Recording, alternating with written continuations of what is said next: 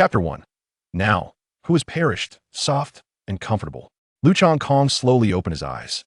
What met his gaze was an opulent ancient decor. Your Highness, you are awake, a delicate and melodious voice suddenly chimed in. The fragmented memories in Lu Kong's mind became increasingly vivid. Kunlun Continent, the Great Shang Dynasty, the Crown Prince's ascension, martial prowess revered. 3 years prior, the late emperor had passed away as the sole heir. Lu Kong, with the assistance of Prime Minister Shang Wanyan, had secured his position as the Crown Prince. Tomorrow would mark his grand coronation. Regrettably, his predecessor was inept. He possessed neither martial skills nor cunning strategies. Yet, as the Crown Prince, at least his basic needs were met. How could he have suddenly succumbed? At that moment, a pungent medicinal odor invaded his senses. He abruptly sat up, pushing aside the palace-attired maiden who knelt before him. Your Highness, experiencing another headache? Quickly, drink this medicine, and you will feel better, she implored, presenting a bowl of dark concoction. Lu Kong took a deep breath, the pain in his mind igniting a surge of resentment within him. Your Highness, please take the medicine. The palace maid persisted, inching forward on her knees, revealing a generous expanse of pale skin beneath her low-cut attire. Her demeanor suggested a sense of urgency. Gazing at the potion held before him, Lu Kong offered a cold smile. The likely cause of his predecessor's demise was undoubtedly tied to this very concoction he had consumed for 3 years. After all, his uncle wielded military power, and within the court, a formidable minister kept a watchful eye. How could they possibly be content serving a feckless emperor? Only with his death could they justifiably seize power. And this palace made before him was likely one of their pawns. Drink this? Go away. Lu Kong kicked the maid aside, the black liquid spilling across the floor. However, as he attempted to rise, a wave of weakness washed over him. Looking at Lu Kong, who had collapsed back onto the dragon throne, the maid who had been cast aside displayed a flicker of disdain in her eyes. Nevertheless, she promptly prostrated herself, repeatedly apologizing. Yet, Lu Kong paid her no mind. For a mechanical voice resonated in his mind.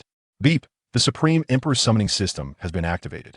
For every 5 realms transcended, 1 summoning opportunity is granted. Summon generals, weapons, cultivation resources, and more. Each summoning is random. Newbie gift pack detected X1. Do you wish to open it? Open it. Lu Kong felt a surge of exhilaration. According to his memories, his current situation was perilous. Tomorrow's coronation, Prime Minister Shang Wanyan might strike mercilessly. Beep, the newbie gift pack is being opened. Master's Realm has elevated from 1st level Yuan Martial Realm to 4th level Yuan Martial Realm. Acquired Fate, Supreme Sovereign. Acquired 2-sword Qi Talisman of 9th level Spirit Martial Realm, capable of slaying any warrior below 7th level Spirit Martial Realm. As his cultivation advanced, the weakness within him gradually dissipated. Lu Kong clenched his newly empowered fists, a smile gracing his lips. Your Highness, the palace maid, previously astonished, gazed at the figure of Lu Kong before her, feeling a profound shock. For reasons unknown, she sensed that the crown prince before her had transformed into an entirely different person. Did this prince grant you permission to rise? Kneel. Lu Kong's expression turned icy. A tremendous aura, akin to a mountain, bore down upon the maid, delivering medicine. This was not merely the pressure of martial prowess, but rather the oppressive presence of one in authority. Bang! The maid's legs buckled, and she collapsed to the ground, shards of shattered glass embedding themselves painfully in her flesh, blood seeping forth in thin streams. The other maids and eunuchs within the palace, witnessing this spectacle, fell to their knees in terror. They could not comprehend why the typically meek and obedient crown prince had suddenly become so ferocious. At that moment, the grand doors of the palace were thrust open, revealing a young man clad in official garb. Accompanied by a contingent of soldiers, this young man did not bow in deference. Instead, he furrowed his brow and surveyed the surroundings. Upon noticing the subdued maid and Lu Kong standing before the dragon throne, a fierce glimmer of murderous intent flashed in his eyes. This was Shang Wanfeng, the chief guard of the military and a relative of the influential minister, Shang Wanyan. Lu Kong narrowed his eyes, recognizing him. Why did he not kneel before this prince? Upon hearing this, Shang Wanfeng scoffed disdainfully. Crown Prince, I advise you to be sensible. Tomorrow, ascend to the throne obediently and become a puppet for my uncle, and you may yet preserve your life. Otherwise, with a cold smirk, he gestured dismissively. The soldiers around him, upon witnessing this, brandished their weapons and advanced slowly. Oh, you dare to rebel. Lu Kong's voice rang out coldly, his hands clasped behind his back as he looked down upon them. The chilling aura emanating from his eyes caused many soldiers to hesitate, their steps faltering. The eunuchs and maids kneeling on the ground were equally astonished. They could not fathom why Lu Chongkong, who had always been weak and humiliated by Shangwan Feng, had undergone such a drastic change in temperament today. Since that is the case, I shall be compelled to take action, declared Shangwan Feng. Attack! What is there to fear from a worthless fool without martial prowess? With his command, the surrounding soldiers gritted their teeth and charged forward, seeking death. Lu Chongkong's eyes narrowed, radiating a fierce killing intent. With a slight flick of his wrist, a talisman was cast forth. In the next moment, the talisman transformed into a terrifying sword chi that sliced through the air. Instantly, the soldiers around him were cleaved in two. In an instant, the acrid scent of blood permeated the grand hall. Congratulations, Master, for slaying an enemy of a higher realm. Reward, Spirit Energy Canister. At that moment, Lu Chongkong's martial realm surged rapidly, ascending from the 4th tier of the Yuan Wu realm straight to the 9th tier, where it finally halted. Upon detecting the Master's elevation of 5 minor realms, the system granted 1 summoning ability. Hearing the continuous notifications from the system, Lu Chongkong's expression brightened. He had not anticipated that by vanquishing an adversary stronger than himself to his astonishment, he had received a reward for his cultivation. However, the most pivotal aspect was that he now possessed the ability to summon. If he could call forth the demon god Lu Bu. Lu Chongkong took a deep breath, suppressing the elation that surged within him. He then gazed down at Shangwan Feng, his voice laced with indifference as it resonated through the air. Now, who shall perish? As he surveyed the multitude of corpses strewn across the ground, disbelief filled Shangwan Feng's eyes. The soldiers he had brought were elite warriors, yet they had been effortlessly slain by a mere talisman. How? How can you possess such powerful talismans? Fear intertwined with astonishment as Shangwan Feng spoke. The great merchant dynasty lacked any talisman masters. In the next moment, a talisman materialized before his very eyes. Thud. A head, wide-eyed in its final moments, rolled down the steps of the grand hall. Even in death, he could not comprehend why a mere waste, one who had never dared to harm a chicken, had transformed into such a decisive harbinger of death today. Ding! Congratulations to the Master for vanquishing an enemy of a higher realm, earning a cultivation reward. His martial realm ascended, breaking through to the 1st level of the spirit martial realm. The system detected that the Master had advanced 5 minor realms, granting him an additional summoning ability. Now, with 2 summoning opportunities in hand, Lu Chongkong felt a surge of exhilaration akin to that of a sudden, affluent individual. Should he test the waters with a summon first? Chapter 2. The Baowei's Beauty, Sun Shangxiang. Please forgive us, Your Highness. We were merely deceived by Shangwan Feng. The pleas for mercy from the soldiers jolted Lu Chongkong's thoughts back to the present. Looking at the kneeling soldiers before him, Lu Chongkong was acutely aware that Shangwan Feng was merely a pawn. His true adversaries were his royal uncle and the prime minister, Shang Wanyan. Though these soldiers had been misled, their rebellious hearts could not be spared. With that thought in mind, Lu Chongkong stepped forward, instantly appearing before one of the soldiers. Clang! He swiftly seized the soldier's long sword and struck down with ferocity. A head flew high into the air in an instant. Lu Chongkong's cultivation erupted, transforming him into a streak of light as he darted through the crowd. However, among these soldiers were some at the 3rd and 4th levels of the spirit martial realm, and they quickly realized the gravity of the situation. Regardless, we shall die fighting. Brothers, follow me. With a rallying cry, the remaining soldiers surged forward in unison. Lu Chongkong snorted coldly and summoned the system. Summon Ding. Summon successful. Acquired human martial general, Sun Shangxiang, possessing the 7th level of the Earth martial realm. Favorability, 79. Note: if favorability drops below 50, betrayal may occur. That a look of delight crossed Lu Chongkong's face. Though he had not summoned the demon god Lu Bu, the presence of Sun Shangxiang, with her Earth martial realm prowess, was sufficient to handle the impending crisis. Where is Sun Shangxiang? Why has she not yet appeared? At that moment, Lu Chongkong found himself surrounded. The vicinity of the Grand Hall had been cleared in advance, and it was unlikely that anyone would arrive to provide assistance anytime soon. The Baowei's beauty Sun Shangxiang was en route on horseback. Upon hearing the system's response, Lu Chongkong muttered a curse under his breath. Your Highness, it was you who sought to slay us first. Do not blame us for our actions. At that moment, a small leader charged forward with a furious roar. The other soldiers swiftly parted to make way. This was a warrior at the 3rd tier of the spirit martial realm, and his punch sliced through the air with an ear-piercing sound. This is bad. Lu Changkong's expression darkened with his current strength. He was no match for this small leader. Just as he was prepared to fight desperately, a deafening sound of something piercing the air suddenly erupted. With a muffled groan, the small leader's head exploded violently, blood splattering everywhere. Following that, several more piercing sounds echoed, and the remaining 10 or so traitors were all shot down. Blood flowed down the steps of the Grand Hall. Sun Shangxiang arrives late to protect the prince. Please punish me, Your Highness. A cold voice resonated within the hall. Lu Changkong looked up to see a stunning woman, her figure alluring and clad in silver tight-fitting battle armor, kneeling gracefully before him. An invisible aura surrounded her, causing the blood that flowed nearby to avoid her. There is no need for such formalities. Your arrival is perfectly timed, Lu Changkong said, grasping Sun Shangxiang's arm to assist her to her feet. Your Highness, I... Before Sun Shangxiang could finish her sentence, Lu Changkong gently placed a finger on her moist, crimson lips. Listen to this, Prince. Sun Shangxiang's cheeks flushed crimson, and she shyly nodded. Lu Changkong, realizing his actions, awkwardly withdrew his finger. It was soft and fragrant. Ding. Emotional fluctuation detected. Favorability increased by 7. Current favorability, 87. This sudden notification caused Lu Changkong to raise an eyebrow. Could it be that merely touching Sun Shangxiang would deepen her trust in him? As he gazed at her captivating visage, his heart stirred with desire. He was to ascend to the throne tomorrow. Surely he could indulge a little. Just then, a cacophony of footsteps echoed from outside the hall as a contingent of guards rushed in. Upon witnessing the blood-soaked surroundings, they quickly grasped the situation. We apologize for our tardiness in protecting you. Your Highness, please punish us. Lu Changkong stood with his hands behind his back, looking down upon the soldiers from his elevated position. A regal pressure emanated from him, as formidable as a mountain.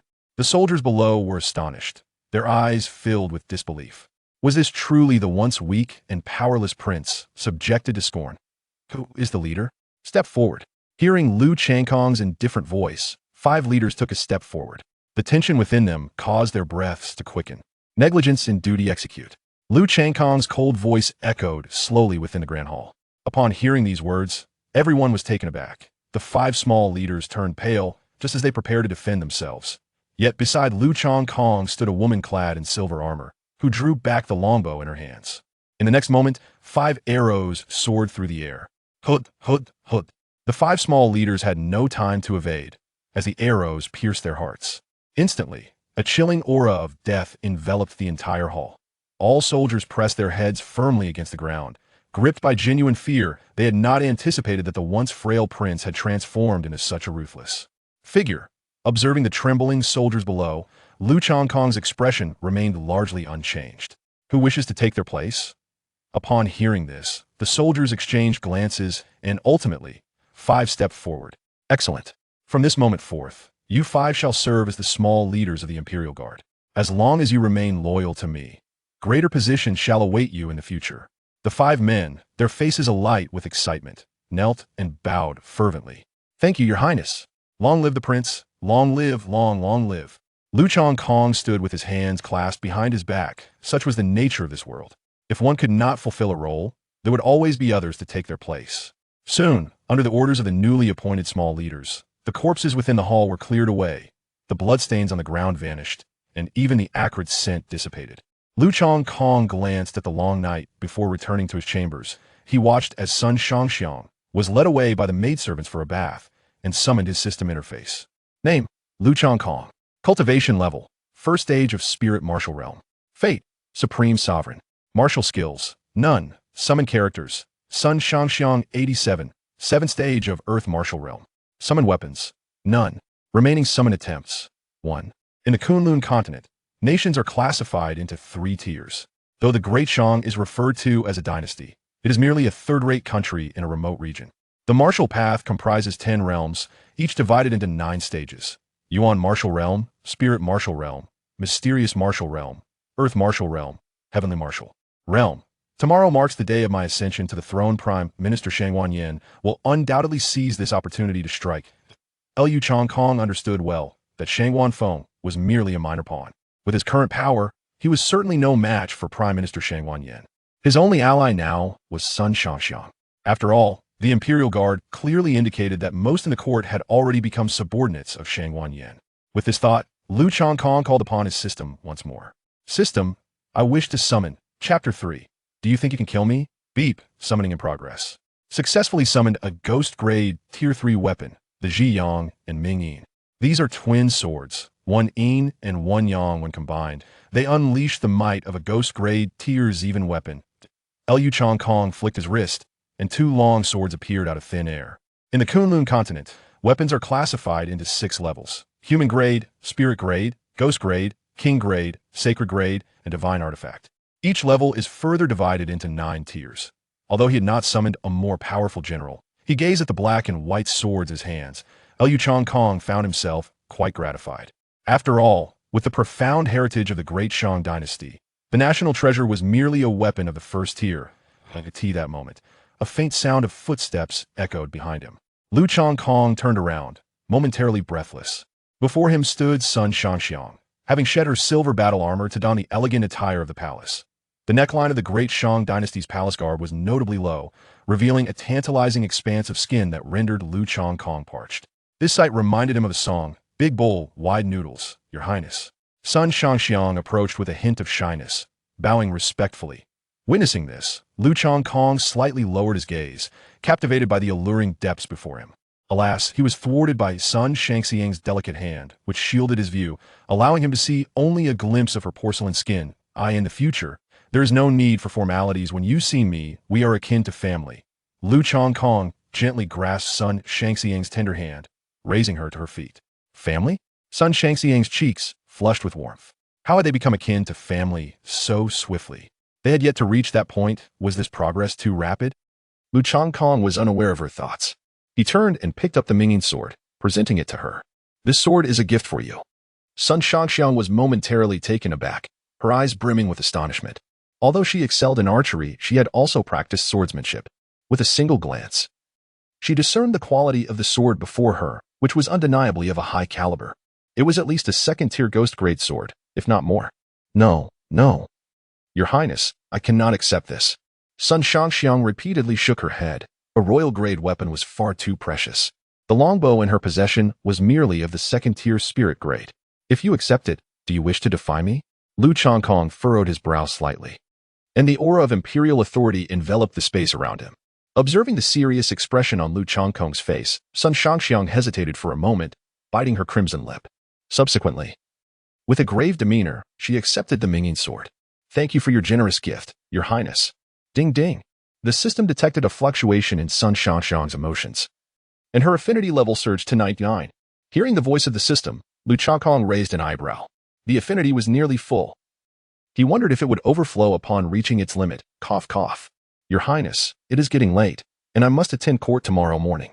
I shall take my leave now. I will be outside. Should you require anything, please call for me." As Sun Shangxiang prepared to turn and depart, Liu Kong grasped her delicate hand. "From now on, simply call me Master." Sun Shangxiang's petite face flushed crimson. It was such an unusual appellation. Yet, upon witnessing the expectation in Liu Kong's eyes, she parted her lips and softly murmured, "All right, Master." Listening to Liu Kong's laughter, Sun Shangxiang awkwardly exited the grand hall, devoid of any semblance of a formidable martial artist. The following morning, outside the Great Shang Palace, a group of officials clad in ceremonial robes leisurely made their way toward the council hall. Leading this assembly was a venerable man with white hair but a youthful visage. All the officials advanced with him as their focal point. "Prime Minister, everything is set around the perimeter. At your command, 5,000 golden-armored soldiers will rush in," whispered one of the ministers, approaching the elderly figure. Prime Minister Shang Guanyin did not respond immediately. Instead, he calmly inquired, "What is the current situation with the King of the North?" The minister replied in a hushed tone, in response to the Prime Minister, "We have yet to receive any news of the King of the North mobilizing his troops. I suspect he may be reconsidering his rebellion out of familial loyalty." Upon hearing this, Shang Guanyin smiled derisively and remarked, "You underestimate the King of the North. He will not be content to remain beneath others. He is merely waiting for us to make the first move. After all, as the King of the North, he must have a justified cause to act." These words sent a wave of urgency among the surrounding officials. They had plotted for 3 years and could not allow their efforts to be snatched away at the last moment. Shang Guanyin raised his hand, and once all the ministers fell silent, he slowly continued, "The King of the North is not yet worthy to engage in power struggles with me. You shall send someone to seek out Shang Wanfeng's whereabouts. let that lad keep an eye on the crown prince. However, he has yet to return with a report this morning, which raises my concerns about unforeseen developments. The minister nodded in agreement. He then produced a jade cup from his sleeve. Prime Minister, let us use the shattering of this cup as our signal. As soon as the sound of the blanket bursting was heard, all arrangements were immediately set in motion. In the midst of conversation, everyone had already arrived outside the grand hall. Each individual instinctively came to a halt. It was only after Shang Wanyin took 9 steps inside that the other ministers followed suit. Coincidentally, upon witnessing this scene, Lu Changkong's eyes narrowed slightly. Although the Great Shang dynasty is merely a third-rate nation, the delineation of social classes is distinctly defined. Only when the emperor enters the court do the surrounding ministers follow after a respectful distance of 9 steps. Given that Shang Wanyin is the prime minister, he is certainly aware of this protocol.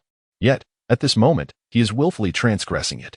Does he not realize that he is positioning himself as if he were the emperor of the Great Shang? Quite intriguing. Lu Changkong gently patted the dragon robe and proceeded towards the dragon throne. Behind him followed Sun Shangxiang, clad in silver armor, along with 5 commanders of the Imperial Guard, accompanied by dozens of subordinates. His Highness the Crown Prince has arrived. With the piercing announcement of the eunuch echoing, Lu Changkong ascended the dragon throne. Long live His Highness the Crown Prince. The ministers within the grand hall merely gaped in a daze, and there were scarcely a handful who offered their respects. Lu Changkong cast a faint glance at the assembly and remarked, "Is this how you all pay your respects?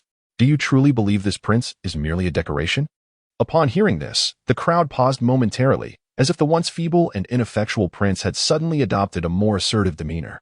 The 100 or so ministers exchanged glances, their expressions turning somewhat grim. It was a widely acknowledged truth that they had held Lu Changkong in contempt. However, to openly confront him would cast shame upon everyone present. Was it not too late to establish authority? Shang Wanyin scrutinized Lu Changkong seated upon the dragon throne, his eyes narrowing slightly. He then glanced at the chief guardian of the Imperial Guards beside him, who gave a subtle nod before stepping forward. "Your Highness, your statement is rather misguided," he stated. The moment these words were uttered, the ministers in attendance reacted with a flicker of surprise, turning their attention to Lu Changkong, eager to gauge his response, while observing the imposing figure of Chief Guardian Guan Dai standing resolutely. Lu Changkong smiled, revealing a row of pristine, orderly teeth. "Speaking to the crown prince in such a manner, you truly resemble an old immortal consuming arsenic." Guan Dai displayed a look of disdain. Due to the information blockade, he remained oblivious to the events of the previous night. He toyed with the hilt of his sword, tauntingly inquiring, "Do you believe you can slay me?" Chapter 4. A surge in cultivation, preparing for ascendancy. Lu Changkong glanced at Guan Dai and smiled. "Your cultivation at the 2nd level of the Earth Martial Realm is indeed formidable. At present, I cannot vanquish you." Upon hearing this, Guan Dai erupted into a boisterous laughter, his arrogant mirth echoing through the grand hall. Observing his haughty demeanor, several ministers who had yet to submit to Shang Wanyin furrowed their brows in disapproval. Nevertheless, Lu Changkong shifted the topic, lightly patting his sleeve. "However, this did not imply that others could not bring about your demise." In the next moment, a cold, piercing voice abruptly resonated. "To show disrespect to His Highness the Crown Prince, one must be punished." Clad in shimmering silver armor, Sun Shangxiang stepped forward, her hand gripping a longbow tautly drawn. With a thunderous sound, a visible wave of energy surged forth, reverberating through the grand hall, causing it to tremble slightly. A white arrow shot forth with tremendous force. Guan Dai's expression changed drastically as he desperately twisted his body to evade it. Yet, his right shoulder was still pierced by the arrow, blood gushing forth. His robust form was pinned against a nearby pillar, a horrific scream escaping his lips. At this moment, all the ministers gazed at Sun Shangxiang in shock, exclaiming in disbelief, "How could a single arrow inflict such grievous injury upon Guan Dai? A master of the 2nd level of Earth Martial Realm? Who exactly is this formidable female general?" Even Shang Wanyin's demeanor grew solemn. While the other ministers could not discern Sun Shangxiang's strength, he could see clearly her prowess in the Earth Martial Realm surpassed his own. How could this seemingly weak and ineffectual crown prince have such a powerful ally? A foreboding sense began to stir within Shang Wanyin as he felt the situation slipping from his grasp. A jade cup appeared in his hand, his eyes filled with uncertainty. "She is still alive?" Sun Shangxiang regarded the impaled Guan Dai with a sense of displeasure. Drawing her bow once more, she prepared to deliver the final blow. "I was wrong. Your Highness, spare me. I understand my mistakes. From now on, I will be your loyal servant." Whoever you command me to bite, I shall obey. Guan De was genuinely terrified. He never imagined that such a formidable warrior could be by Lu Changkong's side. Your Highness. Upon witnessing this, Sun Shaoxiang turned her head, a hint of inquiry flickering in her beautiful eyes. Lu Changkong smiled faintly, casually drawing the sword of the nearby Imperial Guard. Then, under the watchful gaze of the crowd, he hurled the blade with force. With a piercing sound, the razor-sharp sword precisely penetrated Guan De's heart. The surrounding ministers, caught off guard, were splattered with scorching blood. This sudden scene sent a shiver through them all. They stood frozen in place, paralyzed with fear. They could not comprehend why Lu Changkong had become so merciless. A mere disagreement had escalated to such violent retribution. Observing Lu Changkong, resolute and commanding from above, Shang Guanyin felt a flash of murderous intent in his eyes as he concentrated his spiritual energy at the tip of his right finger. Just then, a chilling gaze locked onto him, the terrifying aura rendering him as if trapped in an icy abyss. Shang Guanyin's face twitched violently, instantly dispersing the energy from his fingertips. He dared not speculate whether other martial experts stood behind Lu Changkong. Perhaps Lu Changkong deliberately positioned himself there to provoke him into action, seeking a pretext to eliminate him. Realizing this, Shang Guanyin suppressed his urge to strike and closed his eyes, managing to restrain himself. A glimmer of coldness flickered in Lu Changkong's eyes as he glanced at the meditative Shang Guanyin. The majority of the ministers had been swayed by Shang Guanyin. Should a forceful assassination be attempted, it could incite a rebellion. Once I have eliminated those ministers who stand by your side, I shall see how long you can endure. A cold smile flickered across Lu Changkong's face as he was about to speak when the system's voice suddenly resonated. Ding! Congratulations, Master, for vanquishing an adversary stronger than yourself. Reward, Spiritual Energy Canister. Ding! Congratulations, Master, for breaking through to the 6th level of the Spirit Martial Realm. Summon Count 1. It has been detected that Guan De has mastered the Ghost Level 9th rank martial technique, the Barbaric Elephant Sword Technique. Once unleashed, it can generate a force exceeding 9 times one's own strength. Would you like to proceed with the cultivation simulation? Upon hearing the system's notification, Lu Changkong felt a surge of excitement. Cultivate. He had not anticipated that by defeating an enemy, he could also acquire their martial techniques. Despite being the prince of the great commerce, soon to ascend the throne, both the National Treasury and the Martial Arts Repository were under the control of the Prime Minister. Shang Guanyin. Lu Changkong possessed no authority to scrutinize the inner workings. Nevertheless, the martial technique of the Ghost Level 9th rank could undoubtedly be regarded as extraordinarily formidable, even within the confines of the Great Shang. Soon, a method for cultivating the Barbarian Elephant Sword Technique, along with its practical applications, manifested within his mind. As Lu Changkong focused his thoughts, the system interface emerged before him. Name: Lu Changkong Cultivation Level, 6th layer of Spirit Martial Realm Fate, Supreme Sovereign Martial Technique, Barbarian Elephant Sword Technique, Beginner, Summon Character, Sun Shaoxiang, 99. 7th layer of Earth Martial Realm Summoned Weapon, none remaining summoning opportunities. One he had once again obtained an opportunity for summoning.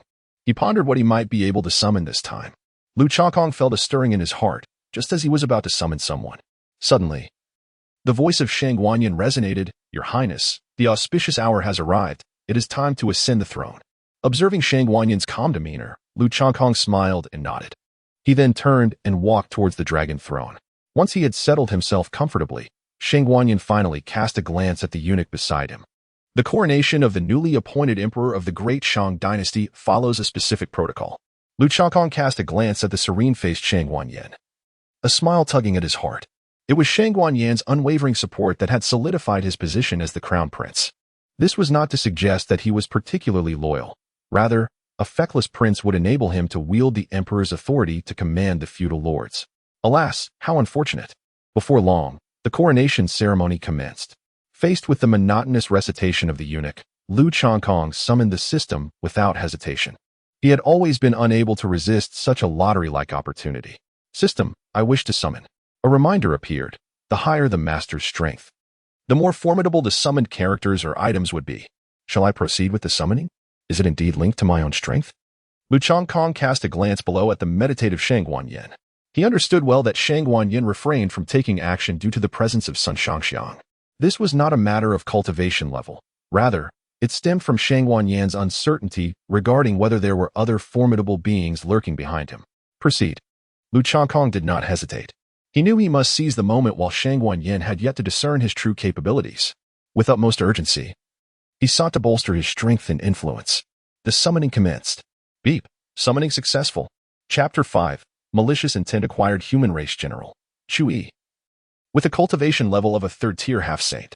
Notification. Due to injuries, Chu Yi can currently only exhibit the strength of a 9th-level Earth Martial Realm. Only by enhancing his own power will his injuries begin to mend. Favorability. 97. Affiliated Army. Axe and Blade Camp. Upon witnessing the result of the summoning, Lu Changkong let out a slow breath. He was somewhat acquainted with Chu Yi. Once, he had led 800 axe-wielders and 1,000 crossbowmen, causing Gong Sun Zan's tens of thousands of cavalry to scatter in disarray. In terms of both strength and leadership, he was exceptional. Now that he was under Lu Changkong's command, the Axe and Blade Camp would undoubtedly heed his orders. But where was Chu Yi now? Beep. There is no need for concern, Master. Chu Yi is on his way. Riding swiftly. Upon hearing this response, Lu Changkong muttered a curse. The Crown Prince. As he was called, Lu Changkong came back to his senses. What is it? He inquired. At this utterance, the multitude of ministers below regarded Lu Changkong with even greater disdain. To become distracted during the coronation ceremony was indeed laughable. Even Shang Wanyan's eyes flickered with derision at the sight. Initially, he had harbored some concern that Lu Changkong's actions over the past 3 years were deliberate. However, it now appeared he had overestimated him. With such intellect, even if there were hidden cards at play, he could never rival Shang Wanyan. Contemplating this, Shang Wanyan smiled faintly. The coup was assured.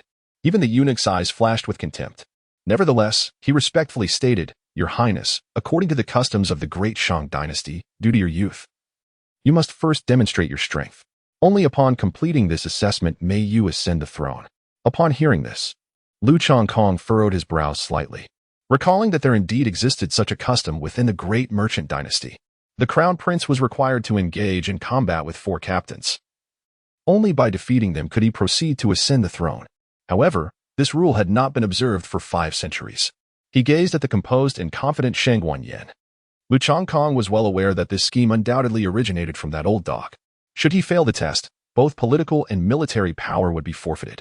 If, during the duel, Shi Chang were to inadvertently kill Lu Changkong, then Shang Wanyan might even seize the opportunity to claim the throne directly. Unable to discern my true capabilities, he resorts to undermining my own strength, does he? Lu Changkong let out a cold sneer in his heart. However, the time to confront Shang Wanyan had not yet arrived. Strength was one aspect, but the main issue was the lack of loyal ministers by his side. Your Highness. What do you mean by that tone? Our Crown Prince is both cultured and martial. Should he fear such challenges? Indeed. The Crown Prince is the sole heir of the late Emperor. Nearly 4 captains can be easily subdued by him. Listening to the flattery from the many ministers below, a glimmer of coldness flashed in Lu Changkong's eyes. These ministers, aware of their inability to cultivate, still engaged in such sycophancy. It was as if they were eagerly wishing for his demise. Lu Changkong meticulously etched the appearances of these individuals into his memory before rising to his feet. Let the 4 squad leaders step forward, as per the esteemed minister's suggestions. Upon hearing Lu Changkong's acquiescence, the ministers erupted into applause, their laughter echoing through the hall. Their extensive discourse was, in truth, aimed at impressing the future emperor, Shang Wanyan. Once Lu Changkong was vanquished, it would surely earn them significant accolades when Shang Wanyan ascended the throne. Shang Wanyan cast a glance of approval towards the ministers, surprised at Lu Changkong's apparent folly. The soldiers capable of attaining the rank of squad leader possessed at least the cultivation of the 5th level of Lingwu realm. However, the squad leaders he had appointed boasted a formidable cultivation of the 7th level. Before long, the 4 squad leaders entered the Grand Hall, exuding an aura that unmistakably signified their battle-hardened experience. Instead of bowing to Lu Changkong upon their entrance, they offered their respects to the state minister, Shang Wanyan, and regarded Lu Changkong with palpable disdain. They had indeed come well prepared. Observing the 4 squad leaders, Lu Changkong cracked his neck, readying himself to engage. Yet, Sun Shangxiang halted him, whispering, Master, their cultivation is formidable. Allow me to take this fight. Lu Changkong gently patted her delicate jade hand, assuring her, there is nothing to worry about, rest assured. As she watched him walk away, Sun Shangxiang's eyes brimmed with concern. She discreetly grasped the Yin sword at her waist, prepared to spring into action to rescue him at the first sign of danger. Shall you not warm up first? One of the sergeants sneered.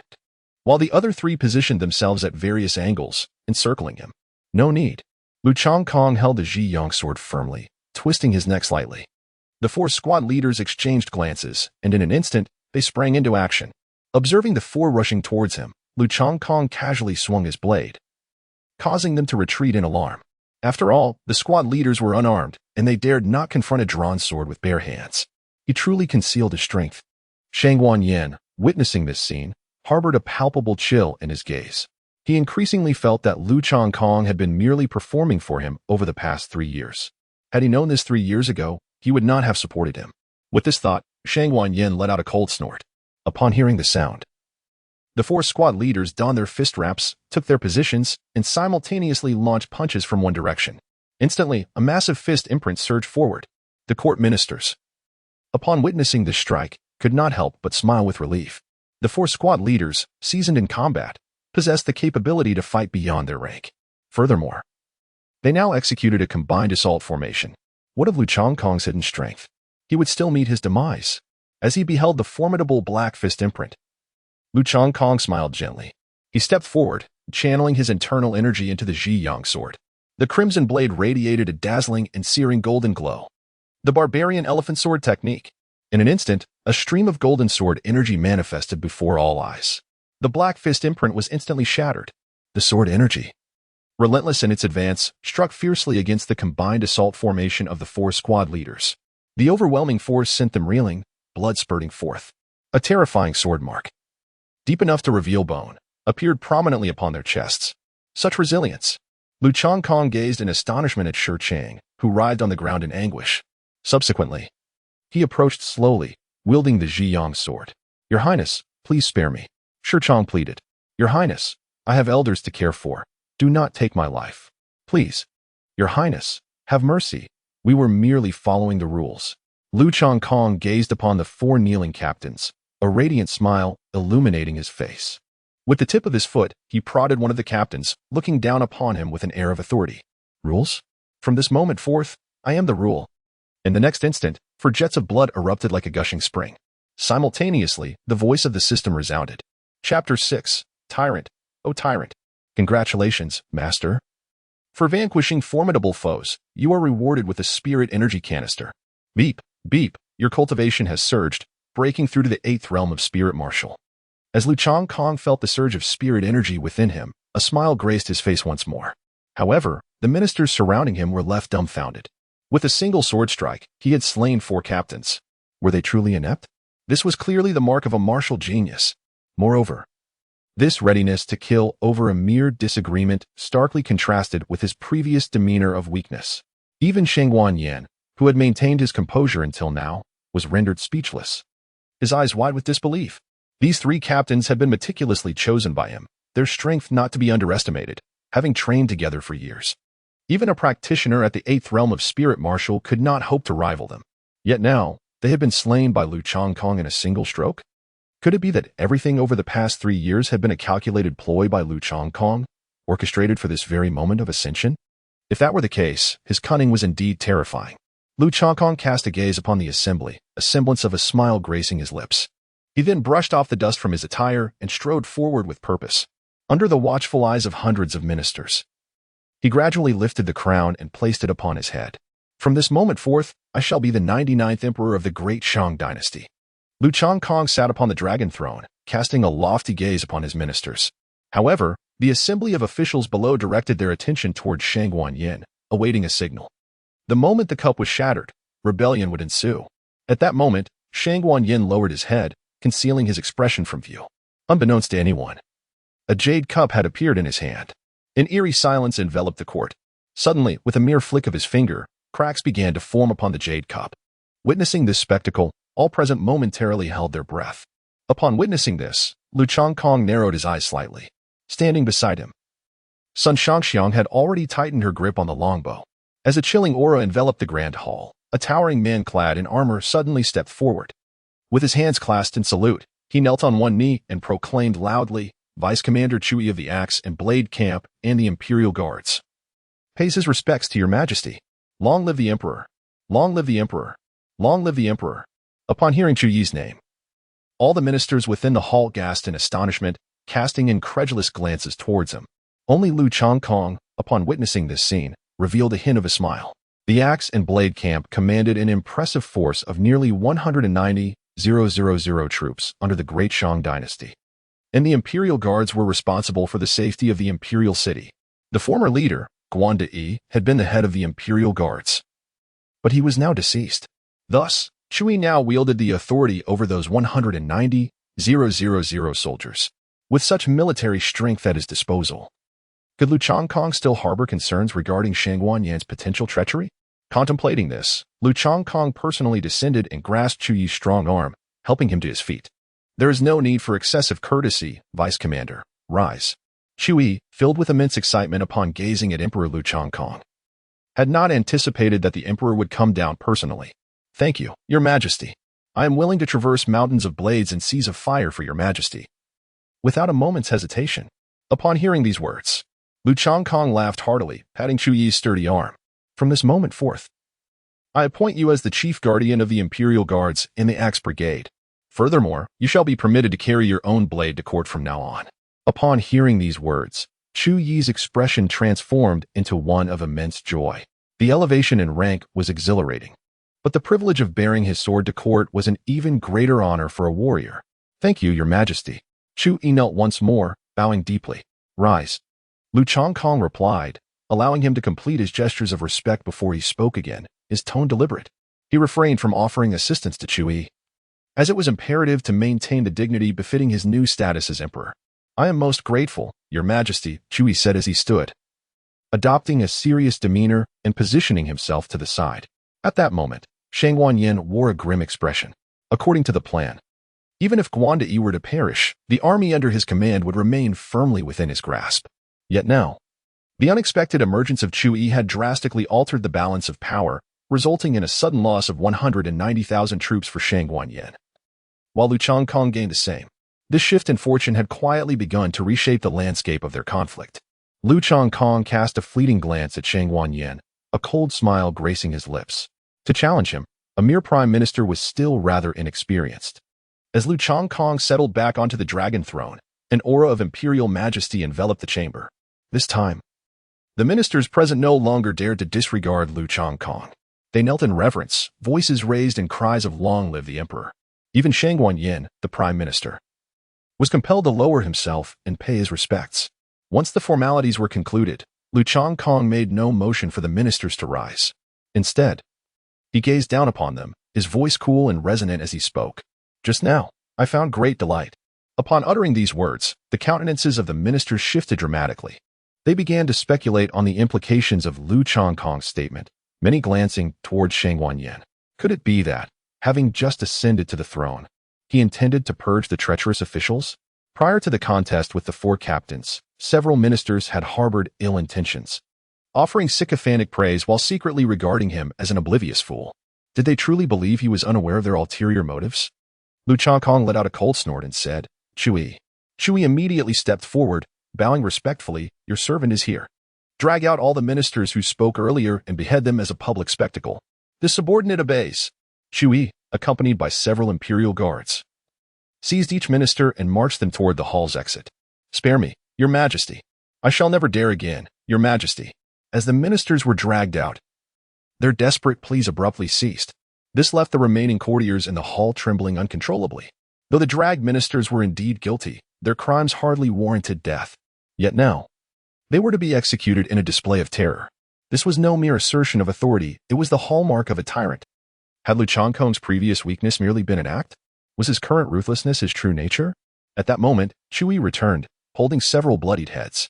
Your Majesty, the task has been accomplished. The sight of the severed heads sent a wave of panic through the assembled ministers. Lu Changkong nodded slightly, then slowly spoke again. I am still exceedingly displeased. Upon hearing these words, the ministers below grew even more apprehensive. He still intends to take lives. What else could he be but a tyrant? Even Shang Wanyan could not contain himself at this moment. Those ministers were all his allies. Should any more be executed, his power would suffer grievously. Realizing this, Shang Wanyan hastily interjected, Your Majesty. Impudent. Without allowing him to finish, Lu Changkong coldly interrupted, Did I grant you permission to speak? Chapter 7. Total Annihilation. Shang Wanyan clenched his fists tightly. After all, he was a revered chancellor. Yet now he was afforded no dignity whatsoever. He had invested considerable effort to assist Lu Changkong in securing the position of crown prince. However, upon observing Chui and the strikingly beautiful Sun Shangxiang, he ultimately lowered his head and fell silent. Lu Changkong cast a cold glance at him before speaking again. The plague ravages the Jiangnan region. And yet you choose to remain silent, believing that I am unaware of the situation? Deceiving your superiors and concealing the truth, you shall face execution. Upon witnessing this, Chui dragged 2 ministers responsible for the Jiangnan area out. Your Majesty, this is an injustice. I did not withhold information. As the sound of the sword echoed, their cries were abruptly silenced. Lu Changkong stood with his hands clasped behind his back and continued, this morning, I took stock of the national treasury and discovered a shortage. The accounts do not reconcile. Minister of Finance, are you aware of your transgressions? A middle-aged man trembled and hastily stepped forward. Before he could finish, Lu Changkong interrupted, since you are unaware of your wrongdoings, then let it be decided. Death. Your Majesty, it is not my fault. Lu Changkong utterly disregarded any explanations from him. Instead, he looked down from his elevated position upon the numerous ministers, consecutively pointing out several departments. Minister of Rights, you have embezzled public funds. Execute him. Minister of Works, you have falsified expenses. Execute him. Minister of War, you have been derelict in your duties. Execute him. With each command issued, these ministers were sequentially dragged away for execution. Beyond the accusations levied by Lu Changkong, the most crucial aspect was that they were all in cahoots with Shang Guanyin. Naturally, this was an opportune moment to significantly weaken Shang Guanyin's influence. Additionally, he intended to replace these pivotal positions with individuals loyal to himself. However, at this moment, in the eyes of the many ministers, Lu Changkong had wholly transformed into a tyrannical despot. Sensing the acrid stench of blood permeating the grand hall, the ministers trembled in fear, scarcely daring to breathe, terrified that they might be the next to face the guillotine. Once all those deserving of execution had been dealt with, Lu Changkong walked slowly to the edge of the high platform, gazing down at the assembled ministers. Today marks a momentous occasion for me, and thus I have resolved to celebrate universally. From this moment forth, I declare a grand amnesty. All prisoners confined in their cells shall be granted their freedom. Before his words had fully resonated, Shang Guanyin suddenly lifted his head, his eyes wide with disbelief. How had he ascended to the pinnacle of power over the past 3 years? It was precisely because all those who opposed him had been cast into the dungeons. Yet now, Lu Changkong was announcing a sweeping pardon. If so many of his adversaries were to be released, how could he expect to maintain his position? Suddenly, a shift occurred in Shang Guanyin's expression. He seemed to comprehend Lu Changkong's intentions. So many significant ministers had perished recently, leaving their positions vacant. And upon releasing those he had imprisoned, would it not perfectly facilitate filling these roles? If this were indeed the case, all his painstaking schemes over the past 3 years would come to naught.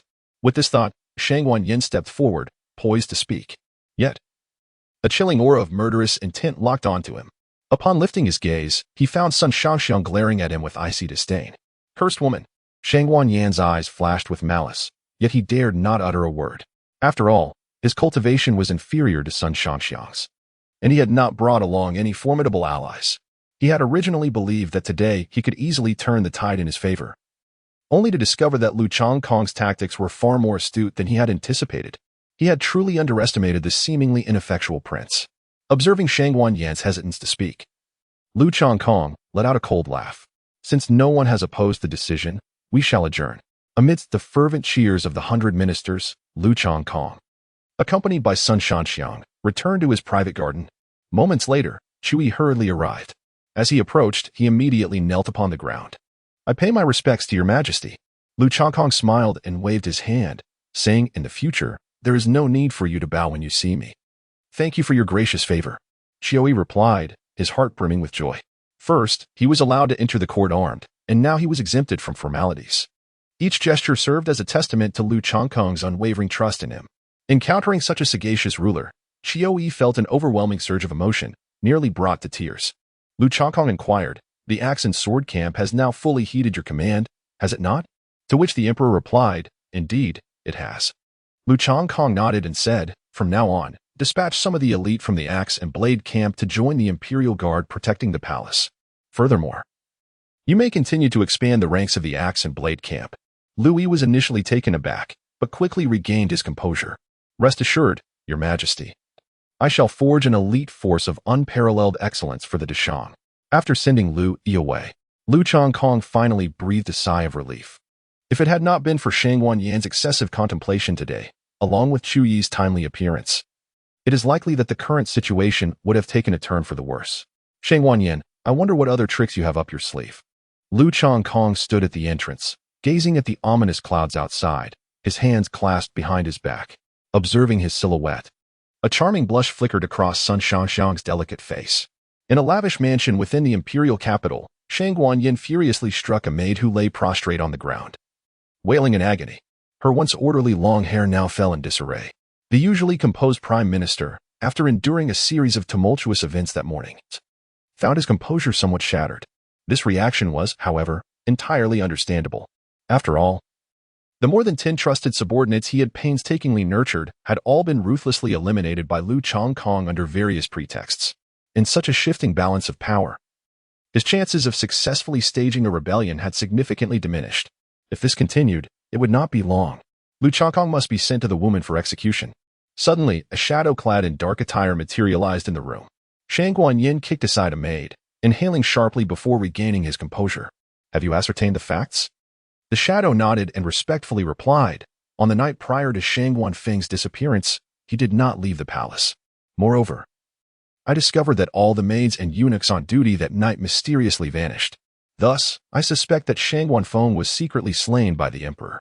Upon hearing this, Shang Wanyan let out a cold snort and remarked, this aligns closely with my suspicions. After 3 years of restraint, he finally reveals his true nature today. Lu Changkong, you are indeed a master of schemes. What of the other matter? How has it progressed? The shadow bowed and answered, it has been resolved. Excellent. Shang Wanyan's concealed murderous intent flickered as he stated, tonight, I wish to hear news of the emperor's assassination. Rest assured, minister, the shadow replied before vanishing into thin air. Shang Wanyan approached the window, gazing at the dim sky. A chilling smile graced his face. Lu Changkong, no matter how meticulously you have plotted for 3 years, tonight shall be your demise.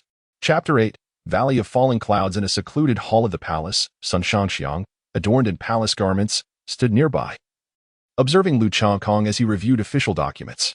Her crimson lips parted slightly. Master, it is getting late. It is time for rest. Lu Changkong cast a glance at the curvaceous Sun Shangxiang. I appreciate your efforts. It is quite late, and yet you remain beside me to review the memorials. Sun Shangxiang shook her head gently and replied, I am quite well, my lord. Please do take care not to overexert yourself.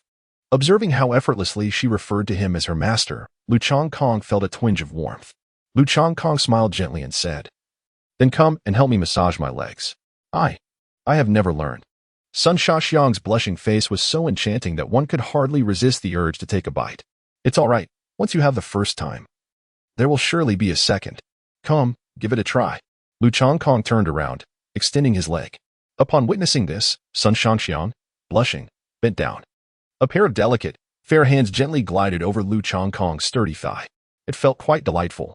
Yes, a little deeper, please. As he spoke, Lu Changkong slightly lowered his head to gaze downward. One must admit, the design of the Deshang Palace attire captivated him deeply. Although this position offered limited view, half of a snow-white peak was still distinctly visible. Particularly, the abyss between those peaks was truly alluring. Sun Shangxiang, feeling exceedingly bashful, obediently began to explore the inner thigh. Soon, she noticed some subtle changes appearing on the dragon robe.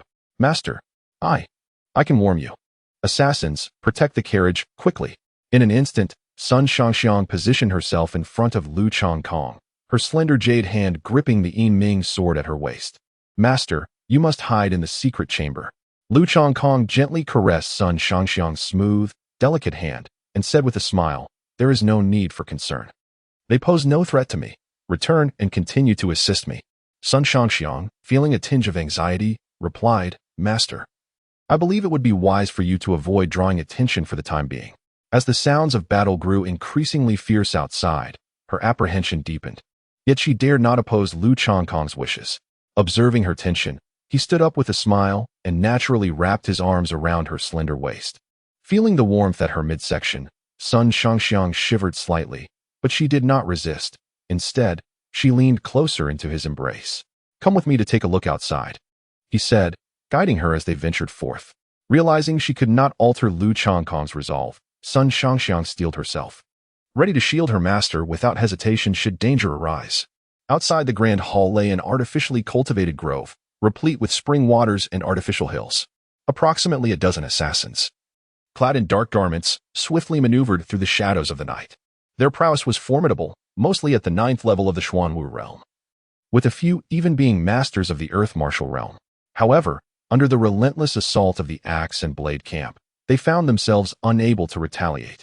While the individual strength of the soldiers in the axe and blade camp may not have been remarkable, their mastery of formations allowed pairs, trios, or even tens to unite in a cohesive strategy.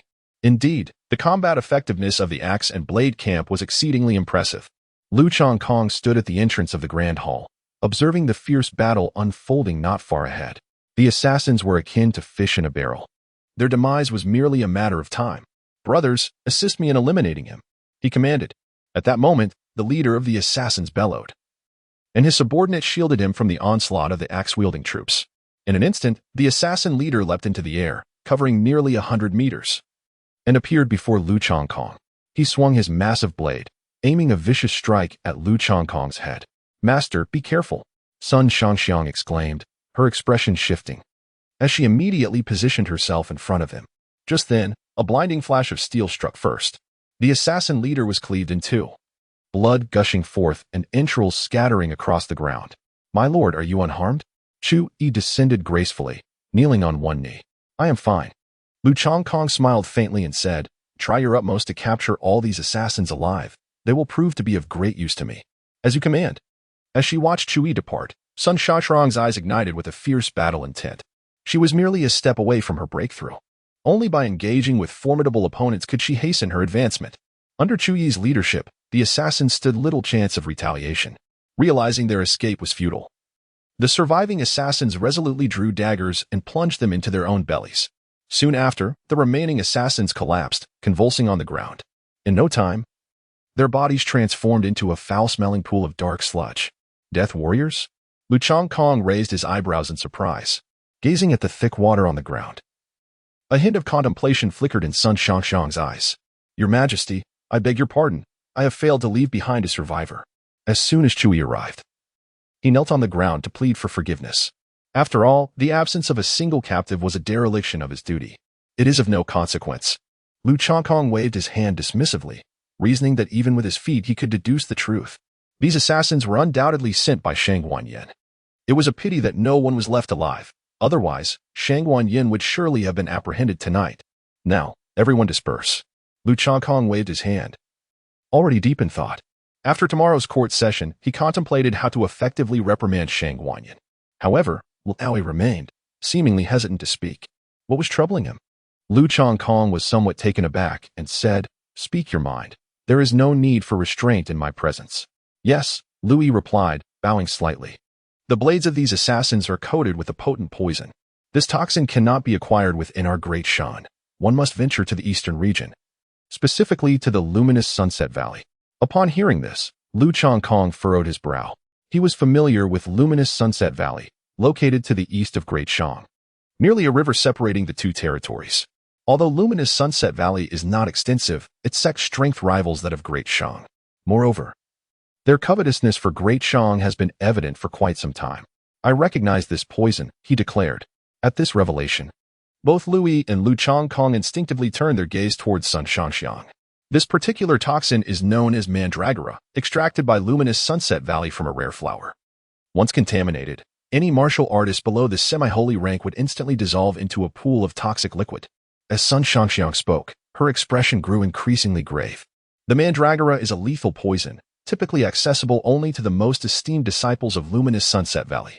Therefore, I suspect that the mastermind behind this assassination has a 99% probability of being closely associated with the disciples of luminous Sunset Valley. Lu Changkong's expression darkened. Initially, he believed that his conflict with Shang Guanyin was merely a struggle for power and profit. However, it now appeared that the situation was far more intricate than he had anticipated. Chu Yi dispatched 2 trusted individuals to investigate this matter further. "Report back to me immediately upon obtaining any results." "Understood." Chapter 9.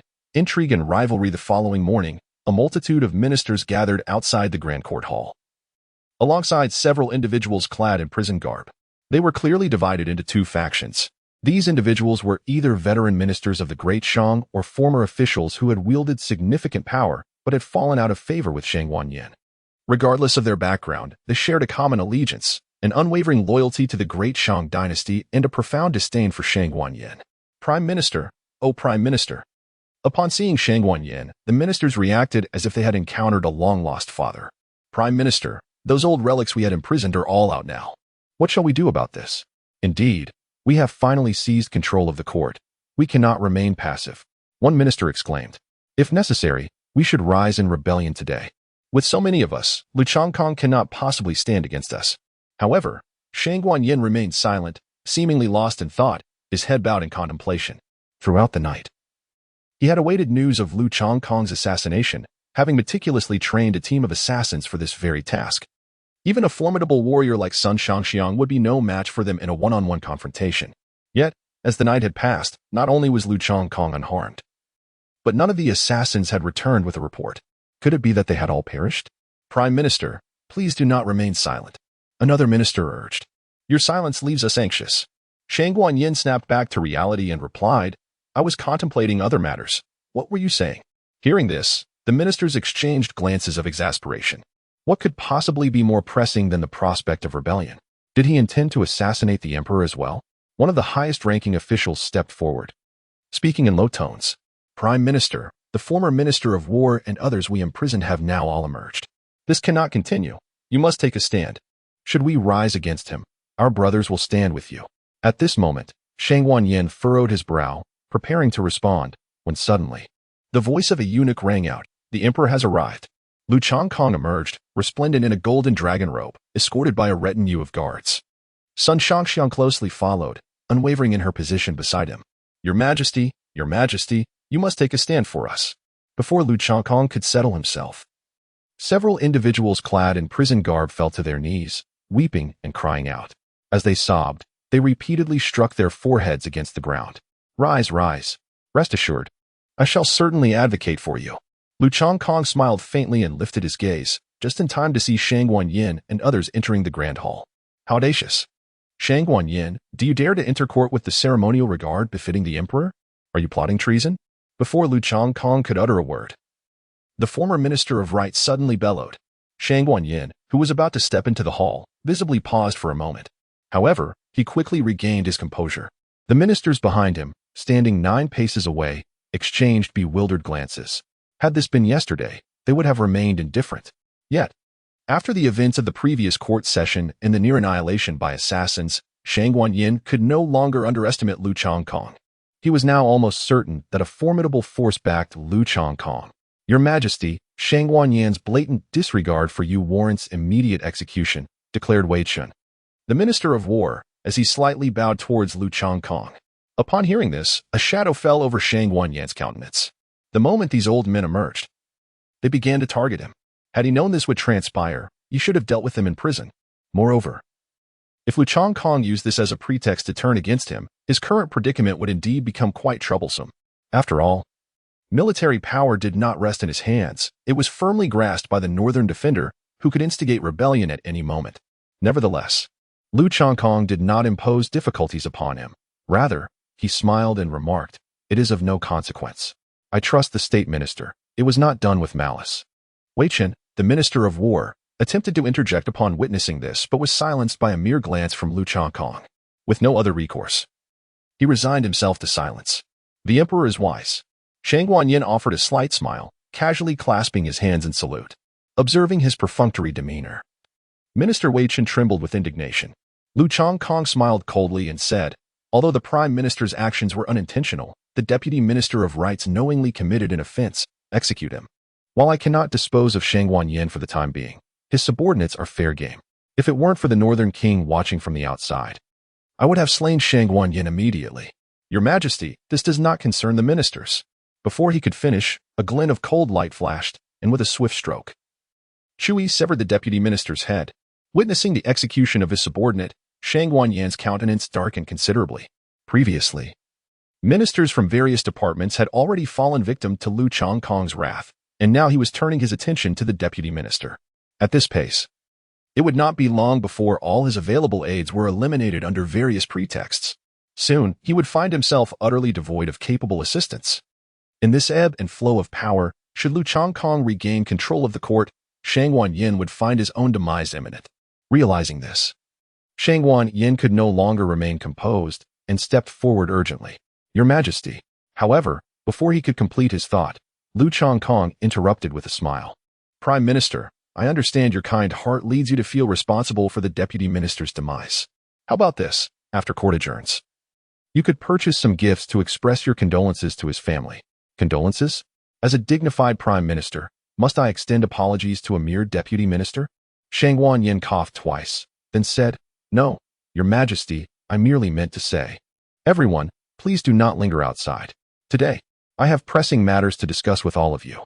Lu Changkong appeared to have not heard anything, as he beckoned the multitude of ministers to hasten into the grand hall. Upon hearing his words, those ministers who had originally accompanied Shang Wanyin promptly entered the hall ahead of him. The Vice Minister of Rights had just been slain, and they were eager to avoid becoming the next victims. Witnessing this scene, Shang Wanyin's expression turned exceedingly grim. Nevertheless, he lowered his head and followed the crowd into the hall. Do any of you esteemed ministers have matters to discuss? Lu Changkong sat upon the dragon throne, gazing down upon the assembly with an air of authority. Shang Wanyin stepped forward, intending to speak. Your Majesty, I have a matter to discuss. However, before he could finish, the voice of Chui resonated from beyond the palace doors. Your Majesty, the assassin who attempted to take your life last night has been apprehended in the Eastern Hall. This proclamation sent a wave of astonishment through the court. How could it be that an attempt on the Emperor's life had occurred without their knowledge?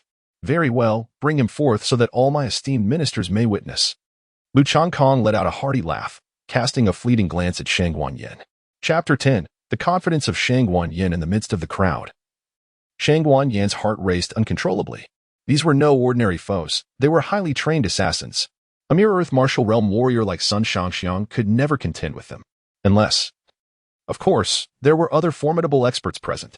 Before long, Chui and a group of soldiers entered the grand hall, dragging numerous corpses behind them. Shang Wanyin's gaze fell upon the lifeless bodies, and his pupils constricted in sudden realization. These assassins were exceptionally skilled, even in the event of a failed mission. They would never leave a survivor. Why, then, were the bodies intact? Could it be, my esteemed ministers, last night I was nearly met with my demise? Lu Changkong pointed at the corpse on the ground and spoke in a deep voice. It is regrettable that the assassin left no survivors. Who do you think would dare to attempt to assassinate me at this moment? Before his words had fully settled, the Minister of War, Wei Chen, was the first to step forward. Your Majesty, even a fool could deduce that it must be someone dispatched by Shang Wanyin. You have eliminated many of his subordinates. Thus he seeks to kill you with the intent of rebellion. You speak nonsense. Shang Wanyin retorted angrily. Wei Chen, cease your slander. My loyalty to the great Shang and to your Majesty is as steadfast as the heavens. Wei Chen cast him a sidelong glance and replied, Your words would be more credible if attributed to a mere dog than to you. However, seeing your flustered demeanor, am I to presume that I have struck a nerve? Lu Changkong chuckled heartily and stepped forward. Both of you are loyal ministers of our great Shang. Do not let this trivial matter cause discord among us. To be frank, esteemed lords, yesterday's assassination attempt on me left a few fish that slipped through the net. However, by this morning, they have all been apprehended and imprisoned in the celestial dungeon. The executioners have already commenced their interrogations, and I believe we shall uncover the mastermind behind this plot by noon. L.E. also stepped forward and declared, Your Majesty, rest assured, I shall certainly unearth the hidden hand behind this treachery. Their harmonious exchange gradually darkened Shang Wanyin's expression. At this moment, he found himself uncertain whether Lu Changkong had indeed captured any survivors. If there were a living witness who could reveal the truth, even with the support of certain court officials, his fate would be sealed.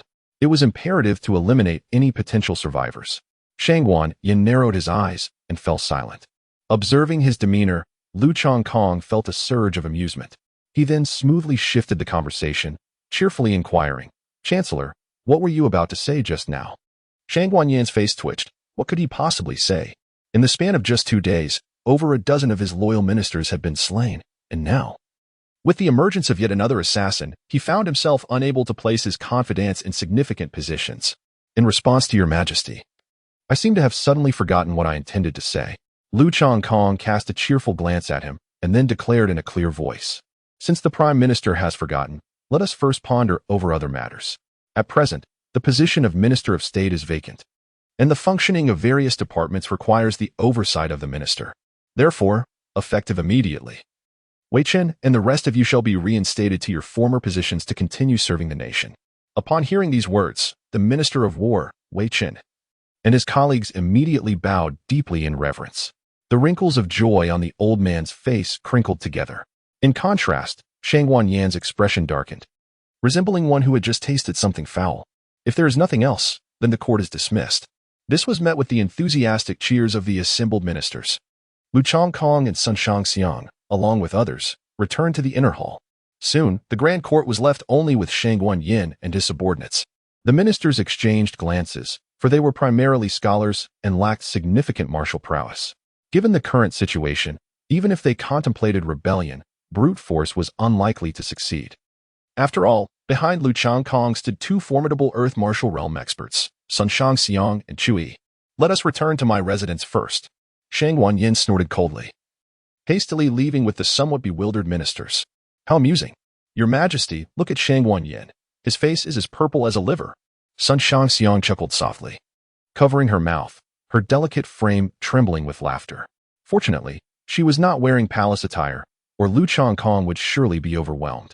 Indeed, the Emperor's strategy was unparalleled. Chu Yi, standing beside her, also smiled in agreement.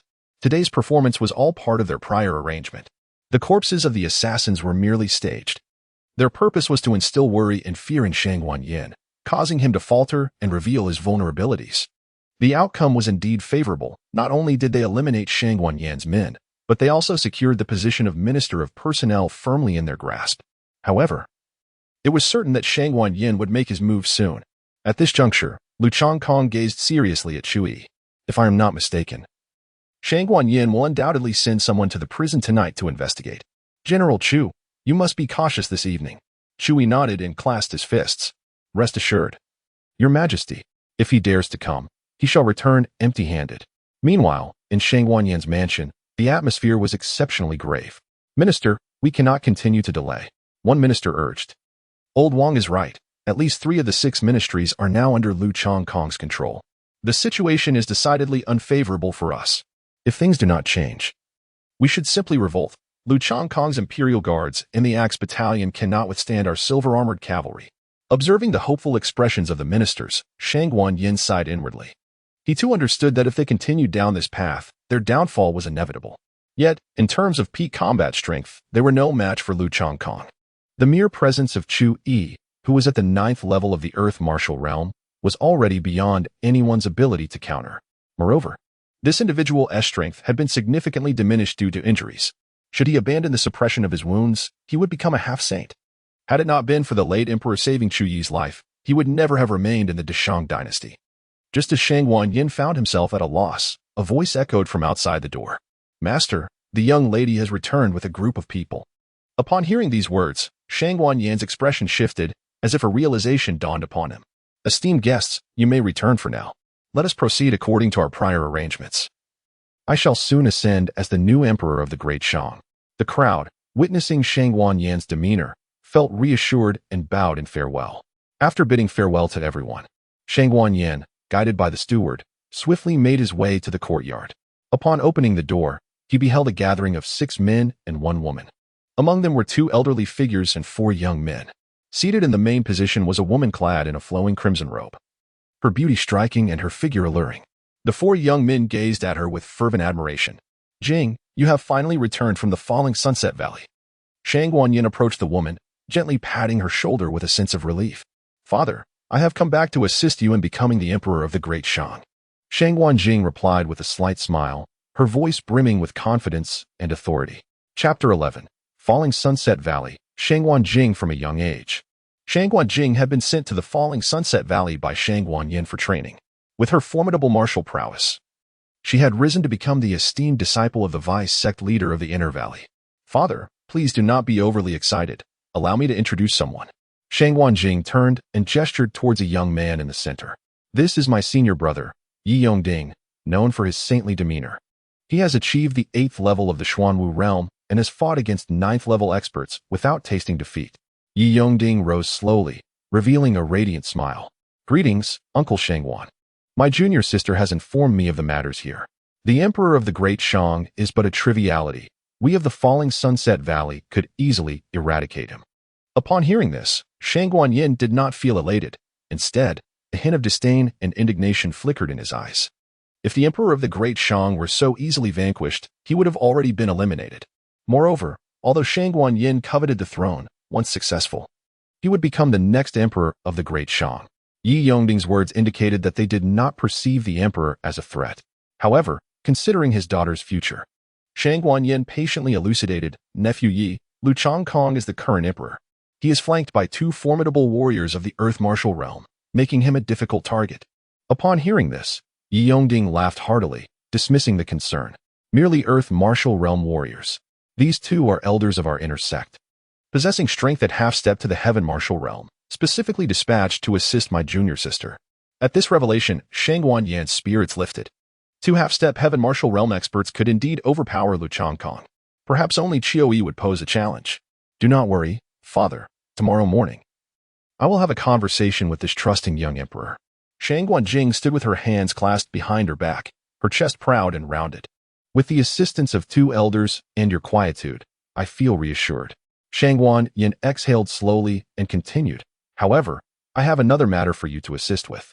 He then recounted the entire ordeal concerning the assassin. Upon hearing this, one elder rose slowly. There is no need for concern, my lord. I shall personally visit the prison tonight to resolve this predicament for you. Upon hearing these words, Shangguan Yin promptly rose to pay his respects, a glimmer of cold resolve flashing in his eyes. After tonight, the Great Shang dynasty shall undergo a change of leadership. The discussion continued for a while longer. As the dawn approached, the elder from Falling Sunset Valley donned his nocturnal attire and vanished into the night. His mastery at the half-step Heavenly Martial Realm placed him among the upper echelons of strength in a third-rate nation. Shortly thereafter, upon his arrival at the prison, he observed his surroundings with patience, only to discover that the guards were fewer than he had anticipated. The Valley Master had indeed displayed great foresight, seizing the opportunity amidst the internal and external turmoil of the Great Shang. Thus, he could effortlessly become the puppeteer behind the Great Shang's throne. Just as this elder prepared to deal with the guards ahead, a surge of formidable spiritual energy suddenly emerged from behind him. Without a moment's hesitation, he swiftly turned and unleashed a palm strike. A resounding clap echoed as a powerful hand seized his wrist, overwhelming strength coursing through it, rendering the elder subdued in an instant. This is the power of a half-saint. Before he could finish, a chilling gleam struck him. A sharp blade pierced through his heart. It was indeed an elder from Falling Sunset Valley. Luo Yi gazed at the lifeless body on the ground, contemplating for a brief moment. Ultimately, he hoisted the corpse and returned to the inner palace to report. In the inner palace, Luo Yi knelt on one knee and stated, Your Majesty, it appears that Shangguan Yin is backed by Falling Sunset Valley. Though Falling Sunset Valley is also a third-rate power, their overall strength surpasses that of the Great Shang by a considerable margin. Lu Chongkong remained silent, yet his brows were furrowed in contemplation. In the Kunlun continent, myriad nations and countless sects coexisted. For a third-rate sect to ascend to the ranks of a second-rate sect, it must seize control of a nation. Only thus can it garner the recognition of other powers. Conversely, the same holds true for dynasties. For many years, the Falling Sunset Valley has aspired to dominate the Great Shang, yearning to elevate itself to a second-rate sect. However, opportunities had eluded them until 3 years ago, when the former emperor passed away. Now, their restraint has finally reached its limit. Lu Chongkong sat upon the dragon throne, his head bowed in deep contemplation. Originally, Shangguan Yin was not expected to last much longer, yet unexpectedly, someone from Liaoxia Valley had arrived. Moreover, the king of the northern town posed a potential threat, capable of instigating a rebellion at any moment. The valley's leader possessed formidable strength, having attained the celestial martial realm. Regrettably, my own powers have diminished due to my injuries. Otherwise, the mere Liaoxia Valley would pose no challenge. Lu Yi's voice was tinged with a somber tone, and a flicker of wrath ignited within his eyes. Upon hearing this, Lu Chongkong felt a stir within his heart, for the system had once hinted that with an elevation in his own cultivation, Lu Yi's injuries could be mended. However, ascending in power would require time. As this thought crossed his mind, Lu Chongkong's gaze fell upon the lifeless body. After a moment of contemplation, he slowly began to speak. Let us disfigure this elder's visage and hang him outside the city gates. Proclaiming to the world that he was slain while attempting a prison break, as a warning to others. Upon hearing this, Louis displayed a look of concern, stating, Your Majesty, I fear that such an act may provoke Liaoxia Valley to declare war upon us. Lu Changkong nodded and remarked, I am well aware of what you have said. However, our immediate task is to seize the initiative. As the largest sect in the vicinity, the Falling Sunset Valley will undoubtedly be concerned about its reputation and will not easily acknowledge that this is one of their own. Furthermore, while the Northern King may harbor thoughts of rebellion, he will not idly watch the royal family perish. If a conflict with Falling Sunset Valley arises, he will have no choice but to participate in the fray. Luo Yi, upon hearing this, found it quite reasonable. After all, what the Northern King sought was the throne, not merely an empty shell of a great merchant. I understand, Your Majesty, and I shall act accordingly. Not long after, Luo Yi disseminated the news, and the corpse of the inner elder from Falling Sunset Valley was hung outside the city. On the other hand, Shang Wanyin received the news promptly. How dare a mere emperor of a third-rate nation kill an elder of Falling Sunset Valley? He exclaimed furiously. He is utterly ignorant of his own limitations. I must see him dead. Yi Yongding, in a fit of rage, prepared to leave the Shangguan residence to head for the royal palace. His junior disciple, witnessing this, armed himself and followed suit. Return at once. Who dares to step outside the Shangguan household? Do not blame me for turning against you. Shang Wanjing scoffed, emanating an imposing aura of complete mastery within the Xuanwu realm. Junior sister, they are treating us with utter disdain. Yi Yongding exclaimed in bewilderment, then turned to another elder. Seventh elder, do you also intend to endure this humiliation? The seventh elder ignored him and instead looked toward Shang Wanjing, asking, What are your thoughts? After a moment of contemplation, Shang Wanjing replied, The Valley Master has always valued reputation. We cannot acknowledge this incident. Shall we do nothing? Yi Yongding's anger remained unquenched. Shang Wanjing smirked coldly and said, Do not be hasty. I have a plan. Tomorrow's court assembly marks the beginning of Lu Changkong's countdown to demise. Chapter 12. How about becoming my concubine? The following morning, Lu Chang, having playfully teased Sun Shangxiang for a while, then ascended to the royal court.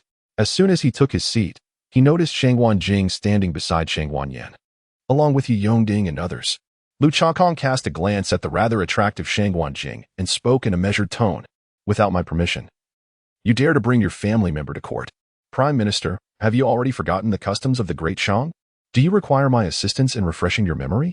Upon hearing these words, Shang Wanyin remained unperturbed, leisurely stepping forward.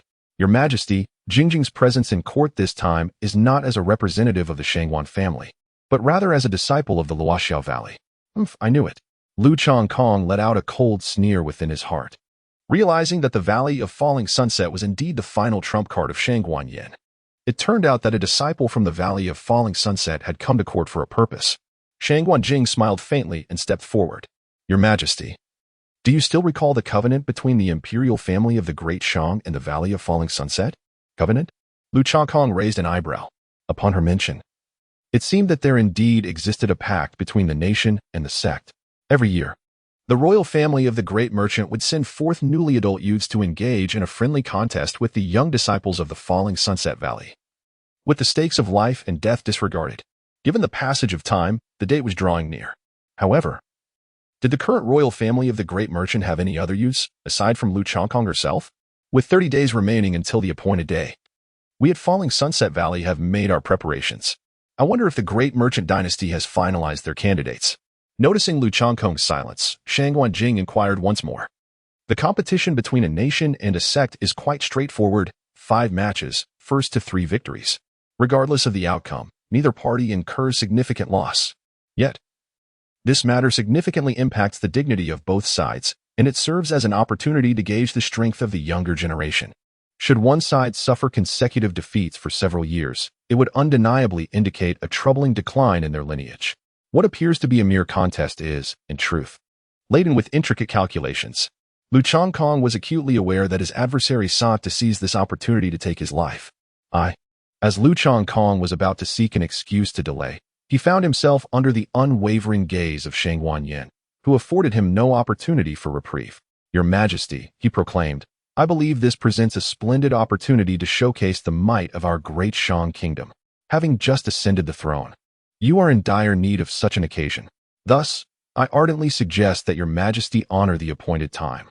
No sooner had he finished speaking than 2/3 of the ministers in the court immediately knelt in agreement. "I second this motion," echoed several voices. Only a handful of secretaries and a few other ministers remained standing as they gazed down at the multitude of officials prostrating themselves before them. Although there were no discernible changes in Lu Chankong's expression, he had already mentally placed these individuals on his list of those to be eliminated. However, this matter was indeed challenging. Given his current level of strength, if he were to acquiesce to their demands, it was likely that a month later would mark his demise. Curse it, if only his own power were sufficient. Lu Chankong muttered under his breath, contemplating how, if he possessed the cultivation of a sage, he would have no need to engage in idle chatter with these individuals. Anyone daring to oppose him would be swiftly eliminated. It was imperative that he elevate his martial prowess without delay. Furthermore, only through such advancement could he secure greater opportunities for summoning. Just as Lu Chankong found himself in a quandary, the voice of the system unexpectedly resonated. Ding. Difficulty detected. Special reward mission activated. Special reward mission 1. Within 10 months, conquer the falling Sunset Valley and elevate the great merchant dynasty to the status of a second-rate empire. Reward. For summoning opportunities. Special reward mission 2. Win the competition against falling Sunset Valley. Reward. 1 summoning opportunity, 1 spiritual energy canister opportunity. The tasks were not compulsory. Completion would result in automatic settlement. Very well, this is how it shall be, he resolved. Lu Chankong felt a sense of helplessness. How could he possibly refuse such a generous reward? Once accomplished, his cultivation would soar as if propelled by a rocket. In due time, Chuyi's injuries would also improve. Your Majesty, have you made your decision? Standing gracefully in the center of the grand hall, Shang Wanjing wore a smile. Upon hearing her voice, Lu Chankong returned to his senses. Gazing at the fair and lovely Shang Wanjing, he leaned slightly forward, revealing a hint of a smile. Naturally, I shall acquiesce. However, I find the prospect of a dry competition rather tedious and lacking in intrigue. Why not add a touch of flair, infusing it with some amusement? What do you think? Upon hearing this, a flicker of surprise crossed Shang Wanjing's beautiful visage. What embellishments does your Majesty wish to introduce? Lu Chankong looked down from his lofty position, a faint smile gracing his lips as he gazed at Shang Wanjing. Thus far, due to trivial matters within the court, His Majesty had yet to take a consort. Observing that Miss Shangwan was of a similar age to him and a prodigy in martial arts, he declared, "If I triumph in the grand competition 30 days hence, then Miss Shangwan shall become my consort. What say you?" This proclamation caused an uproar in the court. Shangwan Yan's expression shifted dramatically. He glanced at the composed Shangwan Jing, opening his mouth yet refraining from immediate response. However, Yi Yongding and several male disciples from the falling Sunset Valley could hardly contain themselves. Shangwan Jing was a goddess in their hearts, an enchanting figure of their dreams. Yet now, Lu Chankong intended to take her as his consort, fueled by fervor. Yi Yongding angrily exclaimed, "Lu Chankong, how dare you? Do you presume to take Jing Jing as your concubine? Do you deem yourself worthy? Impudent!" Sun Shangxiang cried, her beautiful eyes flashing with a glint of murderous intent. With a flick of her wrist, a long bow appeared in her grasp. Disrespect towards the emperor warrants punishment. Her prowess in the earth martial realm unfurled, akin to a small mountain, forcefully bearing down upon Yi Yongding, causing him to spurt blood upon impact. This young lady, he is but a child. At that moment, Elder Qi stepped forth. His half-step to the heaven martial realm power easily shattered Sun Shangxiang's killing intent. The father is at fault for not teaching the son. Do you intend to take his punishment upon yourself? Chui scoffed, stepping forward. The martial aura he exuded instantly suppressed Elder Qi, forcing him to retreat 9 steps before regaining his footing. This is the might of a half-saint. Elder Qi's complexion paled, instantly comprehending why Elder Shi had perished. However, he soon realized that Chu Yi's cultivation was unstable, likely due to severe internal injuries. Yet even so, the might of a half-saint was far beyond his means to resist. Beside him, Shangwan Yan's face also paled, his heart swelling with regret. Had he known, he should have acted decisively 3 years prior. Yi Yongding quickly apologized to His Majesty. Elder Qi dared not turn hostile, redirecting his ire towards Yi Yongding. Though somewhat reckless, Yi Yongding was no fool.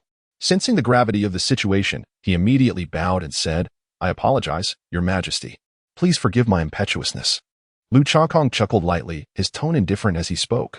Kneel down, and I shall forgive your recklessness. Chapter 13. The young lady. Upon hearing Lu Changkong command Yi Yongding to kneel, the expressions of the ministers in the court shifted dramatically. This was a disciple of the falling Sunset Valley. How could Lu Changkong demand he kneel? Such a scene had never unfolded in the annals of the Great Shang. Elder Seven's countenance darkened, as if he could wring water from it. How could a mere emperor of a third-rate nation dare to make their disciple kneel in contrition? Just as he was about to voice his thoughts, an overwhelming pressure akin to a tumultuous tide surged forth, forcefully bearing down upon him. Simultaneously, the murderous intent from Sun Shangxiang locked onto him with unwavering resolve, exuding an unmistakable aura of imminent execution at the slightest provocation. A tyrant. This was nothing short of tyranny. Elder Seven internally cursed. The intelligence he had received indicated that this young emperor of the Great Shang was a weakling, easily manipulated. Yet now, what he faced was not a weakling, but a merciless tyrant. With no other recourse, he shot a fierce glare at Yi Yongding, exclaiming in anger, "What are you still waiting for?" Upon hearing this, the veins on Yi Yongding's neck throbbed like writhing worms. Rage surged within his chest, and his bloodshot eyes fixated intently upon Lu Changkong. However, Lu Changkong sat calmly upon the dragon throne, his right hand cradling his chin, tilting his head slightly as he regarded him with a bemused expression.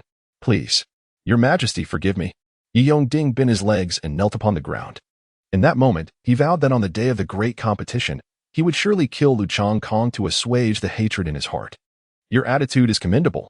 Thus, I shall spare your life," the emperor declared. Upon hearing these words, the members of Wanxia Valley collectively exhaled in relief. Yet, at that very instant, Lu Changkong spoke again. "While the death penalty may be avoided, the punishment of living must be meted out. Render him powerless." The seventh elder's expression shifted dramatically as he shouted, "You!" In a flash, an arrow, forged from concentrated spiritual energy, pierced through Yi Yongding's abdomen. In an instant, Yi Yongding's body deflated like a punctured balloon. He had been rendered powerless, his martial arts prowess completely stripped away.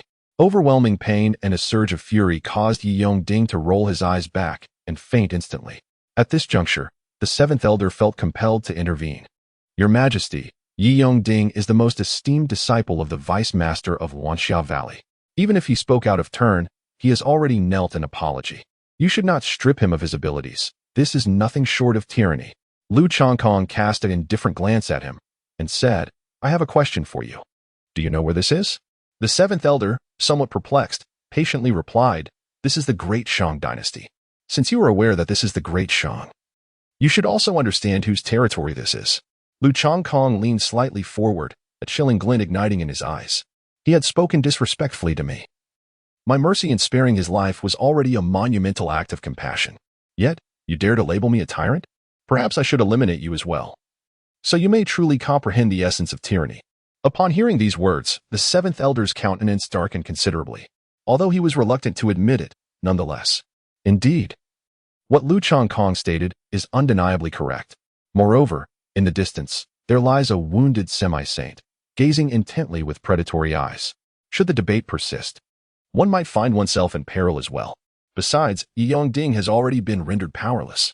It is not worth sacrificing one's life for a mere invalid.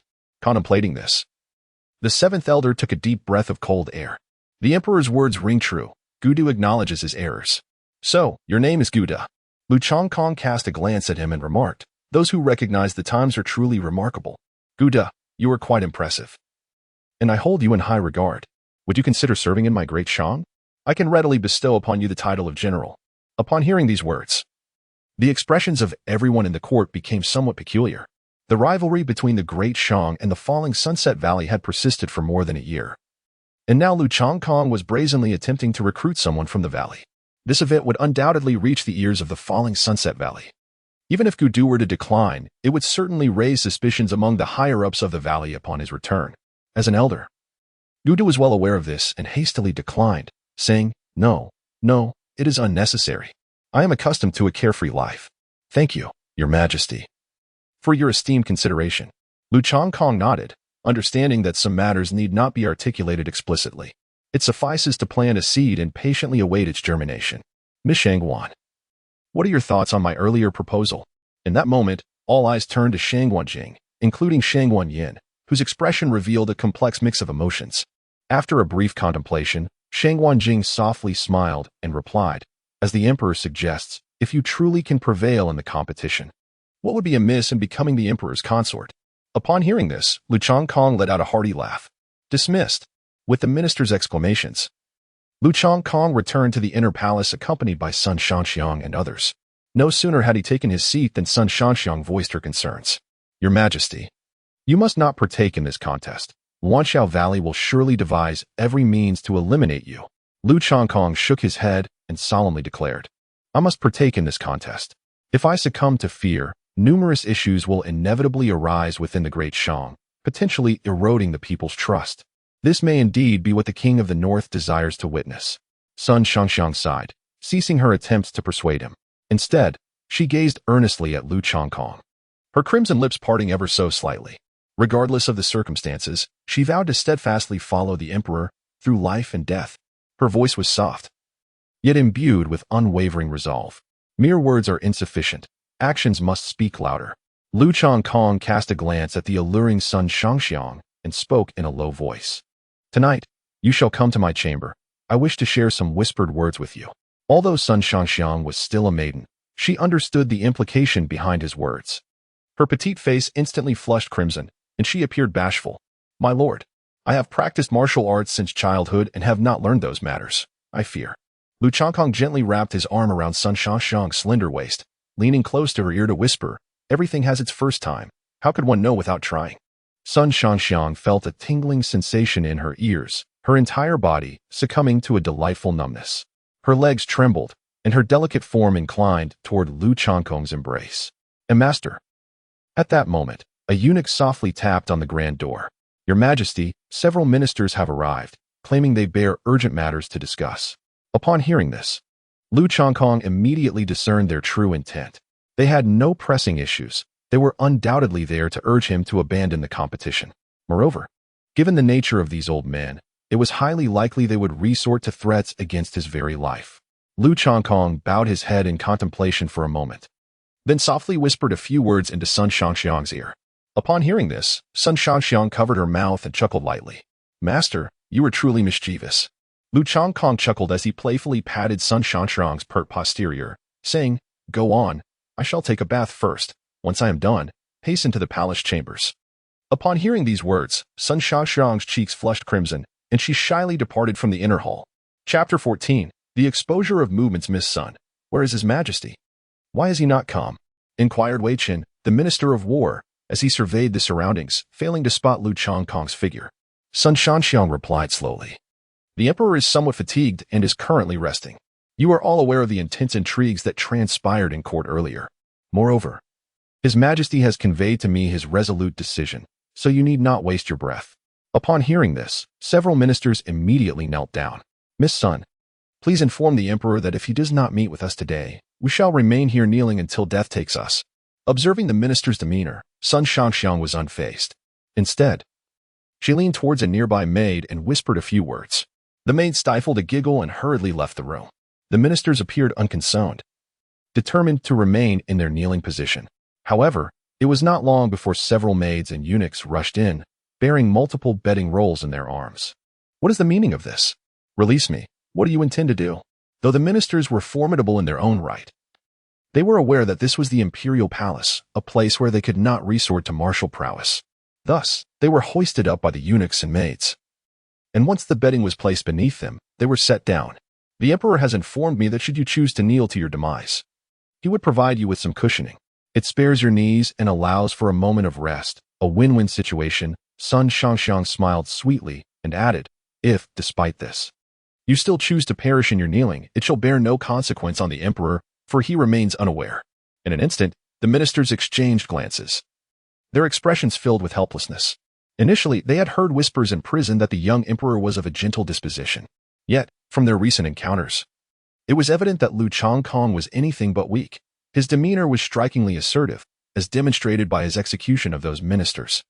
Lu Chongkong's decisions are not easily swayed. Reflecting upon this, the group could only manage a wry smile as they rose to their feet. Miss Sun, if that is the case, we shall take our leave. Sun Shangxiang replied with a gentle smile.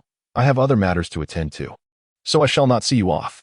Observing the helpless and restrained expressions of the officials, she found it amusing while simultaneously marveling at Lu Changkong's resolve. However, her thoughts soon shifted to another matter, and her smile transformed into a look of turmoil. The master has summoned me to his chambers. Does this not imply? Sun Shaoxiang's cheeks flushed, even feeling a slight warmth. Standing before the entrance of the chamber, she hesitated for a while.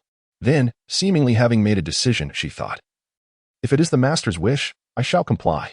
Taking a deep breath, she slowly pushed open the door. Shyly, she dared not lift her gaze. Only able to enter with her head bowed. Master, I have arrived." Yet, after waiting in silence, she received no response. Lifting her head, she was met with an empty room. On a nearby table lay a piece of letter paper. "This is..."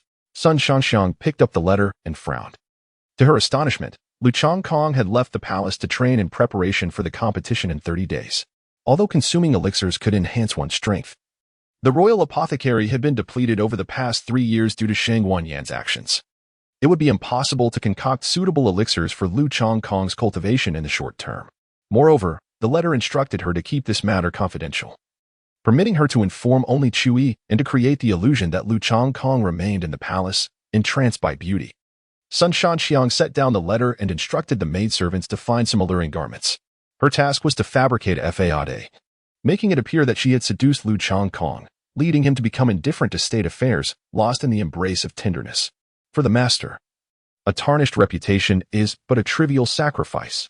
Yet, as she gazed at the garments brought by the maidservants, her cheeks burned. These were far too revealing, barely concealing anything. A mere 3 pieces of fabric could hardly be considered clothing. Outside the palace, a sleek black steed galloped through the boundless woods. According to the map, they were about to enter the domain of the heavenly demon Ridge. Lu Changkong sat astride a steed, a map clutched in his hand. The Tianmo Ridge, an immense mountain range, extends throughout the entirety of Qizhou.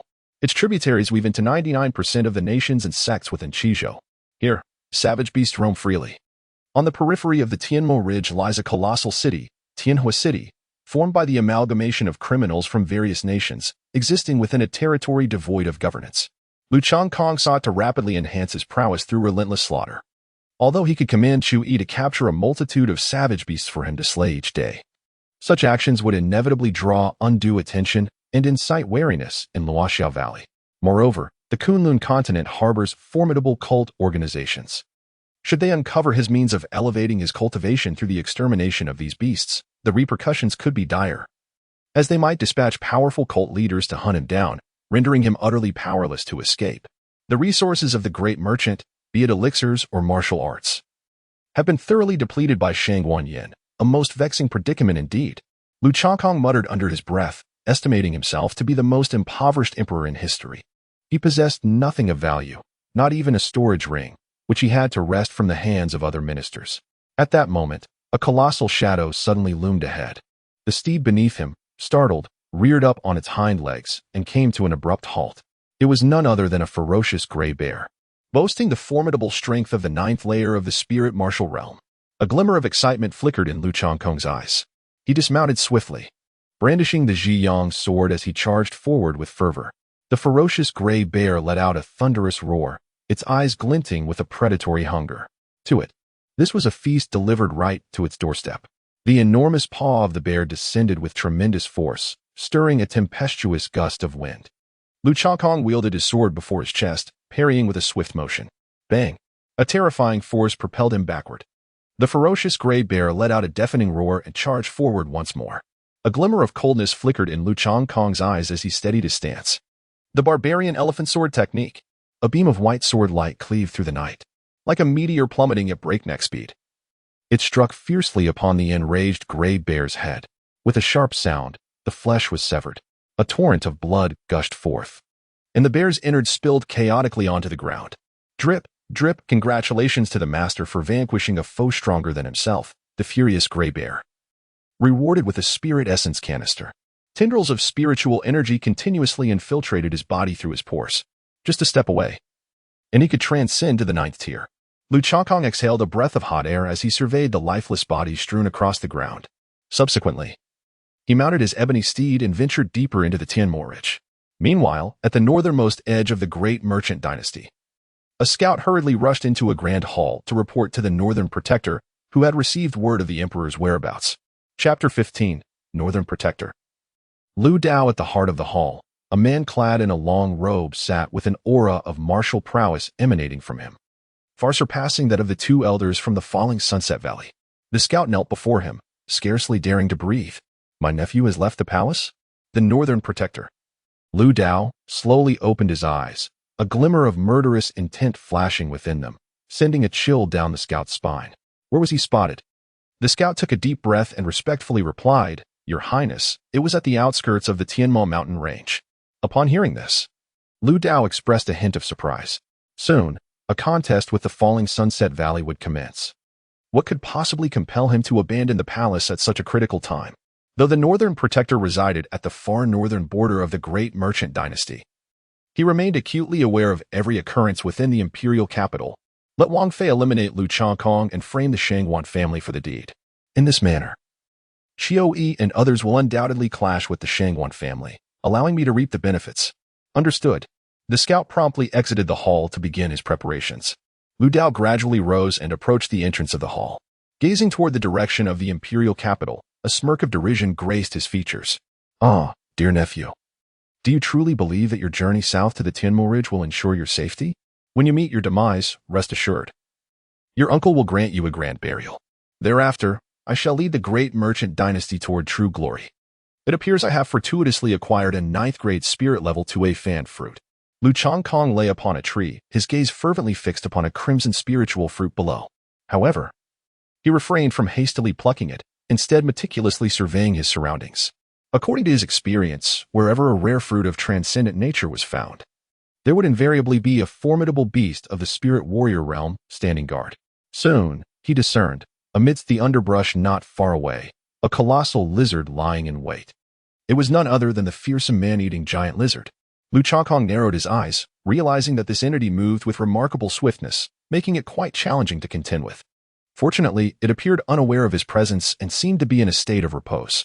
Lu Changkong offered no opportunity to the man-eating giant lizard, decisively drawing forth the Sword of Supreme Yang, the barbaric elephant sword technique. With a swift motion, the creature's head was severed without any unexpected resistance. Ding ding! Congratulations to the master for vanquishing the barbaric beast, rewarding the spirit energy canister. Cultivation has ascended, reaching the 9th layer of the spirit martial realm. Lu Changkong's thoughts stirred as he opened the system panel.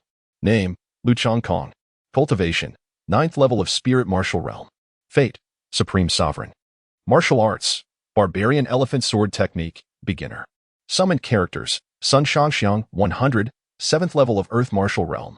Chu Yi, 100, 9th level of earth martial realm. Summoned weapons, none. Remaining summoning attempts, 0. Notification. Spirit fruits harvested within a quarter of an hour can be submitted to the system, rewarding 1 spirit vessel. Is there truly such a function? Upon noticing the system's prompt, Lu Changkong's expression brightened with delight. With a mere thought, the extraordinary fruit in his hand vanished in an instant, transforming into strands of remarkably pure spiritual energy that surged into his body. At that moment, the voice of the system resounded once more. The notification stated, any variety of spiritual fruit can only be exchanged for spiritual energy once. Lu Changkong felt somewhat speechless. He had just contemplated purchasing a plethora of inexpensive spiritual fruits to leisurely enhance his cultivation. However, this situation was not without its merits, as he was now nearing the pinnacle of the 9th layer of the spiritual martial realm. Sensing the formidable power coursing through his body, a smile crept across Lu Changkong's lips. Suddenly, a roar echoed from afar. Without hesitation, Lu Changkong swiftly ran in the direction of the sound. Soon, he beheld an enormous blade-bone leopard, and before it stood several humans. They were hunters specializing in the extermination of savage beasts, trading the remains of these creatures for wealth. The prowess of this blade-bone leopard was formidable. After only a few exchanges, the hunting team was reduced to a mere 3 members. Alas, being merely a 9th-tier savage beast, slaying it would not necessarily lead to a breakthrough. Although Lu Changkong spoke as if he intended to depart, he had no actual desire to leave. However, he refrained from intervening to assist. Since the parties were strangers to one another, why not take advantage of the situation? Just then, the captain of the beast-hunting team suddenly turned his gaze in this direction. Brother, are you not going to make your move? Upon hearing these words, Lu Changkong's expression darkened. Immediately afterward, The blade-bone leopard also cast its fierce gaze this way and, astonishingly, charged directly toward them. Cursed creature. Lu Changkong cast a cold glance at the individual before swiftly drawing his Ji Yang sword to engage in combat with the blade-bone leopard. This young man should be able to hold the blade-bone leopard at bay for a while. Let us depart. The captain chuckled sinisterly, leading the remaining 2 team members away with haste. Although the blade-bone leopard possessed formidable strength, it was evident that, following the previous exertions, it was no match for Lu Changkong. In less than the duration of an incense stick, the blade-bone leopard was decapitated by a single strike. Simultaneously, Lu's cultivation level surged once more, drawing him closer to the threshold of the first level of the Xuanwu realm. Upon detecting the blade-bone leopard's innate skill, he was presented with the option to exchange it for the 9th-tier spiritual martial art, Gale Steps. Would you like to proceed with the exchange? Yes, exchange. Lu Changkong felt a surge of joy within. It must be said that the capabilities of this system were extraordinarily comprehensive. The exchange was successful, and he obtained the Spirit Level 9 martial technique, Swift Wind Steps. When executed, it could enhance his speed threefold. He truly found himself increasingly anticipating the next 20 days. Lu Changkong cast a cold glance in the direction where the 3 had departed. Subsequently, he employed the Wind-Whispering Step to pursue them. A gentleman must seek vengeance without delay. However, as dusk descended, visibility began to wane. Glancing around at the tranquil surroundings, Lu Changkong slowed his pace. Just then, a low, ominous crunching sound suddenly echoed from a short distance away. Lu Changkong felt a surge of curiosity and stealthily approached the source of the sound. Parting the thicket, he beheld a colossal ape, squatting on the ground, savoring the remains of a wild boar. The mighty King Kong ape, a beast of the same caliber as the blade-bone leopard, would surely yield martial skills upon its demise, wouldn't it? Lu Changkong licked his parched lips, then cautiously shifted his position, the Ji Yang sword at his waist already unsheathed. Generally speaking, beasts are most vulnerable during their feeding. Die. Lu Changkong circled behind the diamond giant ape and then leaped into the air, grasping the hilt of his sword with both hands in reverse. He thrust it fiercely into the creature's back. With a thud, he beheld the blade embedded in the body of the diamond giant ape, a glimmer of joy illuminating his expression. However, in the next instant, a sharp, ringing sound suddenly echoed. Bang! The tip of the sword penetrated 3 inches into the flesh, only to be halted by an unyielding obstacle. What was happening? Lu Changkong's expression shifted slightly, revealing a hint of astonishment. The King Kong giant ape, feeling a sharp pain in its back, let out a thunderous roar. Its palm, larger than a grinding wheel, suddenly swung back. Chapter 16, Secret Techniques, King Kong Body. A colossal shadow enveloped Lu Changkong. Before the palm descended, a fierce gust of wind had already forcefully pressed down upon him. Swift Wind Steps. Lu Changkong immediately executed his agility, soaring through the wind. A dark, massive palm brushed swiftly past his body. Roar. The diamond giant ape let out a furious roar, swiftly pivoting its body to deliver a powerful punch. Lu Changkong crossed his sword before his chest, adopting a defensive stance. Suddenly, a tremendous force struck him, causing his body to recoil several dozen meters before gradually coming to a halt. At that moment, his feet carved 2 long trenches into the ground, and his calves sank deep into the earth. What an extraordinary power! Lu Changkong's gaze grew somber. This was certainly no ordinary diamond giant ape. There was a significant likelihood that it had undergone mutation.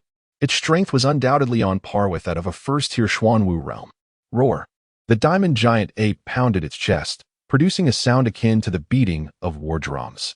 Its colossal form charged forth like a formidable tank. Lu Changkong ceased to engage in a direct confrontation, promptly employing the windstorm step. Utilizing the advantage of speed, he commenced a tactical maneuver. Each time he appeared, the diamond giant ape bore an additional sword mark upon its formidable body. However, these wounds were far from fatal to the mighty creature. Surely, it must possess some vulnerabilities. As Lu Changkong engaged in combat, he attentively observed his surroundings. Soon, he discerned that each time the diamond giant ape defended itself, its arms would instinctively shield its midsection. The waist, indeed. Lu Changkong let out a cold laugh, executing the Gale Steps to perfection. His speed was so swift that it left behind mere afterimages. In the blink of an eye, he appeared at the right side of the diamond giant ape, gripping the hilt of his sword. The barbaric elephant sword technique. A crimson beam of sword light pierced through the night. The sharp blade struck fiercely at the waist of the diamond giant ape. With a sickening sound of flesh being sliced, the massive form of the ape, resembling a small mountain, was severed in 2. Thud. Two bloodied halves of the body crashed to the ground. A pungent smell of blood quickly permeated the air. Drip, drip, congratulations, Master, on successfully slaying the foe. Award, Spiritual Energy Canister. Acquired consumable secret technique, Diamond Body. Once invoked, it can significantly enhance one's defensive capabilities within 10 breaths. Note, this technique can only be utilized once. Lu Changquang was taken aback upon hearing the system's notification. He had not anticipated that what he received this time would be a consumable secret technique. Secret techniques are generally categorized into two types: consumable secret techniques and those with side effects. Unlike ordinary martial skills, the power of secret techniques is inherently fixed. It neither increases nor diminishes. Lu Changquang did not linger for long. After a brief respite, he departed from the area and sought refuge in a secluded cave, where he began to replenish his depleted spiritual energy. Following these recent battles, the prospect of a breakthrough drew ever closer. Once he reached the Xuanwu realm, he would be granted yet another opportunity for summoning. A glimmer of anticipation flickered in Lu Changquang's eyes. At that moment, a sudden sound of footsteps echoed from outside the stone cave. Lu Changquang immediately held his breath, focusing intently and restraining his own aura. Captain, the offspring of this wolf king should fetch quite a sum, don't you think? Although we did not slay the bone-cutting leopard, bringing this cub back would suffice as a report. Let us not be careless. We must be wary of the Qingfeng Wolf King and its pack pursuing us. He listened to the tone of conversation among the three outside the stone cave. Lu Changquang's eyes narrowed in surprise. He had not anticipated encountering the very hunting team that had betrayed him. Peering through a crevice, he observed that the clothing of the three individuals had been reduced to mere rags, their breaths erratic, suggesting they had recently endured a harrowing battle. In the arms of the captain, a small white wolf cub nestled, which, if properly trained, could evolve into a formidable companion in battle. Friend, eavesdropping is rather impolite. Do come out. The captain's voice resonated softly. The gazes of the three individuals shifted towards the cave where Lu Changquang concealed himself. Had he truly been discovered once more? Lu Changquang was somewhat astonished as he strode out of the stone cave. If the last occurrence was merely a coincidence, could this one be as well? Highly unlikely. You actually survived? The captain gazed at Lu Changquang in disbelief, astonished that he could elude the grasp of the blade-bone leopard. How on earth did you uncover my presence? Lu Changquang firmly grasped the Zhiyang sword and slowly spoke. As he gazed at Lu Changquang approaching with the sword in hand, the expressions of the three men grew increasingly grim. To have escaped the clutches of the blade-bone leopard, one must possess at least the strength of the 9th tier of the spirit martial realm. Given their current condition, it was utterly impossible for them to contend with Lu Changquang. Bro, let us talk this over. They retreated cautiously, their faces reflecting their unease. How about we offer you this little wolf instead? Lu Changquang let out a cold laugh, then took a decisive step forward. His body surged forth like a bullet freed from its chamber. Damn it! The captain, displaying equal decisiveness, hurled the small wolf from his hand, hoping to impede Lu Changquang's advance. As the small wolf hurtled towards him, Lu Changquang remained unfazed. Lu Changquang paid no further attention, merely shifting his body slightly to evade. How could his speed feel swifter than that of the blade-bone leopard? The captain's expression changed drastically. Unable to fathom that Lu Changquang would not even spare a glance at the wolf cub worth hundreds of spirit stones. With a swift flash of sword light, an arm instantly soared into the air, and a wretched scream echoed through the woods. The surrounding birds, startled, flitted about in a frenzied panic. Observing this, the two subordinates immediately charged forward, wielding their blades, striking fiercely at Lu Changquang's back from either side. Trouble! Lu Changquang let out a cold snort and had no choice but to utilize the gale step to evade to the side. Captain, rest assured, with us two brothers here, we will ensure your survival. The two team members stood resolutely in front, unflinching in the face of danger. Thank you for your support. The squad leader, frail and weakened, swiftly pressed on his wound with one hand, momentarily staunching the flow of blood. He lifted his gaze to the silhouettes of the two men, lost in thought. My dear brother, since you have also survived, shall we part ways here? To speak frankly, the Qingfeng wolf pack is lurking nearby. If we attract them, none shall escape. Lu Changquang glanced at the two with keen interest, suddenly breaking into a broad smile. What are you laughing at? The two asked, somewhat bewildered. However, in the next moment, an immense force surged from behind, propelling them forward. Rest assured, upon your return, I shall take good care of your wives. The captain's voice echoed as it gradually faded away, provoking an enraged roar from the two. Yet, as a flash of crimson sword light sliced through the air. Their voices were abruptly silenced. Lu Changkong cast a fleeting glance at the severed head that lay on the ground. Without hesitation, he activated his Gale Step and pursued the direction in which the captain had fled. Still fleeing? Then let us meet our demise together. Observing the figure rapidly closing in behind him, the captain seemed to have made a resolute decision, his expression fierce as he dashed towards the opposite side. Chapter 17. Breakthrough. Summoning count 1. Run, continue to run. Lu Changkong suddenly stepped forward, his body resembling a fierce gale. In an instant, he surpassed the past and positioned himself in front. Run? The captain scoffed, saying, Now, it is you who should flee. No sooner had the words left his lips than a chorus of howls erupted. Following that, a vast pack of wolves rushed in from the distance. The Qingfeng wolf pack? Lu Changkong turned his head to take a look, his expression subtly shifting. The demonic wolves within the Qingfeng wolf pack were not particularly strong individually, likely at the first or second level of the spirit martial realm. However, in the Tianma mountain range, both humans and beasts would prefer to avoid them. This is because the wolf demons typically travel in packs, with numbers ranging from dozens to hundreds, or even thousands. Furthermore, there is usually a wolf king among the pack. Even formidable individuals at the Xuanwu realm would choose to steer clear of the Qingfeng wolf pack. There was still time to flee, if surrounded by the wolves. Death was inevitable. The captain let out a cold laugh and said, Have you made your decision? Will you join me in death, or will you flee immediately? Regardless, there is no escaping this. If Lu Changkong insisted on killing him, he could at least take someone down with him, a small consolation. As they gazed at the rapidly approaching wolf pack, neither of the two spoke for a moment. The captain looked at Lu Changkong with an unwavering confidence. But in the next second, Lu Changkong suddenly appeared before him. With a swift thrust, the long sword pierced through the captain's body, blood trickling down the blade. Do not fear, it will soon be over. Lu Changkong's right hand ensnared his opponent's neck, while his left hand wielded a longsword, mercilessly thrusting it into the captain's abdomen.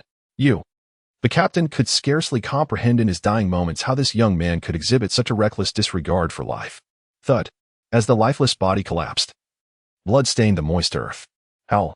In the next instant, a throng of wolves surged forward, encircling Lu Changkong. Strangely, the pack did not rush to attack. Instead, they remained motionless. At that moment, a colossal clear wind wolf approached, resembling a small mountain. The other wolves, upon witnessing this, immediately lowered their heads, parting to create a path. It was none other than the Clear Wind Wolf King, a formidable creature at the first level of the Xuanwu realm. Lu Changkong's expression was grave, and he dared not be careless. The Green Wind Wolf King, with its piercing emerald eyes, scrutinized Lu Changkong intently, as if in search of something. Could it be that it was seeking that wolf cub? Lu Changkong felt a stirring within. However, before he could ponder further, the Qingfeng Wolf King suddenly howled to the heavens. The surrounding wolf demons seemed to receive a command, instantly launching an assault. Lu Changkong felt no fear as he wielded his sword with a single hand and charged into the fray. Although the cultivation levels of these wolf demons were considerably inferior to his own, each time he felled one, a wisp of spiritual energy was drawn into his being. If he could slay enough of them, he would undoubtedly ascend to the first level of the Xuanwu realm. At that point, not only would this pack of wolves be no match for him, but even the Qingfeng Wolf King would meet his demise. However, the sheer number of wolf demons proved overwhelming. Before long, a deep gash appeared on Lu Changkong's chest. Bam! Lu Changkong seized the wolf demon and forcefully hurled it to the ground, crushing its head beneath his foot. The Green Wind Wolf King did not intervene. Instead, it stood atop a massive rock, gazing down upon the besieged Lu Changkong. In its emerald eyes, the somewhat pale visage of Lu Changkong was reflected. After a brief moment, beneath Lu Changkong's feet, the bodies have amassed into a small hill. However, the long robe he once wore has now transformed into a cardigan. His sturdy chest is marred by numerous grotesque wounds. Just a little more. Lu Changkong supported his weary body with his sword, panting heavily. The pack of wolf demons was not foolish. They discerned that Lu Changkong was utterly exhausted and relentlessly launched their assaults from all directions. They even executed feigned attacks, coordinating their efforts. Do they intend to wear me down? Lu Changkong struck the oncoming wolf demon with a powerful slap, sending it flying. However, he felt a sharp bite on his shoulder. Blood trickled down his arm. With the spiritual energy still within me, I can unleash one final martial technique. I must maximize the power of this sword strike, for it is my only hope for a breakthrough. Lu Changkong took a deep breath and then charged directly into the throng of wolves ahead. In an instant, a swarm of wolf demons descended upon him, the sounds of their gnashing teeth rising in a cacophony. The Chief Feng Wolf King observed this scene, a flicker of confusion passing through his green pupils. He could not comprehend why Lu Changkong would willingly court death. However, it mattered little. Avenging his offspring was all that mattered. Just then, a deep voice unexpectedly resonated within the pack. Man-elephant sword technique. In the next moment, a crimson sword light pierced through the mass of wolves. The terrifying sword aura spread like a tempest. In an instant, dozens of wolf demons were sent flying. This sudden turn of events caused the Chief Feng Wolf King's pupils to constrict sharply. At this moment, a faint golden radiance emanated from the surface of Lu Changkong's body. Remarkably, the recent assault by the pack of wolves had not inflicted a single injury upon him. Alas, it was but a one-time secret technique. Lu Changkong exhaled a breath of warm air, and around him, a clearing emerged, marked by countless sword scars. The ground was strewn with corpses and mangled flesh, resembling a slaughterhouse. In the distance, the Chief Feng Wolf King beheld this scene, a surge of fury igniting within its green pupils. With so many subordinates perished, even if Lu Changkong were to be slain, the life of its wolf pack in the Tianma mountain range would undoubtedly become unbearable. Contemplating this, the Chief Feng Wolf King could no longer restrain itself. With a resounding howl, the surrounding wolves dispersed. As it observed the slowly advancing Chief Feng Wolf King, Lu Changkong suddenly broke into a smile. In the next moment, the surrounding spiritual energy surged towards him, and his initially pale complexion rapidly regained a healthy hue. Congratulations, Master, on breaking through to the first level of the Xuanwu realm. Reward: 1 summoning opportunity. As the spiritual energy flowed into his body, Lu Changkong's hunched figure gradually straightened. The expression of the Chief Feng Wolf King shifted dramatically. Before it could contemplate further, a figure instantly appeared before its eyes. Swish! With a casual flick of his sword, Lu Changkong did not strike true. Though swift, it was regrettable.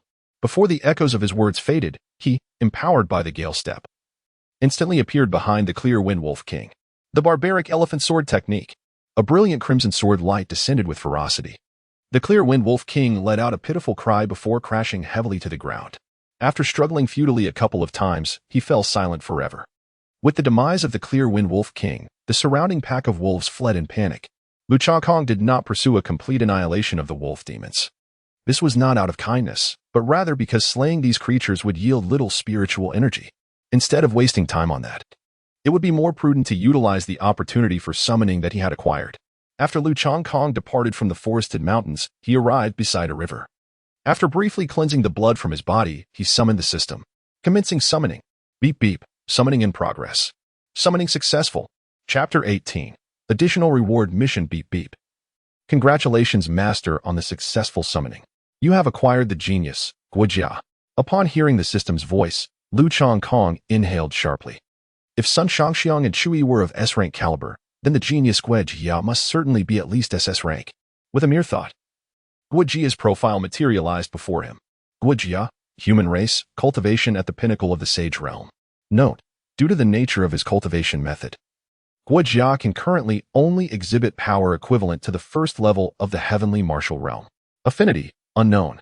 Note: the genius Guojia possesses his own criteria for choosing a master, which will depend on the actions of the master. Gazing at the system panel, Lu Changkong nodded in satisfaction. A figure renowned as a genius must undoubtedly adhere to his own principles and rules. Moreover, given the current circumstances, such a strategist is indeed the most necessary. After all, Shang Guanyin has already summoned individuals from the falling Sunset Valley. Lu Changkong no longer possesses an advantage in terms of martial prowess. However, should he enlist the assistance of Guojia, it is conceivable that he could revitalize the current situation of the Dashang. As for his level of affection, Lu Changkong remains unhurried. If he can summon individuals, surely he can also win them over. Where's the ingenious Guojia? I must seek him out. Didi, Guojia is currently on horseback, en route. Upon hearing this response, Lu Changkong displayed a knowing expression. Given this revelation, he felt no urgency. Presently, the most pressing matter is to slay the barbaric beasts to enhance his cultivation. Although being at the first level of the Xuanwu realm positions him as formidable among his peers, a significant gap remains when compared to the core disciples of the Luoxia Valley. In the days to come, Lu Changkong had long been traversing the Tianma mountain range in search of the savage beasts of the Xuanwu realm. Those who fell under his gaze were nearly always met with a fatal end. Occasionally, he encountered some mutated beasts driven into dire straits. Despite the daily flirtation with death, the rewards were substantial. Beep. Congratulations, Master, on vanquishing the 5th-level Chi-Yu Sparrow of the Xuanwu realm. You are awarded a spirit energy canister. Feeling the abundant spiritual power surging within him, Lu Changkong nearly let out a groan of satisfaction.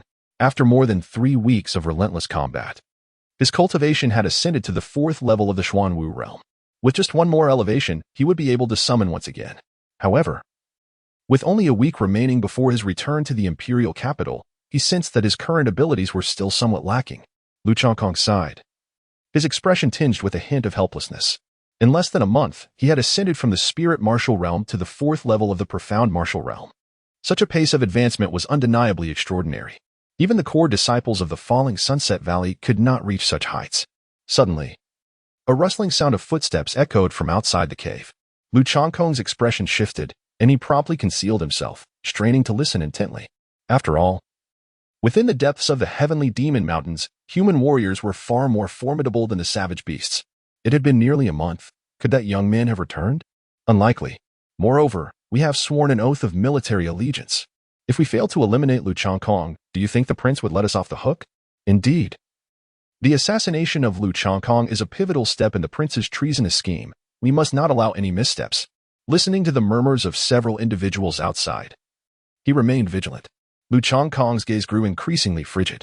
Prince of the North, Lu Dao, you truly are a splendid uncle. Lu Changkong turned sideways, gazing outward.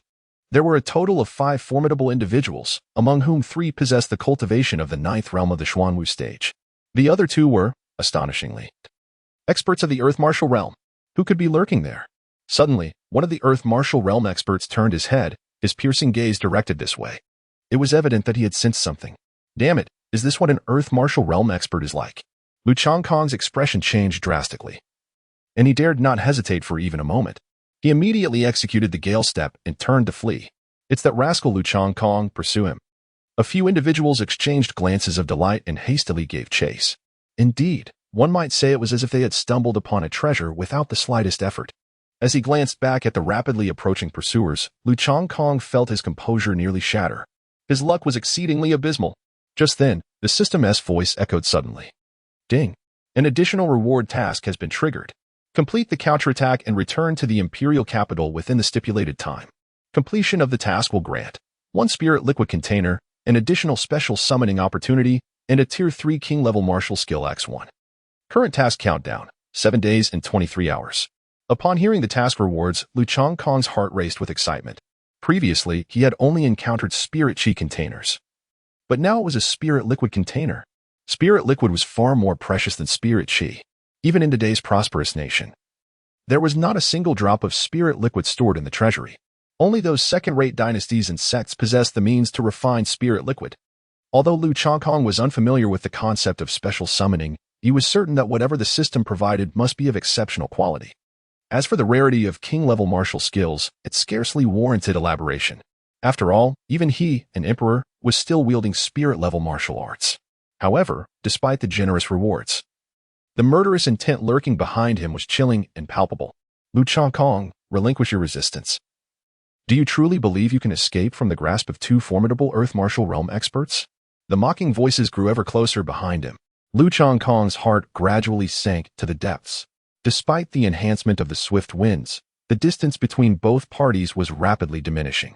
In merely a few breaths, one of the Earth Martial Realm experts had already approached within 10 meters. With a little more speed, he would catch up. Hearing the derisive remarks from behind, Lu Changkong let out a cold chuckle. What, is Lu Dao teaching you how to kill with words? Upon hearing this, the expressions of the individuals trailing him instantly turned icy. To dare insult the prince is to court death.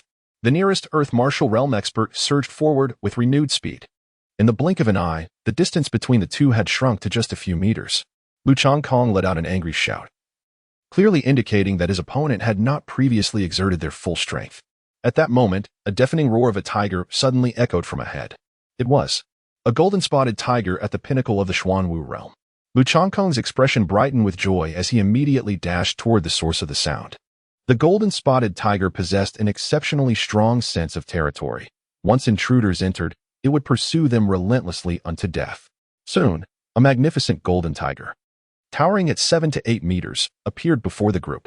As soon as they emerged, the golden-spotted tiger fixed its gaze upon the two formidable warriors of the Earth Martial Realm. "Leave the tiger to me. Do not let that brat escape," one of the Earth Martial Realm warriors declared without hesitation, charging forward to engage the golden tiger in combat. Lu Changkong shouted furiously and continued his flight for survival. The four individuals behind him wore expressions of amusement. Moments later, they arrived at the edge of a precipice. "Your Majesty, why have you paused? Are you fatigued? I have some return essence pills. Perhaps you would like to consume one and rest before continuing your escape?" One of them tossed a few white pills while mimicking a teasing sound akin to that of calling a dog. In the face of their mockery, Lu Changkong remained silent, his gaze fixed intently upon them as he scanned his surroundings, desperately seeking a glimmer of hope for survival. "Stop dawdling. Quickly sever his head and return to report." At that moment, a chilling voice suddenly echoed through the air. The formidable Earth Martial Realm expert, who had just battled the golden-spotted tiger, approached from a distance. The five gathered together. Lu Changkong had no chance of escape. Chapter 19. Subduing the Genius Guijia. He gazed at the five individuals who were slowly approaching. A flicker of unwillingness flashed in Lu Changkong's eyes. If only given time, he could easily subdue the mere Earth Martial Realm with his own strength. Unfortunately, kill him. With the command issued by the powerful figure of the Earth Martial Realm, several individuals ceased their hesitation and charged towards Lu Changkong from various directions. "Damn it. Let us fight." Lu Changkong's expression grew fierce. Even in death, he resolved to take a piece of them with him. Just as he prepared to fight desperately, a resounding voice, akin to the tolling of bells, suddenly echoed from beneath the cliff behind him. "Is it not a joyous occasion to have friends come from afar? Young friend, why not descend for a chat?" Upon hearing these words, the faces of several individuals changed dramatically, as if struck by a colossal boulder, causing their bodies to involuntarily stagger backward. Lu Changkong was momentarily taken aback, casting a glance at the seemingly bottomless chasm behind him. However, without a trace of hesitation, he let his body fall backward, plunging into the abyss. Though the identity of the voice's owner remained unknown, nonetheless, within Lu Changkong's heart, an answer had already taken shape. The genius strategist, Guijia. After riding for over half a month, he must have arrived. Just as he was about to plunge into the abyss, a gentle force unexpectedly manifested beneath him. With the aid of this unseen power, Lu Changkong landed safely. Below the precipice lay a serene valley, at the heart of which stood a towering ancient tree. Beneath its expansive canopy rested a wooden table and two wooden chairs. Seated upon one of the chairs was a man clad in long robes, appearing to be in his 40s. His features were unremarkable, yet his eyes possessed a depth akin to the ocean. "Do not stand on ceremony, young friend. Please, have a seat." The man gestured towards the empty chair with an outstretched hand. Lu Changkong nodded and gracefully took a seat. Soon, the group of assassins followed suit. The leader, a formidable warrior of the Earth Martial Realm, cast a scrutinizing glance at the young man and inquired with a grave tone, "May I ask who you are to dare interfere in the internal strife of the Deshang royal family?" "I am Guijia," he replied, "and I am not here to meddle. Rather, I find that you and I share a certain affinity." Upon hearing the name, Lu Changkong exhaled deeply, pondering the origin of this individual who had only now made his appearance after more than half a month. You are the renowned genius Guijia?" The expressions of the others shifted dramatically as they exclaimed, "How could you possibly be here?" "I happened to wander this way and encountered a fateful connection," Guijia remarked, casting a nonchalant glance at the group. The mention of a fateful connection rendered their visages somewhat grim. It was evident that they were not the ones he referred to. However, they were perplexed as to how a seemingly inept emperor could be deemed worthy of such a connection by Guijia. The warriors exchanged glances, and it was the leader of the Earth Martial Realm who stepped forward. "Elder Guo, we have received the irrevocable command from the Northern King to eliminate Lu Changkong. We hope you will refrain from interfering with our mission. Otherwise, should the Northern King become enraged, you too may find it difficult to escape unscathed." Guijia dismissed him with a mere wave of his hand, as if swatting away an irritating fly. In the next moment, the Earth Martial warrior was sent flying backwards, blood spewing from his mouth like a ruptured sack. "Boss, are you all right?" The others hurried over to assist him. The warrior, once again coughing up blood, appeared weakened. With their support, he slowly rose, his countenance darkening as he spoke. "Elder Guo, are you truly willing to oppose the Northern King?" In response to this inquiry, Guijia paid him no mind, instead turning his gaze toward Lu Changkong and offering a slight smile. Young friend, what do you propose we do? This question piqued Lu Changkong's interest, suggesting a dual inquiry, both regarding how he might deal with the group before him and how he might navigate the broader crises facing the Dishang. Lu Changkong cast a glance at those individuals, contemplating for a moment, and then spoke slowly. Execute. Guojia, taken aback, inquired, Your Majesty. Who do you intend to execute? Whoever dares to obstruct the advance of the Great Shang, I shall have them killed. Lu Changkong exuded an extraordinary confidence, radiating an aura that transcended the ordinary. After all, he possessed a formidable system. Given sufficient time, even the Empress of the Central Empire could be vanquished. The Emperor's reputation for fearsome authority, was he not wary of being labeled a tyrant? Guojia displayed a peculiar smile, rendering his intentions inscrutable. Fear was not a concern. Lu Changkong spoke softly. The annals of history are penned by the victors. Once I ensure that the people live prosperous lives, there will be those who will judge whether I am a tyrant. Upon hearing these words, a flicker of delight passed through Guojia's eyes. Initially, he had heard that the Emperor of the Great Shang was a feeble and ineffectual ruler. However, upon meeting him today, it became evident that such rumors were utterly unfounded. This decisive and resolute individual was precisely the fateful counterpart he had awaited for so long.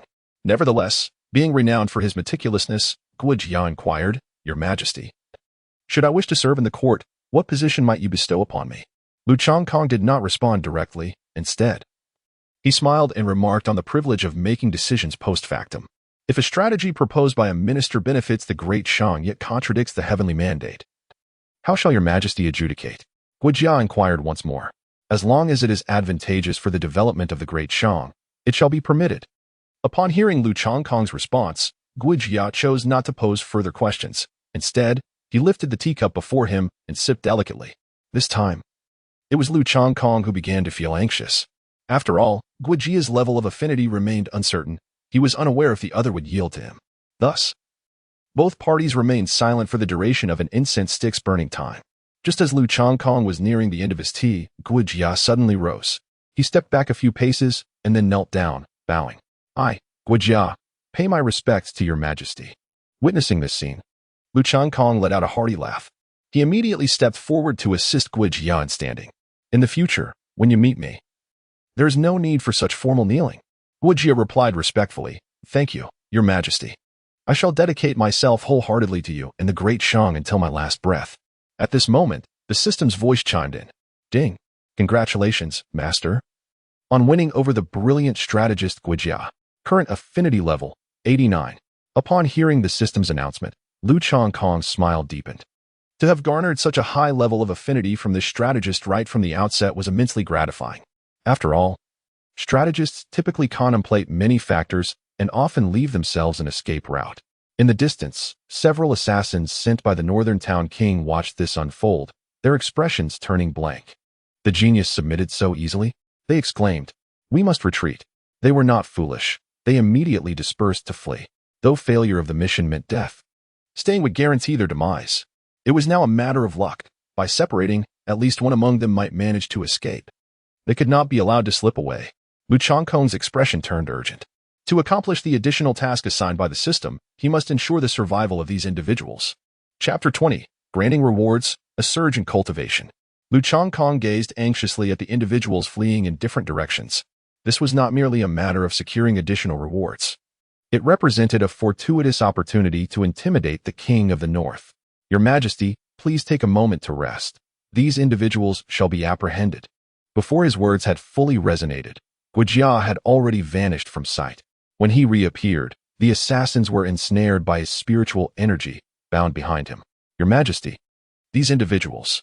Guojia cast the assassins onto the ground, his eyes reflecting a questioning demeanor. Naturally, they were to be dispatched on their way. Lu Changkong slowly rose, drawing the Zhiyang sword and approaching the group of individuals. Upon witnessing this, Guojia silently withdrew to the side. At this moment, the assassins felt as if their spirits had been extinguished. The Dog Emperor and the Great Shang would inevitably belong to the prince. You cannot fathom the prince's terror. Before they could utter another word, a flash of sword light struck forth. 5 heads tumbled to the ground, and blood gushed forth like a fountain. It was a cacophony of chaos. Lu Changkong cast a fleeting glance at the lifeless bodies before him, his heart as tranquil as still water. Beep. Beep. Master has completed an additional task. Rewards are being dispensed. The reward of the spirit source jar has been successfully distributed. In the next moment, Lu Changkong's cultivation rapidly ascended, with formidable power coursing through his entire being. The exhilarating sensation of continuous breakthroughs nearly overwhelmed him with ecstasy. Beep. There is a special summoning available. Shall it be used now? Yes, use it. Lu Changkong did not hesitate and summoned forthwith. Beep beep. He acquired 40,000 death warriors trained by Guojia. The master will receive them shortly. Death warriors? 40,000. Lu Changkong's expression brightened with joy. Currently, the guards within the court are comprised of soldiers from the Axe camp. While they are undeniably loyal, the battlefield is where their true abilities can shine. With the addition of these 40,000 death warriors, the guards within the Imperial City can now be replaced, and they can also serve as enforcers akin to the Jinyue. A notification chimed, rewarding him with a royal level 3rd-tier martial art, the Lud Sword technique. Upon absorbing the knowledge within his mind, Lu Changkong felt an exhilarating thrill. The Lu Sword technique was crafted by a revered ancestor of the Luo family, a figure of saintly stature within the Central Empire. This sword technique comprises a total of 9 forms. However, with Lu Changkong's current prowess, he could only cultivate the first form, Sword Divides Lu. The system detected a martial skill available for comprehension. Would he like to proceed? Yes. As Lu Changkong focused his thoughts, insights regarding Sword Divides Lu surged forth like a tidal wave. In no time, he seamlessly integrated the technique. Yet, mastering its execution would still require a period of diligent practice. Name, Lu Changkong. Cultivation level, Perfected Xuanwu Realm. Destiny, Supreme Sovereign. Martial skills, Monqiang Sword Technique, Entry Level. Swift Wind Steps, Entry Level, Lud Sword Technique, Entry Level. Summon Figures, Sun Shangxiang, 100, 7th Layer of Earth Martial Realm. Chu Yi, 100, 9th Layer of Earth Martial Realm. Guojia, 89, 1st Layer of Heaven Martial Realm. Summon Weapons, Yin Sword, Yang Sword. Remaining summoning opportunities, 1. After a glance at his system panel, Lu Changkong quickly refocused his thoughts. He was not in a hurry to utilize the summoning opportunities gained from his elevation in rank. After all, Guojia stood by his side, and it would be improper to ignore him. Guojia, you mentioned that the King of the North has sent someone to assassinate me. How should I proceed? Lu Changkong turned around and resumed his seat on the wooden chair. Guojia picked up the teapot, pouring tea for Lu Changkong while smilingly remarking, Your Majesty, the intentions of the King of the North are evident to all, and now his brazen assassination attempts are unmistakable. Do you not think it is time to sever ties? Hearing this, Lu Changkong raised an eyebrow and replied with a smile, You are indeed testing me. I dare not. Guojia said, lowering his head. I merely wish to hear your thoughts, Your Majesty. I was only jesting. Lu Changkong responded, I understand your meaning. Lu Changkong patted him on the shoulder and remarked, To speak candidly, the assassination of the emperor should warrant the death penalty. However, within the great merchant, the treacherous ministers and factions remain unresolved. The neighboring nations also eye us with predatory intent. Furthermore, Lu Dao has entrenched himself at the border for many years. Thus, he indeed deserves death, but now is not the time to execute him. Beside them, Guojia listened intently, his heart brimming with agreement. As the king of the northern defense, his forces numbered in the millions. A rash confrontation could provoke a desperate retaliation from the adversary. Moreover, within the court, Shang Wanyin would seize the opportunity to strike. Even the neighboring countries might mobilize their armies. Unless Lu Changkong possesses absolute personal power capable of suppressing all, the great merchant would be perilously close to annihilation. The emperor's analysis is indeed astute. Guojia smiled, saying, As far as I know, the northern border city boasts a total of 7 million troops, of which at least half have already fallen under the control of the King of the Northern Defense. Moreover, he is diligently seeking to recruit the remaining commanders. The King of the Northern Defense seeks stability, and once he has complete command over his forces, it will likely herald the day of his rebellion. Lu Changkong nodded and remarked, You are indeed correct. My time is limited. However, the immediate priority is to swiftly resolve the issues in Wanxiao Valley. Once internal troubles are eradicated, we can then turn our attention to the King of the North. Listening to Lu Changkong's response, Guojia felt increasingly assured that he had aligned himself with the right individual. With this thought in mind, he stepped forward and slightly bowed. Your Majesty, for many years I have been cultivating my own loyal assassins, numbering over 40,000. They are steadfast in their allegiance. Comprising both men and women, skilled in intelligence gathering and manipulating human emotions, each possessing strength above the first level of the Xuanwu realm. Now, I am willing to offer them all to your majesty. With their assistance, within 2 months, your majesty will undoubtedly eradicate internal strife and become the sole emperor of the Great Shang. Upon hearing this, Lu Changkong smiled inwardly. The assassins had finally been revealed. Excellent. With these loyal soldiers at my disposal, the pace of unifying the Great Shang will be significantly accelerated. Lu Changkong laughed heartily and said, in that case, the command of the Death Warriors shall be entrusted to you. The minister replied, I shall obey your command. Guojia bowed and accepted the order. By the way, Lu Changkong seemed to have realized something and said, I have cultivated a formidable sword technique. Although I have mastered it, I still feel that something is lacking. Given your immense prowess, I would appreciate your guidance. Guojia nodded and replied, Your Majesty, you need only to exert your full strength. Even if he had not spoken those words, Lu Changkong had already intended to unleash his full power. After all, this was a formidable being of the Tianwu realm, whose cultivation reached the pinnacle of a saint. Swish.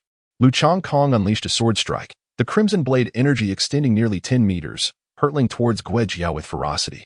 The formidable sword aura carved a long trench into the earth as it surged forth.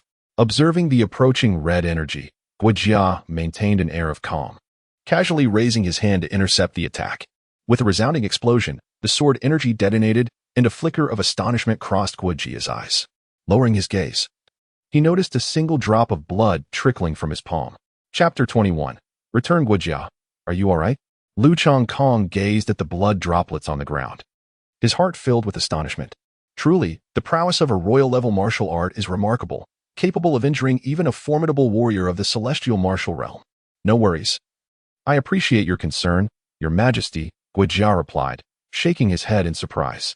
Your Majesty, the power of this sword strike is formidable. I estimate that martial artists below the 4th level of the Earth martial realm would likely be slain by it. However, the speed of your execution is somewhat lacking, indicating a certain unfamiliarity with the technique. Lu Changkong nodded and said, Indeed, there is still some time before I return to the imperial capital, so I would appreciate your company in practicing swordsmanship during the days to come. To this request, Guojia readily agreed. After all, the stronger Lu Changkong became, the better it would be for him. With Guojia's guidance, Lu Changkong's understanding of swordplay advanced by leaps and bounds. Before long, a week had elapsed. The following morning, Lu Changkong tidied up briefly before preparing to leave the valley. After all, in just 2 days, it would be the day of his promised duel with the falling Sunset Valley. Your Majesty, everything is in order and we may depart at any moment. Since Guojia had already pledged his allegiance, he too would return to the imperial capital. However, Lu Changkong did not respond to him. Instead, he summoned the system. System, I wish to summon. After all, he had achieved the pinnacle of the Xuanwu realm. The elevation through 5 realms granted him a summons, which he decided to utilize at this moment. Beep beep, summon successful. Reward, 1 7th-tier royal weapon, the Yuchang sword. Upon hearing the system's announcement, Lu Changkong felt a stirring within. Unexpectedly, he had summoned an ancient sword. At that moment, Guojia, standing nearby, was suddenly taken aback. He observed as a soft sword materialized in Lu Changkong's hand. A gentle breeze caressed the blade, causing it to sway gracefully like a willow branch. What an exquisite sword! As he gazed at the Yuchang's sword, a flicker of envy flashed in Guojia's eyes. After all, the emperor's treasures were abundant. Even a casually displayed sword far surpassed his own weapon in quality.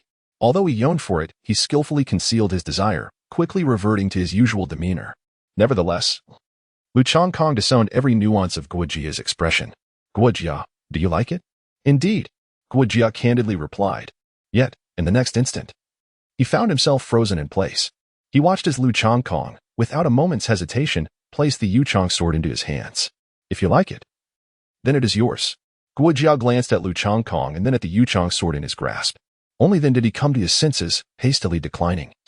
Your Majesty, I cannot accept this. The sword is far too precious. Lu Changkong waved his hand, interrupting, I say it's a gift for you. You shall accept it. Do you understand? Upon hearing this, Guojia was momentarily taken aback, then sheathed his sword, Yuchang. With a solemn expression, he slightly bowed, clasping his fists together. I am grateful for your Majesty's gracious bestowal. His tone, however, was not as exuberant as one might have anticipated. Nonetheless, a notification chimed, indicating an increase in Guojia's favorability, now standing at 97. Clearly, This increase suggested that Guijia's inner feelings were not as tranquil as they appeared. In response, Lu Changkong chose not to elaborate further. Let us depart. The time is ripe to witness the current chaos in the imperial capital. Lu Changkong stretched languidly. Subsequently, the two of them departed the valley, proceeding towards the location of the grand capital of the Great Shang Empire. Your Majesty, the Wang family from the south serves under the Northern Guardian. Do you need to disguise yourself? On the way, Guijia inquired softly, remaining vigilant of their surroundings. Lu Changkong waved his hand dismissively and stated calmly, in my own realm, why should I tread cautiously? Indeed, Guijia nodded in understanding. He grasped Lu Changkong's intent. It was imperative to convey to the Northern King that Lu Changkong had not only survived, but had boldly returned to the palace. Such a revelation would undoubtedly sow seeds of doubt within the Northern King's mind, leading him to believe that Lu Changkong was accompanied by formidable allies. Consequently, it was unlikely that he would instigate rebellion in the immediate future. This interval could be seized by Lu Changkong to address the issues concerning Shangguanyin and Luoxia Valley, thereby stabilizing the governance of the realm. Before long, the two arrived at a quaint village just outside the city. As they rested and partook of their meal, a child suddenly approached, stealthily slipping a note into Lu Changkong's hand before swiftly departing. Your informant? Lu Changkong inquired, somewhat astonished. It appeared that Guijia's intelligence network was indeed remarkably well established. Even in a remote village, news had managed to reach them. Yes, Guijia replied, opening the envelope. However, upon reading the contents, his expression grew rather peculiar. Speak plainly, he urged. Lu Changkong felt a stirring in his heart. Could it be some distressing news? Upon hearing this, Guijia hesitated for a moment before whispering, my informant has conveyed that there have been reckless discussions about your Majesty in the imperial capital recently. Lu Changkong glanced at the hesitant Guijia and remarked lightly, to say that I am indulgent and tyrannical, is that what you consider a despot? This revelation took Guijia by surprise. As Lu Changkong sipped his bowl of rice porridge, he continued, are there still those who claim that the esteemed ministers are unable to rise from their knees? Not only do I remain oblivious to this, but I also spend my days reveling with Lady Sun Shangxiang, neglecting the morning court sessions? If I am not mistaken, it will not be long before someone advocates for Shangguanyin to ascend the throne and take charge of the realm. Finishing the last spoonful of porridge, Lu Changkong let out a sigh and inquired, Guijia, what are your thoughts on this matter? Upon hearing this, Guijia realized that this seemingly youthful emperor before him was, in fact, quite shrewd in his dealings. It was likely that a significant portion of the rumors circulating in the imperial capital had been deliberately spread by him. The emperor was well aware of the situation, and Guijia had no alternate opinions to offer. He merely expressed concern over whether Lady Sun Shangxiang would act in accordance with the emperor's wishes. Lu Changkong remained silent. Nevertheless, Sun Shangxiang would undoubtedly never betray her principles. However, due to the circumstances surrounding his schemes, her innocence was undoubtedly tarnished. When time permitted, he vowed to make amends for her suffering. That night, the two returned to the imperial capital under the veil of secrecy. However, Lu Changkong and Guijia did not return immediately to the royal city. Instead, they ventured to a clandestine stronghold. Within, there were only a few dozen individuals. Yet each possessed cultivation levels exceeding the first stage of the Xuanwu realm. Upon the arrival of the Supreme Commander, the gathered assembly promptly paid their respects to Guijia. Although they might have surmised Lu Changkong's identity, they refrained from making any presumptuous gestures without explicit instructions. Quickly pay your respects to His Majesty, Guijia urged, causing a wave of astonishment among the crowd as they hastily knelt on the ground. Rise, the monarch commanded, as it is your first encounter with me. I shall not hold it against you. Lu Changkong stood with his hands clasped behind his back, his tone indifferent. Thank you, your Majesty. The crowd let out a collective sigh of relief. Initially, there were concerns that the rumors regarding the current emperor being a tyrant were indeed true. Yet, it appears that the reality is less dire than anticipated. Now, let us discuss the recent movements of Shangguanyin. Those who contribute shall be rewarded, while those who do not. Upon hearing this, the relief that had just settled over the crowd began to dissipate once more. It seems the rumors were not entirely unfounded. Chapter 22. The truth revealed, your Majesty, based on our continuous inquiries day and night. Shangguanyin is currently confined to the dissemination of rumors. However, the situation at Luminous Valley is exceedingly tumultuous. A young leader hastily stepped forward, bowing as he reported. Oh, Lu Changkong inquired with some surprise, what movements are occurring at Luoxia Valley? The small leader produced a spherical object, channeling spiritual energy into it. Images of various figures emerged in the air. Your Majesty, this is a recording captured by the viewing orb. Currently, among the 8 remaining elders of Wanxiao Valley, 7 have secretly made their way to the Shangwan family, while only the Grand Elder of Wanxiao Valley remains in seclusion. Upon hearing this, Lu Changkong furrowed his brow. It seemed that Wanxiao Valley could no longer contain itself and was poised to strike decisively against the Great Shang dynasty. However, this aligned perfectly with Lu Changkong's own intentions. After all, to accomplish an additional reward task, Wanxiao Valley had to be addressed. Furthermore, with Guojia's assistance, Lu Changkong felt entirely confident in turning the tide and decisively swallowing Wanxiao Valley. Indeed, a reward is in order. Upon finishing his words, Lu Changkong cast a glance at Guojia. Instantly, Guojia understood and produced several pieces of silver to distribute. In the Kunlun continent, although spirit stones are considered a universal currency, not everyone possesses them. The treasury of the great merchant had long been emptied by Shangwan Yin. Lu Changkong may be regarded as the most impoverished emperor in history. After Guojia dismissed these assassins, he quietly inquired, "Your Majesty, what thoughts occupy your mind at this moment?" Remain unperturbed. Lu Changkong smiled faintly and said, "However, there may be a great battle tomorrow. It is up to you. The emperor can rest assured, for I shall dedicate myself wholeheartedly." Guojia's expression was earnest and his tone sincere. With a sweeping gesture of his arm, Lu Changkong laughed heartily. "Let us return to the palace." Simultaneously, in the northern border city, the expression of the northern guardian king, Lu Dao, was as grim as if he had consumed a dead fly. "Useless, a bunch of useless fools. Find them for me. If they are alive, I want to see them. If they are dead, I want to see their corpses." A soldier kneeling before him nodded in agreement. Casting a glance at Lu Dao, he whispered, "Should we intervene in tomorrow's royal competition with the falling Sunset Valley?" "No need." Lu Dao let out a cold snort and remarked, "The pressing matter at hand is to ascertain whether there are formidable individuals beside Lu Changkong that we are unaware of." Understanding the urgency, he declared, "I shall commence the investigation immediately." The soldier, no longer hesitating, promptly rose and departed. Lu Dao arrived outside the barracks, gazing at the night sky above. The chill in his eyes grew ever colder. "Elder brother, I shall see how much of a legacy you can leave for your unworthy son." The following dawn, Shangwan Yin entered the royal city alongside the elders of the Falling Sunset Valley. Among them, the elder from Falling Sunset Valley led the procession, followed closely by disciples participating in the competition, each bearing an air of haughty superiority, dismissing others entirely. Trailing behind them were hundreds of court officials. Today, they were to witness a momentous event in history. Once Shangwan Yin ascended the throne, they would be hailed as founding heroes. It was indeed a day of great joy. Why, then, did Shangwan Jing wear a furrowed brow? Shangwan Jing did not walk with her fellow disciples from Falling Sunset Valley, but rather alongside Shangwan Yin. Perhaps it was due to a restless night, for she slightly shook her head. For some inexplicable reason, an unsettling feeling lingered in her heart. Furthermore, she had dreamed of her wager with Lu Changkong the night prior. Noticing her reluctance to speak, Shangwan Yin chose not to dwell on it. The heavens and earth, along with the favor of the people, had already aligned in his favor. With the assistance of the strong from Falling Sunset Valley and Lu Changkong being led astray by that enchantress Sun Shangxiang, who indulged in nothing but revelry, he could hardly be deemed a worthy ruler. Such a tyrant, so debauched, was an affront to natural order. With such a formidable entourage, even a dog could ascend the throne. Soon, a grand procession arrived before the royal palace, where more than a dozen ministers had already gathered. The leader of this assembly was Chu Yi, flanked by 4 ministers. Although this group was not small, it paled in comparison to Shangwan Yin's entourage. Witnessing the impressive gathering opposite them, the countenance of the ministers darkened considerably.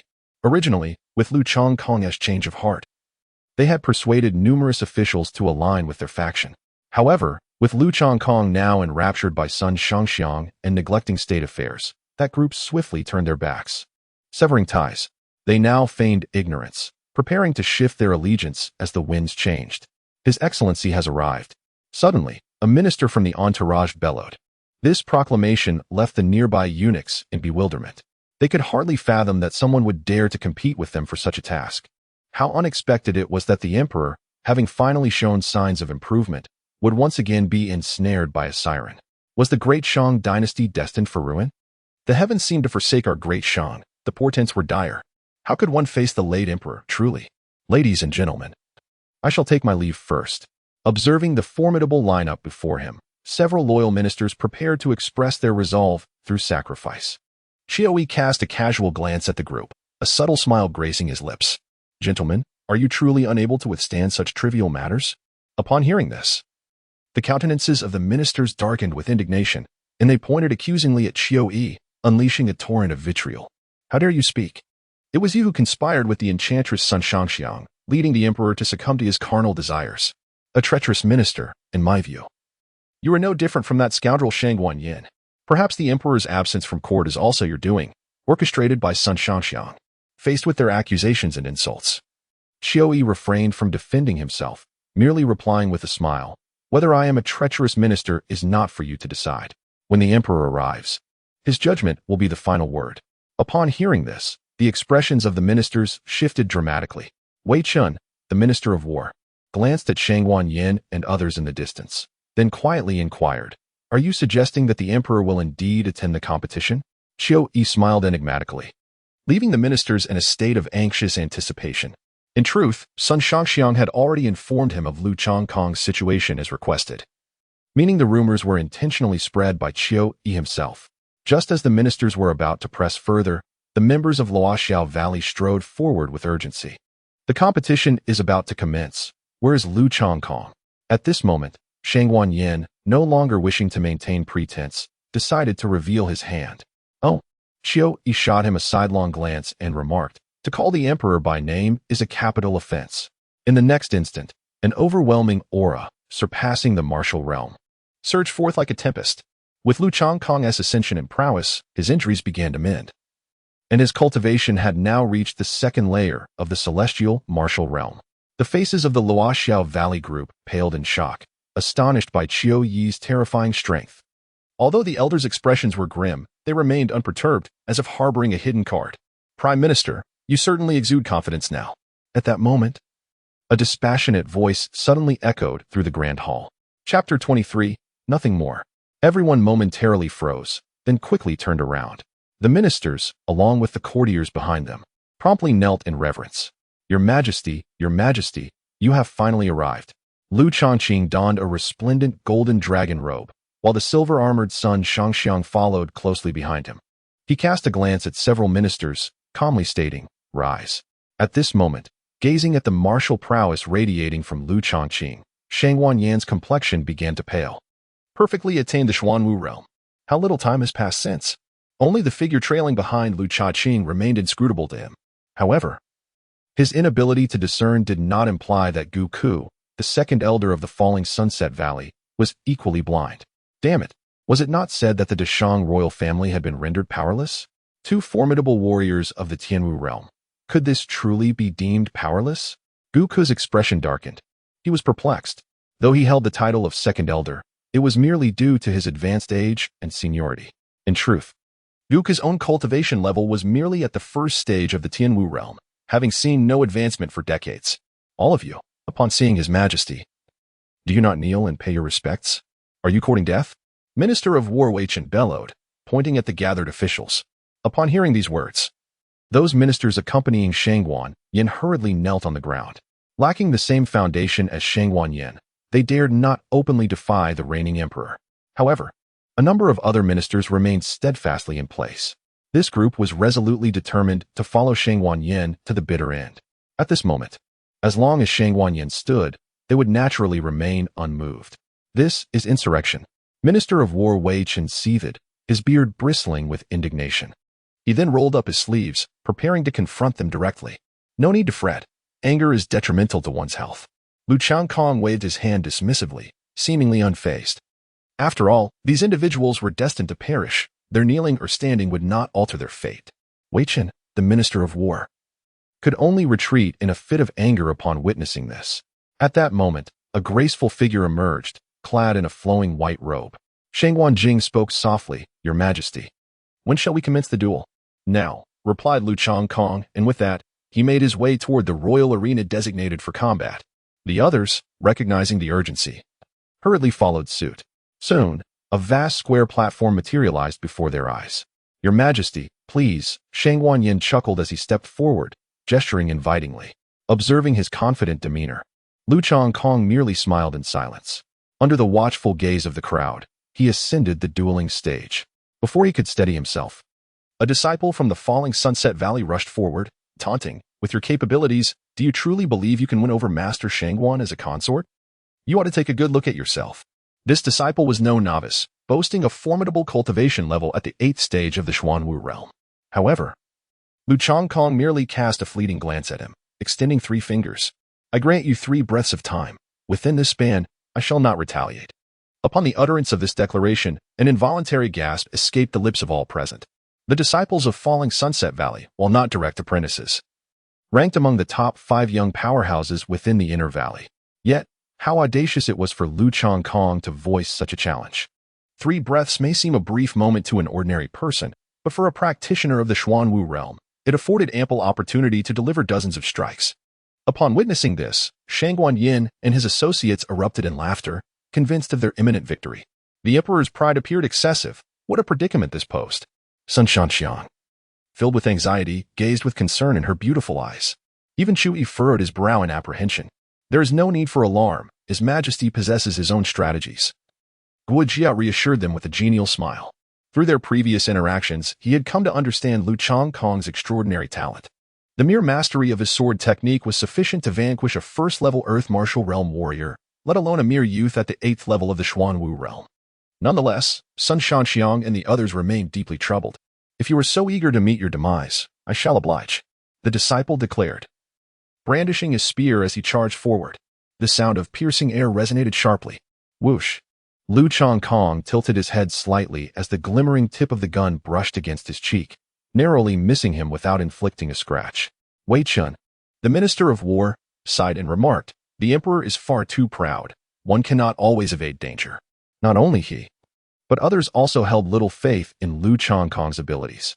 While cultivation is indeed significant, the importance of battle experience cannot be overlooked. However, Chu Yi's eyes sparkled with insight, recognizing the underlying principles at play. The Emperor's grasp of distance and timing is remarkably precise. It appears he possesses a certain confidence to utter such words. Yet, the disciples from the Falling Sunset Valley on the arena held a different view. "Humph. Let us see how many times you can evade." As he spoke, the long spear in his hand spun rapidly like a windmill, unleashing a tempestuous barrage of attacks. Lu Changkong remained unfazed, with his hands clasped behind his back. He strolled leisurely, effortlessly dodging each attack that barely grazed his form. Yet, remarkably, none could inflict even the slightest harm upon him. Dragon Breaker Spear. With the time limit approaching, the disciple unleashed his most formidable martial technique. Crimson energy enveloped the spear, resembling a fire dragon lunging forth. Waves of searing heat radiated outward in all directions. Bang! The fire dragon erupted instantaneously, engulfing the arena in a shroud of black smoke. "Why aren't you dodging?" The disciple's expression brightened at the prospect of landing a fatal strike. However, in the next moment, a detached voice emerged from the haze. "The disciples of Falling Sunset Valley possess such strength? I am truly disappointed." As the words faded, the smoke dissipated, revealing Lu Changkong effortlessly pinching the spear's tip between his index and middle fingers. How is this possible? Not only was the disciple left in a state of disbelief, but even those watching, including Shangguan Yin, were astonished. The Dragon Breaker Spear was a spirit-level martial technique of Falling Sunset Valley, renowned for its ability to slay foes beyond one's level. Yet now, it was being halted by merely 2 fingers of Lu Changkong? This was utterly inconceivable. 3 breaths have passed. You may now meet your demise. Lu Changkong cast a fleeting glance at him, and in the next instant, his figure vanished. Where did he go? The disciple was taken aback. Yet before he could fully comprehend the situation, a powerful hand seized the nape of his neck. In an instant, he found himself lifted like a mere cub, suspended effortlessly by Lu Changkong's single hand. In the following moment, Lu Changkong exerted force with his arm, forcefully slamming the disciple down towards the ground. Boom! The terrifying power caused the entire arena to tremble. The disciple's head was driven into the platform. He twitched twice before his legs fell weakly, and he fell silent. Lu Changkong slowly rose to his feet, brushing off the dust from his hands.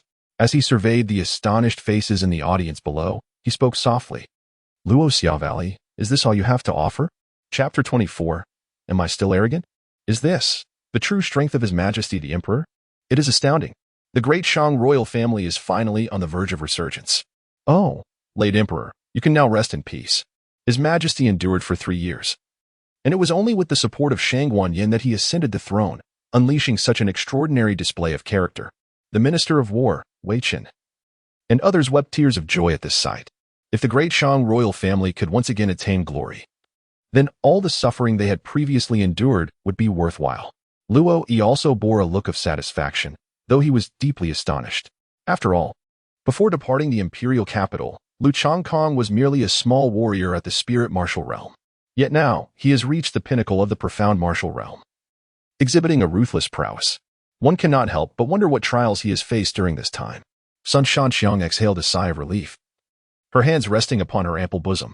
As long as Lu Changkong was safe, she would be willing to do anything for him.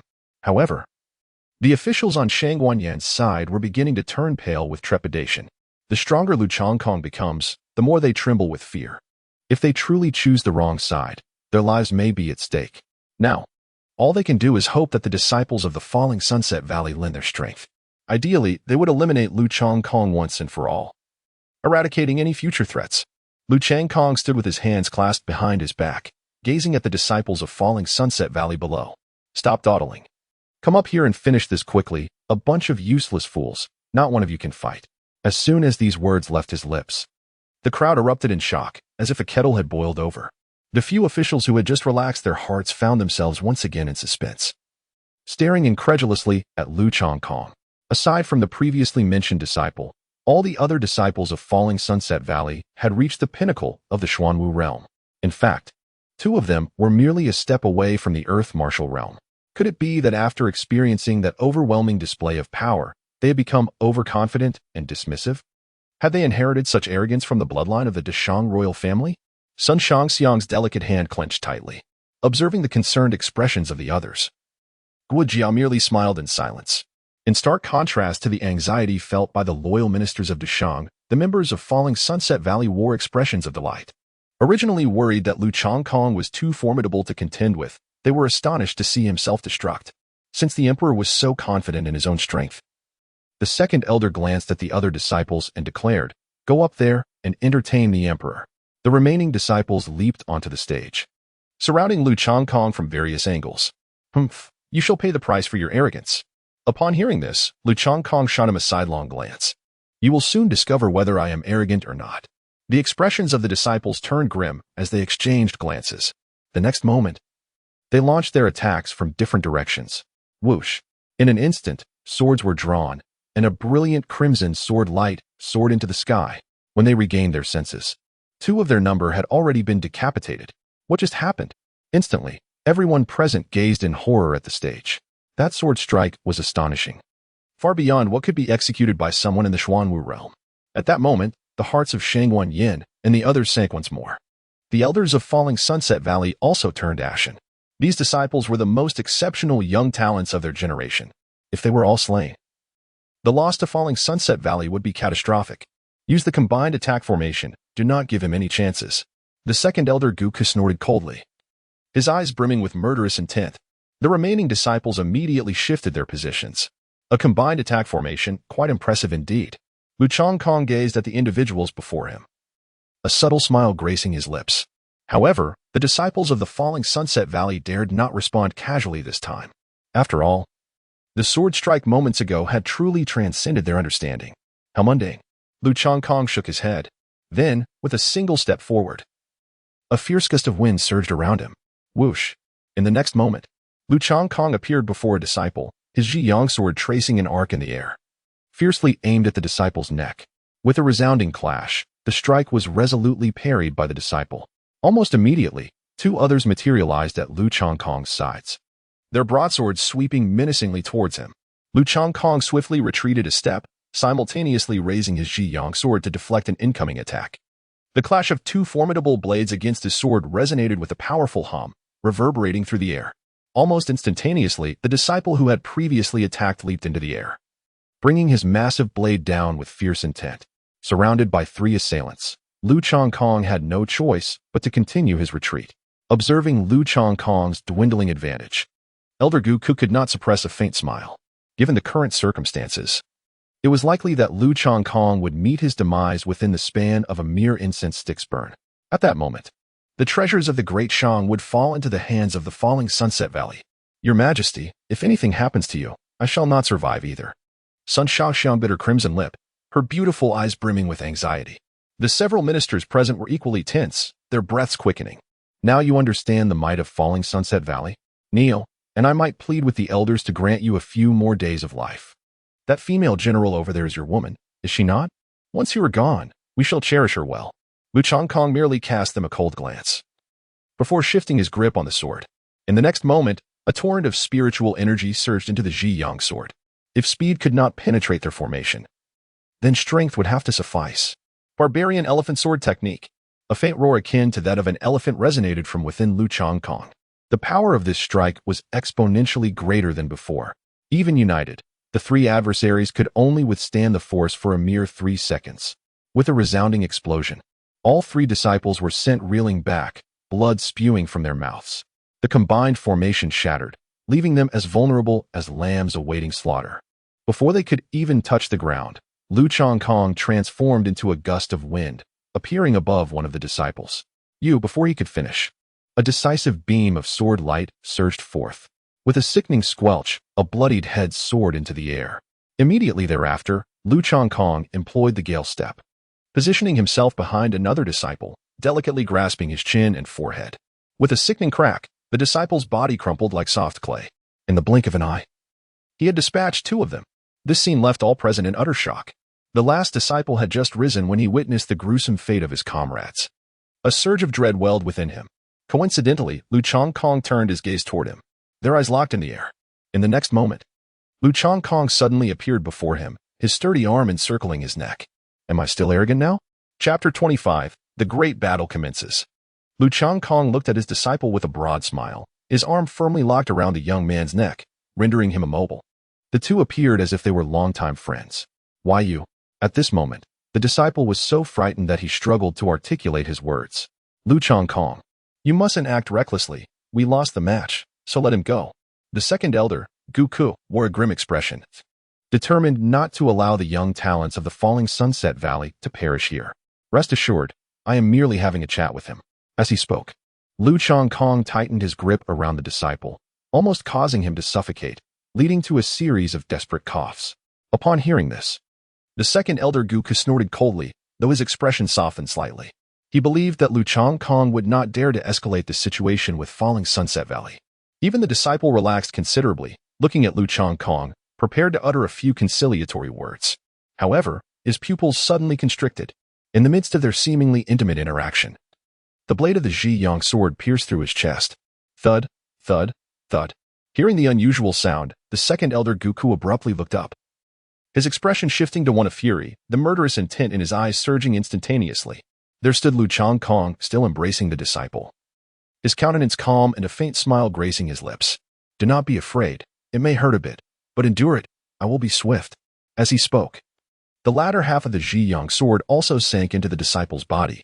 Scalding blood splattered onto the pristine floor tiles, a pungent scent of blood permeating the air. Staying obediently in falling Sunset Valley would have been so good. Why must you come out? To seek death? Lu Changkong's voice was not loud, yet the speed of his movements accelerated with each uttered syllable, each word punctuated as if thrusting a blade. In mere seconds, the disciple's abdomen was reduced to a gruesome mess of blood. Despite his desperate attempts to resist, he could not break free from Lu Changkong's arms, which were as formidable as mountains. To all onlookers, it appeared as though the disciple had relinquished his struggle, resigned to the fate of being pierced one sword stroke at a time. Moments later, as Lu Changkong released his grip, the disciple's lifeless body crumpled to the ground. Seeking death, Elder Gu Ku bellowed in fury, launching a powerful punch toward Lu Changkong on the stage. Instantly, a white fist mark several meters long materialized, infused with a fierce murderous intent, hurtling toward Lu Changkong with unyielding force. In this generation of the falling Sunset Valley, all the outstanding young disciples had perished. In a few years, the valley's core strength would face a vacuum. Perhaps other factions would seize the opportunity to encroach. Hence, Lu Changkong must die. The dashing dynasty must be swiftly controlled by the falling Sunset Valley. I shall see who seeks death. Shui's expression darkened with rage, and he appeared before Lu Changkong in an instant. He then unleashed a punch. Boom. Elder Gu Ku's fist mark was shattered with ease. Simultaneously, The momentum of Chu Yi's strike continued unabated, slamming into Gu Ku's chest. Boom. With a mere casual punch, Elder Gu Ku was sent reeling, blood spewing from his mouth. The other elders rushed to assist him, lifting him back to his feet. Anyone who dares to attack the emperor shall meet their demise, Chu Yi declared vehemently. At that moment, a swarm of soldiers, armed with swords and axes, surged in from outside, encircling the area in mere seconds. Their imposing presence fixated on the falling Sunset Valley and Shangguanyin. Your Majesty, the time has come to send them on their way. Chu Yi turned, his demeanor profoundly respectful. Lu Changkong nodded slightly, just about to announce the death sentence for the group. Suddenly, a voice, indifferent yet commanding, echoed around them. As a figure of the heavenly martial realm, should one not possess the pride befitting such a legendary status? Is it not unbecoming to strike against those of the earth martial realm? Upon hearing these words, the expressions of the crowd from Wanxia Valley brightened with joy. Lu Changkong's expression shifted slightly, taken aback by the fact that the Wanxia Valley had secretly summoned a formidable expert of the Tianwu realm. This is dreadful. Guojia's countenance darkened, as his assassins had failed to uncover this crucial information. By all accounts, this was a grave oversight on his part. The Grand Elder has indeed arrived. This secures our position. The Great Shang, your demise is imminent. Brace yourselves for your fate. I had asserted that Wanxia Valley would not neglect to dispatch a Tianwu realm expert. Upon witnessing this, Shangguanyin erupted in laughter. For the Grand Elder of Wanxia Valley had not attained his rank merely through seniority. This venerable figure possessed genuine prowess, having cultivated in the Tianwu realm for many years. Shangguanjing finally exhaled in relief, having nearly succumbed to the fear that her previous nightmare would materialize. Suddenly, an elder clad in a flowing white robe, exuding an ethereal presence, descended from the void. However, Chu Yi's demeanor remained unchanged. He merely bowed before Lu Changkong. Clearly, at the mere utterance of Lu Changkong's command, he would not hesitate to unleash a massacre. Contemplating Chu Yi for a brief moment, Lu Changkong resolved that all present who opposed him must perish. Yet, the manner of their demise must be considered. To engage in an all-out battle recklessly would likely result in substantial casualties among the soldiers at hand, a prospect he could not abide. Especially with the Northern King lurking at the borders. He must first eliminate this Tianwu realm elder. After a moment, Lu Changkong spoke slowly. This subordinate is ready to obey the command. Chu Yi clasped his hands in salute and turned to the elder hovering above. What is your name? This general does not slay nameless foes. Upon hearing this, the Grand Elder of Wanxia Valley laughed heartily, his voice resonant. I am Pei Chuanping. I am aware of you. Chu Yi, from your appearance, it seems your injuries have somewhat healed. If those others were to learn of this, they would undoubtedly come seeking you shortly.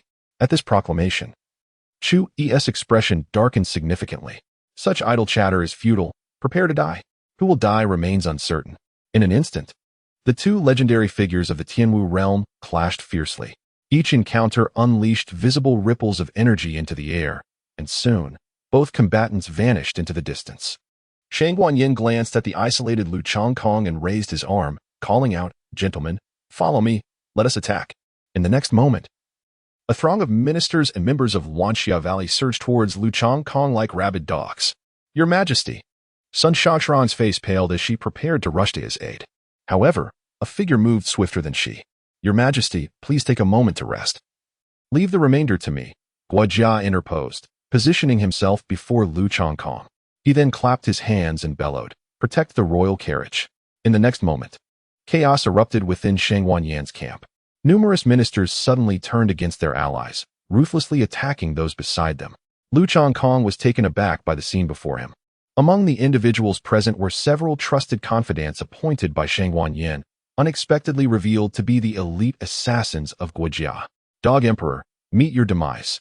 At that moment, several elders from the falling Sunset Valley charged forward, only to be single-handedly thwarted by Guojia. Following closely, the Imperial Guards clashed fiercely with a horde of silver-armored soldiers. At that instant, the entire rear mountain resembled a colossal meat grinder, with severed limbs and dismembered bodies soaring through the air, painting the earth a deep crimson. Chapter 26. All cards on the table, it was evident that Guojia alone could not possibly hold back so many elders from the falling Sunset Valley. Even as a martial legend at the heavenly martial realm, it was an insurmountable task. However, the assassins were no ordinary foes. Empowered by their combined formation, they managed to withstand the assault of 2 or 3 elders from the earth martial realm. The Great Shang dynasty once possessed such techniques, but alas, they had been appropriated by Shangguanyin. With the seamless cooperation of the assassins, the falling Sunset Valley began to find itself at a disadvantage. At this juncture, Shang Guanyin's countenance was as grim as one who had just tasted excrement. He had initially believed that with the intervention of the Grand Elder from the falling Sunset Valley, the great Shang dynasty would fall into his grasp. Yet, he was taken aback to discover that this worthless emperor he had supported to power possessed numerous hidden trump cards unknown to him. I truly underestimated you. Shang Guanyin glared at Lu Chongkong on the arena, his murderous intent surging. Grasping a steel blue sword, he charged forth. You little brat. I've protected you for 3 years. It's time to return the favor. His speed was astonishing, and in the blink of an eye, he stood before Lu Chongkong. With a fierce and menacing expression, he swung his sword downwards. Just as the blade was about to cleave into Lu Chongkong, a piercing, killing intent suddenly locked onto him. The sound of slicing air from behind sent chills down Shang Guanyin's spine. If he did not turn to defend himself, even if his sword struck Lu Chongkong, he would undoubtedly meet his own demise. Reluctantly, Shang Guanyin had no choice but to pivot and counter with a slash. Clang! A silver arrow was deftly deflected by his sword. However, the immense force transmitted through the blade to his arm nearly shattered his grip. Damn it! Shang Guanyin glared at Sun Shangxiang, who stood protectively before Lu Chongkong, unable to restrain his ire. After all, Sun Shangxiang's prowess was not to be underestimated. Treasonous scoundrel! Do not think you can harm the emperor in the slightest. Sun Shangxiang let out a cold snort, her eyes ablaze with murderous intent. In recent times, under Shang Guanyin's machinations, her reputation had been thoroughly tarnished.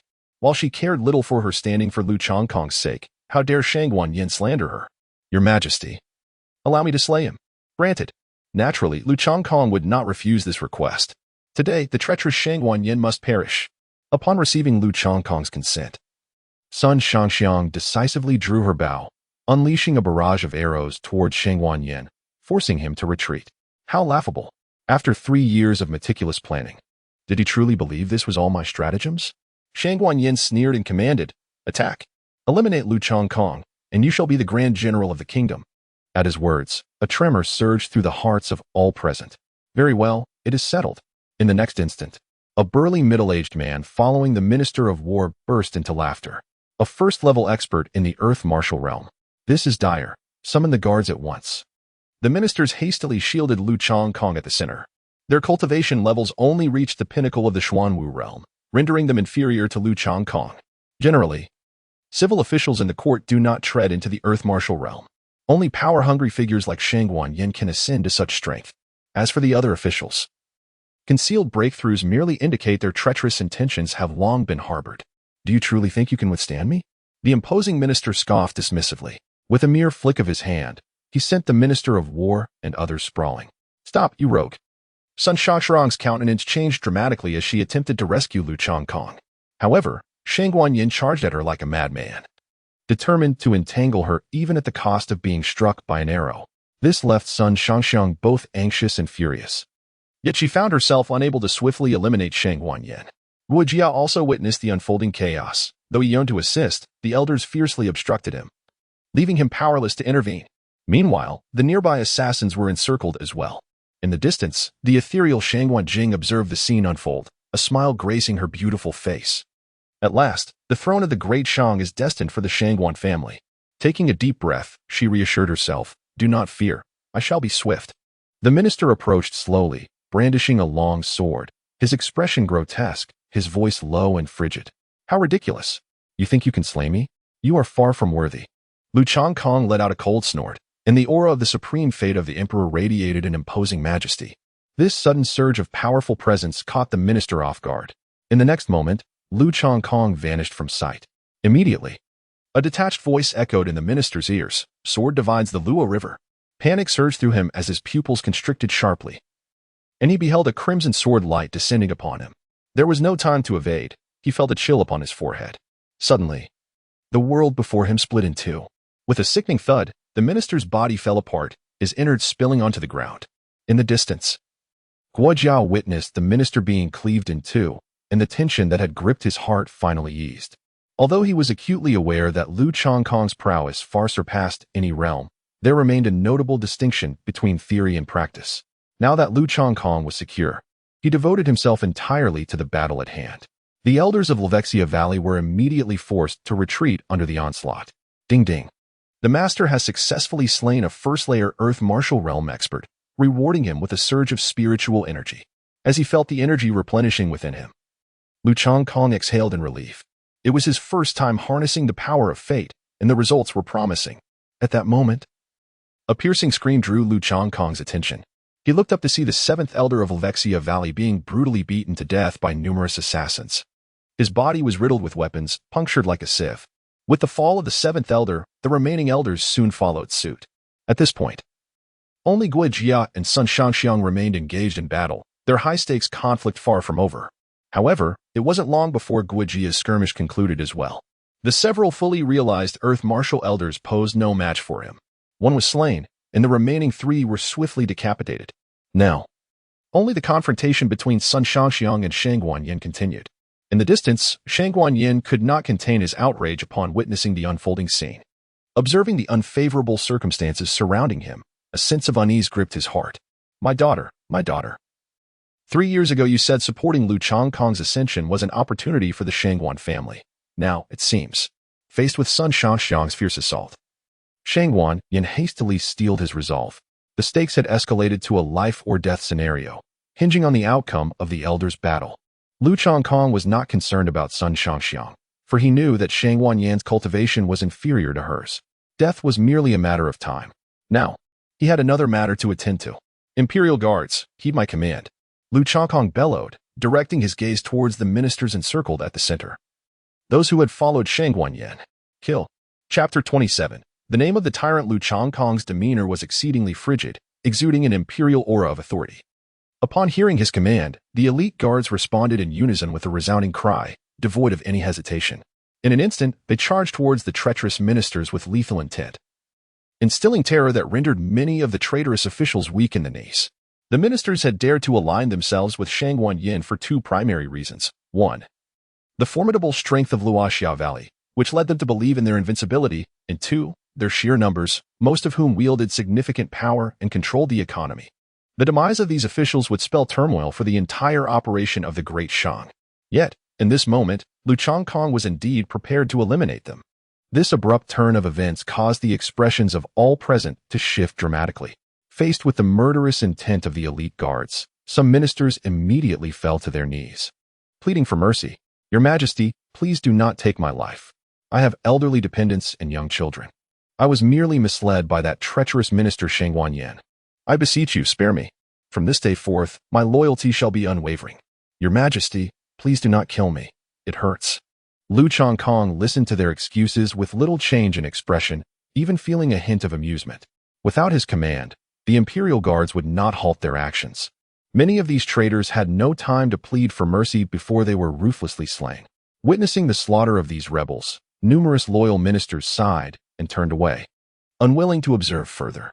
Wei Chen, the Minister of War, hesitated for a moment before stepping forward. Your Majesty, I implore you to show mercy and spare their lives, otherwise the operations of our Great Shang will face significant turmoil. Upon seeing this, the other ministers quickly knelt in supplication. Indeed, what Minister Wei has said holds truth. Your Majesty must deliberate carefully. Yes, as I am aware, many among them were coerced by Shang Guanyin. They added, if you were to execute them all, it would severely tarnish your reputation. These ministers, motivated both by the desire for the prosperity of the Great Shang and a sense of shared sorrow for the fate of the doomed, found themselves in a poignant dilemma. Lu Changkong gazed upon the ministers kneeling before him, their pleas for mercy evident in their demeanor. His expression remained impassive, and his gaze bore an almost piercing intensity. Many of the ministers, sensing the gravity of the moment, dared not meet his eyes. There was no need for further words. The emperor's will was resolute. Lu Changkong stood with his hands behind his back, and after speaking, he turned his gaze away from them. The crowd exchanged glances, yet remained kneeling. Your Majesty, do you not comprehend my command to be silent? Lu Changkong let out a cold snort and declared, should anyone dare to plead for mercy again, they shall face death together. These loyal ministers, particularly several of the secretaries, have devoted themselves wholeheartedly to the Great Shang, demonstrating unwavering loyalty. However, if they choose to oppose Lu Changkong and stubbornly hold on to their opinions, then they too must meet their demise. Moreover, this is an opportune moment to instill fear in those wavering ministers, making it clear that betrayal leads only to a path of death. As for their concerns regarding reputation, Lu Changkong believed that a tyrant was indeed commendable. In a moment of synchronized collaboration among numerous assassins, hundreds of ministers were ruthlessly slain. The ground was awash with blood, and the air was thick with the pungent scent of carnage. The loyal ministers, witnessing the countless corpses strewn about, were filled with a tumult of terror and dread, scarcely daring to breathe. In stark contrast, the imperial guards exhibited expressions of exhilaration. These individuals had been indoctrinated from a young age, compelled to pledge allegiance to the royal family of the Great Shang. Regrettably, the previous emperor had been indecisive. Now, the new emperor was resolute and unyielding, exhibiting no hesitation in eliminating treacherous ministers and rebels. Was this not the enlightened ruler they had longed for? Observing the reaction of the imperial guards, Lu Changkong nodded in satisfaction. This was precisely what he desired. At that moment, Shang Guanyin felt as if his heart had turned to ash. 3 years of scheming had come to naught. He had overestimated the strength of those from the falling Sunset Valley. Most critically, he never anticipated that the genius strategist Guijia would also fall under Lu Changkong's influence. The assassins surrounding him were an enigma he could not comprehend. He wondered where these individuals had gathered from. His numerous confidants had all been ruthlessly dispatched. No, it was not over yet. There remained the Grand Elder of the falling Sunset Valley. As this thought crossed Shang Guanyan's mind, Chui returned, seemingly walking on air. Reporting to your majesty. This humble servant has fulfilled his duty and has slain the Grand Elder of the falling Sunset Valley. In his hand, Chui held aloft a severed head. Upon witnessing this scene, Shang Guanyin nearly fainted, his eyes rolling back. It was all over. Splendid. Lu Changkong let out a hearty laugh and declared, "Our great Shang dynasty is poised to usher in a new era of brilliance." Upon hearing these words, the ministers and officials promptly knelt down in fervent agreement. Your Majesty, the treacherous rebels have been vanquished, leaving only Shang Guanyin, cried Wei Chun, the Minister of War, who knelt on the ground, his voice resounding. We beseech your Majesty to execute the leader of the insurrection. Lu Changkong nodded, casting a glance towards Sun Shangxiang. At that moment, Shang Guanyin had been rendered completely defenseless, with 3 or 4 arrows lodged in his body, his complexion pallid. It was estimated that he would be slain within the next minute. Your Majesty, shall I lend a hand to Miss Sun? Guijia inquired. Before his words could fully resonate, Sun Shangxiang proclaimed, Your Majesty, within 3 moves, I shall secure the head of that scoundrel Shang Guanyin. Upon hearing this, Lu Changkong's expression shifted. After all, she was a formidable expert of the earth martial realm, possessing her own pride. Furthermore, in his heart, Sun Shangxiang had already become one of his consorts, and thus, her request was not unreasonable. Let her handle it herself. Guijia, observing the scene, nodded in agreement. Scoundrel, you have tarnished my reputation far and wide. You shall pay for your sins with your life. Sun Shangxiang's gaze was icy, her voice piercing. With a swift motion, she drew 3 silver arrows and knocked them onto her bowstring. Then, she pulled the bow to its utmost limit. 3 dragons play with the pearl. As Sun Shangxiang released the bowstring, the 3 arrows shot forth like fierce golden dragons. No matter how Shang Guanyin attempted to evade, the 3 golden dragons remained relentless in pursuit. Thud, thud, thud. With 3 sprays of crimson, Shang Guanyan's body finally succumbed, collapsing onto the ground. Sun Shangxiang exhaled a sigh of relief, then approached Lu Changkong, preparing to kneel and report. However, she was gently halted by Lu Changkong, who tenderly wiped the sweat from her brow. You are not my minister, so there is no need for you to kneel from now on. Follow me, and first, take the time to rest. Feeling Lu Changkong's gentleness, Sun Shangxiang's cheeks flushed with shyness. The surrounding ministers, however, were seemingly oblivious, engrossed in their own affairs, akin to blind and deaf individuals. Observing the lifeless Shang Guanyin, Lu Changkong felt a rare lightness. Yet, after a few moments, the system's voice remained silent. It was peculiar. Had not the extra reward task been accomplished? Lu Changkong furrowed his brow and cast a glance around him. Suddenly, as if struck by a thought, he inquired in a deep voice, Has anyone seen Shang Guanjing? Chapter 28. Establishing authority. Upon hearing Lu Changkong's question, everyone exchanged glances, unsure of how to respond. Soon, after a thorough search by the numerous imperial guards, Shang Guanjing's body was not found. This news cast a shadow over Lu Changkong's expression. After all, he had initially offered 2 additional reward tasks concurrently. Shang Guanjing was considered a participant in the competition, though her turn to compete had not yet arrived. A conflict erupted prematurely between the 2 sides. Seal the city at once. Deploy everyone and ensure that Shang Wanjing is captured. In Lu Chongkong's tone, an unusual hint of urgency emerged. It is hardly surprising, given the extravagant rewards associated with the additional task. The subordinate has received the command. Li and Guijia clasped their fists in salute and promptly set out with their respective troops to conduct a thorough search of the city. Although they were unaware of the specifics regarding the rewards for the extra task, the fact that Shang Wanjing is the eldest daughter of the traitor Shang Wanyin rendered her a target that must be eliminated without hesitation. Your Majesty, with this bloodshed all around, do you require me to summon individuals to clean up the mess? Minister of War Wei Chen observed the numerous corpses strewn across the ground, feeling a twinge of discomfort, as some of the fallen were once his acquaintances. Yet now, they were irrevocably separated by the veil of death. Let us leave it be for the moment. Lu Chongkong stood with his hands clasped behind his back and commanded, summon the ministers who remain at home. Inform them that they must arrive at the court within a quarter of an hour, otherwise, they need not return ever again. Moreover, bring them to take a tour around before entering the palace. Anyone who dares to hesitate shall be executed on the spot. The ministers immediately acknowledged his orders and hurriedly departed. They wished to linger not a moment longer amidst the corpses that littered the ground.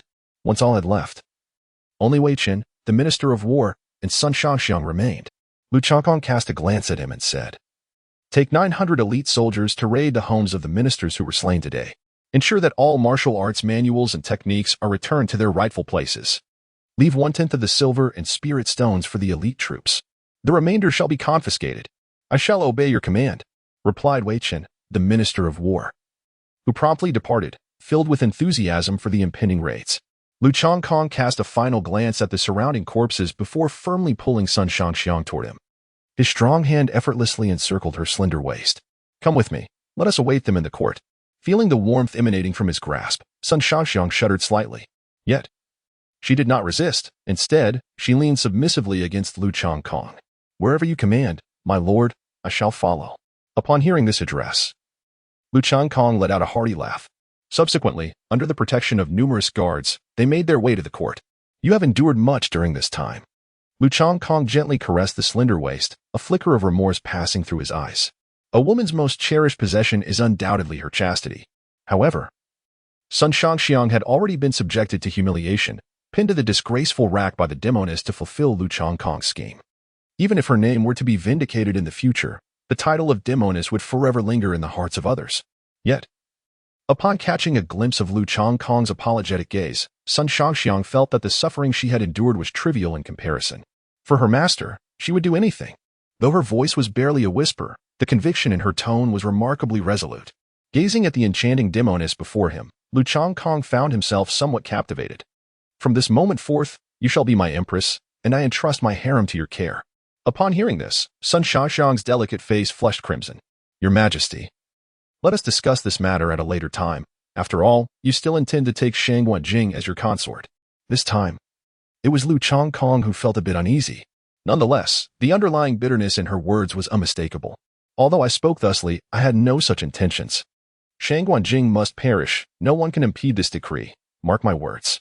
Listening to such domineering declarations, Sun Shangxiang felt as if a fawn were frantically leaping within her heart, her body inexplicably warming beneath her armor. Just then, a sudden commotion arose outside the hall as footsteps approached. The two looked out to see the neutral ministers being ushered in. At that moment, the pallor on the faces of the several hundred men was striking, devoid of color. The sight of countless corpses was harrowing. With each step, the sticky sound of flesh adhering to their soles echoed ominously. A few rash youths attempted to enter the grand hall directly, but were mercilessly beheaded, denied even the chance to plead for forgiveness. This grim scene was witnessed by many arriving ministers, who instantly understood that Lu Chongkong was about to assert his authority. A warning was being issued. Entertain unrealistic thoughts again, and death would be the only consequence. Long live the emperor. Long live, long live. The multitude of ministers hastily knelt, shouting at the top of their lungs, fearful that Lu Chongkong might overlook their voices and suspect them of harboring ulterior motives. The fervor of over 200 ministers resonated louder than the chorus of thousands during court assemblies. Lu Chongkong sat upon the dragon throne, compelling them to kneel before him. In that moment, the court was enveloped in an eerie silence, so profound that even the sound of breathing was imperceptible. They remained in their prostration for the duration of an incense sticks burned before Lu Chongkong finally spoke with measured deliberation. "What troubles you all?" Your faces are so pallid. Have you caught a chill with the change of seasons? Physician, this is your oversight. Why did you not advise everyone to don an extra garment? Upon hearing these words, an elderly gentleman, trembling, inched forward on his knees and, with a voice laden with emotion, implored, Your Majesty, I acknowledge my fault. I am willing to contribute half a year's salary to the Great Shang to alleviate the treasury's plight. Lu Changkong nodded and said, It is acceptable. The other ministers, witnessing this, hastily followed suit, hoping to exchange half a year's salary for a sense of security. Lu Changkong cast a glance at them and proclaimed, Your words necessitate the forfeiture of a year's salary. Feel free to voice any objections if you find this unacceptable. Upon hearing this, although the ministers felt a pang of bitterness, none dared to utter a word of dissent. After all, exchanging a year's wages for one's life was indeed a worthwhile bargain. Just as everyone presumed that the matter would conclude here, Lu Changkong rose slowly, an overwhelming aura emanating from him. Now that the rebel, Shang Wanyan, has been executed, I shall not revisit past grievances. However, I expect that from this moment forth, you shall diligently serve the Great Shang and fulfill your duties with utmost dedication. Should anyone dare to engage in clandestine mischief again, and should I discover it, know this. Any who are aware and remain silent shall face execution. As for the mastermind behind these schemes, their entire family shall be eradicated. The murderous intent woven within his words instilled a deep-seated fear among the ministers, compelling them to kneel and hastily profess their loyalty. You were once part of the Great Shang. We shall serve with unwavering devotion until death. Chapter 29. After all, I am a tyrant. Lu Changkong surveyed the numerous ministers from a position of authority, his pitch-black pupils filled with an icy disdain. The reason he refrained from executing these individuals was primarily due to their nature as mere weathercocks. As long as he remained sufficiently powerful, they would not dare entertain treacherous thoughts. Furthermore, the Prince of the North was still casting covetous glances, and an excessive number of executions could indeed cripple the internal affairs, inadvertently providing an opportunity for rebellion. Nonetheless, such fickle individuals could not be spared. Once the opportune moment arose, those deserving of punishment would be dealt with, and replacements would be made. None would be left unscathed. Your Majesty, there are currently numerous vacancies in the internal affairs. I implore you to determine the candidates swiftly. Urged Wei Chen, the Minister of War, recognizing that the time was ripe for action. Lu Changkong understood his intentions now that Wei had established himself. It was time to bestow the benefits. Lu Changkong glanced at him and nodded slightly. As for the art of manipulation, he possessed a modicum of understanding. You are indeed correct. Hence, you shall take full charge of this matter. The candidates shall be sourced from among these ministers to fill the vacancies left by the fallen officials. Upon hearing this, the Minister of War, Wei Chun, exhibited a look of delight, exclaiming, This humble servant accepts the command, and I am grateful to your Majesty. The other ministers, witnessing this, could not help but reveal expressions of envy. It seemed that this old fellow had finally emerged from obscurity. Lu Changkong was not concerned about becoming the second Shang Wanyan. On one hand, he possessed a profound confidence in his own abilities. On the other hand, he was acutely aware of the loyalty that such venerable ministers held towards the Deshang. Moreover, there were the death warriors of Guojia, silently observing from the shadows. Should Wei Chen, the Minister of War, entertain any treasonous thoughts, he would undoubtedly be detected by the ever-watchful assassins. However, there were still several exceedingly significant positions that required Lu Changkong's personal judgment. At that moment, a series of synchronized footsteps echoed from beyond the palace gates. It was Chiu Yi and Guojia, accompanied by a multitude of soldiers. Among them, they constrained a petite figure from the Imperial Guard, Shang Wanjing. Upon discerning the visage of the individual before him, Lu Changkong felt a smile unfurl within his heart. Your Majesty, through the diligent collaboration between myself and Master Guojia, we have finally apprehended the daughter of the rebel, Shang Wanjing. Luo Yi knelt on one knee, proclaiming loudly, Splendid! Splendid! Splendid! Lu Changkong let out a hearty laugh and remarked, I am rather curious. Where did you find her? Chu Yi replied with a smile.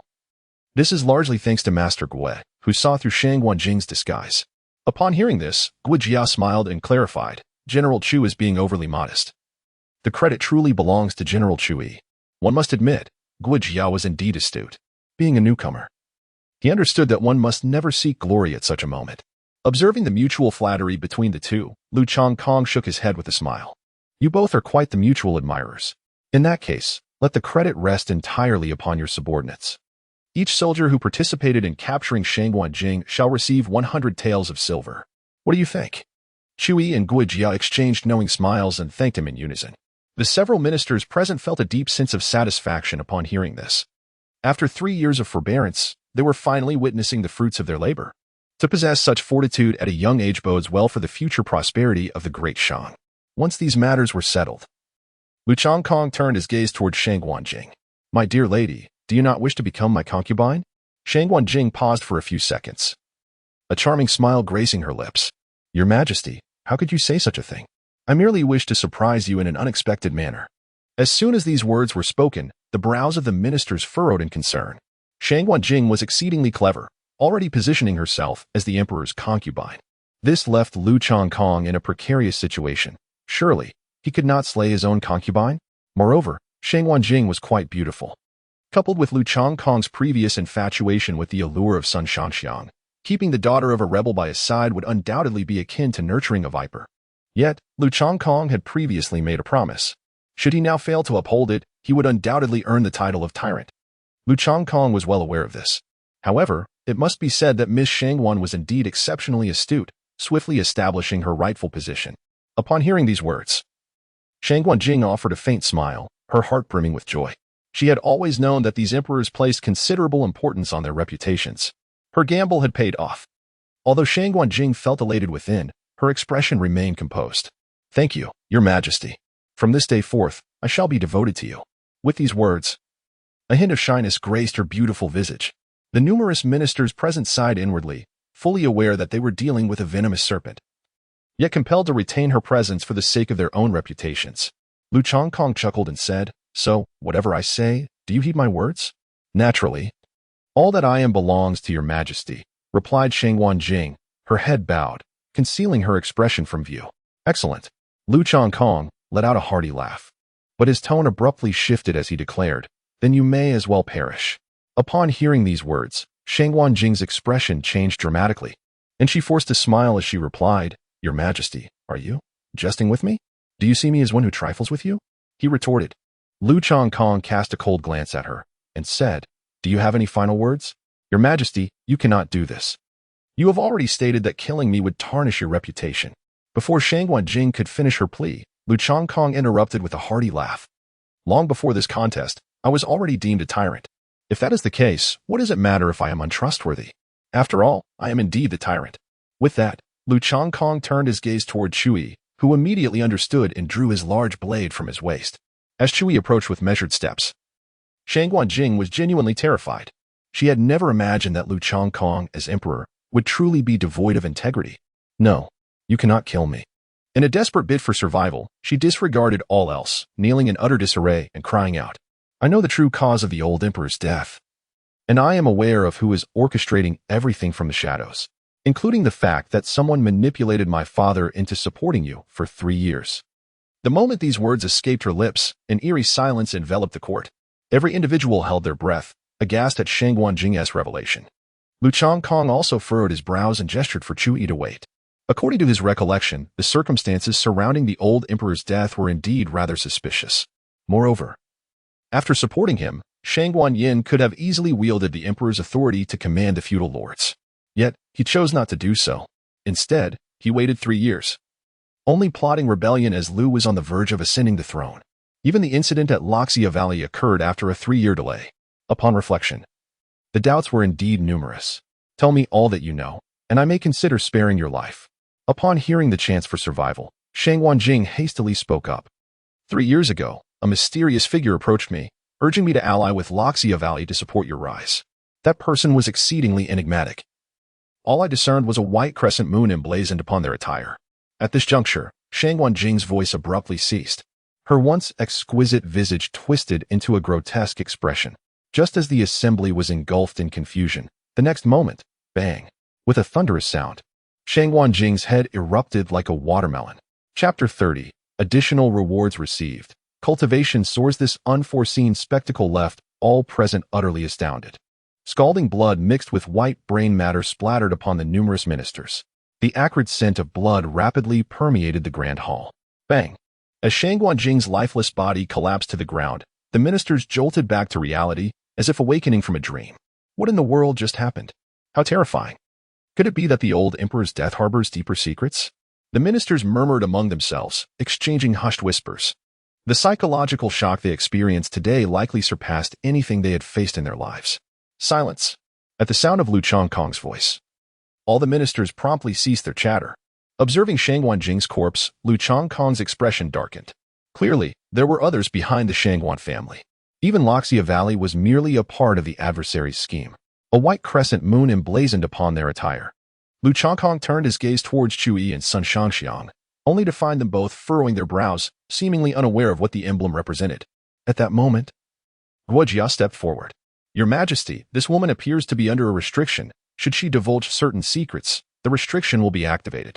Lu Chongkong's expression shifted as he inquired, do you know who the mastermind behind Shang Wanjing is? The minister replied, I am unaware. Guo Jia shook his head and stated, however, I shall dispatch someone to investigate. Please rest assured, Your Majesty. Upon hearing this, Lu Chongkong understood that it was the only course of action. After all, among those present, Guo Jia possessed the highest overall cultivation and the most extensive knowledge. If he was unaware, it was unlikely that anyone else would be. Just then, the system's voice suddenly echoed. Ding! Congratulations, Master, for completing the additional task 2. Reward distribution in progress. Instantly, a surge of exceptionally pure spiritual energy flooded into Lu Chongkong's body. His martial arts cultivation rapidly soared from the pinnacle of the Xuanwu realm to the 5th level of the Earth martial realm within mere seconds. Ding! Detection shows Master's cultivation has increased by 5 levels. Reward, summoning attempts 1. As he felt the immense power within him, Lu Chongkong nearly let out a sigh of contentment. This sensation was delightful. In the face of absolute strength, any conspiracy would prove futile. With a confident smile, Lu Chongkong thought to himself that as long as he possessed sufficient strength, he would fear no one. With a mere thought, the system panel materialized before him. Name, Lu Chongkong Cultivation Level, 5th Stage of Earth Martial Realm Fate, Supreme Sovereign Martial Techniques, Barbaric Elephant Sword Technique, Gale Steps. Luo River Sword Art Summoned Characters, Sun Shangxiang, 100, 7th Stage of Earth Martial Realm, Chu Yi, 100, 2nd Stage of Heaven Martial Realm. Guo Jia, 89. 1st Stage of Heaven Martial Realm remaining summon attempts. 2. Gazing at his system panel, Lu Chongkong felt a profound sense of satisfaction. Out of 3 additional reward tasks, he had successfully completed 2. Only 1 remained. However, despite his current surge in cultivation, advancing at a faster pace would pose a challenge. After all, the spiritual energy rewards obtained from defeating martial artists or savage beasts of lower cultivation levels were rather meager. It appeared that the only remaining strongholds of 5th Stage Earth Martial Realm practitioners were found in the Luminous Valley. At least for now. Lu Chongkong was in no rush to utilize his summon attempts, as he still had numerous ministers standing before him who warranted his attention. With that, he dismissed the system panel. Lu Chongkong then turned to Chu Yi and said with a smile, in today's battle, Chu Yi's contributions are indispensable. Therefore, I have decided that from this day forth, you shall be the Grand General of the Central Army of the Great Shang. Upon these words, the expressions of all the ministers changed dramatically. The position of Grand General of the Central Army is nearly equivalent to that of the King of the North, with one serving internal affairs and the other external. In terms of military power, they play a crucial role in maintaining a balance of authority. However, ever since the previous Grand General was slain by the King of the North, other generals have dared not openly confront him. Now Lu Chongkong had just resolved internal conflicts and should have taken the opportunity to recuperate. However, he directly conferred the title of Grand General of the Central Army, signaling an imminent confrontation with the Northern Protector, Lu Dao. This, in the eyes of many ministers, seemed rather hasty. With this thought in mind, the Minister of Rights, Zhao Kongming, stepped forward. Your Majesty, I hold significant reservations regarding this decree of conferment. It appears unjust towards General Chu Yi. Upon hearing these words, Lu Chongkong was taken aback. The position of Grand General of the Central Army is already quite elevated, wielding considerable military power. Is this not sufficient? Speak your mind freely. Lu Chongkong was eager to discern the intentions of this venerable minister. Your Majesty, he began, I propose that given General Chu Yi's military accomplishments, it would be more fitting to bestow upon him the title of Qianhu Ho rather than that of Zhongjuan Dajiangjin. As soon as the Minister of Rights, Zhao Kongming, concluded his statement, several other ministers rose in agreement. We concur. In that moment, Lu Chongkong grasped their underlying motives. It appeared that the title of Qianhu Ho was deemed more prestigious than that of Zhongjun Dajianjin. However, this arrangement would effectively strip Chu Yi of any substantial military authority. Although the title seemed advantageous at first glance, it covertly diminished his power. This realization left Lu Changkong feeling rather displeased. His current allies were not these bureaucratic officials, but rather Chu Yi, Sun Shanxiang, and Guojia. If he acquiesced to their suggestion, jeopardizing his relationship with Chu Yi, it would be a grave miscalculation.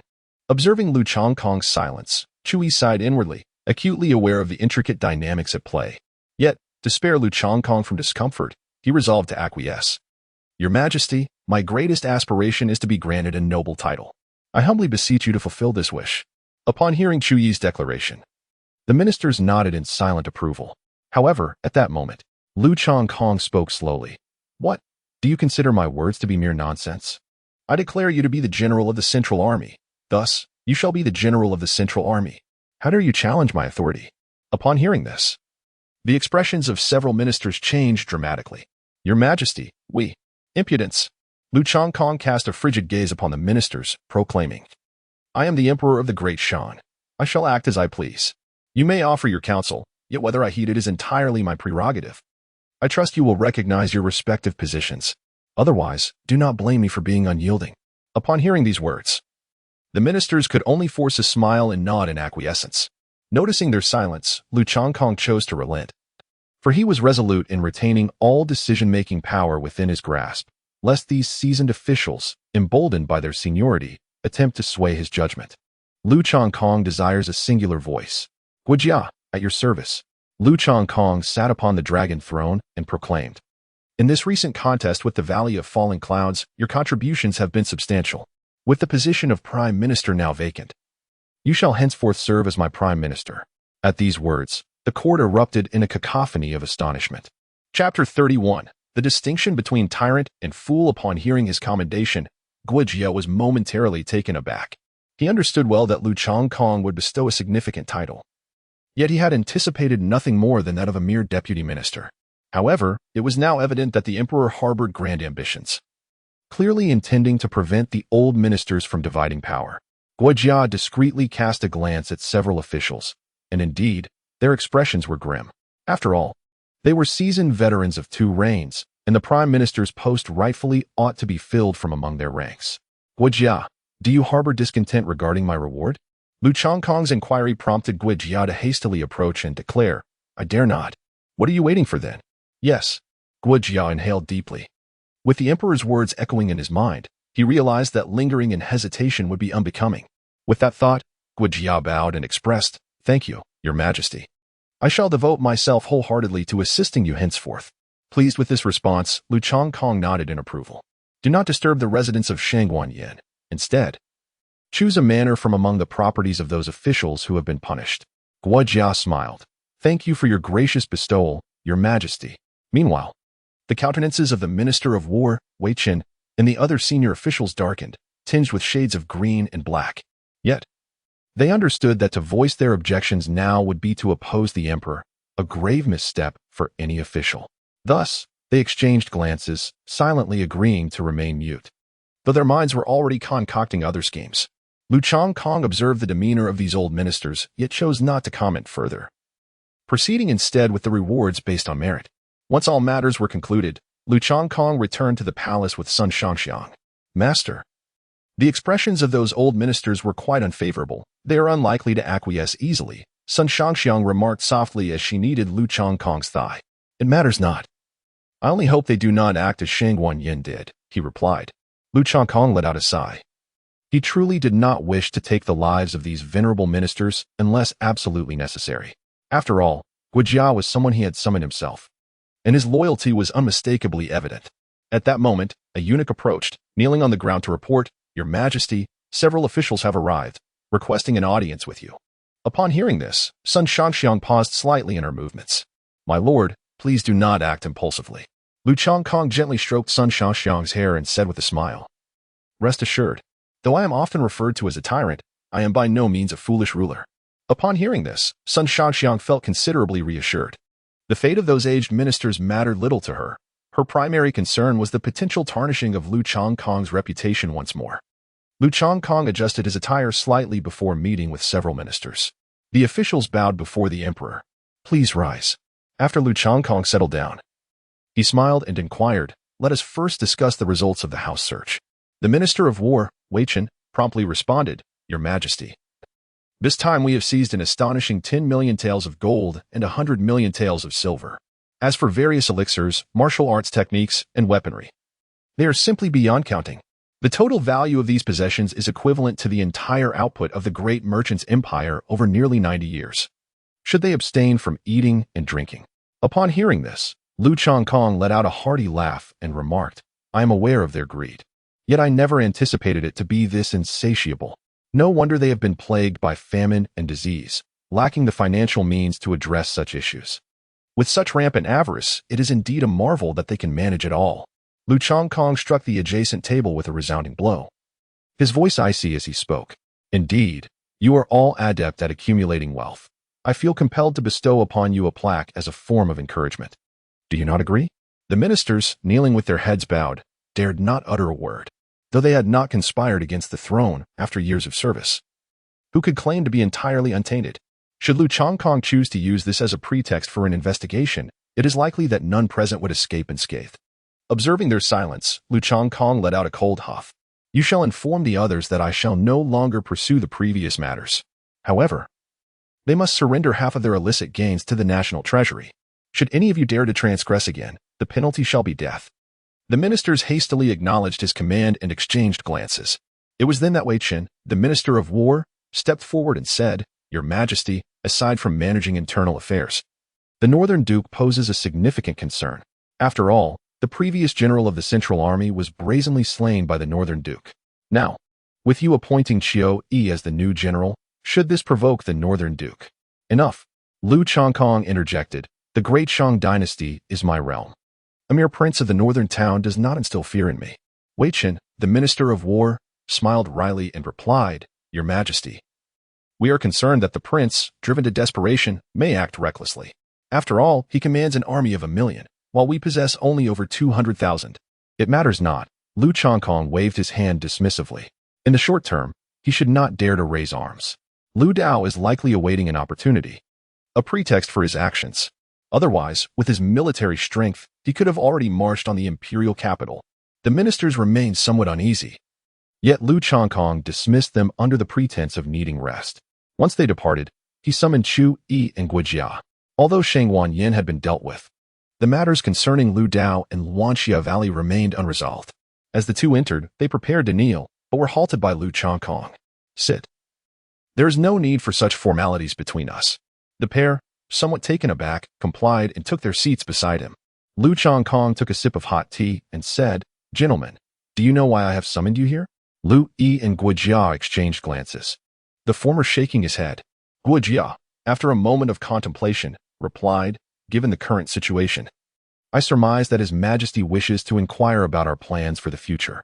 Upon hearing this, Lu Changkong let out a hearty laugh. Truly a genius. His mind is remarkably sharp. Indeed, Lu Changkong set down his teacup and remarked, The great merchant empire currently faces 3 pressing issues, and I seek your insights. First, the matter of the operation of the court. How can we resolve this in a timely manner? Second, nearly all the elders of the falling Sunset Valley have been eliminated by us. How shall we contend with their impending retaliation? Third, what is to be done regarding the Prince of the North at the border city? Li, upon hearing this, let out a wry smile and said, Your Majesty, my expertise lies solely in warfare. I possess little insight regarding the first 2 matters. However, I do have a perspective on the third.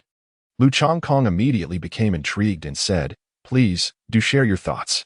Qiu Yi pondered for a moment and replied, I believe it prudent for us to refrain from openly confronting the King of the North for the time being.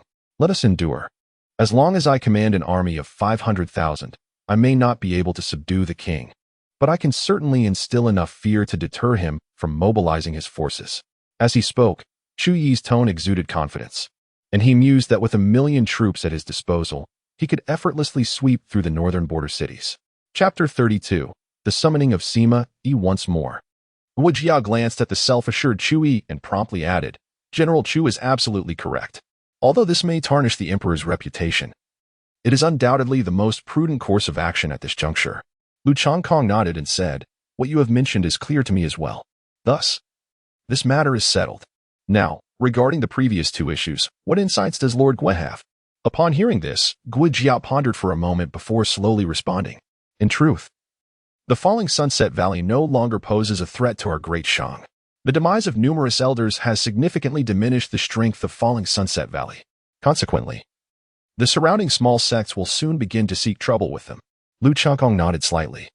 Those smaller sects had long aspired to advance, but had been consistently suppressed by the falling Sunset Valley, forced to endure in silence. However, with the recent decline in falling Sunset Valley strength, it is now their moment to unite and resist. Their objective is to reap the benefits from the ensuing chaos. As for the first matter at hand, Gui Jia, what are your thoughts? Gui Jia let out a wry smile and said, Your Majesty, my understanding of political strategies is rather limited, yet I can share my perspective. Upon hearing this, Lu Changkong suddenly recalled that Gui Jia was renowned as a genius in strategy. However, when it came to political maneuvering, he was not particularly adept. It seemed that the time had come to expend a summoning opportunity. Lu Changkong felt a stirring within. At that moment, Gui Jia continued, regarding the administration of state affairs. I can dispatch individuals to sift through these ministers, selecting only those who are trustworthy. Should there still be vacancies, I believe we could seek candidates from among the populace. Lu Changkong found himself in agreement with Gui Jia's proposition. However, he was aware that implementing such measures would inevitably encounter resistance. I shall ponder this matter further. There is no need for haste, he replied. Subsequently, Lu Changkong turned his gaze towards Chui. You shall lead a contingent along with medicinal supplies to address the famine and plague. Furthermore, recruit some soldiers from the disaster-stricken areas, specifically young men willing to serve. The livelihood of their families shall be entirely managed by the great merchant. Upon hearing this, Chui was somewhat taken aback. After all, each recruit would entail the responsibility of providing for 3 or 4 dependents. This represented a considerable expenditure. Observing Chuyi's astonishment, Lu Changkong smiled and clarified. I neglected to mention that we have seized a substantial amount of assets from the estates of those ministers who were executed. The subordinate shall take my leave. Chui did not inquire further. Satisfied that matters were settled, he hastily departed to prepare for his journey.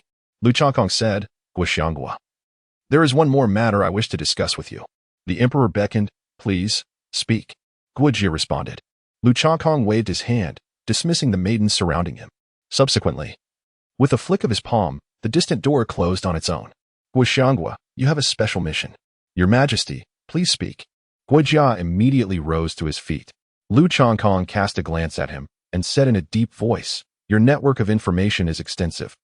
Thus I require a comprehensive report on the distribution and details of all factions within Qizhou. What do you say? Is there any difficulty in this task? Upon hearing these words, Gui Jia involuntarily drew in a sharp breath, his eyes widening in sheer astonishment. He was aware of Lu Changkong's considerable ambition, yet he never anticipated it to be so grand. The Kunlun continent comprises 9 provinces. The Central Empire, located in Zhongzhou, stands as the heart of Kunlun, the mightiest empire to which all nations pay homage.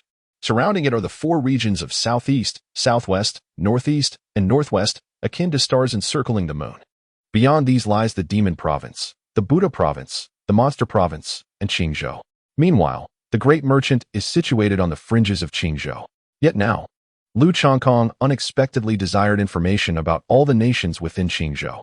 This revelation left him utterly astonished. Yet, it was precisely this that ignited a fervor within his veins. Your Majesty, rest assured, this list will undoubtedly be presented before you within half a month. Lu Changkong nodded and said, From this day forth, you shall establish a separate department, to be named Yishao. This department will be dedicated to the collection and management of intelligence. Should any matters arise, you are to report directly to me. The minister, Gui Jia, knelt upon the ground, his eyes brimming with excitement and fervor. Only by serving such an emperor could he attain the life he yearned for. Go now, and ensure that today's affairs remain confidential. Lu Changkong exhaled a breath of warm air, feeling a sense of relaxation wash over him. Indeed, once Gui Jia departed, Lu Changkong promptly summoned the system. I wish to summon once. Beep beep. Sima Yi appeared in response to the call. Upon hearing the system's voice, Lu Changkong, who had been seated, immediately rose to his feet. Sima Yi was no ordinary individual. With him, the stability of his internal affairs would undoubtedly be enhanced. However, Lu Changkong soon noticed a peculiar commonality. Both Guojia and Sima Yi had once served under Cao Cao. Could it be that he was Cao Cao? Impossible, for he did not share Cao Cao's proclivities. Lu Changkong gently rubbed his cheeks and then accessed the information panel of Sima Yi. Sima Yi, human race. Second level of the celestial martial realm. As the Master's strength increases, his cultivation will also rise accordingly. Affection level, 79. Lu Changkong was quite pleased with the outcome of this summoning. Not only could Sima Yi assist him in managing the affairs of the state, but he was also a formidable warrior of the celestial martial realm. Suddenly, Lu Changkong pondered within himself, is Sima Yi en route on horseback once again? Beep, beep. The master is absolutely correct. Lu Changkong felt somewhat speechless, yet the system's response intrigued him. It appeared that as his cultivation advanced, the system seemed to exhibit an increasing degree of sentience. However, he chose not to voice this thought, deciding instead to remain vigilant in the future. With a mere thought, the system's interface materialized before him. Name, Lu Changkong cultivation level, 5th stage of Earth Martial Realm Fate, Supreme Sovereign Martial Techniques, Barbaric Elephant Sword Technique, Gale Steps. Luo River Sword Art Summoned Characters, Sun Shaoxiang 100, 7th stage of Earth Martial Realm, Chu Yi 100, 2nd stage of Heaven Martial Realm. Guojia 89, 1st stage of Heaven Martial Realm, Sima Yi 79, 2nd stage of Heaven Martial Realm. Remaining summon attempts. One, though my cultivation has ascended rapidly, it remains insufficient. Lu Changkong let out a sigh and slowly approached the window. Although he was confident that the king of Jinbei would not rebel in the near future, this situation was akin to a ticking time bomb. No one could predict when he might launch an assault on the imperial capital. The sensation of being unable to control his own fate instilled a sense of urgency within Lu Changkong. Feeling somewhat restless, he realized he ought to seek out Sun Shaoxiang, so she could provide him with a soothing massage on his thigh. Just as Lu Changkong's mind was wandering, the atmosphere in the prince's residence at the northern border was quite lively. Chapter 33. I have always admired talents in the prince's residence at the northern border. Jinbei Wang Lu Dao furrowed his brows as he contemplated the news that had been relayed to him. Truly, my dear nephew. Not only has he slain the formidable warriors of Luoxia Valley, but he has also decisively eliminated numerous traitors. One of Lu Dao's trusted confidants, noticing his agitation, quietly inquired, "What do you intend to do? Once the court is stabilized, they may very well turn their attention to us."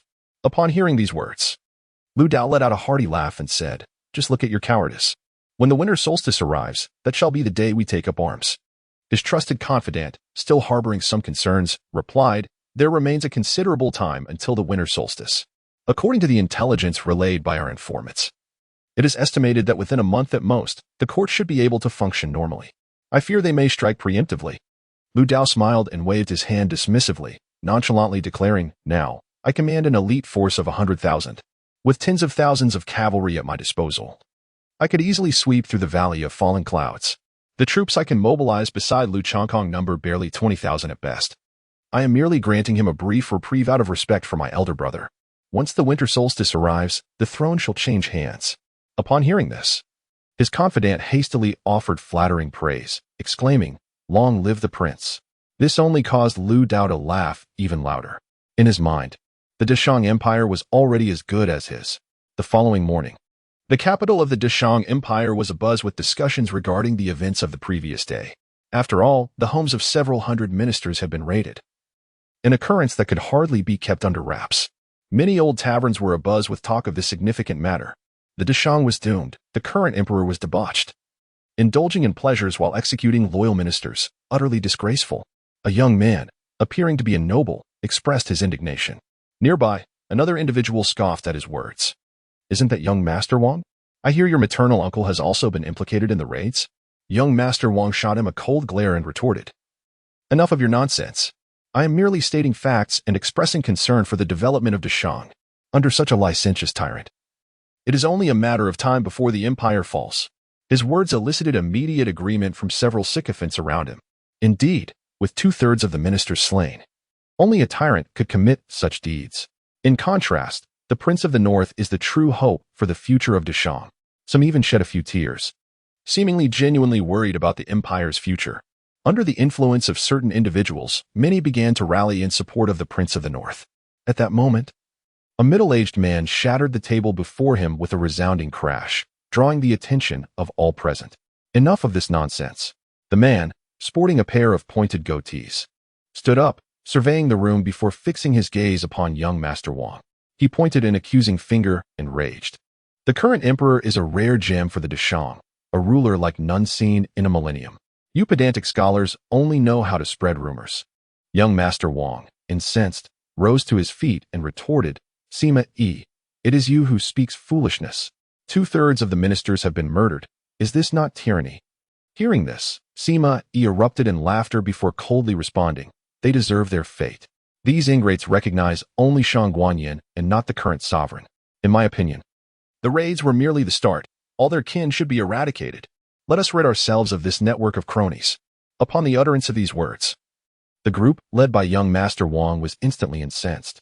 Each member swiftly drew their weapons, prepared for confrontation. In the face of these former acquaintances, Sima Yi stood his ground, unperturbed. Just as tensions were about to escalate, the sound of applause resonated from the entrance of the old tavern. A middle-aged man, dressed as a strategist, entered with a smile. Following him was a contingent of soldiers clad in official attire. It was none other than the ingenious Guo Jia. Young Master Wang immediately recognized the man, causing a wave of perspiration to wash over the group. Guo Jia, however, paid them no heed and approached Sima Yi directly. Your thoughts align with mine. Would you be interested in serving in the court? Upon hearing this, Sima Yi's expression brightened. He had long aspired to enter the court but lacked the necessary connections. Now that an opportunity had presented itself, he had no reason to decline. Thank you, Lord Guo. For your recognition, I am willing. Guo Jia nodded, exchanged a few pleasantries, and then led Sima Yi toward the imperial palace. Meanwhile, young Master Wang and his associates were taken away by the imperial guards, their fate uncertain. Under Guo Jia's guidance, the two soon arrived outside the imperial study. After the young eunuch inquired about their purpose, he hastily entered. Your Majesty, Chancellor Guo has arrived. Hearing this, Lu Chongkong expressed surprise, saying, bring him in. Lu Chongkong observed the excitement shimmering in Guo Jia's eyes. There is no need for kneeling. Pray, tell me what delightful news you bring, he inquired. Guo Jia, with a smile, responded, Your Majesty, your wisdom is unparalleled. I have discovered an exceptional candidate capable of governing the court. Upon hearing this, Lu Chongkong felt a stir of anticipation within him, as if he had already surmised the identity of this individual. Nevertheless, a glimmer of joy crossed his countenance. Bring him forth at once. I wish to behold him, he commanded. Guo Jia nodded and gestured to a young eunuch standing nearby. Before long, a middle-aged man with a goatee entered the chamber. I am Sima Yi, your humble servant, and I pay my respects to your Majesty. Lu Chongkong let out a hearty laugh and said, although Prime Minister Guo holds you in high regard, I must still assess your abilities. The emperor replied casually, feel free to test me. Should I fail to respond adequately, I shall accept any punishment. Sima Yi exuded confidence, believing this was no different from pledging a military oath. Lu Chongkong nodded and remarked, the court is now purged, and numerous official positions remain vacant. I wish to restore the administration's functionality in a short period. How should I proceed? Upon hearing this inquiry, Sima Yi did not hastily respond. Instead, he gazed earnestly at Lu Chongkong and asked, Your Majesty, if my answer meets your satisfaction, may I be permitted to enter the court and assume an official position? At this pronouncement, Guo Jia's expression darkened immediately, and he exclaimed, How dare you make demands of the emperor? Someone, come forth. Lu Chongkong waved his hand and said, I have always held a deep admiration for talent. If your answer pleases me and provides an immediate resolution to our current predicament, I shall appoint you as chancellor. What say you? Upon hearing this, Guo Jia was utterly astounded. The position of chancellor is nearly equivalent to that of the prime minister, a role that is, in essence, second only to the emperor, commanding immense respect even from the esteemed officials. Furthermore, the position of chancellor in the Dashang dynasty has remained vacant for over 3 years, as the previous chancellor had met his untimely demise at the hands of Shang Guanyin. Moreover, the elder statesmen and officials would undoubtedly oppose such a decision. However, Lu Chongkong was acutely aware of these circumstances. After all, he was the emperor of Dashang. Did he intend to let mere old officials dictate his thoughts? Absurd. Chapter 34. An invasion from a rival nation. Sima Yi was momentarily taken aback. He recognized that his actions were somewhat audacious, yet he possessed unwavering confidence in his strategy. Securing a minor official position would undoubtedly be feasible. However, he was taken aback when the emperor directly offered the position of chancellor.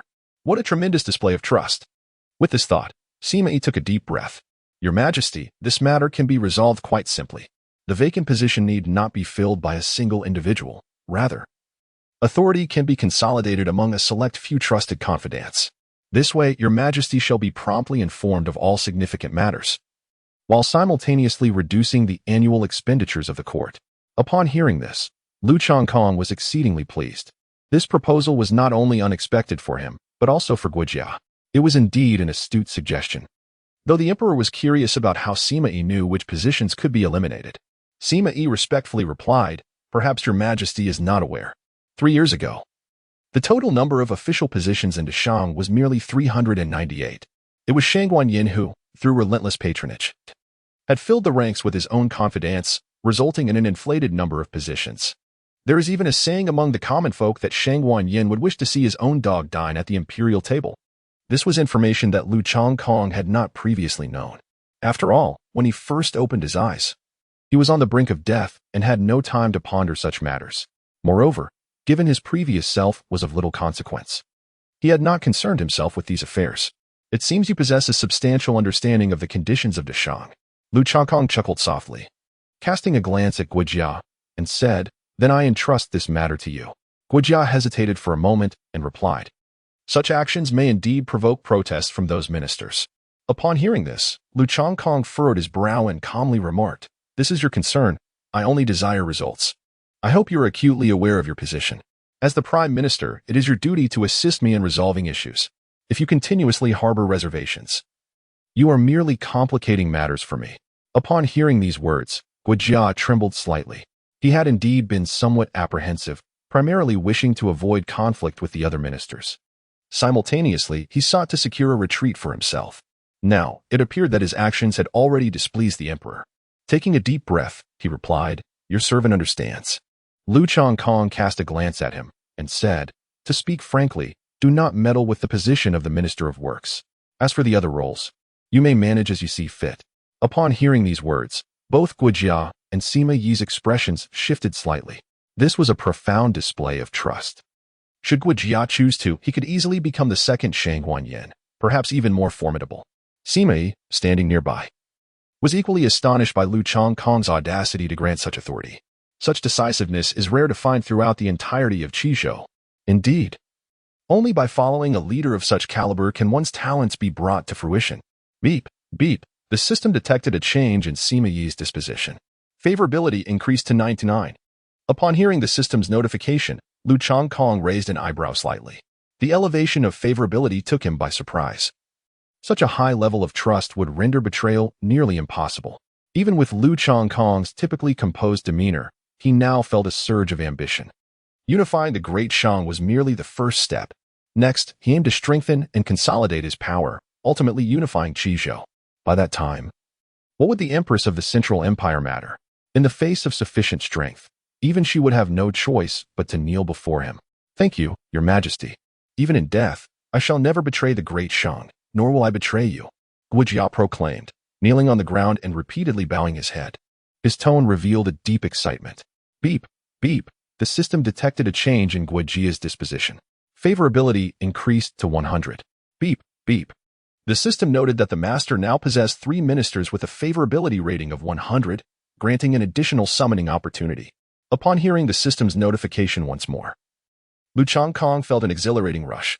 He now held 2 summoning opportunities, and though he was eager to utilize them immediately, Guijia remained on the ground, seemingly determined not to rise until he received permission. "Please, rise. There is no need for such formality among comrades." Lu Changkong helped Guijia to his feet and gave his shoulder a hearty pat. Once the two settled back down again, Lu Changkong then inquired once more, "At present, you two could be considered the left and right brains of our great Shang dynasty. Coincidentally, I am inclined to take action against the falling Sunset Valley. Do you possess any insightful strategies?" Guijia and Sima Yi exchanged glances, realizing that the emperor intended to engage in conflict with the falling Sunset Valley. However, it was inevitable. A clash between our Shang dynasty and the falling Sunset Valley was destined to occur sooner or later. Just as they were about to speak, a soldier hurriedly burst in. "Your Majesty, it is dire news. General Pu Chuanian of the Eastern Sea Empire has led nearly 900,000 troops in a western invasion. The lord of the western mountain city of the Shang has already Upon hearing this, Lu Changkong's expression shifted dramatically, his brow furrowed tightly. Yet he remained remarkably composed. "Your Majesty, please remain calm." Guojia's voice suddenly resonated in his ears. Lu Changkong nodded slightly, yet his brow remained deeply furrowed. "Enough with the lamentations. Speak clearly." Observing Lu's composed demeanor, both Guojia and Sima Yi silently acknowledged their admiration. Such maturity at a young age was indeed commendable. The soldier wiped away his tears and reported, "Your Majesty, the Lord of the Western Mountain Border City has led 10,000 soldiers to steadfastly defend the city gates. Now, only a little over 10,000 remain, and the Lord has sustained numerous wounds. He has perished." As the soldier again buried his face in sorrowful tears, Lu Changkong's expression darkened considerably. This Lord of the Western Mountain Border City was among the few generals who had remained loyal to the great Shang royal family. Despite Lu Dao's various threats and temptations, the man never exhibited even a hint of rebellion. Yet now, such a loyal minister had fallen. "Your Majesty, the military situation is dire. We implore you to quickly dispatch reinforcements." The soldier knelt on the ground, weeping inconsolably. "Enough. You may retire and rest for now. You will be notified when it is time to deploy." Once the palace maid led the soldier away, the atmosphere shifted. Lu Changkong then turned to Guojia and Sima Yi, his tone laden with gravity as he inquired, "Provide me with a solution. The Deshang cannot retreat in this battle. Our empire has only just begun to flourish, and now the enemy's forces are advancing upon us. It is utterly improbable that there are no hidden agendas at play here. Regardless, we cannot afford to relinquish our territory." Upon hearing these words, both Guojia and Sima Yi opened their mouths to speak, only to restrain themselves once more. Clearly, to counsel the emperor to endure any longer would only serve to exacerbate the situation. After a brief moment of silence, Guojia was the first to break it, stating, "Your Majesty, grant me 2 days to ascertain the exact strength of the opposing forces. Furthermore, in times of war, provisions are of utmost importance, and we cannot afford even the slightest error. However, given the current state of the Deshang's administration, it may prove challenging." Chapter 35, the activation of additional reward tasks. Having just dealt with the treacherous eunuchs of the Deshang dynasty, numerous positions now lie vacant. To achieve efficient operation in such a critical moment is indeed a formidable task. Nevertheless, with a formidable enemy at our doorstep, there is no time to lose. Lu Changkong gazed at Sima Yi and stated, "I have dispatched 20,000 elite troops and 3,000 members of the Night Watch to provide covert protection. Can you assure me that there will be no errors regarding the provisions?" Sima Yi pondered for a few moments, then replied solemnly, "Your Majesty, I can guarantee it."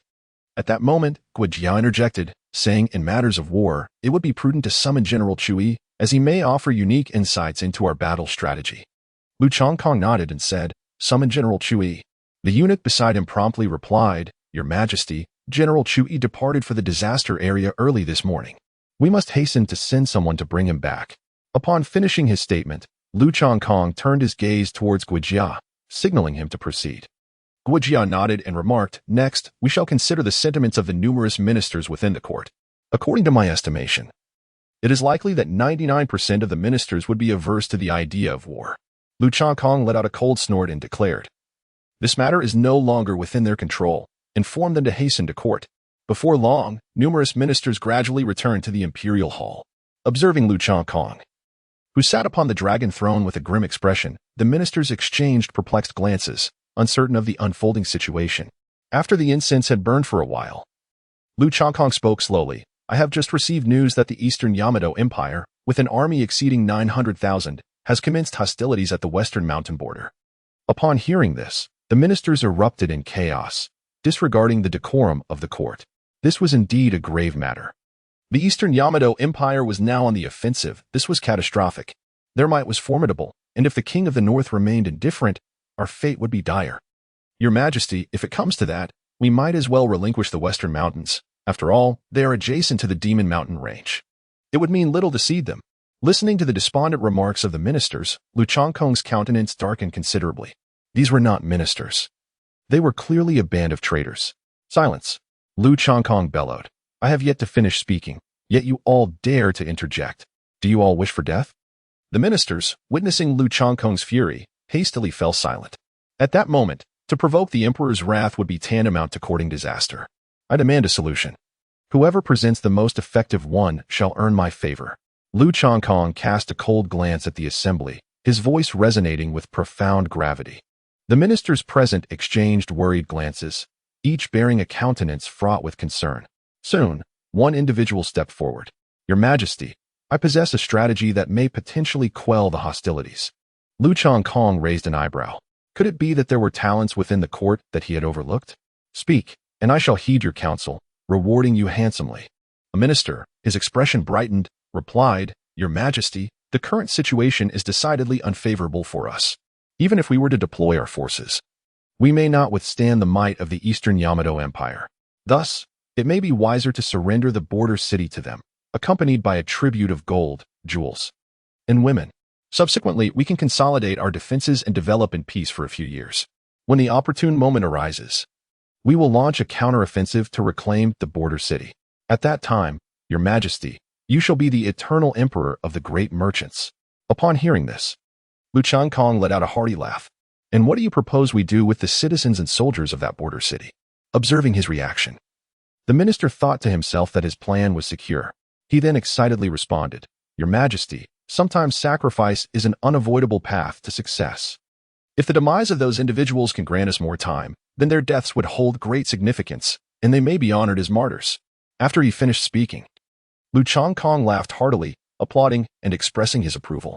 The minister, realizing the gravity of the moment, felt elated. He was but a step away from promotion and fortune. Other ministers, witnessing this exchange, hastily stepped forward, proclaiming that this idea was a collective effort of theirs. Lu Changkong cast a cursory glance and was astonished to find dozens of individuals present. "Very well, you all are quite remarkable," he exclaimed, abruptly rising to his feet and, from his elevated position, vehemently berating them. "In the midst of the dire straits of the border city, our military leaders are resolutely holding their ground, determined to defend every inch of Deshang's territory. Yet here you, a so-called assembly of ministers, merely exchange idle banter. With every word you utter, you contemplate abandoning them. Such actions are even more disgraceful than those of the eunuch Sheng Guanyan." Upon hearing this, the ministers who had previously been eager to claim credit hastily knelt, trembling in fear. "Drag them out and execute them." With a commanding shout from Lu Changkong, a contingent of imperial guards rushed in, seizing the ministers and dragging them away. "Your Majesty, I acknowledge my wrongs. I truly do. We must fight. We must engage in battle. Your Majesty, I am in agreement with the war. Please do not take my life. Spare me, Your Majesty. I am not yet ready to die. Allow me to fight on the front lines." Lu Changkong showed no sign of compassion, snorting coldly before resuming his seat. "You should have anticipated my stance. Whoever dares to utter words that dampen our spirits shall face immediate execution." A group of ministers turned pale, their hearts filled with fear. Am I speaking to deaf ears? Seeing these officials rendered mute by terror, a surge of resentment welled up within Lu Changkong. With such a bunch of inept individuals, how could the great Shang ever hope to flourish? "We understand, Your Majesty." The multitude of ministers bowed their heads in submission, too intimidated to raise their eyes. Lu Changkong came to the realization that none of these individuals were worthy of reliance. At that moment, the voice of the system unexpectedly resonated.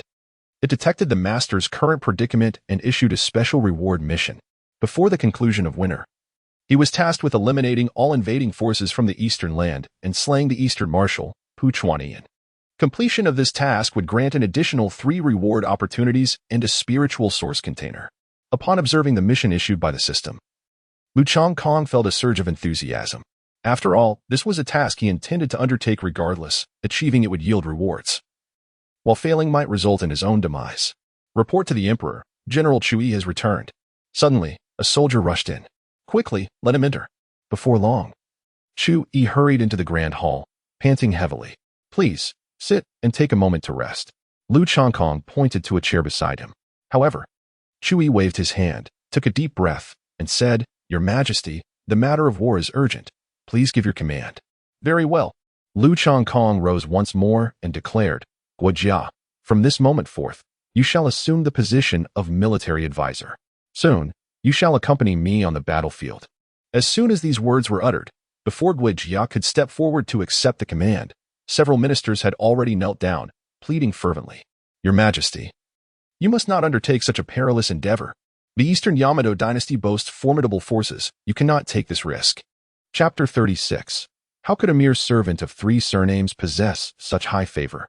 Observing the ministers kneeling before him, in Lu Changkong's heart, A fiery rage surged violently, as if an inferno had ignited within. With the capital on the brink of destruction, what further words could hold any meaning? Guojia. What are you waiting for? Your servant shall obey. Guojia stepped forward, his expression grave and resolute. Lu Changkong nodded, then issued another command, stating, Chui, I appoint you as the commander of this expedition. This humble subject receives the decree. Lu Changkong's gaze shifted past Chu Yi, settling upon Sima Yi. After a moment of contemplation, he retrieved a golden dragon sword from his storage ring. Sima Yi, heed my command. This sword is the dragon might sword of the great Shang. During my personal campaign, you shall wield this sword to command any minister, solely to ensure the smooth progression of this war. Should anyone dare to defy your orders, you possess the authority to act decisively. As these words echoed through the court, a wave of astonishment swept over the assembly. They were unaware of the identity of this middle-aged man, yet he now wielded their fate in his hands. In stark contrast to the minister's unease, Sima Yi felt an exhilarating thrill. Having just arrived, the emperor's trust in him was profound. What more could he desire? With a thud, Sima Yi knelt, his forehead striking the floor with gravity. Thank you for your trust, your majesty. I shall serve you with unwavering dedication. A few officials, witnessing this display, cried out in distress, Your Majesty, this cannot be. You must proceed with caution. We know nothing of this man. Do not act impulsively, Your Majesty. Lu Changkong directly disregarded several individuals and entrusted the dragon might sword to Sima Yi. I hope you shall not let me down. Sima Yi solemnly accepted the longsword. Kneeling on one knee, and with a grave expression, declared, Your servant shall obey your command. Lu Changkong nodded slightly, then prepared to depart with Guojia and Chui. However, the Minister of Rights, Zhao Kongming, along with the Minister of War and others, cried out in anguish. Your Majesty, this cannot be. I am willing to sacrifice my life to prove it. How can the imperial authority of the great Shang fall into the hands of outsiders? Lu Changkong let out a sigh, yet he paid them no heed. Instead, he swiftly led the group away. Given the urgency of military matters, he had no time to engage in trivial disputes with these aged ministers. Furthermore, with Sima Yi's keen intellect, he was more than capable of independently resolving these issues. Moments later, the vast hall was left with only a few ministers and Sima Yi. After a brief silence, Sima Yi approached the esteemed officials. I can surmise the matters weighing on your minds, he began. Although the eunuch crisis has been averted, the Prince of the North remains ever watchful over His Majesty. With the invasion of the Eastern Empire looming, our duty as ministers is to alleviate the Emperor's burdens, rather than squabble over the trifling powers in our hands. At this juncture, an air of stern resolve emanated from Sima Yi. I implore you all to prioritize the greater good, otherwise, do not hold me accountable for any extreme measures I may take. Before the ministers could fully comprehend his words, Sima Yi strode out of the hall, leaving the venerable officials in stunned silence. Your Majesty, do you truly care nothing for the opinions of the outside world? Guojia inquired with a wry smile as he entered the study. Lu Changkong sighed and remarked, These ministers, having lingered in the court for many years, are already blinded by their own interests.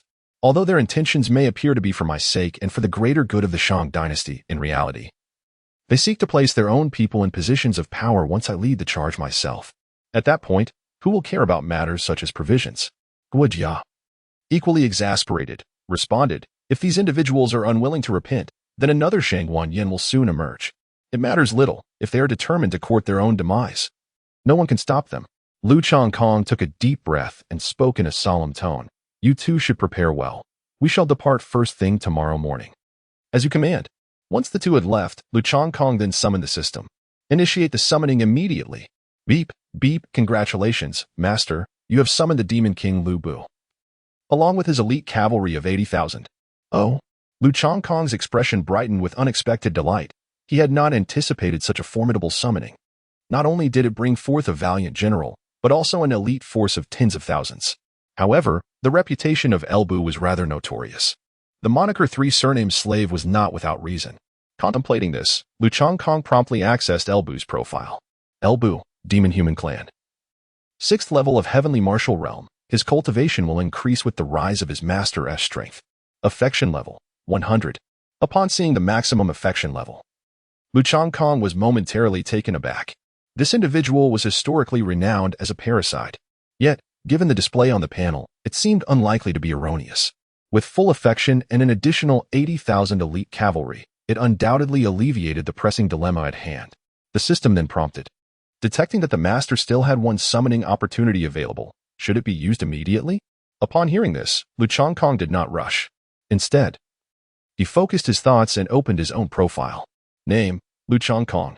Cultivation, 5th level of Earth Martial Realm. Fate grade, Supreme Sovereign. Martial skills, Barbaric Elephant Sword Technique. Gale Step, Luo River Sword Technique. Summon characters, Sun Shangxiang, 100, 7th level of Earth Martial Realm. Chu Yi, 100, 2nd level of Heavenly Martial Realm. Guojia, 100, 1st level of Heavenly Martial Realm. Sima Yi, 100, 2nd level of Heavenly Martial Realm. Elbu, 100, 6th level of Heavenly Martial Realm. Remaining summoning opportunities. 1. Gazing at his attributes, Lu Changkong dismissed the thought of using the summoning. The current situation was even more perilous than when confronting Sheng Wanyan.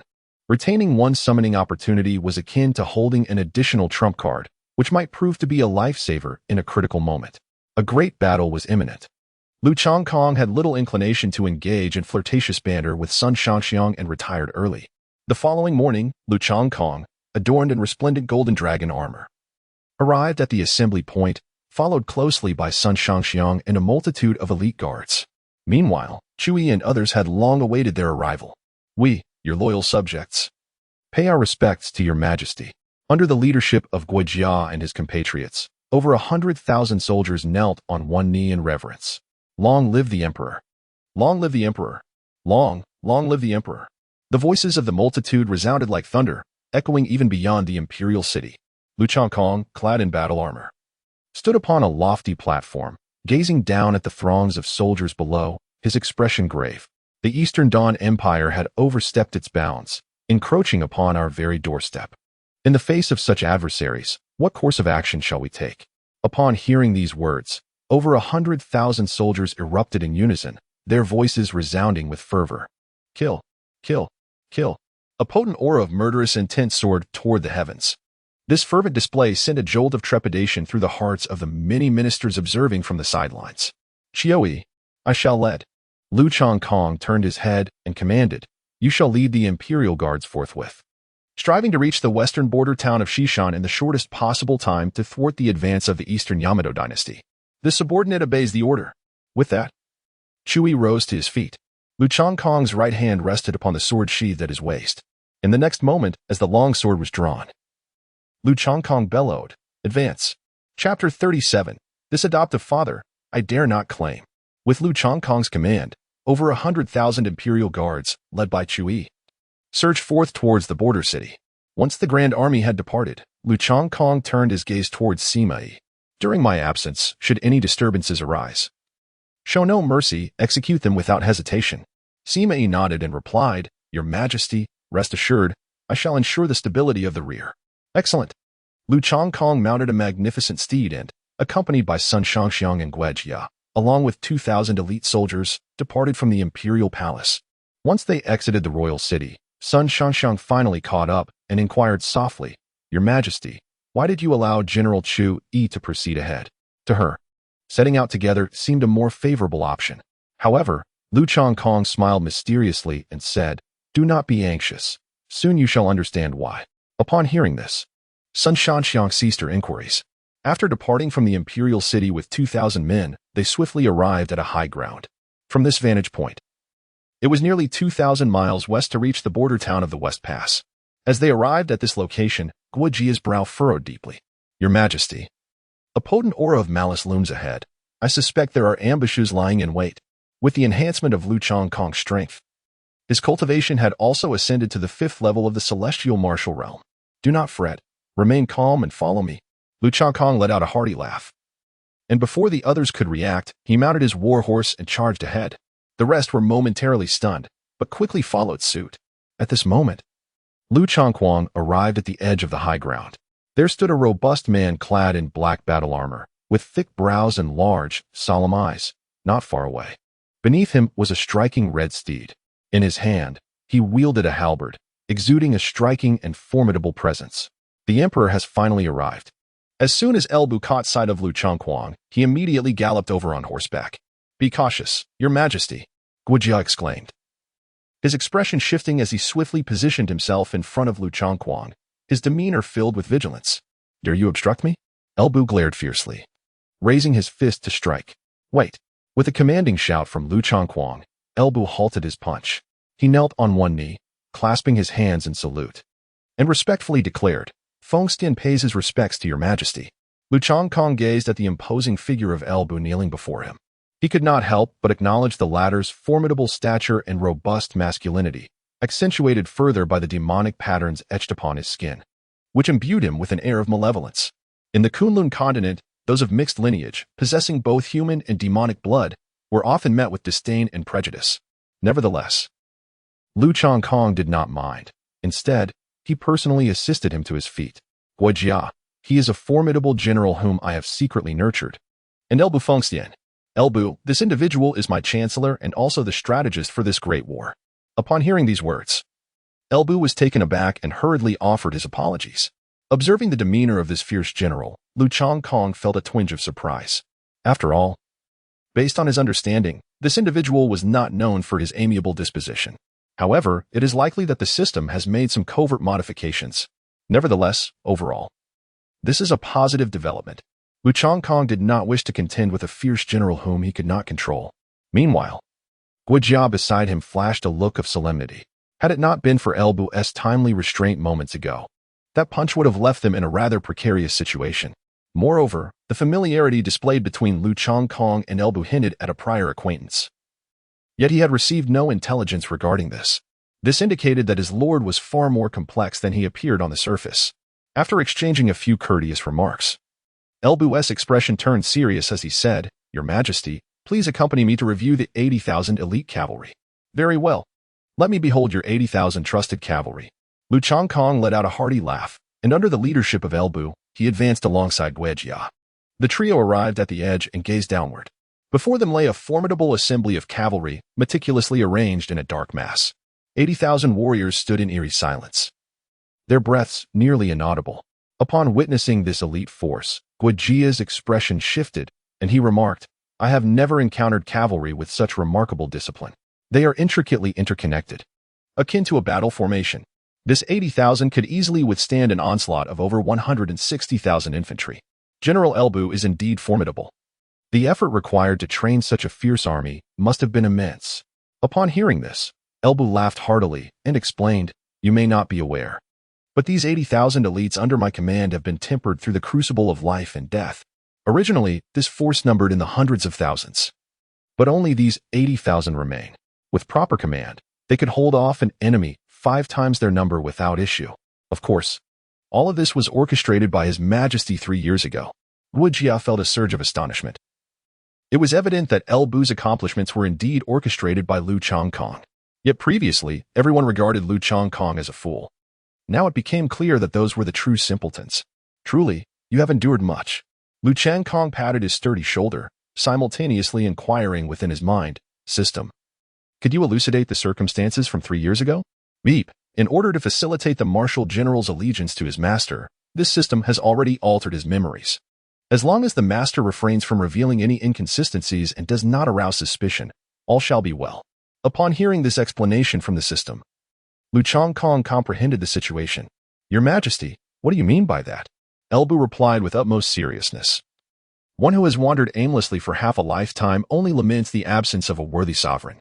If you do not reject me, I wish to pledge myself as your adopted father. With these words, an atmosphere of gravity descended. Lu Changquang was taken aback, choking on his own saliva. He certainly could not accept the title of such a father. This matter would have to wait until the end of the great battle to be addressed. Lu Changquang waved his hand, swiftly shifting the topic. With the addition of you formidable warriors, victory in this battle is assured.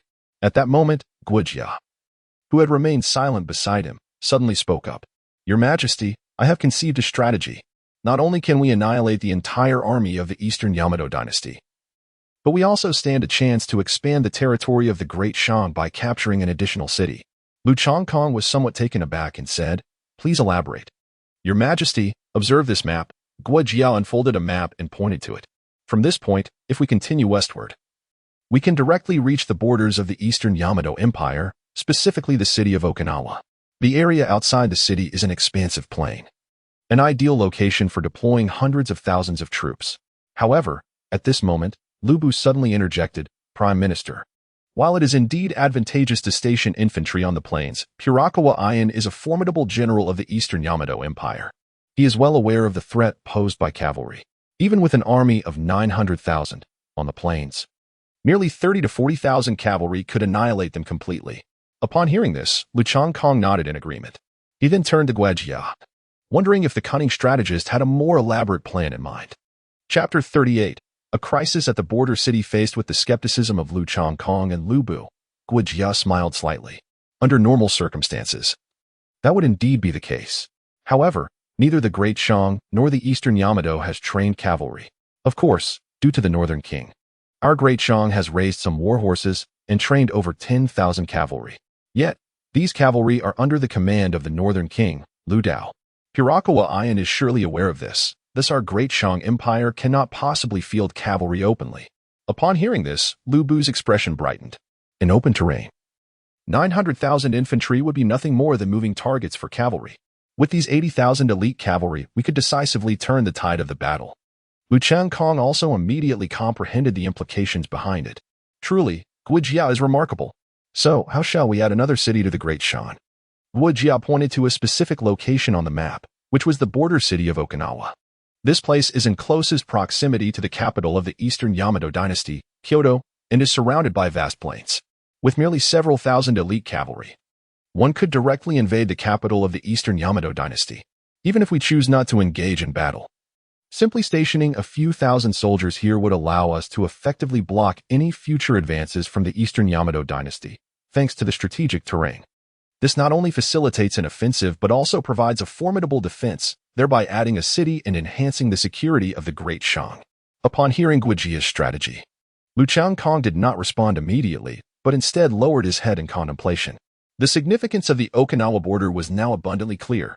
Capturing this location would lay a solid foundation for the eventual assault on the Eastern Yamato dynasty.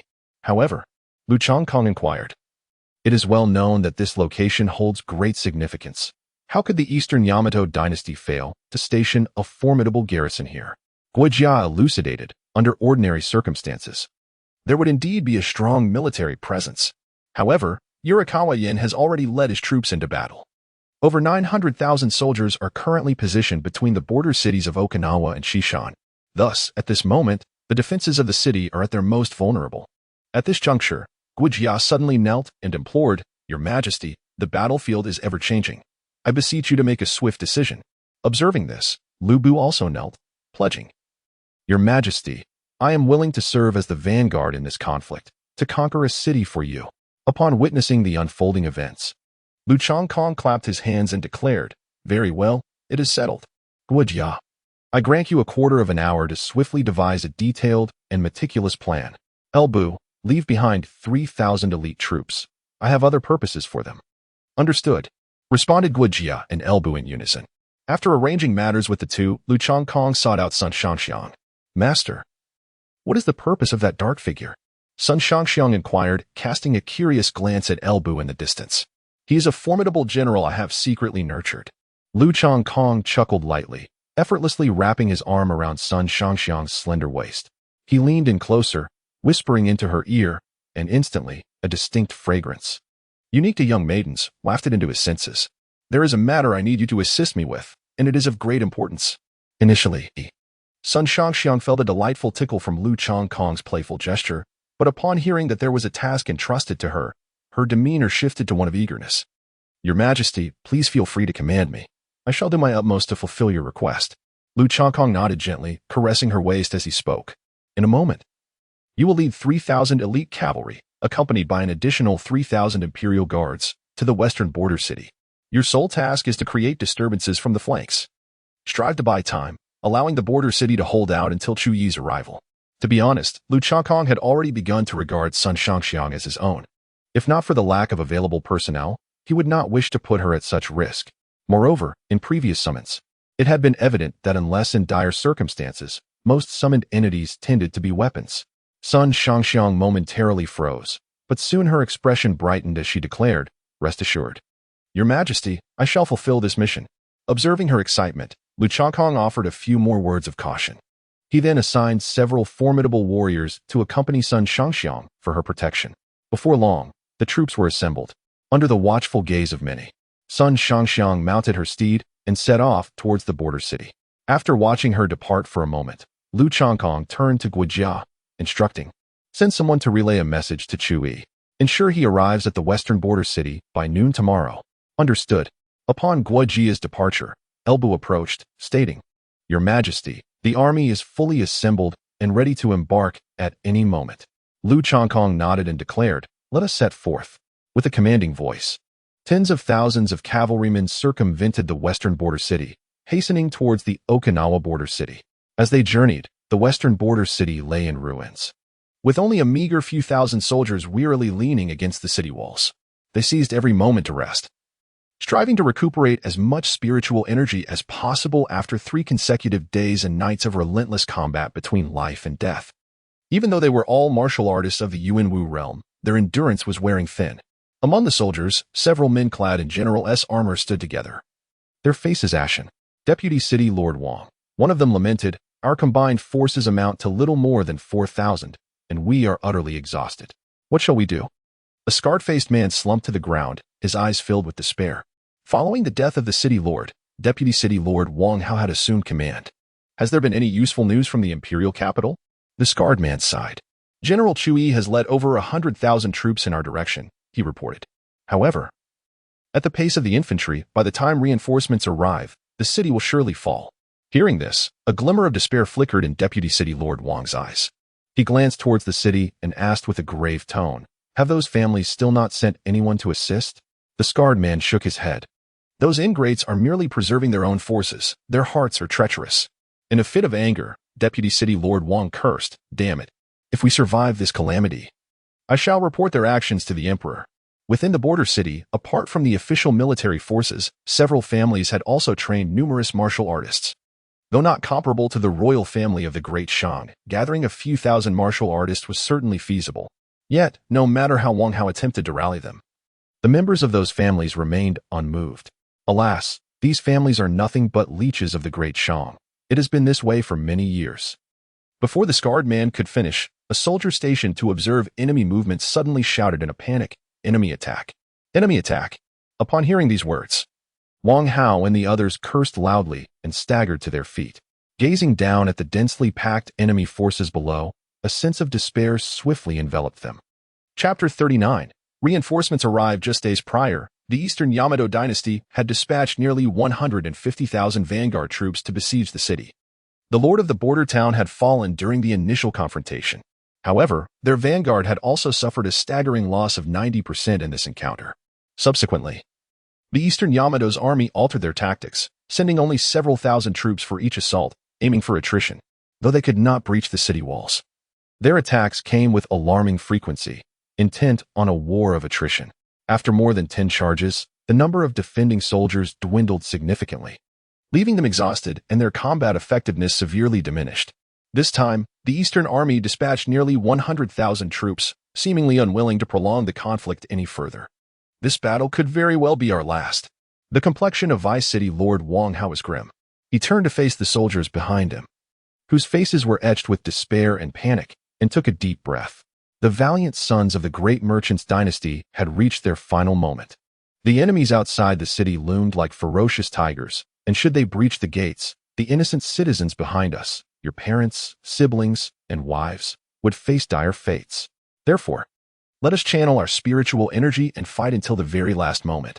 Upon hearing these words, the remaining soldiers, with eyes aflame, roared in unison, "Kill! Kill! Kill!" At that moment, the city gates teetered on the brink of destruction. "Brothers, for the sake of your families, let us drive these eastern devils back to their lair." Wang Hao bellowed, vowing to fight to the bitter end. War. The few thousand remaining soldiers summoned their last reserves of spiritual energy, gripping their weapons tightly, panting as they stood atop the city walls. Mere seconds later, as ladders descended, the enemy swarmed up like ants. "Kill!" Wang Hao shouted in fury and charged ahead. Seeing this, the surrounding soldiers, undeterred by the threat of death, launched their final assault. "General Sun, that city is the western border town." Listening to her subordinate's report, Sun Shangxiang nodded. "You shall proceed first and notify them to open the city gates. Everyone, prepare yourselves after entering through the southern gate. Slow your march. When we approach the northern gate, we will charge out and catch them off guard." "Understood." As the subordinates departed, a vice commander approached. General Sun, His Majesty intends for us to disrupt the enemy's offensive from the outside. If we enter the city this way, will it not? Sun Shangxiang shook her head and replied, the Emperor's directive is clear. Should the enemy's forces be numerous, we must create disturbances. However, there are only tens of thousands of them now, and we still possess cavalry. By taking them by surprise, we can undoubtedly decimate the majority of their forces. This would not only resolve the current crisis, but also allow us to hold out until General Chu Yi arrives to provide support. The vice commander nodded in agreement. The command of this operation rested firmly in Sun Shangxiang's hands, thus he refrained from further comment. Moreover, despite being a vice commander, his paramount duty was to ensure Sun Shangxiang's safety. At that moment, a soldier rushed back to report, General, there are no guards at the city gate. They have likely all gone to reinforce the northern gate.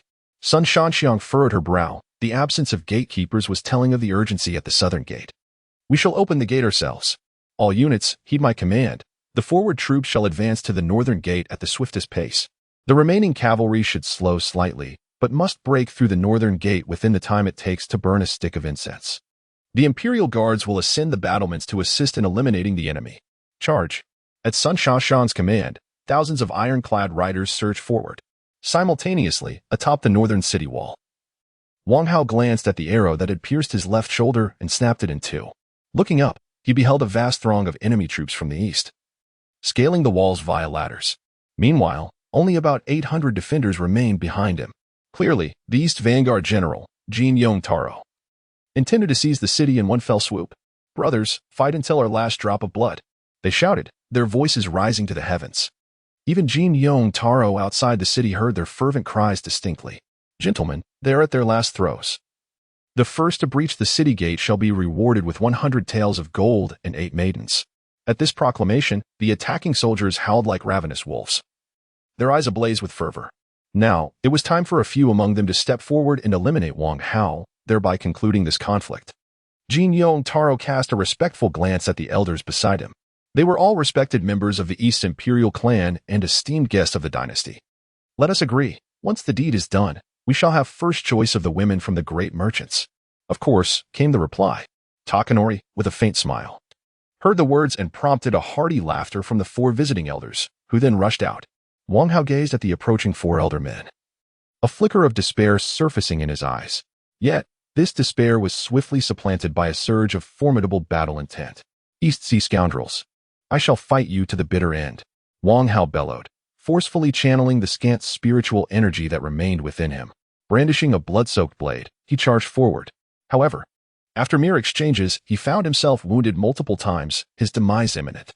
At that moment, Sun Shangxiang happened to witness this scene and cried out sharply, all Imperial Guards, hasten to support.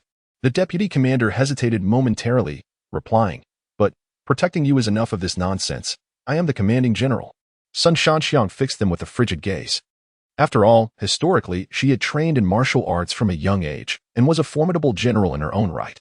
The deputy, seeing her resolve, sighed and led several Earth Martial Realm Imperial Guards to the city wall. Vice City Lord Wang, we have come to your aid. Suddenly, a group of 7 or 8 Earth Martial Realm warriors appeared among the Imperial Guards, startling the 4 EC guests, who quickly retreated. Yet, they were intercepted, and in just a few exchanges, their heads were severed. At this juncture, Sun Shangxiang had already led a 1,000-strong army to the city gates. Under the command of the Imperial Guards, the city gates, which had remained shut for several days, slowly creaked open. As the gates parted, Sun Shangxiang immediately drew her longsword, pointing it forward as she cried out, charge.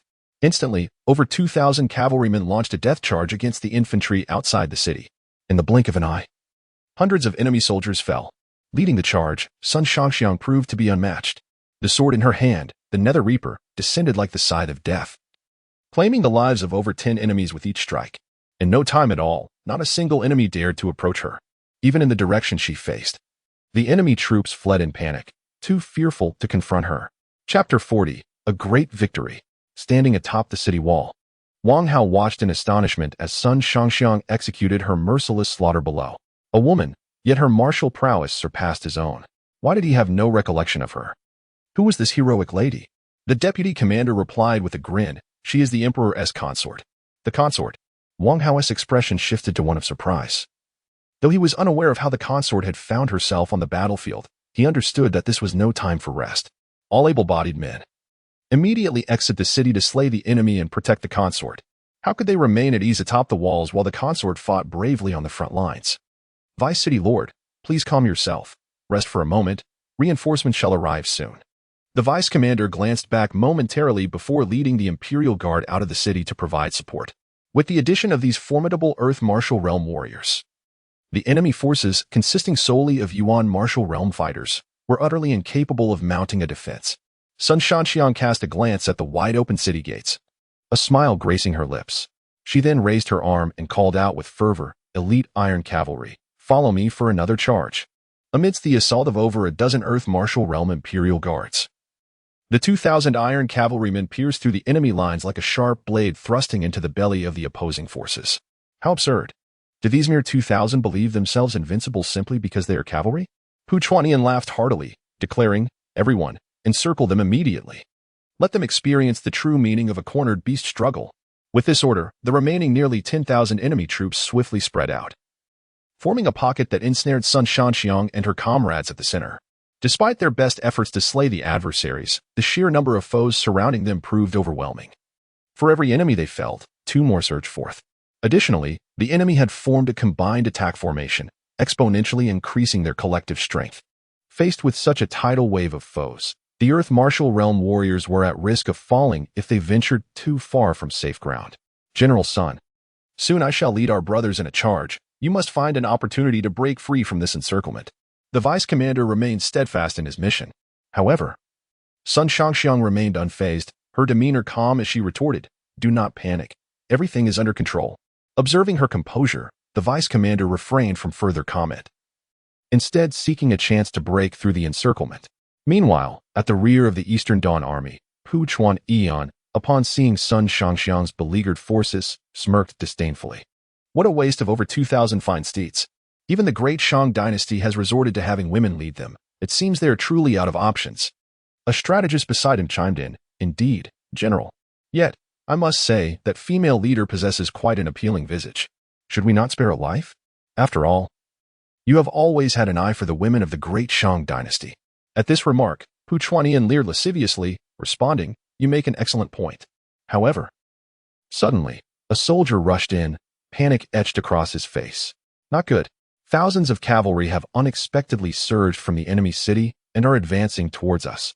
In an instant, Pu Chuanian was on his feet, startled, as he dashed out of the camp to survey the situation.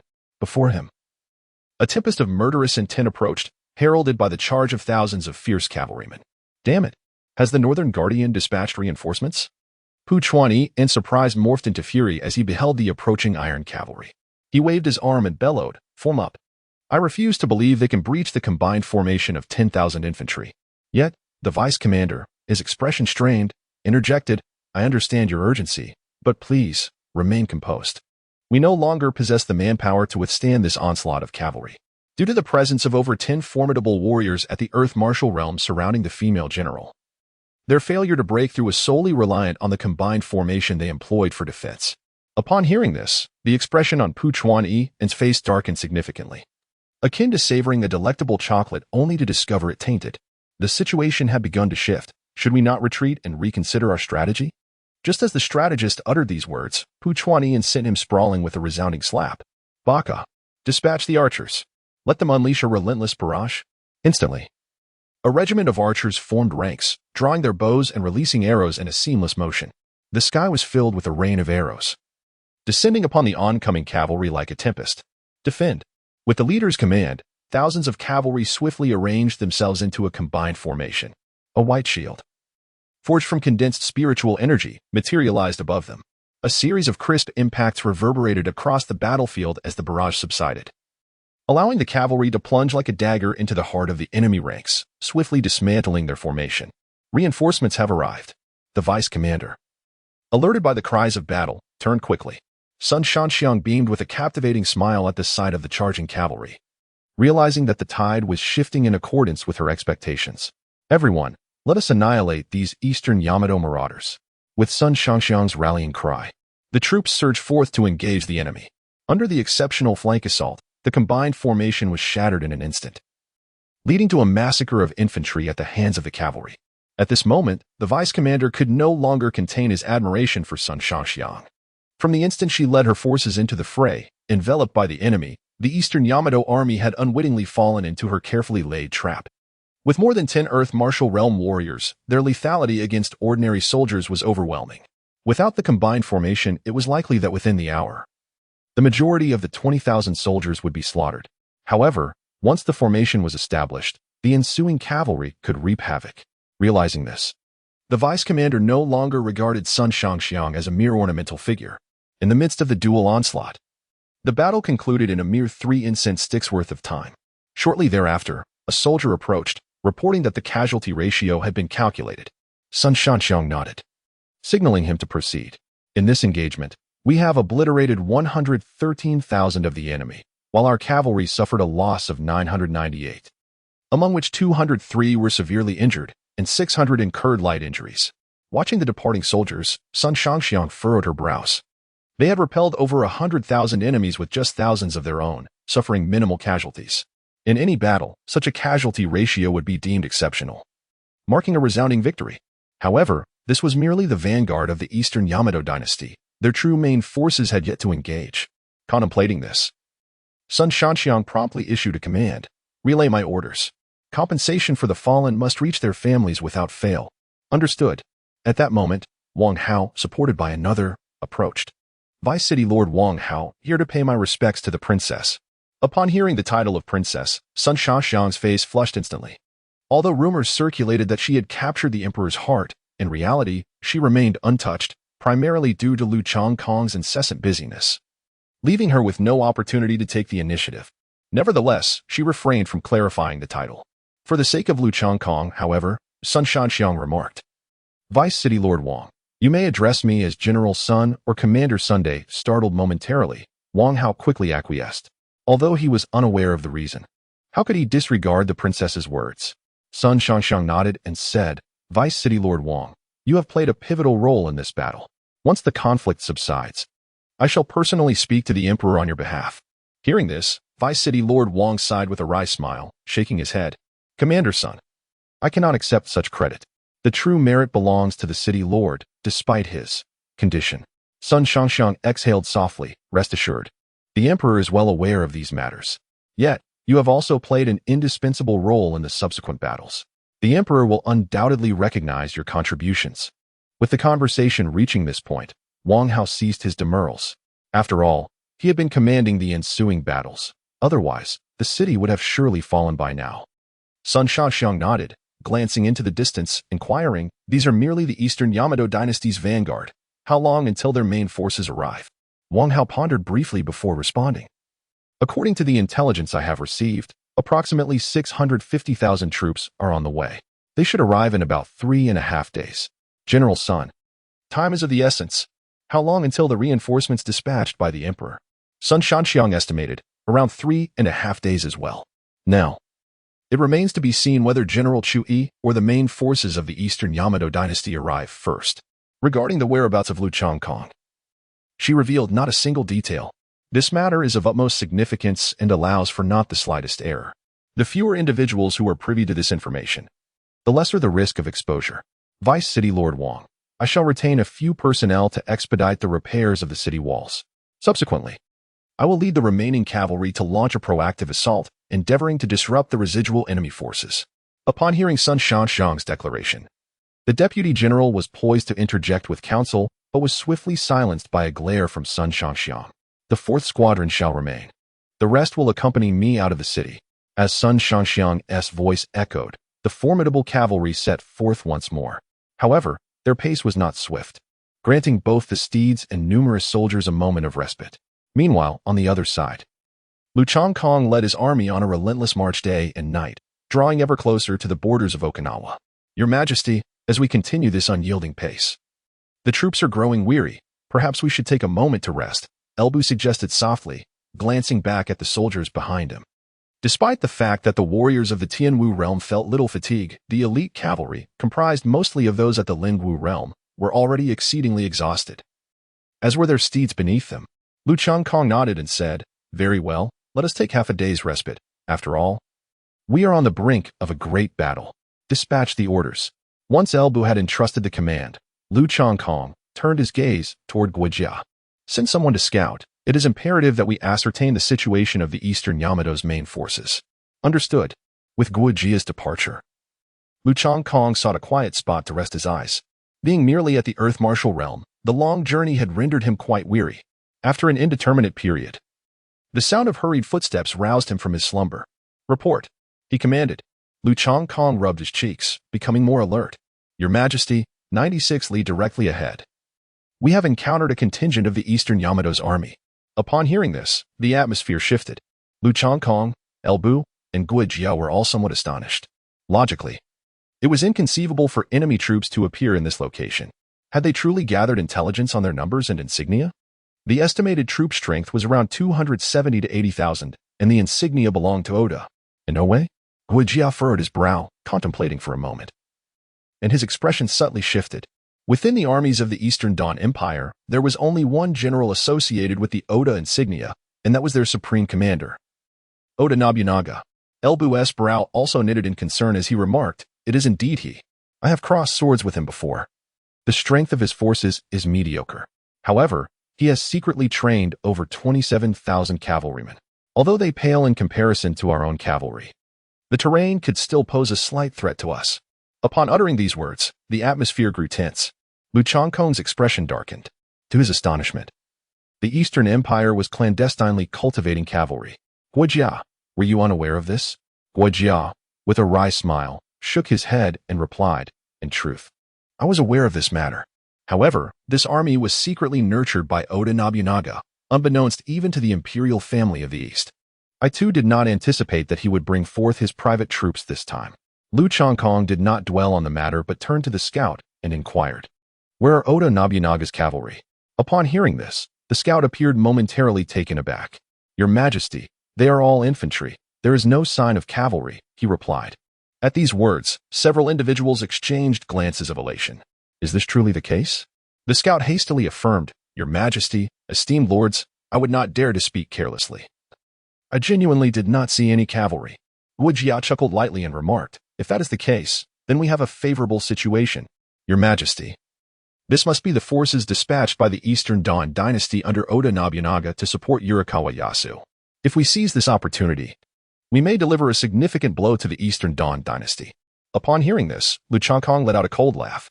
In such an expansive terrain, over 200,000 infantry would stand no chance against 70 to 80,000 cavalry. In the face of such a grand conflict, without the absolute dominance of individual combat prowess, the configuration of the army is of utmost importance. Your Majesty, I shall commence preparations at once." Elbu exclaimed with great enthusiasm, eagerly anticipating the chance to serve Lu Changkong, though he was reminded to remain patient. Lu Changkong waved his hand and said, "It is over 90 miles. It will take them at least 6 more hours to arrive. Let everyone rest a while longer. We shall commence our preparations once they are within a 10-mile radius." "Thank you for your understanding, Your Majesty." Elbu bowed respectfully. Lu Changkong nodded and said, "Next, I require a meticulous plan." At that moment, Guojia, standing nearby, recognized it was his turn to speak. "Your Majesty, to the east, approximately 7 li away, lies a gentle slope. It is remarkably expansive, ideal for us to mount an offensive. Once the two armies engage, I estimate that within the span of an hour, we could send Oda Nobunaga's forces fleeing in all directions." With a clap of his hands, Lu Changkong declared, "It is settled." Chapter 42, A Carnage at Dusk. The setting sun bled red across the horizon. At the summit of a descending slope stood a line of shadowy figures clad in black, exuding an aura of ruthless intent that soared to the heavens.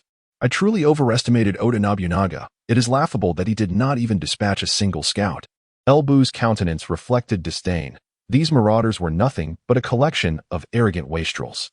Lu Changkong smiled and remarked, "This is only to be expected. After all, none could have foreseen the multitude of cavalry at our disposal." Considering the time, Elbu, please share your thoughts on the forthcoming battle. Upon hearing this, Elbu pondered for a few seconds and replied, "Your Majesty, I shall lead the charge on the front lines. You can flank them with 10,000 elite troops and cut off their retreat. The state minister will initiate an assault from the left, while I will arrange for a junior commander to coordinate on the right. Thus, their army of over 200,000 shall fall into our grasp. Lu Chongkong was quite satisfied with this plan.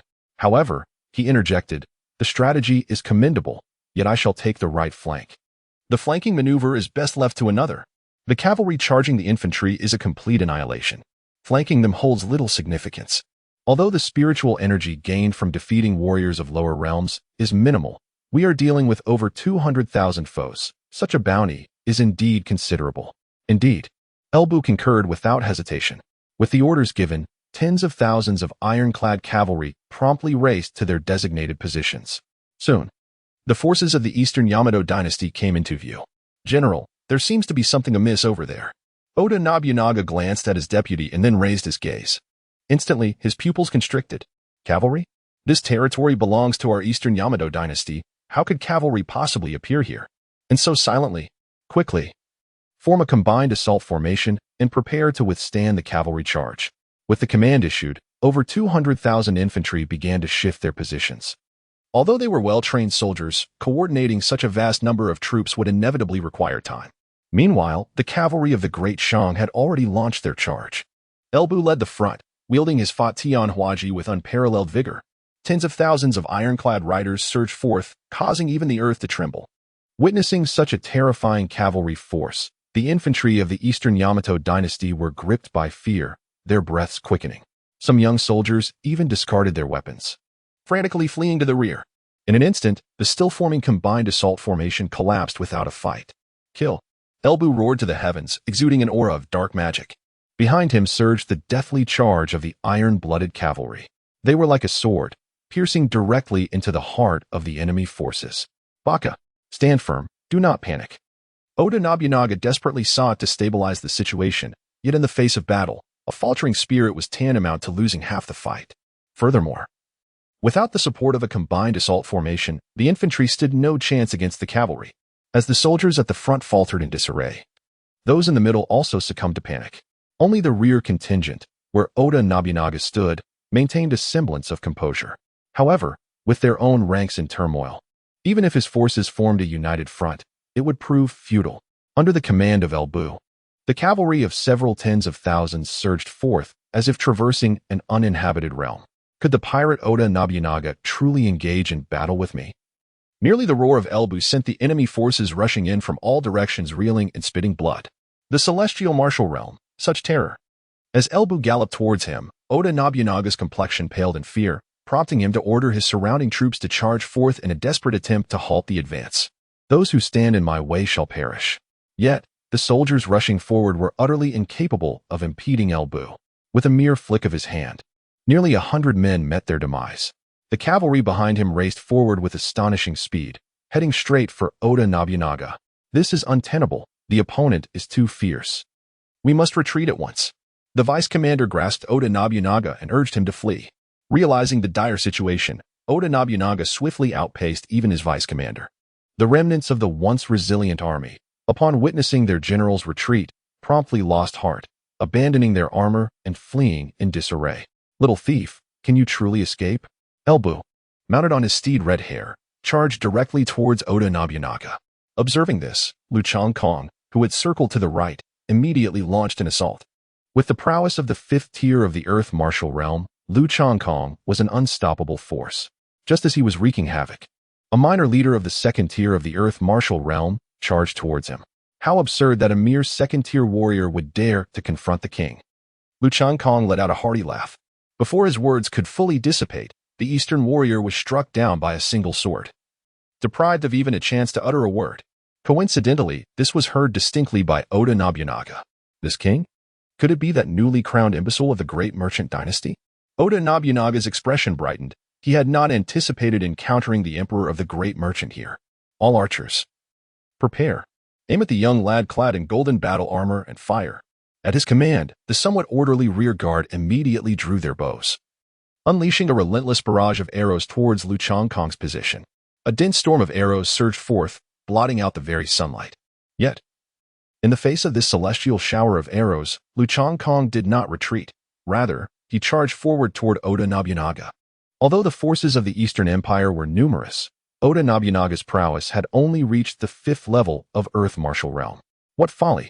Observing Lu Chongkong's advance, Oda Nobunaga laughed heartily, drawing his katana and initiating a countercharge. Amir Weiss, supported by eunuchs, dares to seek his demise on the battlefield. He sneered. He was a formidable 5th-level earth martial expert. How could he possibly be bested by a mere child? The one courting death is you. In Lu Changkong's eyes, a cold glimmer emerged as he unleashed the Manticore sword technique. Channeling power that surpassed his own by several folds, he advanced with a force akin to an overwhelming tide. Boom! The tremendous strength caused Oda Nobunaga to stagger back repeatedly. Upon witnessing the scene, Lu Changkong immediately rose to his feet and executed the Gale Step, dashing forward with remarkable swiftness. In the blink of an eye, he found himself above Oda Nobunaga. With a swift motion, he unleashed a Crimson Sword energy, cleaving downward with ferocity. As the luminous blade of light approached, Oda Nobunaga's expression shifted dramatically. He exerted every ounce of strength to twist his body, attempting to evade the lethal strike.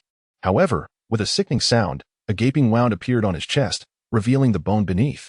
Even his armor had been severed into 2 pieces. Was this truly a means of evasion? Lu Changkong was taken aback, just as he was preparing to strike again. The surrounding enemy forces had already closed in, and their combined formation was on the verge of completion. With no options left, he found himself at a loss. Lu Changkong could only retreat onto his steed. Baka, kill him. Let me deal with him. Oda Nobunaga seethed with fury. The soldiers forming the formation immediately charged at Lu Changkong. Once surrounded, his demise was inevitable. Chapter 43. The General Chung Lien. Just as Lu Changkong prepared to carve a bloody path, a figure descended from the heavens. All of you perish. With a single swing, Guo Jia unleashed a blade of energy, a river of sword aura extending for dozens of meters, swiftly annihilating hundreds of soldiers. The formation that had just begun to take shape crumbled before him like fragile paper. Upon witnessing yet another formidable being from the Tianwu realm, Oda Nobunaga decisively retreated. Simultaneously, he cursed the hidden factions of the Eastern Empire in his heart. How could he remain oblivious to the presence of so many Tianwu masters? Had he known, he would never have considered engaging in this conflict. At that moment, another furious roar echoed. Die. Elbu, riding his steed Red Hair, emanated a dark, ominous aura as he charged forth. Baka, he is one of the demon race. Oda Nobunaga trembled, his legs quaking in fear. This burly man with thick brows and large eyes surged in like a harbinger of death. No one could halt his advance. His rampage from the front to the rear was utterly terrifying. Crossbowmen, take your positions. Fire at that demon with all your might. With Oda Nobunaga's command, the heavy crossbows aimed at Elbu and unleashed a barrage. These weapons were specifically crafted to counter martial artists. Even though Elbu was a master of the Tianwu realm, he had to tread cautiously. Many Eastern soldiers who had not yet retreated fell victim to the rain of bolts, their bodies exploding upon impact. Meanwhile, Oda Nobunaga found himself encircled by soldiers, forming a human barricade. Your Majesty, we should withdraw into the ranks. The crossbows possess considerable lethality. Clearly, Guo Jia held a significant apprehension towards those heavy crossbows. Lu Changkong did not hesitate, immediately returning to the ranks of the Iron Cavalry. Subsequently, he charged towards the position of the heavy crossbow. After all, even the formidable presence of Elbu required cautious handling. Therefore, they had to destroy it first. Otherwise, the losses among the cavalry would surge dramatically. In the distance, Oda Nobunaga watched helplessly as his heavy crossbow troops were slaughtered by Lu Changkong and his comrades. Frustrated, he could only curse, Baka, General, we must retreat quickly, or we will all perish, urged a subordinate, anxiously stamping his feet. Upon hearing this, Oda Nobunaga gritted his teeth. He hastily gathered a few trusted officers and left the battlefield in a rush. He had no desire to meet his end here. After all, he still possessed a secretly trained cavalry and commanded several troops within the cities under his governance. Even though his negligence had led to the loss of over 200,000 soldiers for the Eastern Dawn dynasty, the royal family dared not retaliate too fiercely against him. Given the remaining forces at his disposal, Lu Changkong naturally noticed the fleeing Oda Nobunaga. However, at this moment, his priority was to ensure the complete destruction of the heavy crossbows, leaving him no choice but to let Nobunaga escape. Nevertheless, a cavalry had already maneuvered behind, making it impossible for him to elude capture. Before long, Oda Nobunaga and his entourage had managed to flee 3 miles. General, for now, we are relatively safe. The army of over 200,000 should be able to hold them for at least an hour. I suggest we return to the border city immediately and regroup with the remaining forces to return to our stronghold. By then, The imperial court will have no means to deal with us. Listening to the words of several trusted vice-generals, Oda Nobunaga could only acquiesce, though reluctant. He had no other option. The great Shang dynasty. I shall remember this grievance. Is it merely cavalry? I will procure purebred warhorses at any cost. This humiliation shall be repaid 100-fold in the days to come. Let us depart. With a spit of contempt, Oda Nobunaga decisively turned and left. The vice-generals, witnessing his resolve, felt a sense of relief. Yet, just as they ventured a short distance away, a piercing cry echoed forth. Old Master Cheng-Lien is here. Where do you think you are going? Startled, Oda Nobunaga immediately looked up to see a lone figure on horseback blocking their path. How laughable. Does one man think he can capture me? Oda spat, kill him, and let us return to the border city swiftly. With that, he charged ahead. However, in the next moment, Cheng-Lien waved his hand, and the ground began to tremble. A formidable mass of cavalry emerged behind him. Oda Nobunaga, the pirate, helpless against Cheng-Lien, has been waiting here for you on the orders of the great Shang Emperor. As he beheld the vast assembly of cavalry, Oda Nobunaga's heart seized with dread, causing him to tumble from his horse and stir up a cloud of dust. His vice-generals were alarmed and rushed to support him. This time, it felt like a complete defeat, and to a mere youth at that. With a series of coughs, Oda Nobunaga spat out several mouthfuls of blood, and then his eyes rolled back as he lost consciousness. The vice-generals, witnessing this scene, were rendered speechless. At this moment, Cheng-Lien had already led his army before them. Observing the dazed Japanese, he sneered, "Will you surrender, or will you resist to the bitter end?" "We surrender." The vice-generals had no thoughts of resistance. Survival was their utmost priority. Cheng-Lien laughed heartily, in high spirits. This ambush was not only effortless, but also yielded rewards, much to his delight. With one hand, he seized Oda Nobunaga and placed him upon the rear of his horse. "Keep a close watch on these captives. Any who dare to cause trouble shall be executed on the spot. Move." The vice-commanders trembled in fear, unable to comprehend how the formidable forces of the great merchant could possess such terrifyingly adept warriors. As Cheng-Lien hastened towards the front lines, over 200,000 reinforcements fell victim to the merciless slaughter of the tens of thousands of ironclad cavalry. The once verdant grasslands were now stained crimson with blood, and the phrase "a sea of blood" aptly encapsulated the horrific scene that unfolded before them. Lu Changkong stood atop a small hill, surveying the scene below. A fleeting complexity flickered across his previously indifferent gaze. It was only now that he truly comprehended the brutal nature of war. "Your Majesty, the Eastern Yamato dynasty has mobilized such a formidable army. Their intent is clearly to annex us," Guo Jia remarked, his brow slightly furrowed. "We must seize Okinawa's border city with utmost urgency. Otherwise, once news of this reaches beyond our borders, we shall find ourselves in a precarious position." Lu Changkong had also contemplated these circumstances. "Proclaim my command. All troops shall rest until dawn. At first light, we shall advance towards the Okinawa border city." Just as one soldier departed, another rushed in. "Your Majesty, the tally of our gains and losses from this battle has been compiled. We have slain 293,450 of the enemy and seized provisions valued at 1,000 taels of gold. Our own casualties total 908 dead, 999 severely wounded, and 8,012 with minor injuries." Upon hearing these figures, Elbu erupted into joyous laughter. "Your Majesty, what a resounding victory. A resounding victory indeed." Lu Changkong nodded slightly, poised to speak when another soldier rushed in.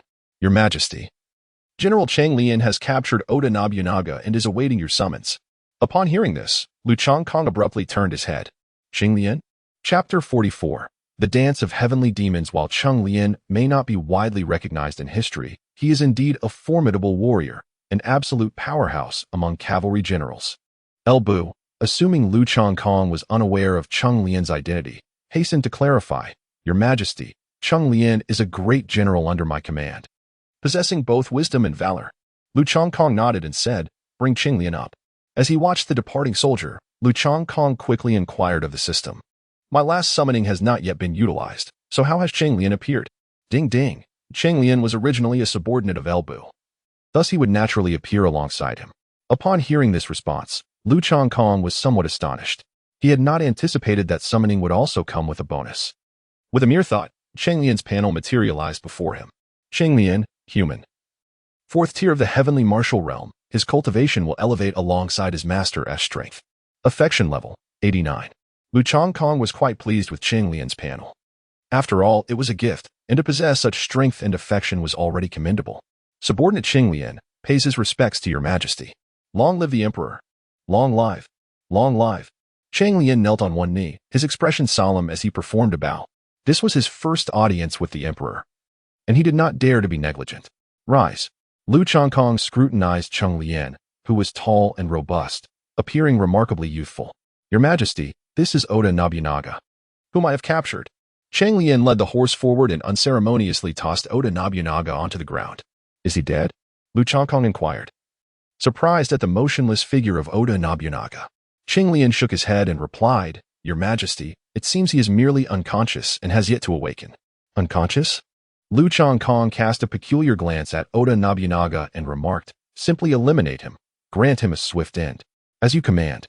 Cheng Lian was about to lift Oda Nobunaga away when he noticed the latter's eyes wide open, resembling brass bells. No, no, no, please do not kill me. It was quite astonishing that a prominent general of the Eastern Empire would resort to such theatrics. This elicited a sense of disdain in Lu Changkong, who regarded him with a smirk that was both mocking and amused. However, Oda Nobunaga felt no embarrassment. Instead, he seized the opportunity to flatter, Your Majesty. To possess such cunning at such a tender age is truly admirable. With your current demeanor, I presume you intend to conquer the border city of Okinawa? Lu Changkong nodded slightly, neither affirming nor denying the statement. This left Oda Nobunaga feeling somewhat uneasy. For the border city of Okinawa was the nearest external stronghold to Kyoto, should the great merchant dynasty seize it. The capital of the Eastern Yamato dynasty could fall at any moment. After all, those tens of thousands of iron steeds were not to be trifled with. Contemplating this, Oda Nobunaga let out a sigh. He had long heard that the new emperor of the great merchant dynasty was a fool, a tyrant given to debauchery. Yet, it seemed that the true incompetence lay within the shadows of the Eastern Yamato dynasty. However, the pressing concern was to devise a means to preserve his own life. This was akin to a final decree. One could simply resign to fate. With a wave of his hand, Lu Changkong signaled for Oda Nobunaga to be taken away. No, no, no. Oda Nobunaga urgently pleaded, saying, Your Majesty, I hold your wisdom in the highest regard. If you spare my life, I can lead my troops to surrender. Upon hearing this, Lu Changkong indeed felt a flicker of temptation, for the forces commanded by Oda Nobunaga were substantial. However, he swiftly dismissed the notion. Let him meet his end swiftly, he declared. Oda Nobunaga, upon hearing these words, was momentarily taken aback. It was only when he was hoisted up and led away that he regained his senses, struggling and pleading vociferously for mercy. Yet, before long, his cries of despair ceased abruptly. Observing this, Guo Jia stepped forward to inquire, Your Majesty, I believe it may be prudent to retain Oda Nobunaga. Upon hearing this, Lu Changkong cast a knowing glance in his direction. With your intellect, it is inconceivable that you cannot discern the intricacies of this situation. Your servant is indeed ignorant. I beseech your Majesty to enlighten me, Guo Jia replied, inclining his body slightly. Noting his earnestness, Lu Changkong chuckled and shook his head. Such strategists often indulged in these elaborate discussions. Nevertheless, Lu Changkong elaborated, while keeping Oda Nobunaga could bolster our forces considerably, our own military resources are limited. Even if we were to accept his surrender, we would need to allocate some troops to oversee his forces. Consequently, the manpower at our disposal would diminish significantly. Thus, it is wiser to resolve the immediate matters at hand first. After listening intently, Guo Jia smiled and remarked, Truly, Your Majesty, your wisdom is commendable. I hold you in the highest regard. Lu Changkong, with a smile, pointed at him and remarked, Do not indulge in the sycophantic flattery of ministers. Do you understand? Just then, a scout rushed back, delivering intelligence to Guo Jia.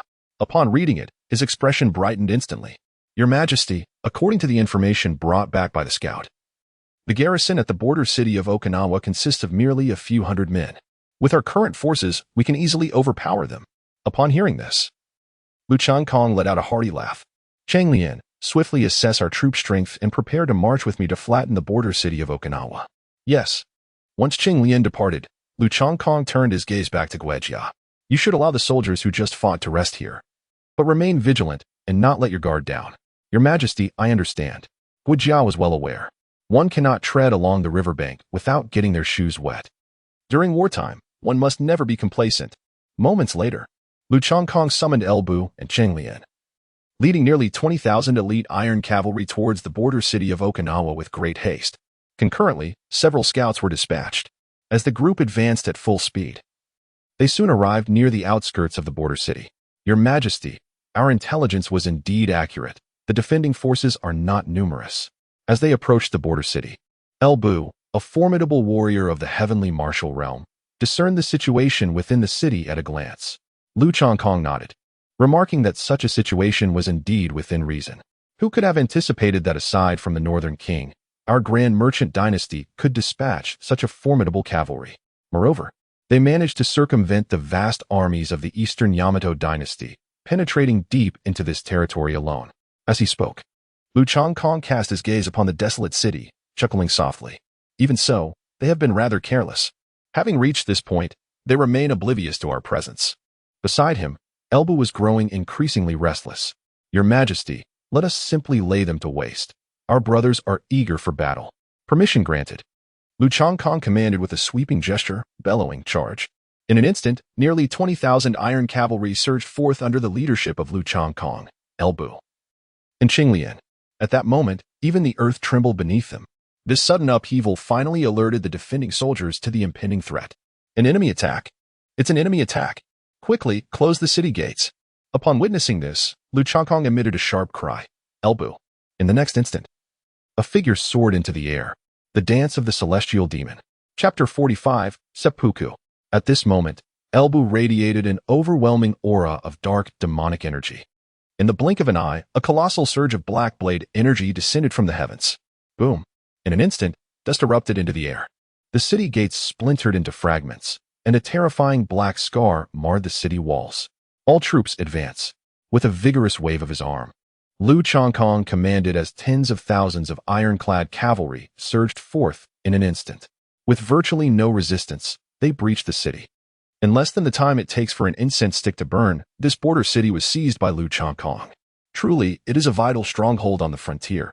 Lu Changkong stood atop the city wall, gazing into the distance. On either side of the border city of Okinawa lay two great black rivers. This renowned black river in Chisho is as famous as the Heavenly Demon Mountain Range. Its origins and terminus remain unknown. And even the martial legends of the heavenly martial realm cannot traverse its surface. They are inexplicably drawn into its depths, sinking to the bottom. The water, shrouded in darkness, has seen many bodies discarded within, earning it the ominous title of the River of the Underworld, a veritable forbidden zone for living beings. The border city of Okinawa is perfectly positioned between these two rivers, with its narrow gates making it an excellent fortress that is easy to defend yet difficult to assault. Capturing the border city of Okinawa would be akin to placing a knife at the throat of the Eastern Yamato dynasty. El Bu expressed his concerns, saying, once the Eastern Yamato dynasty receives word, they will undoubtedly dispatch a great army to retaliate.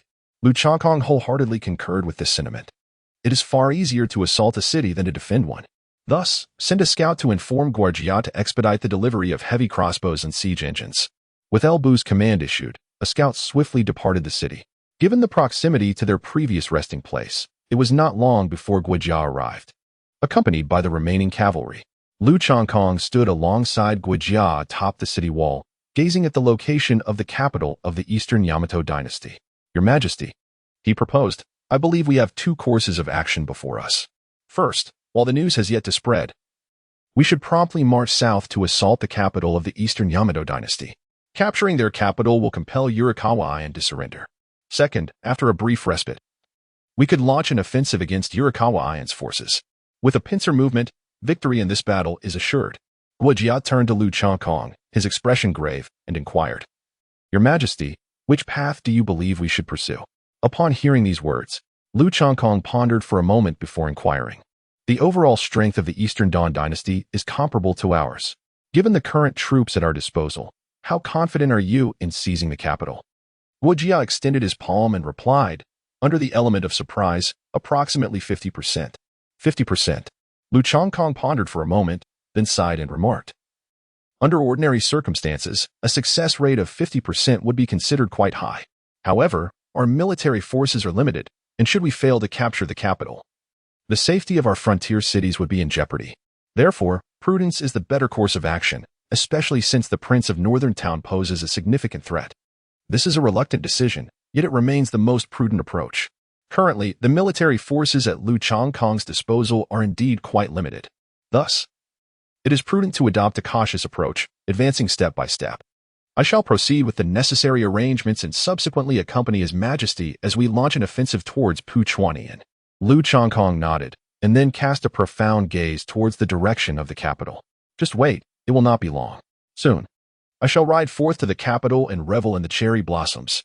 Once Guardia has made the necessary arrangements, Lu Changkong and his companions commanded an army of 70,000, advancing at full speed towards the direction of Uekawa Ikian.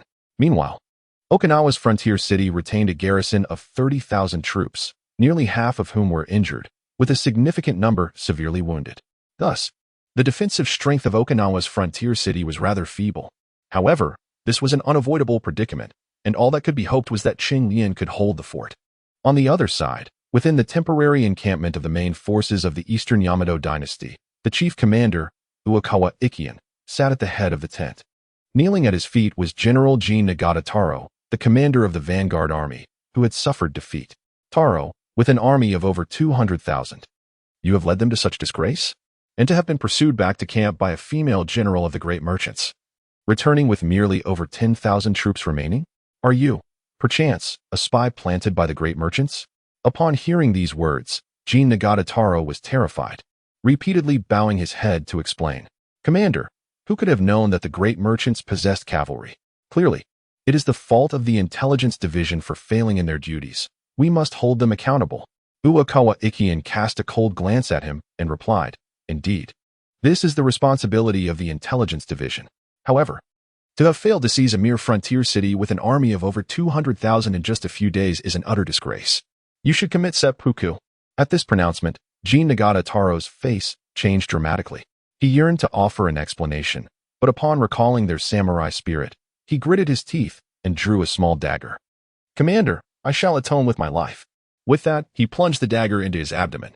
The blade pierced through his lower dantian, and he collapsed like a deflated balloon. Moments later, Jin Nagata Taro was lifeless. Quickly, soldiers rushed in to remove the corpse. Once the ground was cleaned, Uekawa Ikian's expression softened slightly as he surveyed the other commanders in the tent. Gentlemen, it is already shameful to have dispatched over 90,000 troops to assault a mere frontier city. And to have reduced our vanguard army of over 200,000 to such a pittance is even more disgraceful. For the honor of the Eastern Yamato dynasty, I require a general capable of breaching the city with 200,000 troops. Who among you is willing to take on this challenge? The generals in the tent exchanged glances, hesitant to speak. They were acutely aware of the combat prowess of the great merchant's army. Although the garrison at Shiguan Frontier City was now greatly diminished, none were willing to take such a perilous risk. Gentlemen, Uekawa Ikian's countenance grew cold, his tone icy and penetrating. A formidable martial aura descended upon them like a mountain. As the crowd held their breath, their faces flushed with apprehension. At that moment, a general stepped forward, reporting that he had received intelligence from a covert operative. The Grand General of the Great Shang Dynasty, Qiu Yi, had led over 100,000 imperial guards into the western border city. Consequently, I propose that we devise a comprehensive offensive strategy. Upon hearing this, Pu Chuanian slammed his palm down, shattering the table before him. Rising to his feet, he bellowed, Baka, I am the supreme commander of the Eastern Yamato dynasty, currently commanding 690,000 troops. And you suggest that I devise a plan against a mere nameless general and his scant army of just over 100,000? What are you jesting about? Do you believe that the generals of the Great Shang are akin to the northern king Lu Dao? Chapter 46. The surprise attack, realizing the gravity of his misstep. The general quickly knelt, bowing his head in supplication.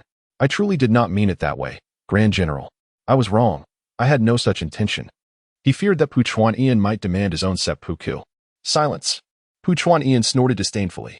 Bring forth another 20,000 vanguard troops to advance at full speed, reaching the western border city before the hour of the rat. Simultaneously, the remaining forces shall prepare to depart immediately. With the issuance of these commands, the vast army of over 600,000 swiftly mobilized. By the time the sun set that day, a multitude of dark shadows had already appeared on the distant horizon. Upon the walls of the western border city, Wang Hao pointed ahead, stating, another wave of vanguard troops approaches, merely 9 li away. Qiu Yi's expression turned grave as he replied, we are about to engage in a fierce battle. Wang Hao and Sun Shanxiang shared his concern. Although reinforcements had arrived, The Eastern Yamato dynasty still boasted an overwhelming force of 690,000 troops. With their heightened vigilance, the enemy would surely not be easily subdued. Moreover, Pu Chuanian, as a Grand General of the Eastern Yamato, possessed command abilities far superior to those of Oda Nobunaga. Nevertheless, this battle must be won. The border city cannot afford to be lost. Chiyoyi's tone was solemn and resolute, his gaze unwavering. I vow to defend our homeland at all costs. The surrounding imperial guards, upon hearing the exchange, immediately raised their arms in fervent support. A profound battle spirit gradually ascended upon the walls. Taking a deep breath, Chiyoyi instructed, Vice City Lord Wang, please ensure everyone rests as much as possible. Yes. Once Wang Hao departed, Chiyoyi turned his attention to Sun Shangxiang. General Sun, take 800 iron cavalry and seek out the emperor from another direction, urging him to arrive with haste for support. Understood. Despite suffering considerable losses in previous skirmishes, Sun Shangxiang still commanded 800 cavalry, now even more formidable than before. As Sun Shangxiang departed with 800 cavalry, Chiyoyi felt a slight sense of relief. He was acutely aware that Sun Shangxiang's prowess would play a significant role in the impending battle. However, it was inevitable that she would soon become the wife of Lu Changkong, a presence that must not grace the battlefield.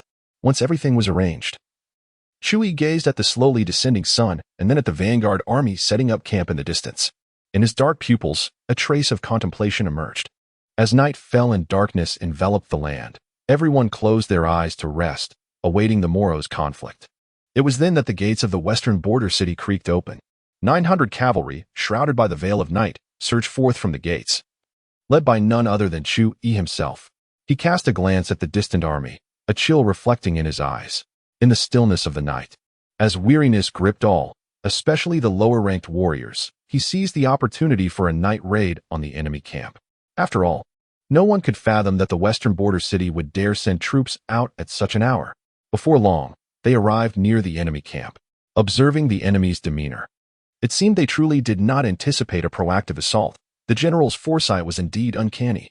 A deputy general, glancing ahead, whispered a compliment. Chiyoyi's expression remained largely unchanged. For the perimeter guard of the enemy camp numbered only around 400, most of whom leaned against the barricades, dozing. Only a small contingent patrolled wearily. Attack!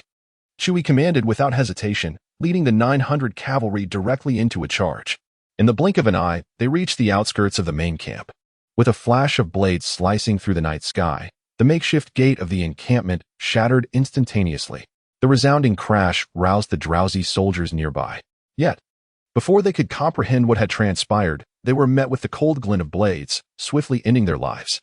Let us not forget our primary objective, Chiyoyi bellowed, rallying 200 cavalrymen to charge towards the position of the enemy general. Wherever they passed, not a blade of grass remained. Meanwhile, the remaining cavalry surged toward the supplies. Under Chiyoyi's leadership, these 200 ironclad warriors encountered no resistance.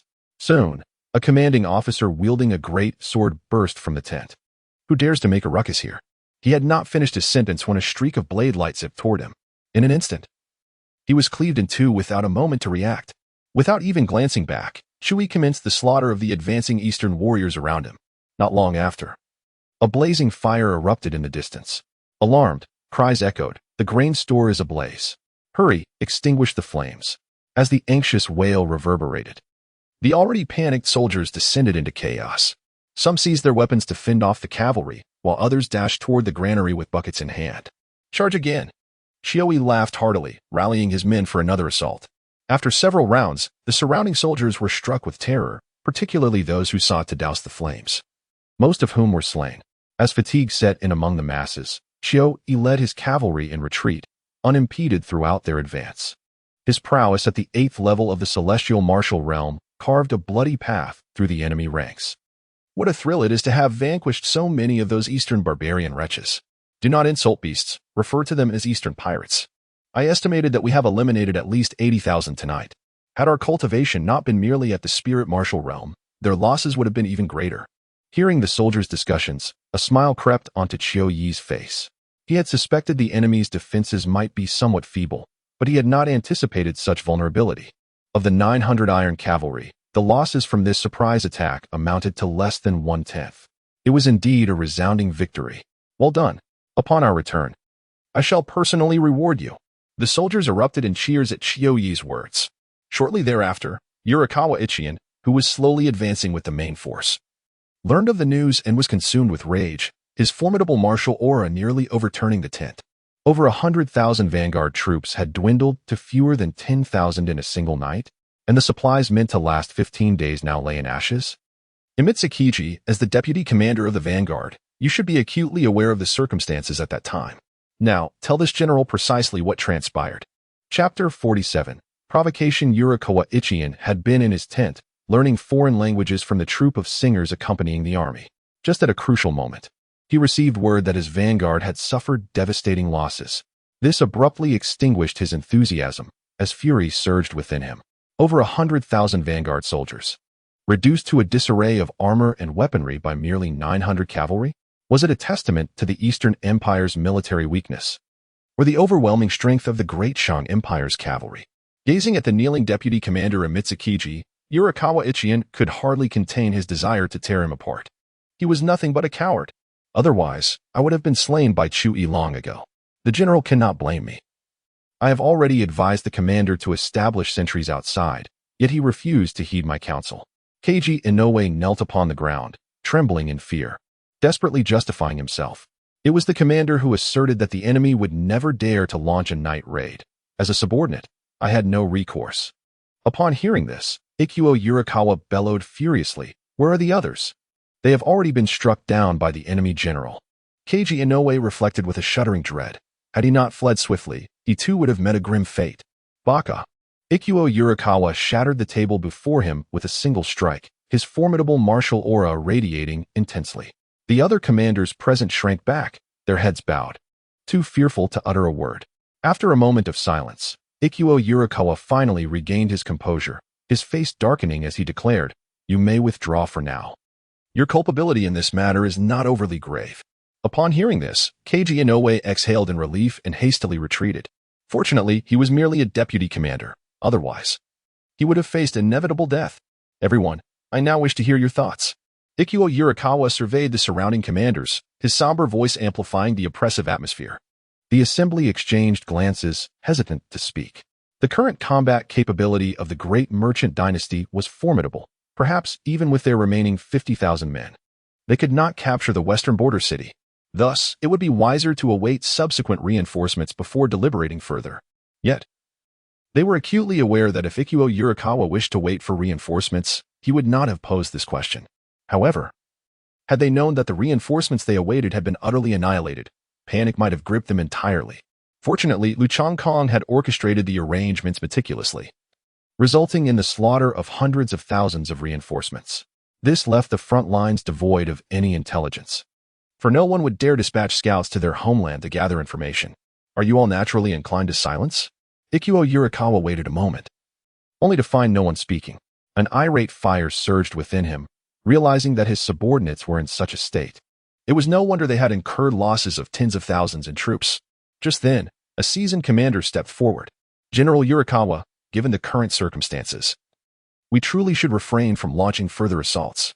Observing the general's darkening expression, ready to unleash a tirade, the elder commander quickly reassured, "However, I do not mean to suggest we simply allow them to go unchallenged." Upon hearing this, Ikuo Yurikawa's countenance softened, and he replied in a subdued tone, "Continue."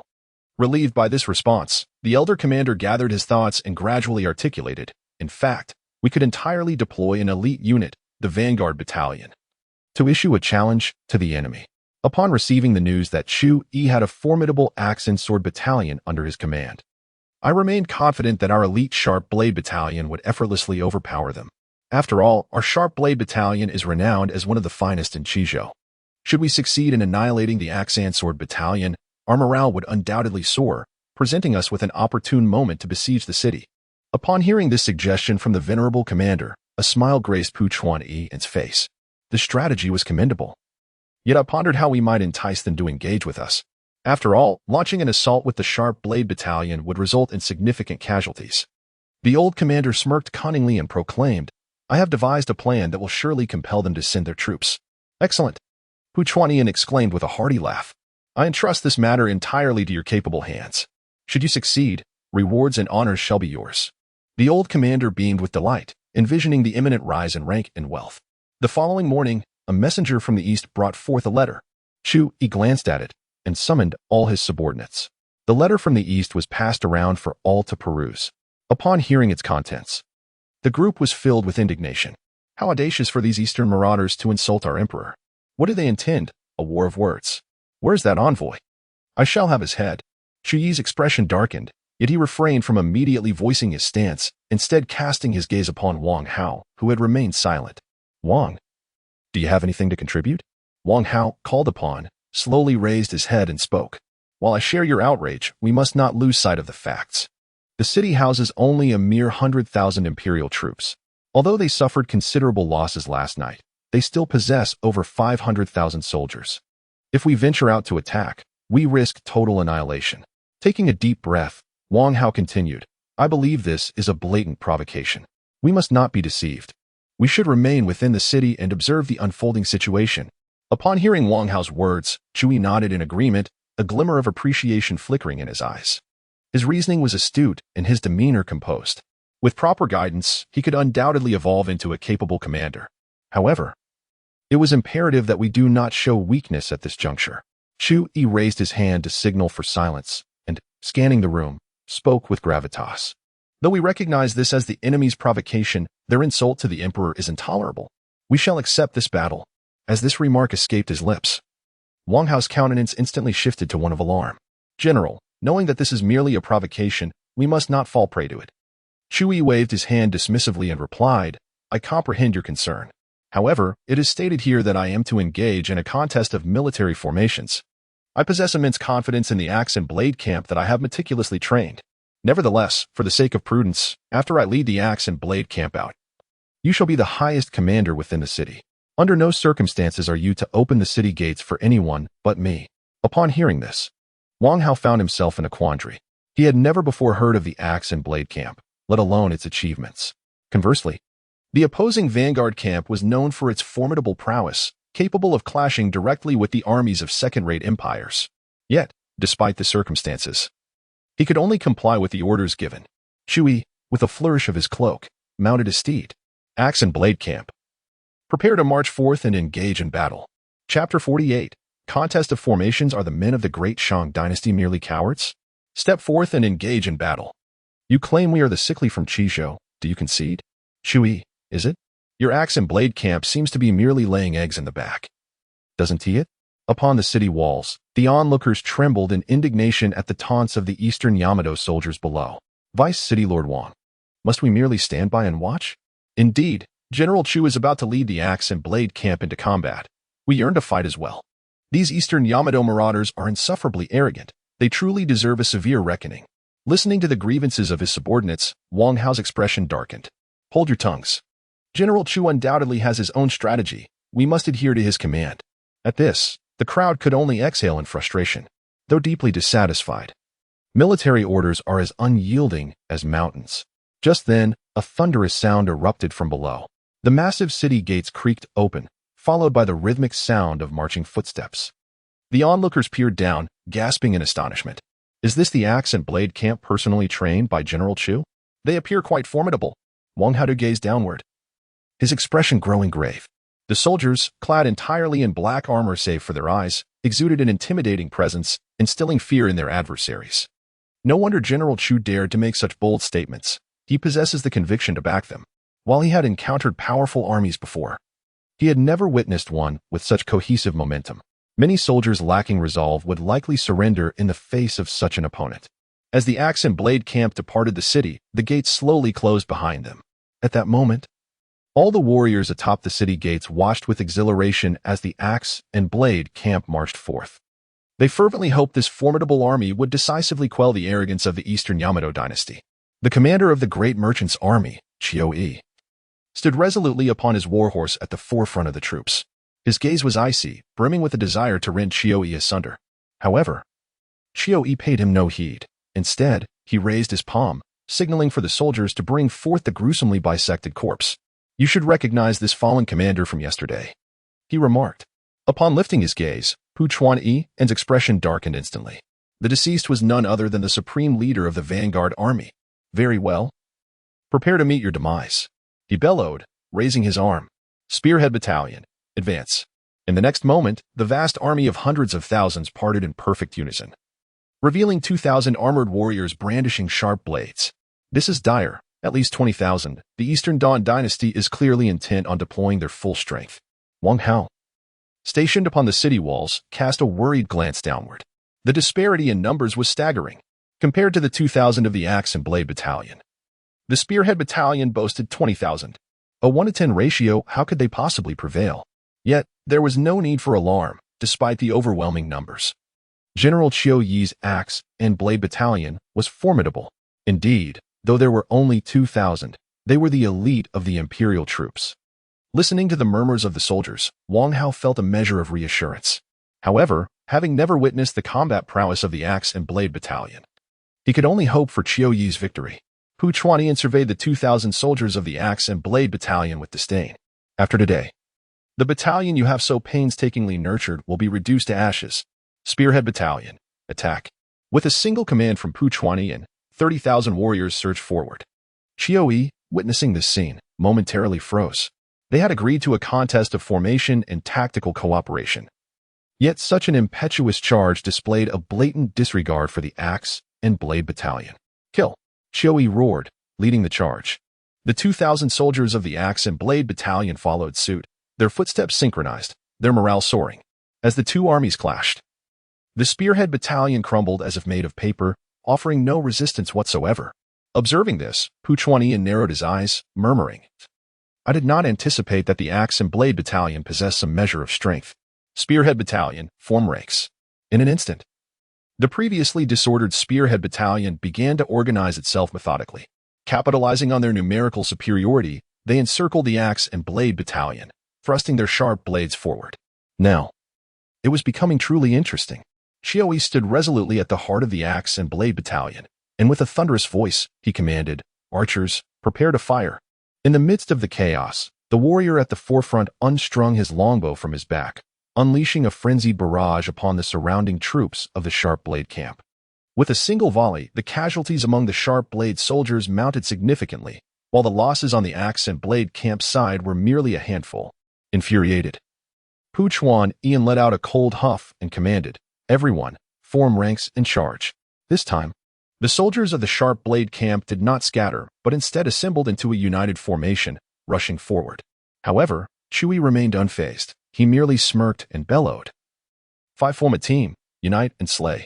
Instantly, 2,000 warriors swiftly divided into groups of 5, ready to counter the charge of the Sharp Blade camp. Upon witnessing this, Pu Chuanyan erupted in laughter. The Axe and Blade camp was already at a numerical disadvantage, and now they had split their forces. Was this not an invitation to death? Yet, under Qiu Yi's command, the Axe and Blade camp unexpectedly launched a counter-encirclement, trapping a portion of the Sharp Blade soldiers in the center. Soon, Pu Chuanyan was met with a cacophony of screams. As the soldiers of the Axe and Blade camp spread apart, nearly 9,000 warriors from the Sharp Blade camp lay slain in pools of blood. Scatter! Qiu Yi roared. And the soldiers of the Axe and Blade camp dispersed once more. Before Pu Chuanyan could regain his composure, thousands more found themselves encircled. As the acrid scent of blood wafted through the air, Pu Chuanyan snapped back to reality. Everyone retreat. He never anticipated that his elite troops would crumble so easily before the enemy. Kill! Qiu Yi shouted, raising his arm to lead his forces into a charge. However, Pu Chuanyan yelled at his nearby troops, fire at will. In the next moment, archers, long concealed, erupted from the ground on both flanks. A deluge of arrows rained down upon them like a tempest. Shield! Qiu Yi commanded, and all soldiers huddled together. A massive ethereal shield materialized overhead, providing cover as the remnants of the Sharp Blade camp managed to withdraw. Observing this, Qiu Yi acted decisively, leading his army in a retreat. Pu Chuanyan, witnessing this scene, waved his hand and furiously ordered, All troops, heed my command. We shall assault the city. He keenly understood that as soon as Qiu Yi sought to return to the city, the opening of the city gates would present their optimal opportunity for an attack. Chapter 49. The self-destructive path of Luminous Valley. As the advancing army approached, Wang Hao, standing atop the city walls, was not idle. He immediately commanded all to loose their arrows. Simultaneously, several heavy crossbows were deployed for support. Soon, Qiu Yi and his forces safely returned to the city gates. while Puchuan Yi's charging army was entirely decimated by the hail of arrows. Ultimately, they were compelled to retreat in disarray, once again establishing a standoff. Upon entering the city, Chu Yi was immediately surrounded by numerous soldiers. Truly, he is a commander of the highest caliber. I am utterly impressed.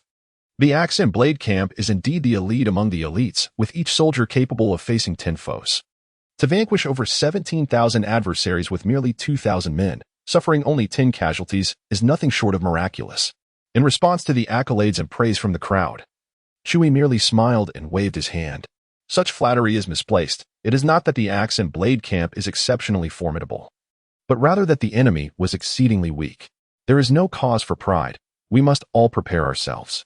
Following this battle, it is likely that the Eastern Yamato dynasty will soon launch a full-scale assault. Upon hearing this, the crowd couldn't help but feel a sense of awe. To engage in combat with the soldiers of a second-rate dynasty is ample proof of the prowess of the Sharp Blade camp. Yet, in Chu Yi's eyes, he perceives their adversaries as remarkably feeble. Truly, he is a person of great esteem in the eyes of the emperor. His prowess is undeniable. Even Wang Hao finds himself thoroughly impressed.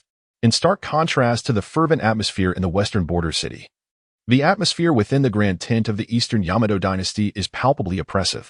Of the 20,000 warriors from the Sharp Blade camp, fewer than 3,000 have returned, most of whom are grievously injured. Among them, a small fraction consists of deserters who have been apprehended. This is a disgrace, an absolute humiliation. It is not terrifying that the elite of the Eastern Yamato dynasty have been defeated. What is truly frightening is that they were frightened into flight. The morale of the entire army is in tatters, and if this continues, there will be no need to besiege the city. With this thought, Yurikawa Ichi slammed his palm down. Convey my orders. The entire army shall rest for 3 days. After 3 days, we shall commence a full-scale assault. With the issuance of this command, the vast army of hundreds of thousands immediately sprang into action. Various siege weapons and tools underwent final inspections. In 3 days' time, the decisive battle between the two armies shall commence.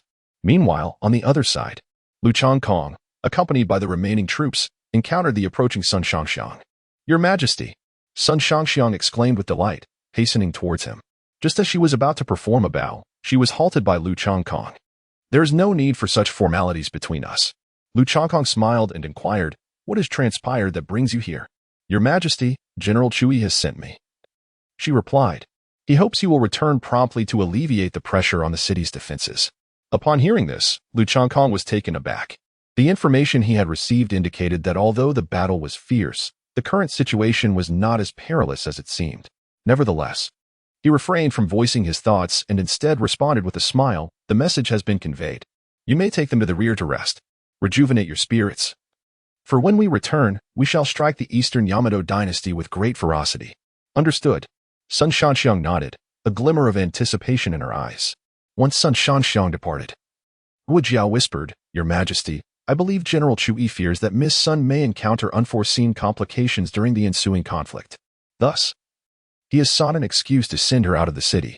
Lu Changkong found himself in agreement with this assessment. Indeed, you are correct. However, we must not delay our opportunity for battle. Increase our pace. Let us strive to return as swiftly as possible. With the issuance of this command, the entire army's speed surged once again. As Lu Changkong gazed towards the setting sun, a flicker of concern crossed his eyes. Mu Yi, I hope you can endure.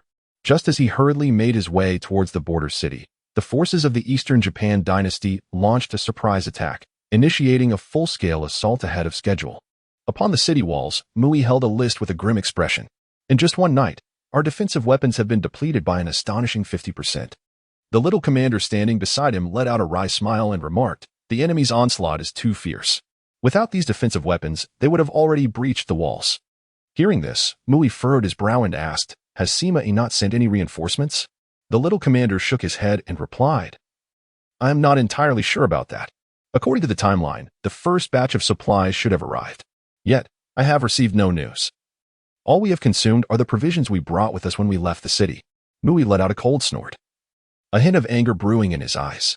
Could it be that the emperor misjudged the situation? Was Sima Yi truly unreliable? Just then, a scout rushed in. General, I have discovered what happened to our supplies. What is it? Mu Yi's voice was gravely low. The scout produced a projection orb and said, it was Liao Xia Valley. The supplies sent by Chancellor Sima were intercepted by the people of Liaoxia Valley on their way. The leader was the valley's master. Otherwise, our supplies would have arrived long ago. Upon hearing this, Mui was instantly enraged. Perhaps previously he had harbored some apprehension towards Liaoxia Valley, but now, with Lu Changkong's strength on the rise, his own martial prowess was rapidly recovering. He no longer regarded Liaoxia Valley with any seriousness. Calm your anger, General. The scout continued. According to my investigations, Liaoxia Valley seemed to have easily discerned our marching route. All those transporting supplies were killed. As for how they knew our route, that matter is still under investigation. Mu Yi let out a cold huff and strode toward the base of the city walls. Simultaneously, a command escaped his lips. Gather 800 iron cavalry for me. Today, I shall sweep through Liaoxia Valley. As Mu Yi led his iron cavalry towards Liaoxia Valley, Sima Yi, stationed in the imperial palace, also received news of the robbery. He was acutely aware that there was undoubtedly a traitor involved. It was imperative to uncover the truth, for the consequences would be dire otherwise. Investigate this matter. If the culprit is not found within 12 hours, everyone from top to bottom will have to plead for mercy before the emperor. Yes. The soldier kneeling on the ground visibly trembled before retreating. Ever since Lu Changkong departed from the royal city, there have been those who have persistently opposed him. Some even dared to obstruct his requisition of supplies, preventing their transportation. However, all these individuals were ruthlessly executed by Sima Yi, along with their entire clans. All their assets were confiscated and surrendered to the national treasury. This incident stirred considerable unrest within the royal city, as many understood that Sima Yi was merely a dog of the tyrant Lu Changkong, with the front lines demanding unwavering strength. It appears I must personally embark on a journey to Liaoxia Valley. Sima Yi scoffed, a fierce glimmer of murderous intent flashing in his eyes. Chapter 50, Completion of Additional Reward Task. Earned abundant rewards whether in the royal city or the western border town. The distance to Liaoxia Valley was not great. By the time Sima Yi arrived, General Chui had also just made his appearance. Ah, General Chui, what brings you here? Sima Yi inquired, somewhat surprised. Is there any issue with the defense of the border town? Not at all. Chui waved his hand dismissively, stating, I have already made arrangements. There will be no problems in the short term. Now, I wish to bloodily cleanse Liaoxia Valley. So they understand that the great Shang dynasty is no longer what it once was. Hearing this, Sima Yi let out a sigh, with an expression full of regret. It is my oversight. I did not anticipate Liaoxia Valley would be so audacious. Chui shook his head, replying, no matter. The front lines are urgent. Let us first cleanse Liaoxia Valley to quell the resentment in our hearts. Destroy them. Sima Yi laughed heartily. Two formidable warriors of the heavenly martial realm strode through the air towards Liaoxia Valley, with the soldiers behind them promptly following suit. However, it soon became apparent that Liaoxia Valley had already activated its protective formation, seemingly anticipating their revenge. It is the Mountain Guard formation. Grant me some time, and I shall break it. Sima Yi furrowed his brow, preparing to advance. Yet, he was halted by Chui. Breaking the formation is too troublesome. Allow me to cleave through it directly. As he spoke, Chui leaped high into the air, his great blade emanating a dazzling radiance, cleaving through the clouds above. Boom. With his martial prowess at the 8th level of the heavenly martial realm, Chui shattered the Mountain Guard formation with a single stroke. Points of light spread in all directions. Impudent! Do you dare to wreak havoc in my Liaoxia Valley? Have you grown weary of life? In the next moment, 4 elderly figures clad in white appeared, walking upon the void. They were all esteemed elders of Liaoxia Valley, one of whom was the Valley's master. Their martial prowess ranged from the 5th to the 6th level of the heavenly martial realm, representing seasoned and powerful cultivators. I shall deal with these 4 old hounds. The rest is entrusted to you, Prime Minister Sima. In the past, Chui might have felt some trepidation. However, now, in the face of these 4 formidable warriors of the heavenly martial realm, he felt no pressure whatsoever. No problem. Sima Yi laughed heartily and, accompanied by thousands of soldiers, charged into the falling Sunset Valley. Anyone clad in the garments of the Valley's disciples was doomed to meet their end. You seek death. The Valley's master bellowed in fury, gazing skyward. Just as he attempted to rush forward, a flash of blade light struck him, with no chance to retaliate. He was swiftly slain in a single blow. You all shall perish. Chui roared as he surged toward the remaining 3 esteemed elders. In an instant, the 4 engaged in a fierce battle. The shockwaves from their exchanges rippled outward, wreaking havoc all around. Yet, under the overwhelming pressure of Chui, who was at the 8th level of the heavenly martial realm, The three elders could only endure for a brief moment before they were all cut down. In less than half an hour, the vast falling Sunset Valley was left utterly devastated, with tens of thousands of disciples meeting their demise without exception. The ground was strewn with corpses, and rivers of blood flowed throughout the valley. Amidst the ensuing search, the looted supplies were also recovered. General Chiu Yi, I entrust you with the western city border, Sima Yi said, bowing slightly. I must also attend to matters in the royal city, and I promise to provide you with a satisfactory response. Very well. I have faith in you. Chiu Yi laughed heartily. In that case, we shall part ways here. Upon my triumphant return, we shall indulge in a grand feast. Absolutely. Sima Yi smiled, bidding farewell to Chiu Yi. He then set fire to the falling Sunset Valley, leaving only 10 men to incorporate this territory into the Great Shang Dynasty's domain. With this land, the Great Shang Dynasty could now be considered a second-rate dynasty. All that remained was to await the formal decree from the Central Imperial Dynasty. After Sima Yi concluded his thoughts, he glanced around before leading the remaining men towards the royal city. At the same time, as Lu Changkong hastened towards the western border city, a system voice suddenly resonated in his mind. Beep. Congratulations, Master, for completing the bonus task. The falling Sunset Valley has been annexed, granting you 4 summoning attempts. Startled by the unexpected announcement, Lu Changkong, mounted on his steed, pondered. This is too sudden. A sect of nearly second-rate strength has been suddenly annexed? Who in the Great Shang Dynasty accomplished this? Beep. The falling Sunset Valley had seized the supplies for support. In a fit of rage, Chiu Yi led the charge into falling Sunset Valley, and together with Sima Yi, they obliterated it. Furthermore, the valley has now been incorporated into the territory of the Great Shang Dynasty, fulfilling the conditions. Upon hearing the system's explanation, Lu Changkong was momentarily taken aback. He then nearly burst into laughter, realizing that the falling Sunset Valley was truly digging its own grave. Previously, the falling Sunset Valley may have posed a certain threat to the Great Shang Dynasty. However, with the enhancement of his own strength, the cultivation levels of Chiu Yi and others had also advanced. The mere falling Sunset Valley no longer constituted a threat. As for the Eastern Japan Dynasty, they possessed a degree of historical heritage. Although not a second-rate dynasty, their strength was sufficiently formidable. What they lacked was merely the territory of the Great Shang. Now that the additional reward task had been completed, could I perhaps summon once more to test the waters?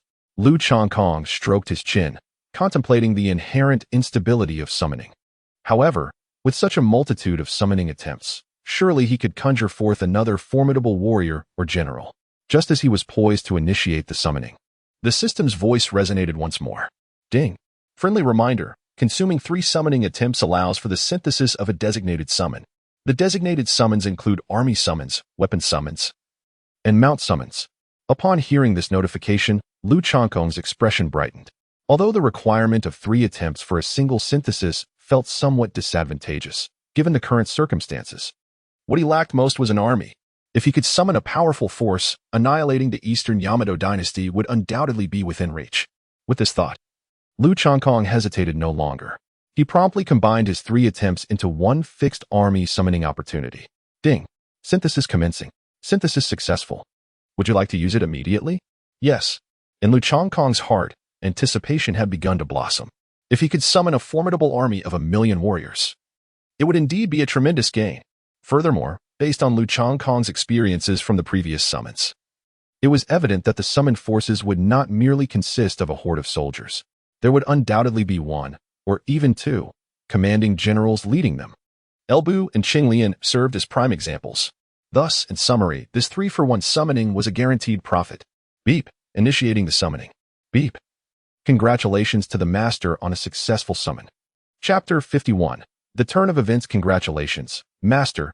You have summoned the Grand Commander Meng Tian, along with 600,000 elite troops. Upon hearing the system's announcement, Lu Changkong's expression lit up with joy. 600,000 elite warriors, plus Grand Commander Meng Tian? This truly alleviated his urgent predicament. As Lu Changkong focused his thoughts, Meng Tian's profile materialized before him. Meng Tian, human race. Heavenly Martial Realm level 6, his cultivation will advance in accordance with the Master's growth. Affection level, 97. Notification. Originally, Meng Tian was a trusted aide of the former emperor, who was later discreetly dispatched to form an elite battalion, now returning. Upon reading the system's notification, Lu Changkong gained a clearer understanding of the situation. It was reasonable and consistent with expectations. Was this army not already en route, galloping towards him? Beep, correct. However, they have received the master's orders and are currently headed to the western border city, approximately 100 miles away. Lu Changkong was quite pleased with this response from the system. Once these 600,000 elites arrived, the demise of Pu Chuan-Ian would be imminent. Lu Changkong smiled coldly, then inwardly pondered. As a formidable warrior of the 6th level of the celestial martial realm, Ming Tian should indeed have a deputy commander, shouldn't he? Beep. Activating Ming Yi's panel. Ming Yi, human race, 1st level of the celestial martial realm. His cultivation will advance in accordance with his master's rising power. Favorability, 79. Is it truly only a favorability of 79? Lu Changkong was somewhat taken aback. He had not anticipated that this younger brother was not only of mediocre strength but also possessed a significantly lower level of affinity. However, it mattered little, for he was merely a subordinate, and such disparity was inconsequential. As the entourage hastened their journey, by dawn the following day, Lu Changkong led the army to the rear of Pu Chuan-Ian. The surroundings were eerily quiet, devoid of even a shadow of a scout.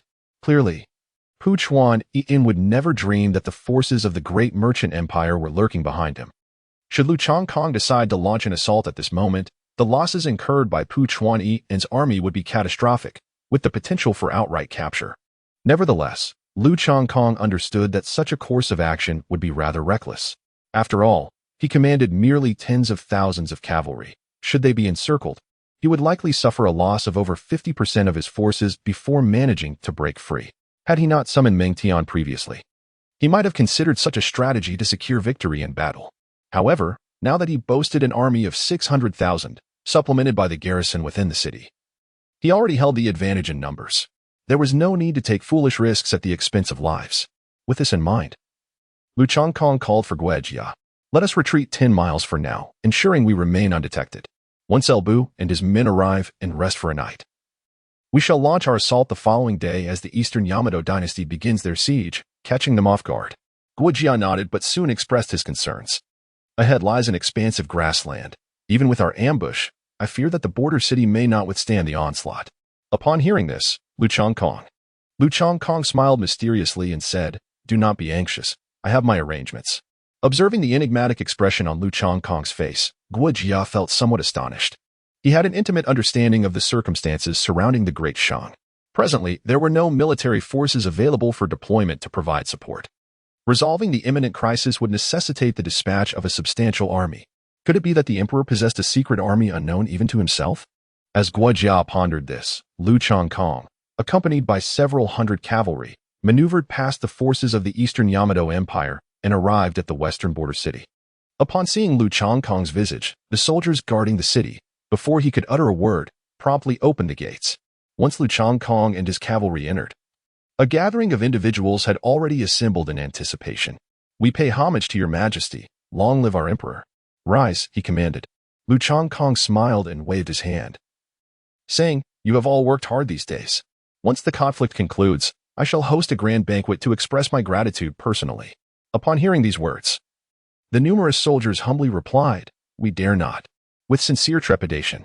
Noting their demeanor, Lu Changkong chuckled softly and refrained from further comment. As for the current situation within the city, Chui sighed upon hearing the question. In recent days, Pu Chuan-Ian had attacked relentlessly, akin to a rabid dog, launching assaults at all hours, both morning and night, with his troops charging forth unpredictably. Fortunately, there was a lull in the onslaught. Otherwise, Your Majesty, you would not have been able to enter. Lu Changkong was somewhat taken aback and remarked, "Are the attacks so frequent?" "Indeed," Chui chuckled, adding, "It may also be due to my annihilation of his elite battalion. Hence, Pu Chuan-Yi, in his exasperation, is resorting to wave after wave of assaults." Concerning this matter, Lu Changkong had also received intelligence from his scouts. It must be said that Chui truly excels in the art of warfare. Rest assured, once we return, I shall reward you handsomely. Lu Changkong smiled as he patted Chuyi's shoulder, but then his expression darkened as he inquired, "What are our current losses?" Upon hearing this, Chuyi's eyes flashed with anger. "Your Majesty, currently half of the Imperial Guard has sustained injuries. Among them, over 7,800 are severely wounded. The number of soldiers still able to fight barely exceeds 100,000. Lu Changkong furrowed his brows, for the present situation was indeed far from optimistic. These were the Imperial Guards of the royal city, not a proper fighting force. Should they all perish?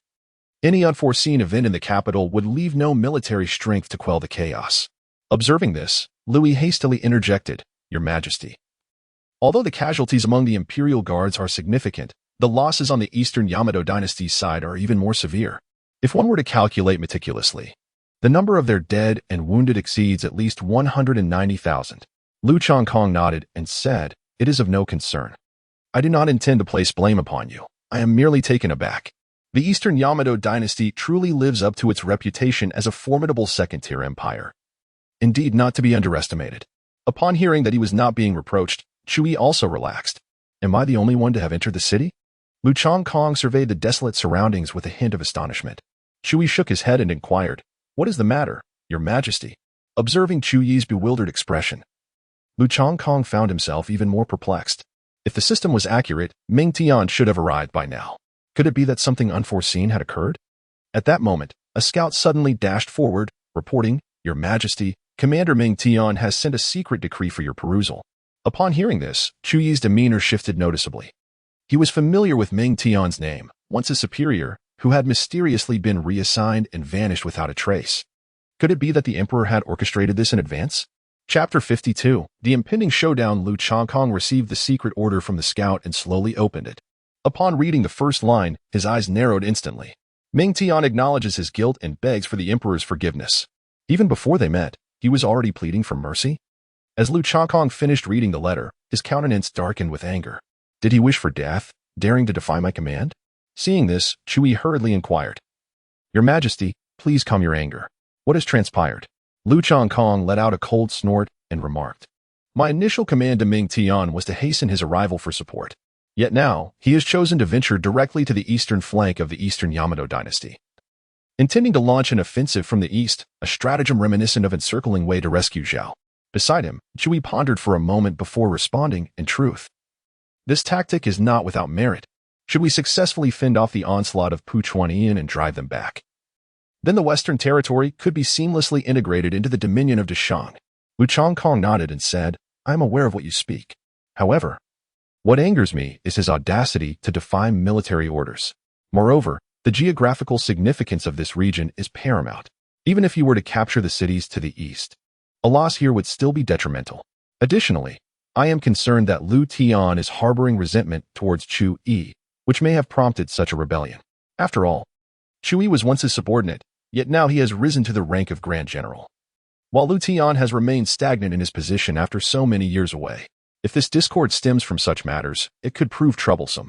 While the two were enveloped in silence, a man clad in armor suddenly entered.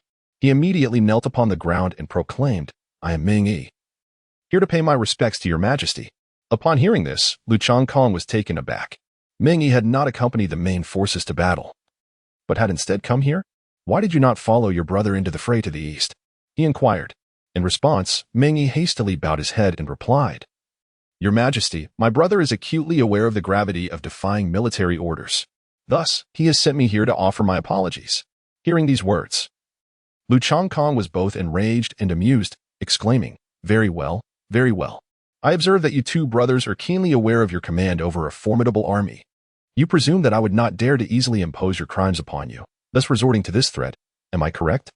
No sooner had he spoken than several commanders around him drew their weapons, their fierce eyes coldly fixed upon Ming Yi. "Your Majesty, we sincerely harbor no such intentions." Ming Yi protested, feeling deeply wronged, for he and his brother were unwaveringly loyal. To be falsely accused would be an unbearable hardship. "Let us be frank. What was your true purpose in coming here?" Lu Changkong let out a cold snort, refraining from exerting excessive pressure. Observing this, Ming Yi hastily clarified, "Your Majesty, my brother is fully aware of the urgency of the situation here. Therefore, he specifically entrusted me to lead 25,000 elite cavalry to provide assistance. At this very moment, the army is already awaiting outside the city." Upon hearing this, Lu Changkong's brow instantly arched in intrigue as he cast a glance aside. Noticing this, Vice City Lord Wang promptly rushed towards the city gate. Before long, he returned to report, "Your Majesty, Commander Ming speaks the truth." Lu Changkong's demeanor softened somewhat. He then turned his gaze to Ming Yi, who was kneeling below, and slowly began to speak. "I hope you will deliver this letter to your brother." He picked up a piece of paper and a pen from the side and inscribed a few words. "Yes." Ming Yi dared not say more, promptly took the envelope and departed. Once he exited the Great Hall, Chui then solemnly remarked, "Your Majesty, these two brothers harbor ulterior motives." Elaborate. Lu Changkong raised an eyebrow. Chui pondered for a moment and replied earnestly, "Meng Kuo must have undoubtedly received the message sent by Chancellor Sima. Based on the timeline, he was not far from us at that time. Yet, after such a long interval, he has only now arrived with reinforcements, and the timing simply does not align." Upon hearing this, several commanders and Deputy City Lord Wang voiced their agreement. In such a critical moment, to dare defy military orders, what will the future hold? However, Lu Changkong merely smiled and waved his hand, saying, "You need not doubt this matter. Nevertheless, we must have the Imperial Guard investigate who influenced Meng Kuo to alter his march." Once these arrangements were made, Chui cautiously inquired, "Your Majesty, are you truly not concerned about these two brothers?" Lu Changkong waved his hand dismissively, harboring no worries at all. After all, he could access the system at any time to monitor their affinity levels. Although Ming Yi's affinity was somewhat lower, it was inconceivable that he would betray them at this juncture. Nevertheless, this matter warranted serious attention, for the human heart is notoriously fickle. Ensure that the 25,000 elite troops are meticulously arranged. Lu Changkong ceased his ponderings and gradually rose to his feet. Observing this, Chui refrained from further conversation. The following morning arrived. Amidst the throng of admirers, Lu Changkong ascended to the ramparts. Gazing upon the multitude of lifeless bodies strewn across the ground, he let out a heavy sigh. Chiao Yi promptly delivered a challenge to Pu Chuanyi, proclaiming that His Majesty would lead the army into a decisive battle at noon today. "Yes," Chiao Yi replied, his expression turning solemn. As Lu Changkong squinted his eyes, he commanded, "Send the word down, let everyone prepare. The final battle is about to commence." Upon hearing these words, the numerous commanders beside him were filled with joy, eagerly rubbing their fists in anticipation. After enduring for so many days, they were finally able to engage in a proper confrontation with the Eastern Yamato dynasty. As the battle decree was presented to Uekawa Yin, his expression darkened. Wasn't Oda Nobunaga supposed to have reinforced his troops? Where were they? One of the commanders bowed his head and replied, "To the general, we have dispatched numerous scouts, but not a single one has returned." Upon hearing this, Uekawa Yin cursed angrily, "Baka, once I return to Kyoto, I must lodge a severe complaint before the emperor." Seeing his fury, another commander spoke up, "General, what do you think about the midday battle?" Uekawa Yin scoffed, "What is there to hesitate about? Let me teach this little emperor of the great merchants a lesson. Relay my orders for the final confrontation." With the command issued, the remaining hundreds of thousands of troops began to mobilize. Soon, a formidable formation emerged, slowly advancing towards the border city. The powerful aura surged skyward, scattering the clouds within a radius of several dozen miles, shaken by the might of the Eastern Yamato dynasty. Observing the formidable presence of the enemy, Lu Changkong felt no fear. With a grand wave of his hand, thousands of imperial guards orderly marched out of the city gates, surrounding Lu Changkong in the center. However, the Vice City Lord Wang was nowhere to be seen. Chapter 53, The Battle Begins. Li. Go and inquire if these invaders dare to engage us in a contest of generals. Lu Changkong understood very well that in the midst of battle, morale was of paramount importance. The victory of one general over another could significantly bolster the spirits of their troops, playing a crucial role in the ensuing conflict. Thus, it was customary for a duel between generals to take place prior to the commencement of a great war. Moreover, in terms of personal martial prowess, the Great Shang dynasty held a distinct advantage. Consequently, Lu Changkong had even less reason to forego this opportunity. Upon hearing this, Chui immediately urged his steed forward, positioning himself at the forefront of the army. "I am Chui, and I challenge any of the warriors from the Eastern Yamato dynasty to face me." His voice resonated like visible waves, crashing against the enemy's combined formation. Ripples spread outward like ocean waves, causing many soldiers to stagger, blood trickling from their mouths and noses, their legs weakening beneath them. Yet, despite this, not a single warrior from the Eastern Yamato dynasty dared to step forward to accept the challenge. After all, just days prior, during their siege, they had encountered Chui, and several formidable warriors at the 5th level of the Celestial Martial Realm had fallen to his blades. It was needless to say that those at the 3rd and 4th levels of the Celestial Martial Realm were even less inclined to confront him. Were it not for the hundreds of thousands in their ranks who could rely on their combined formation for protection, they might have long since fled in terror. "Where are the men?" Chui scoffed derisively, a cold smile gracing his lips. "In the vast Eastern Yamato dynasty, is there not a single warrior capable of fighting? Just a bunch of worthless trash, is it not? As these words left his lips, a wave of unrest surged among the hundreds of thousands of soldiers. Many cast hopeful glances at their general, yearning for someone to rise and silence the arrogant Chui. Alas, no one dared to take the bold step. Consequently, the morale of the Eastern Yamato forces plummeted. General, we must take action. We cannot allow our morale to continue its descent, one commander urged, speaking in hushed tones. His aide promptly echoed the sentiment. If they delayed any longer, defeat was inevitable. Yurikawa Iwa nodded, gesturing with a decisive hand. All troops, advance.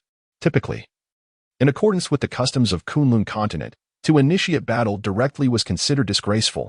However, observing the rapidly diminishing morale, Yurikawa Iwa could hardly afford to concern himself with appearances. The humiliation of having his hundreds of thousands of troops vanquished by fewer than 100,000 Imperial Guards would be a disgrace unparalleled. It would be an embarrassment of the highest order. The first soldier to breach the city gates shall be rewarded with 100 taels of gold and several palace maidens. Pu Chuanyan sought to elevate morale through gold and women, yet his efforts proved futile. As he beheld the advancing army, Lu Changkong calmly raised his right hand. Instantly, a multitude of archers stepped forward. Shoot! With a sharp command from Lu Changkong, a deluge of arrows descended like rain. In the initial volley, nearly 10,000 soldiers of the Eastern Yamato dynasty were grievously injured. Nonetheless, this did not impede the charge of the Eastern Yamato forces. At this point, the distance between the two armies had dwindled to less than a kilometer. Observing the enemy rushing towards them like a sharpened blade, Lu Changkong smirked coldly. Open! At his command, tens of thousands of troops suddenly parted to the sides, creating a direct path to the city gates. Pu Chuanyan, stationed at the rear, found this maneuver perplexing. Why would they voluntarily clear a route straight to the city gates? It seemed that the newly ascended emperor of the great merchant was indeed inexperienced and lacked understanding of military formations. However, once the battle concluded, perhaps he could persuade Chui to defect, thereby adding a formidable general to the ranks of the Eastern Yamato dynasty. With this thought, the furrowed brow of Chui relaxed. At this moment, the distance between the two armies was reduced to just over 500 meters. A palpable aura of impending slaughter surged skyward. Shoot! With Lu Changkong's order once more, another rain of arrows fell. Almost simultaneously, the city gates behind them swung open. Charge! Cavalry of the great merchant. Kill! Lu Changkong raised his head and let out a mighty roar as cavalry clad in dark armor suddenly burst forth from the city. Like a sharp long sword, they fiercely charged at the enemy ranks. Brothers, follow me to slay the foes and avenge our fallen comrades. Deputy City Lord Wang Hao took the lead, spearheading the cavalry as they tore through the joint formation of the Eastern Yamato Empire's forces. Soon after, an additional 900 cavalrymen surged forth from the city. They advanced in an orderly fashion, positioning themselves behind Lu Changkong. These were the riders previously brought back from Elbu. Le, join me in this charge, and let us vanquish our enemies. Lu Changkong unsheathed his radiant sword and charged forth on his steed. Upon witnessing this, Liaoyi immediately followed suit. The Imperial Guard, arranged in formation, surged forward with a battle cry. As the enemy's combined assault formation was breached, tens of thousands of Imperial Guards launched a countercharge. Under the relentless onslaught of cavalry and infantry, within mere moments, countless soldiers fell, utterly incapable of mounting any defense. Bastards! How can the great Shang dynasty still have cavalry to mobilize? Pu Chuanyan exclaimed, both furious and perplexed. Isn't King Lu Dao stationed at the northern frontier? How incompetent is our intelligence division, only indulging in debauchery? Watching the enemy forces fall like chaff, Pu Chuanyan could no longer remain still, bellowing, 2nd Division, advance. Cut down the great Shang cavalry, for each one slain, a reward of 10 taels of gold. With the command issued, over 100,000 soldiers of the 2nd Division began to form their assault formation. They charged forward in unison towards the cavalry. The morale of these soldiers soared. For 10 taels of gold was a substantial fortune in the Eastern Yam dynasty. With each cavalryman they dispatched, they could lay down their armor and return to the fields. Perhaps even take a few wives and live a blessed life in the countryside. Your Majesty, have you made contact with the state minister? Liaoyi inquired. Noting the encroaching enemy forces, his expression growing grave. I've already arranged it. Considering the time, it should be just about right. Lu Changkong cast a glance at the rear of the Eastern Yamato dynasty's army, a cold smile curling at the corners of his mouth. After such a prolonged wait, Elbu and his companions must surely be unable to contain their impatience. Almost simultaneously, Elbu and Guojia, having maneuvered to the rear, were intently observing the unfolding battle ahead. The time has come. Elbu erupted in laughter, commanding, "Brave warriors, follow me, charge." Instantly, over 50,000 elite cavalry surged forth alongside Elbu. Nearby, Guojia, unhurried and composed, closed his fan with a knowing smile as he glanced at the 5,000 elite troops following him. Let us move to the other side and cut off the retreat of the Eastern Yamato forces. Chapter 54. Additional reward task, not completed? Hundreds of thousands of hooves thundered in unison upon the ground. Soon, the commanders at the rear of the Eastern Yamato forces sensed an anomaly.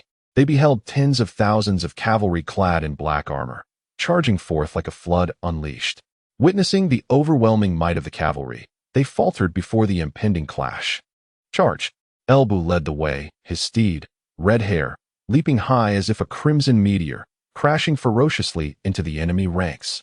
The terrifying impact sent soldiers flying within a radius of several dozen meters. The cavalry following suit ruthlessly harvested the lives of their foes with their weapons, leaving nothing but devastation in their wake.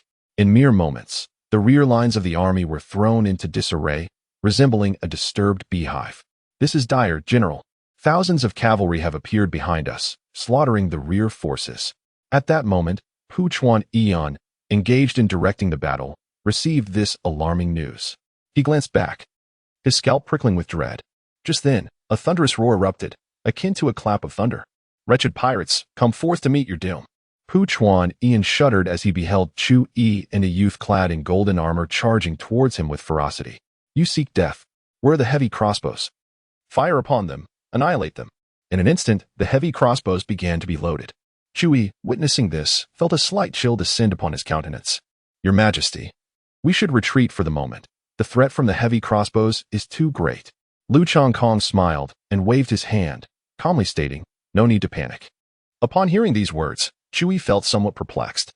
The modified crossbows posed a lethal threat, even capable of killing those at the Celestial Martial Realm. Yet, why was the Emperor so composed? At that moment, a furious roar echoed. "Eastern barbarians, do you not kneel and accept your fate?"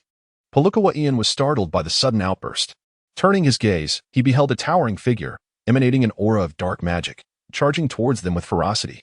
No one could withstand his casual strike. It was as if he could slay gods and Buddhas alike. "Those who block my path shall perish." Elbu laughed maniacally. Soaring into the sky, he then hurled his Fang Tianhua halberd violently towards the ground. Boom! Instantly, a visible shockwave erupted, radiating in all directions. The surrounding soldiers were obliterated by this ferocious force, with no chance to escape. After dispatching the surrounding minions, Elbu's piercing gaze shot upwards. Palukawa-Ian met his gaze and was instantly paralyzed with fear.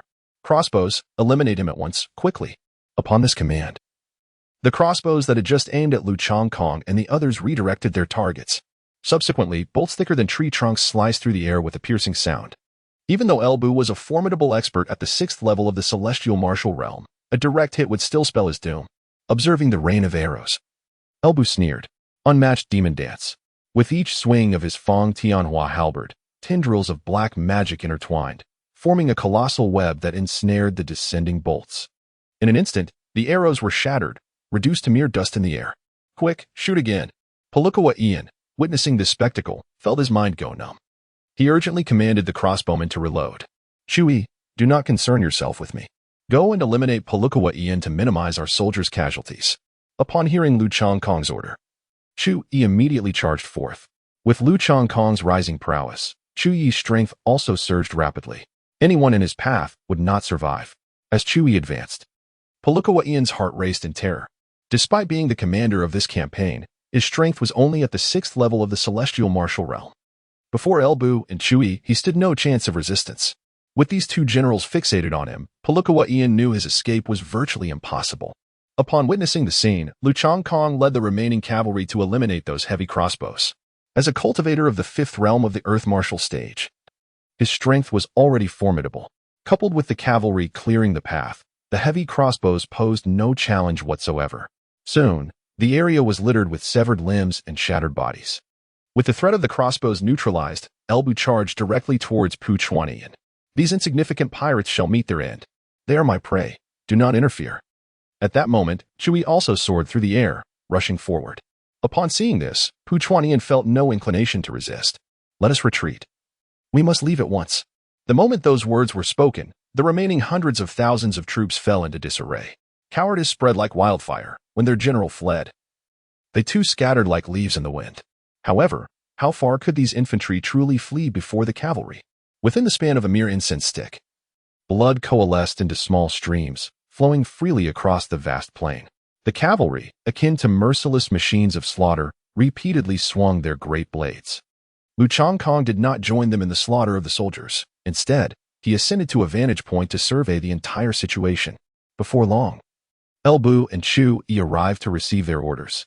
Lu Changkong patted the shoulders of the two men and remarked with a smile, "Please share the casualty ratios." Lu Yi nodded and replied, "Among the Imperial Guard, only 31,000 remain capable of continuing the fight. We have lost 29,000, with over 9,000 severely injured. The number of those lightly wounded is too great to quantify." On the side, El Bu continued, "The cavalry suffered 9,900 fatalities, with 12,000 sustaining serious injuries and many more lightly wounded." Upon hearing their reports, Lu Changkong furrowed his brow. The cumulative losses were indeed significant. After all, the forces at his disposal were rather limited, and both the Imperial Guard and the cavalry were his most loyal troops. Each life lost weighed heavily on his heart. "Your Majesty, while our casualties are somewhat severe, the enemy's forces are formidable. Given the circumstances, our achievements can be deemed a resounding victory." Lu Yi, noticing Lu Changkong's furrowed brow, mistakenly assumed his dissatisfaction with the outcome. El Bu, observing this, added an explanation, "Your Majesty, this is quite commendable. After all, the Eastern Yamato dynasty dispatched an army exceeding 900,000, while we have only a little over 100,000. Should this battle's outcome be known, it would certainly shake the foundations of Qizhou." Lu Changkong let out a bitter laugh and said, "I'm not dissatisfied. It is merely that so many lives have been lost, which weighs heavily on my heart." Chu Yi quickly replied, "Your Majesty, this is war. Such losses are unavoidable." He hoped fervently that the emperor would not become indecisive as a result. Lu Changkong waved his hand, choosing not to speak further. After a brief moment, however, the system's voice remained silent, which left Lu Changkong somewhat perplexed. Could it be that the additional reward task had not been completed? Chapter 55, Pursuit. Just as Lu Changkong was lost in thought, a soldier suddenly rushed over. He whispered a few words beside Chu Yi, and Chu Yi's expression darkened slightly. "Your Majesty, the body of Pu Chuanyan has not been found.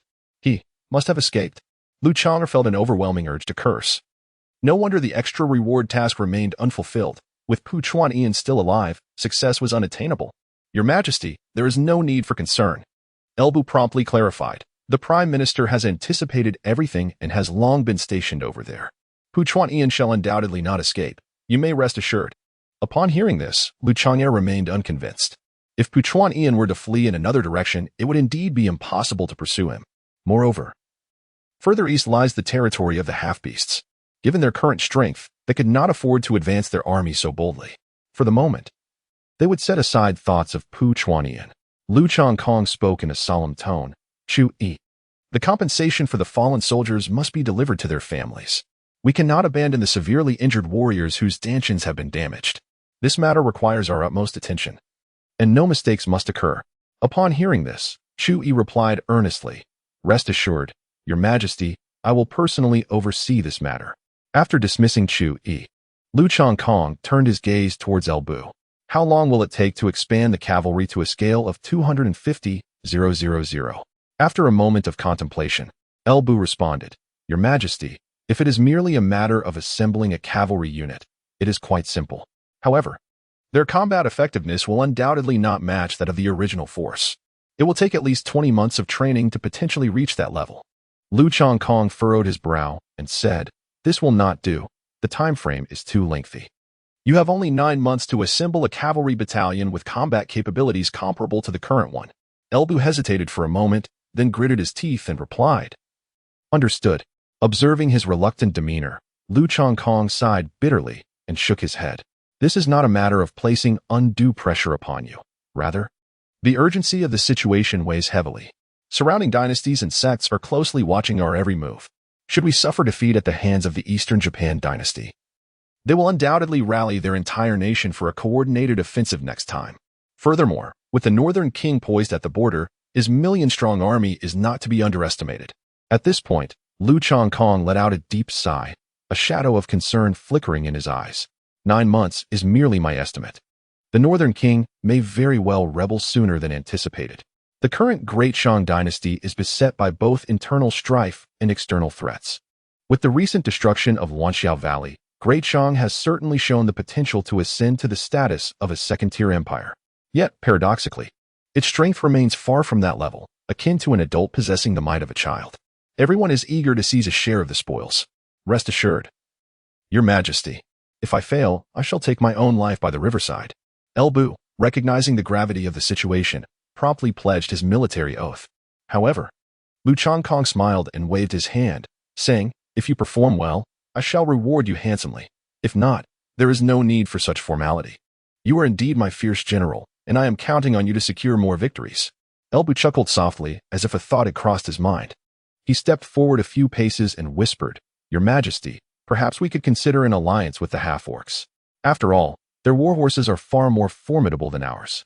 Upon hearing these words, Lu Changkong pondered for a moment and said, "There is no need for excessive discussion on this matter. Upon our return, we shall summon the Prime Minister and the Minister of State to deliberate together. For now, you must ensure the well-being of our injured soldiers. They require utmost care and treatment." After uttering these words, Lu Changkong intended to close his eyes and rest. However, after a while, he reopened them only to find that El Bu had not yet departed. "What troubles you?" Lu Changkong inquired. El Bu gritted his teeth and knelt down before him. "Your Majesty, I wish to send those brothers whose dantians have been utterly destroyed to the west." Upon hearing this, Lu Changkong's expression changed dramatically. He slammed his palm onto the nearby table, shattering it, and exclaimed furiously, "What do you mean by this? Do you take my words lightly?" With a face full of sorrow, El Bu replied, "Your Majesty, I am left with no choice. These soldiers have suffered irreparable damage to their dantians, losing their cultivation and sustaining grievous injuries. Ordinary military physicians are incapable of saving them, and we lack the alchemists to accompany our troops. Given time, they will either succumb to excruciating pain or perish due to the loss of their spiritual essence. Rather than allowing such a fate, it would be better for me to send these brothers off.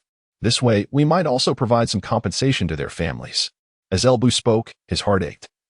For they were all brothers, and the thought of personally bidding them farewell was profoundly painful. Observing the tears of the fierce warrior, Lu Changkong sighed deeply. The Great Shang dynasty was merely a third-rate empire. Even the few alchemists it possessed were not nurtured by the royal family, but were instead affiliated with wealthy merchant families. As for skilled physicians, they were even rarer. In second-rate empires, and especially in first-rate ones, such individuals were treated as esteemed guests. Thus, in the wars between third-rate empires, at least one-third of the soldiers met their demise from severe injuries rather than perishing on the battlefield. However, the inadequacies of other nations do not imply the same for the Great Shang. Lu Changkong pondered for a moment and said solemnly, "This matter is known to me. What has transpired in the past is of no concern. However, from this moment forth, every warrior must devote themselves entirely to healing. Do you understand?" Upon hearing these words, El Bu wished to say more, yet he observed Lu Changkong gesturing for silence and stating, "Trust in me." Recognizing the gravity of the situation, El Bu refrained from further comments. Lu Changkong stood with his hands clasped behind his back, gazing thoughtfully at the battlefield below, where the remnants of conflict were being cleared away. According to the system's prior assertions, he needed only to expend 3 summoning opportunities to call forth the individual he desired. Although he currently lacked the requisite number of attempts, eliminating Pu Chuan-Ian would suffice to meet the requirement. It appeared that he must take the initiative. He could not allow Pu Chuan-Ian to escape. With this thought in mind, Lu Changkong swiftly assembled a contingent of troops and commenced the pursuit along the trail marked on the plain. Before long, he spotted a small group of fleeing soldiers from the Eastern Yamato dynasty. "Capture them all," with a commanding shout from Lu Changkong. Nearly 1,000 cavalry surged forth like a tidal wave. The fleeing soldiers, upon witnessing this, immediately fell to their knees in supplication, not daring to harbor even the slightest notion of resistance for fear of being slain. "Tell me, where is Ichikawa Ichian?" Lu Changkong sat astride his steed, his gaze frigid. Yet, these individuals could only plead for mercy. Some among them did not even comprehend the words spoken by Lu Changkong. "A group of useless wretches. All shall perish." How they truly waste my time. Lu Changkong let out a cold snort, showing no intention of wasting time. However, he failed to notice that among this group of deserters, the gazes of two individuals were rather peculiar. Chapter 56, Surge in Cultivation, Summoning once again among these soldiers. Two were commanders under the leadership of Pu Chuanyin. They had disguised themselves in batches as lowly minions, attempting to evade disaster. Little did they expect to encounter the emperor of the great merchants. Such an opportunity was not to be missed. Moreover, both were formidable warriors at the 4th level of Earth Martial Realm. Eliminating a mere youngling would be as easy as pie. With this thought, the two suddenly drew their swords and lunged forth. Although the surrounding cavalry were elite and numerous enough to confront a heavenly martial realm expert, they could only do so after forming a combined attack formation. In ordinary circumstances, their cultivation level only reached the Xuanwu realm. Consequently, they were unable to react to the two's ambush. Your Majesty, be careful. Though three small leaders sensed the imminent danger, their bodies could not keep pace. Just as everyone thought Lu Changkong was about to be successfully assassinated, the figure on horseback suddenly vanished. Where did he go? The two were momentarily taken aback. Just then, a chilling laugh echoed behind them. The pirates are indeed cunning. Upon hearing the voice, the two turned to look, only to feel a sudden chill at their necks, and the world before their eyes began to spin wildly. Bang! Bang! As the two corpses fell to the ground. Lu Changkong had already returned to his saddle. Seeing that Lu Changkong was unharmed, everyone breathed a sigh of relief. Subsequently, every last one of the captives was executed without exception. At the same time, Pu Chuanyin had fled a considerable distance with his trusted subordinates. General, what shall we do now? Everyone looked to Pu Chuanyin, awaiting his command. Yet, Pu Chuanyin was still somewhat dazed, primarily due to the fright instilled by El Bu and Qy, leaving him drenched in sweat. Do not panic. Pu Chuanyin forced himself to regain composure and said, previously, I dispatched some individuals to run in the opposite direction and left behind some traces. For the time being, we should be safe. Let us hurry back to the capital while we have the chance. Upon hearing this, the loyal subordinates' expressions brightened with joy. The general is truly remarkable. We are in awe. Indeed, following the general guarantees our survival. Although Pu Chuanyin felt a surge of pride at their praise, his expression grew serious. Enough chatter. Let us move swiftly. Without daring to delay, they hurriedly fled for their lives, even releasing their steeds in order to conceal their whereabouts. Several hours later, they found themselves before a dense forest. Everyone, do not relax. As long as we pass through this forest, we should be safe. Pu Chuanyin dared not rest during the journey.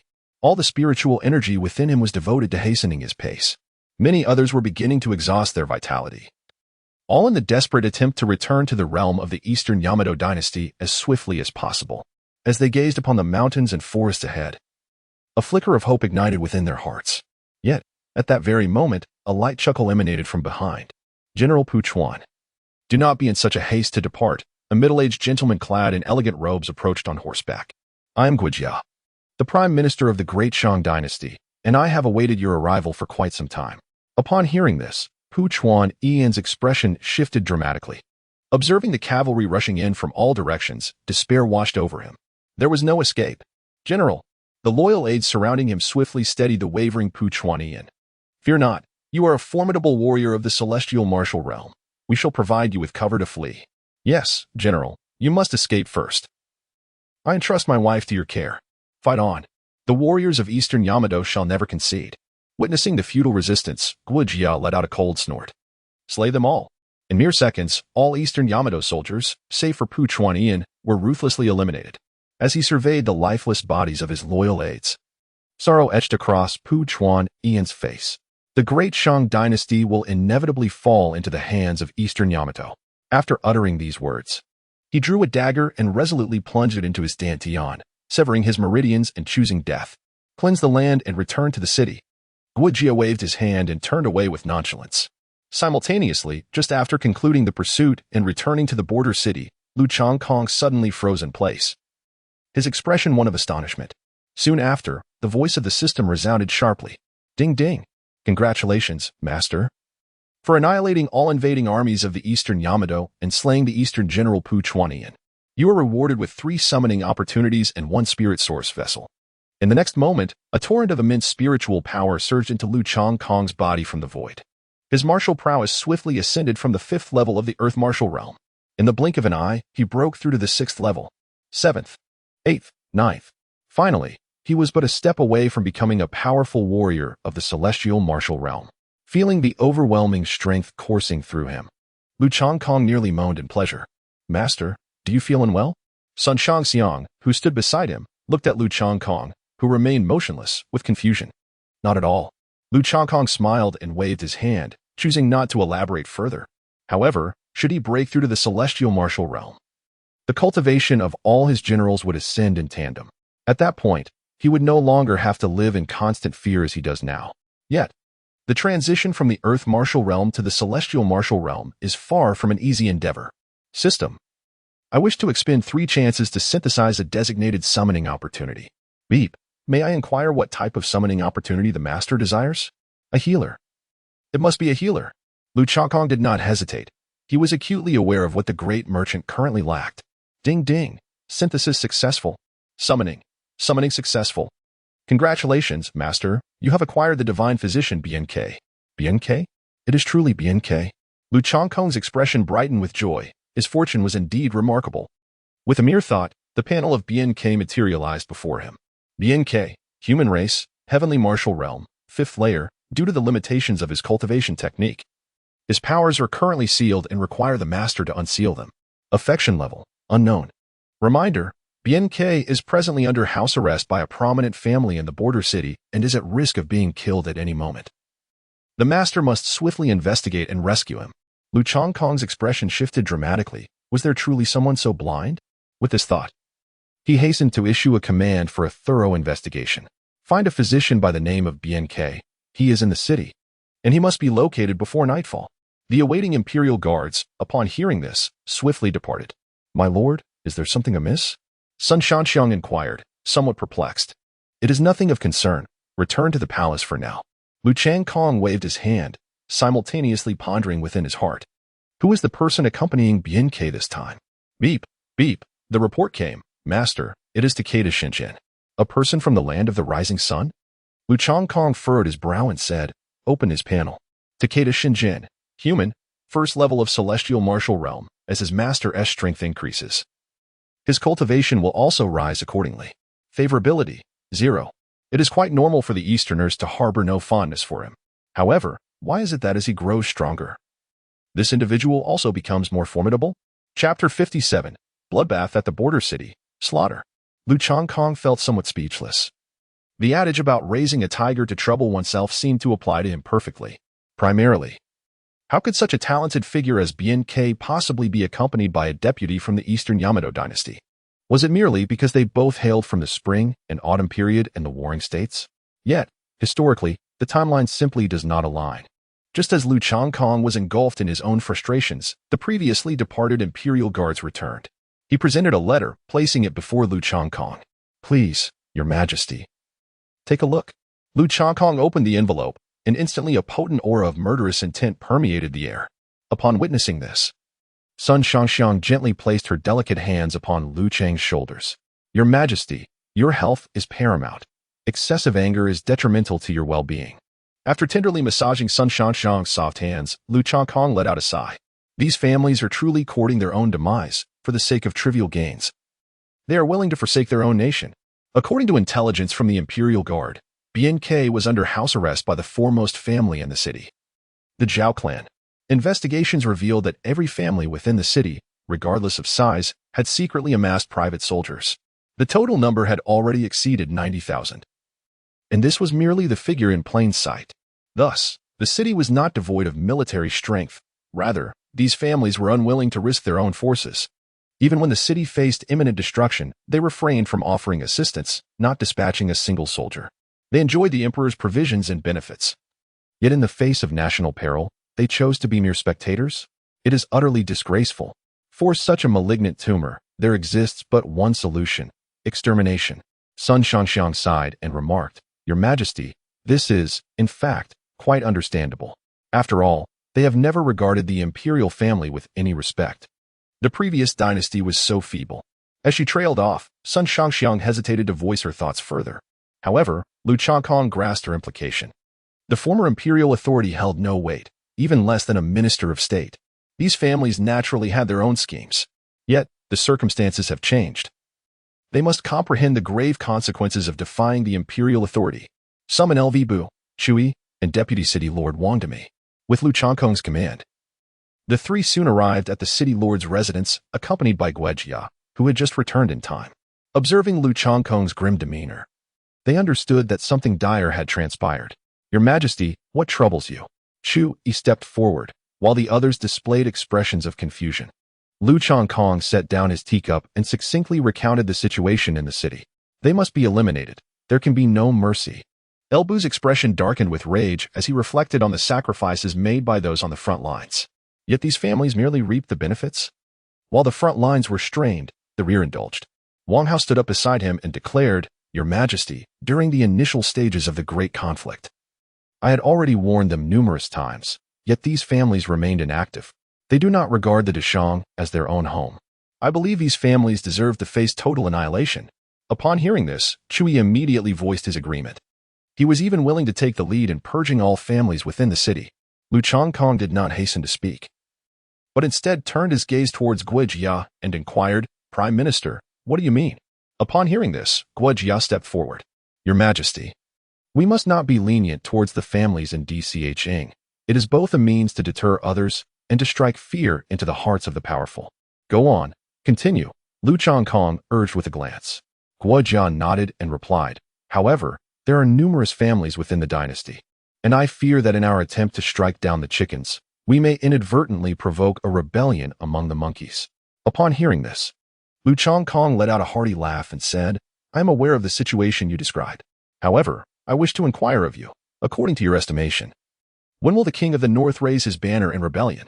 Although Guejia was puzzled by Lu Changkong's sudden query, he pondered for a moment before responding candidly, Your Majesty, given your recent resounding victory, it is in accordance with the King of the North's temperament that he is likely unable to contain himself any longer. If I were to make a prediction, it is highly probable that he will rebel within 30 days. Lu Changkong nodded slightly and inquired, Pray tell, whose reputation is more illustrious, mine or that of the King of the North? Upon hearing this, Guejia found himself in a quandary. In truth, Lu Changkong's renown paled in comparison to that of the King of the North. After all, the latter commanded an army of 1 million, filled with formidable warriors, and was adept at forging alliances. Many prominent families had succumbed to his influence. Yet, could such an assessment be articulated? However, to remain silent would constitute treason against the sovereign. Speak, if you will. Lu Changkong smiled and waved his hand. Very well. Guejia took a deep breath and said, Your Majesty, in comparison to the King of Northern Defense, indeed. Suddenly, mid-sentence, Guejia's expression shifted slightly. He quickly turned to Lu Changkong and inquired, Your Majesty, could it be that you? Indeed, Lu Changkong chuckled. It seems the Chancellor has already deduced it. After pondering for a brief moment, Guejia remarked, Your Majesty, you are truly wise. Meanwhile, Wang Hao and the others looked utterly bewildered, completely unaware of the cryptic exchange taking place between the two. Lu Changkong did not directly address the matter. Instead, he waved his hand with authority. Prepare yourselves. We shall set forth with 15,000 elite troops. The cleansing operation is about to commence. Several generals promptly accepted their orders and began to account for their forces. Soon, groups of elite soldiers commenced their departure in succession. Lu Changkong, accompanied by Guejia and 4,000 elite troops, set forth towards the Zhao family, the most prominent clan within the city. Your Majesty, one cannot help but deem this maneuver somewhat perilous. Along the way, Guejia expressed a modicum of concern. Nevertheless, let us observe and see how it unfolds. Lu Changkong smiled coldly, seizing this opportunity not only to serve as a warning to others, but also to ensure that various families recognize the ascendance of the imperial family. Consequently, those families with timid dispositions would undoubtedly be thrown into a state of panic, reaching out to the Prince of Northtown. Anyone discovered by the Imperial Guards would face dire consequences. With no exceptions, utter annihilation awaited them. Thus, this would effectively eliminate a portion of the internal forces supporting the Prince of Northtown. Although the Zhao family considered themselves a prominent lineage within the city, they commanded a considerable territory, boasting tens of thousands of clan members and over 10,000 martial artists. They even established a city within a city.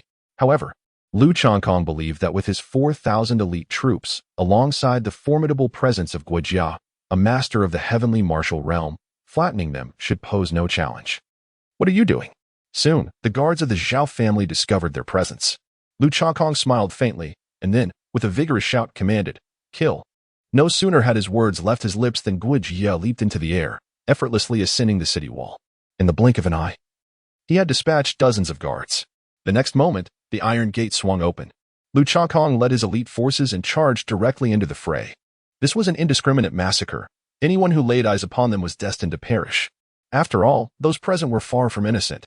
Otherwise, they would have long since rushed to provide support. Just as Lu Changkong and his men were wreaking havoc, a thunderous voice suddenly rang out. "Presumptuous! Do you think my Zhao family is a place for you to run rampant?" Chapter 58. Do I still need to strive when I already possess a system? As Lu Changkong turned to the sound, he beheld 5 figures racing toward him, one of whom was surprisingly walking upon the air. Among them were 4 at the Earth Martial Realm and 1 at the Heavenly Martial Realm. No wonder they dared to challenge the Imperial family. Observing the 5 rushing forth, Lu Changkong felt a profound sense of astonishment. Before the awakening of his system, the entire Deshang Imperial family could not muster a single Heavenly Martial expert. And there were hardly any high-ranking Earth Martial practitioners either. Yet, this one family possessed 4 at the Earth Martial Realm and 1 at the Heavenly Martial Realm? The audacity of it all! To stand before the Emperor without kneeling? Guo Jia let out a cold snort, his gaze icy as it fixed upon the group. Upon hearing his words, the expressions of the 5 shifted dramatically. What business did the Emperor have in slaughtering the Zhao family? Although they were deeply perplexed, the patriarch of the Zhao family stepped forward. "It is indeed the Emperor. My Zhao family was unaware of your Majesty's arrival. Please forgive us." Despite the patriarch's eloquent speech, the others showed no intention of bowing, and their expressions even hinted at disdain. This left Guo Jia and the elite behind him with noticeably grim faces. At a mere command from Lu Changkong, they would decisively annihilate this group of ungracious traitors. Lu Changkong cast a seemingly amused glance at him, then, with his hands clasped behind his back, continued walking while speaking. "During our previous conflict with the Eastern Japan dynasty, why did you delay your departure upon receiving orders?" Upon hearing this, the head of the Zhao family finally comprehended the Emperor's purpose. Although startled internally, his expression remained unperturbed. "Your Majesty, our Zhao family is but a humble clan, possessing intentions that far exceed our capabilities." Upon hearing this, Lu Changkong erupted into a hearty laugh, exclaiming, "Oh? Is that so? Just the martial artists I have dispatched thus far number over 900. Their prowess primarily lies within the spirit martial realm. And you dare claim this is mere inadequacy?" As these words escaped his lips, the countenance of the Zhao clan leader shifted dramatically. He opened his mouth to offer an explanation, only to be met with Lu Changkong's icy sneer as he commanded, "Kill." No sooner had the command been issued than the battle cries resounded once more. Realizing the necessity of desperate measures today, the Zhao clan leader rallied his kin, declaring, "Family members, follow me. Let us reclaim our rightful place." In the next moment, 4 formidable warriors of the Earth Martial Realm surged forward in unison, while a Heavenly Martial Realm expert aimed to intercept Guo Jia. "Your Majesty, be cautious." Guo Jia's expression darkened. Yet he found himself momentarily ensnared by the relentless assault of the Heavenly Martial expert. At that moment, escape was utterly impossible. The 4 Earth Martial warriors boasted cultivations around the 6th and 7th levels, their strength not to be underestimated. However, Lu Changkong had ascended to the pinnacle of the 9th level within the Earth Martial Realm. As a brilliant crimson sword light sliced through the air, a searing sword aura engulfed the surroundings. The 4 adversaries faltered in their advance, their heads severed in a swift, synchronized manner. The intensity of the sword aura was such that their necks were instantly scorched, and not a single drop of blood was spilled. A fragrant aroma of cooked flesh gradually permeated the air. All were vanquished. With a command from Lu Changkong, his elite guards immediately surged forth. Moments later, Guo Jia had also dispatched his opponent. "Go fetch Bianke." Yes. Upon receiving the order, Guo Jia wasted no time. He swiftly gathered a group of men and commenced searching every room. Before long, an elderly man was brought before Guo Jia and the others. Though he was indeed an old man, he stood at least 6 feet tall, and the muscles on his arms were more formidable than those of many fitness enthusiasts. Aside from his graying hair, he bore little resemblance to an elderly individual. "The humble BNK pays his respects to your Majesty." BNK cast a glance at Lu Changkong and immediately knelt down. Observing BNK at his feet, Lu Changkong did not hasten to bid him rise. Instead, he focused his thoughts and summoned the system. "You previously mentioned that BNK's cultivation is sealed. How can I assist in unsealing it?" Ding ding. BNK must wholeheartedly pledge allegiance to his master, otherwise he will quietly depart. Lu Changkong found the system's response somewhat exasperating. While other transmigrators enjoyed the benefits of a system without hardship, he found himself laboring to retain this esteemed physician. Nevertheless, despite his grumbling, Lu Changkong was determined not to let this medical sage slip away. Pray tell, BNK, what are your intentions henceforth? BNK, though somewhat astonished that the emperor recognized him, did not dare to hesitate for long and promptly replied, now that the hostilities have ceased, I intend to depart and continue my mission of healing the sick and wounded. It has long been my fervent wish to alleviate the suffering of all who endure ailments. Lu Changkong glanced at him and said, allow me to inquire, esteemed elder, do you believe that individual prowess surpasses that of a collective? BNK instinctively replied, undoubtedly. The strength of many is far greater. Upon hearing this, Lu Changkong smiled slightly and remarked, since you, venerable elder, have expressed such wisdom, then remain in my great Shang. I shall bestow upon you the esteemed position of royal physician and grant you the privilege to gather disciples. What say you? BNK's expression shifted slightly at these words, and he responded, Your Majesty, I fear my abilities are still lacking. Lu Changkong chuckled and remarked, Did you not also assert that strength lies in numbers? Furthermore, my army is in dire need of military physicians. You must be aware that in the course of marching and battling, numerous lives are inevitably lost. Are their lives not worthy of salvation? With this argument laid bare, BNK found it difficult to retort. After all, one cannot strike one's own face in jest, can one? Your Majesty, with such words from you, I cannot afford to disregard your sentiments. Otherwise, I fear I may never escape the ancestral grounds of the Zhao family. Upon hearing these words, Lu Changkong chuckled and waved his hand, saying, That is hardly the case. Although I am a tyrant, I only execute those who deserve it. After pondering for a moment, BNK replied, I wish to pose a question, though I fear it may incite the emperor's wrath. Nevertheless, I shall speak freely. Lu Changkong cast a glance at him, his heart already forming a rough conjecture. BNK nodded and said, Since the emperor has executed only those deserving of death, does it mean that the Zhao clan, numbering in the tens of thousands, all deserve to perish? Lu Changkong smiled faintly and said, The principle of eradicating the root of the problem is one you surely comprehend. If I were to spare the lives of the Zhao family, can you assure me that they would not seek revenge against the Great Shang? If retaliation were to occur, how many lives would be lost? Upon hearing this, BNK was about to speak, but he noticed Lu Changkong raised his hand, continuing before him. To take a step back, consider this incursion from the Eastern Empire. If they were willing to send troops to assist in the defense of the city, would that not spare the lives of many of our soldiers? BNK understood the reasoning behind this. With no counterargument available, he had no choice but to concede. With this thought in mind, BNK shook his sleeves and then knelt in salute. I am willing to follow your Majesty, but I hope for a guarantee from you. Chapter 59. Rising Favorability. It was indeed the first time Lu Changkong encountered the emperor being asked for a guarantee. Guojia, observing from the side, was equally astonished. This robust old man possessed quite a boldness. Lu Changkong stood with his hands behind his back and said, Speak your mind. If one day I become weary, I hope your Majesty will grant me my freedom. BNK was no fool. He understood the adage that serving a sovereign is akin to accompanying a tiger. Thus, he too wished to leave himself a path of retreat. Very well. Lu Changkong did not impose any difficulties upon him, for there was no necessity to do so. If one cannot even retain a figure as esteemed as BNK, then he ought not to assume the mantle of emperor. Your Majesty, I pay my respects. Upon witnessing this, BNK immediately bowed and proclaimed loudly. Simultaneously, the voice of the system resonated. Beep! It detected that BNK had surrendered, activating his martial arts prowess and favorability. Presently, BNK's martial arts level stood at the second stage of the Xuanwu realm, and his abilities would gradually ascend. Favorability, 81.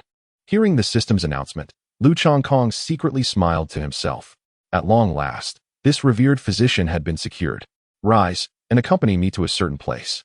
After Lu Changkong helped BNK to his feet, he swiftly mounted his horse. Your Majesty, where are we hurrying off to? BNK inquired, somewhat taken aback. Lu Changkong did not conceal the urgency, stating, Within the city, there exists a group of severely wounded soldiers. Delaying even a minute could result in the loss of another life. Upon hearing this, BNK felt the weight of the situation and hastily mounted his horse, racing towards the city without a moment's hesitation. Lu Changkong was greatly satisfied with his prompt response. Soon, the group arrived at the Lord's residence. Observing the scattered remnants of soldiers lying about, BNK stepped forward and addressed the Emperor. Your Majesty, please send someone to gather and accommodate these injured soldiers. I shall employ my martial skills to treat their wounds first. Subsequently, I will devise a tailored treatment plan based on each individual's condition. Lu Changkong nodded. And with his command, the order was executed. Before long, all the wounded were gathered together. I have witnessed everyone's efforts and I am deeply grateful to you all. Lu Changkong stood upon a high platform, gazing at the wounded soldiers with an expression of grave seriousness. Upon hearing his words, a collective laughter erupted among them. These injured warriors were acutely aware that their fate would ultimately lead to their departure from this world. Thus, they bore their circumstances with remarkable equanimity. You need not feel this way. The great merchant is our home, and defending our country is the duty of every man. One exclaimed, Indeed, Your Majesty. As long as you ensure our families live well, that is all we ask. Another added, Your Majesty, we simply seek a swift end to our suffering. They looked down, their faces pale, forcing smiles amidst the multitude of maimed soldiers. Lu Changkong shook his head and said, Esteemed ones, I shall ensure the safety of your families. However, I will not escort you away. Upon hearing these words, all the wounded soldiers lying on the ground were taken aback. Escorting the injured to their final resting place was an unspoken rule in Qizhou. After all, in the Kunlun continent, a world that venerates martial prowess, a loss of cultivation renders one useless. Keeping them would merely burden the dynasty. What could the emperor mean by this?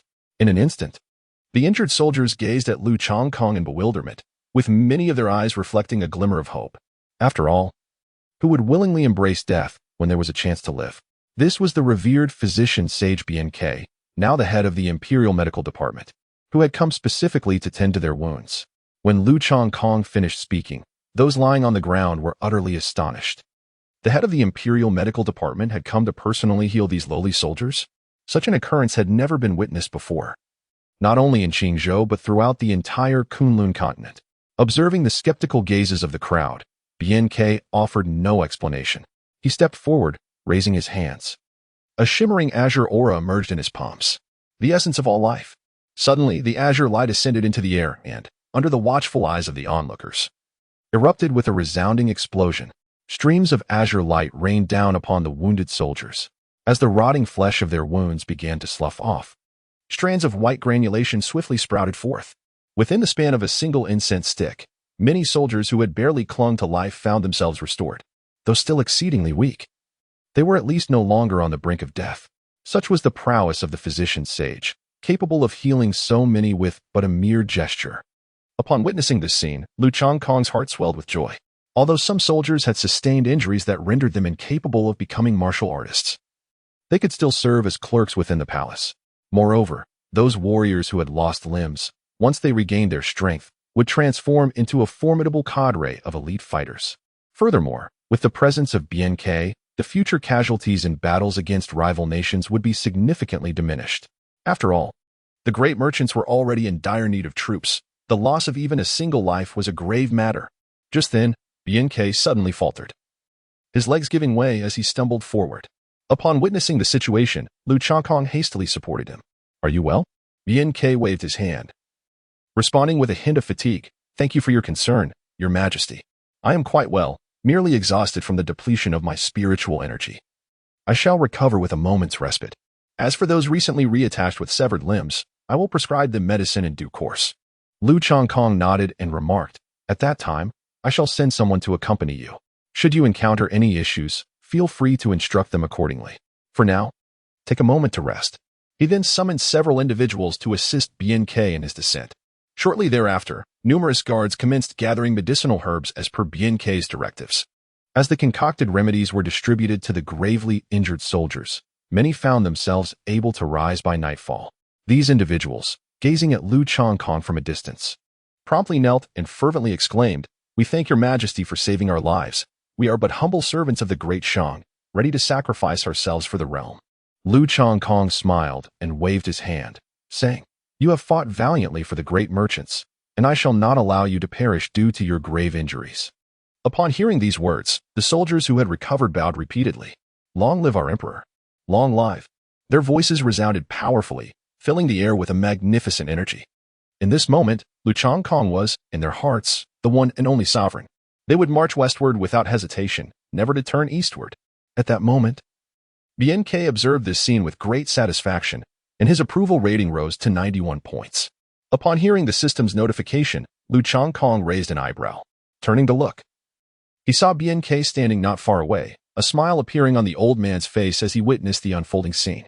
Seeing this, Luchang Kong felt a sense of amusement in his heart. It seemed that winning the complete loyalty of this medical sage would not be a daunting task after all. The subsequent matters would be entrusted to Guojia, particularly the care and arrangement for those soldiers who had lost their martial prowess. Once everything was properly arranged, Luchang Kong returned to the palace. As he entered, he was greeted by a group of generals who approached him. "Congratulations, Your Majesty. Our heartfelt congratulations." Chapter 60. The Guild of Mengque. Luchang Kong was somewhat perplexed by the sudden congratulations from the crowd. What good fortune could this possibly be? Guojia chuckled. It is, of course, a celebration for His Majesty for having recruited a medical sage like Bien Quebec. With his presence, our future losses will undoubtedly be significantly mitigated. Chu Yi also smiled as he added, "Many of our soldiers now possess an even greater fearlessness towards death. On the battlefield, we can expect them to unleash even more formidable strengths." Luchang Kong let out a hearty laugh and remarked, "It is good to understand the significance of Bien Quebec henceforth. You must treat him with the utmost courtesy." Upon hearing this, the others nodded in agreement, for in the midst of their military campaigns, injuries were inevitable. No one would be foolish enough to offend a physician of such remarkable skill. Satisfied with their response, Luchang Kong nodded approvingly. "By the way, have the matters concerning those families been resolved?" Chu Yi promptly replied, 90% of the families that defied the orders have been eradicated. The remaining 10% were merely issued stern warnings due to their relatively good reputations. Luchang Kong was quite pleased with this outcome. After all, it was impractical to annihilate every family. A portion must remain to ensure they recognized the possibility of survival. This approach would also prevent them from resorting to desperate measures. Furthermore, the extermination of so many families had indeed served as a deterrent. "Your Majesty, the heads of these families are confined within the execution camp. Would you care to visit them?" Chu Yi inquired. At this, Luchang Kong smiled. The deterrent effect of the execution camp was truly being realized. Although it had previously lacked notoriety, it gained considerable fame after vanquishing the elite forces of the Eastern Yamato dynasty. Within mere days, the high-ranking officials of the Deshang Empire were made aware of this formidable unit. Just then, Guojia interjected, "I believe there is no need to rush into seeing them. Since we are aiming to intimidate, these monkeys should be given time to panic. The longer we delay, the greater their fear will grow." After considering Guojia's reasoning, Luchang Kong nodded in agreement. Let the bullets fly for a while longer. With all matters settled, Luchang Kong prepared to return to the capital city.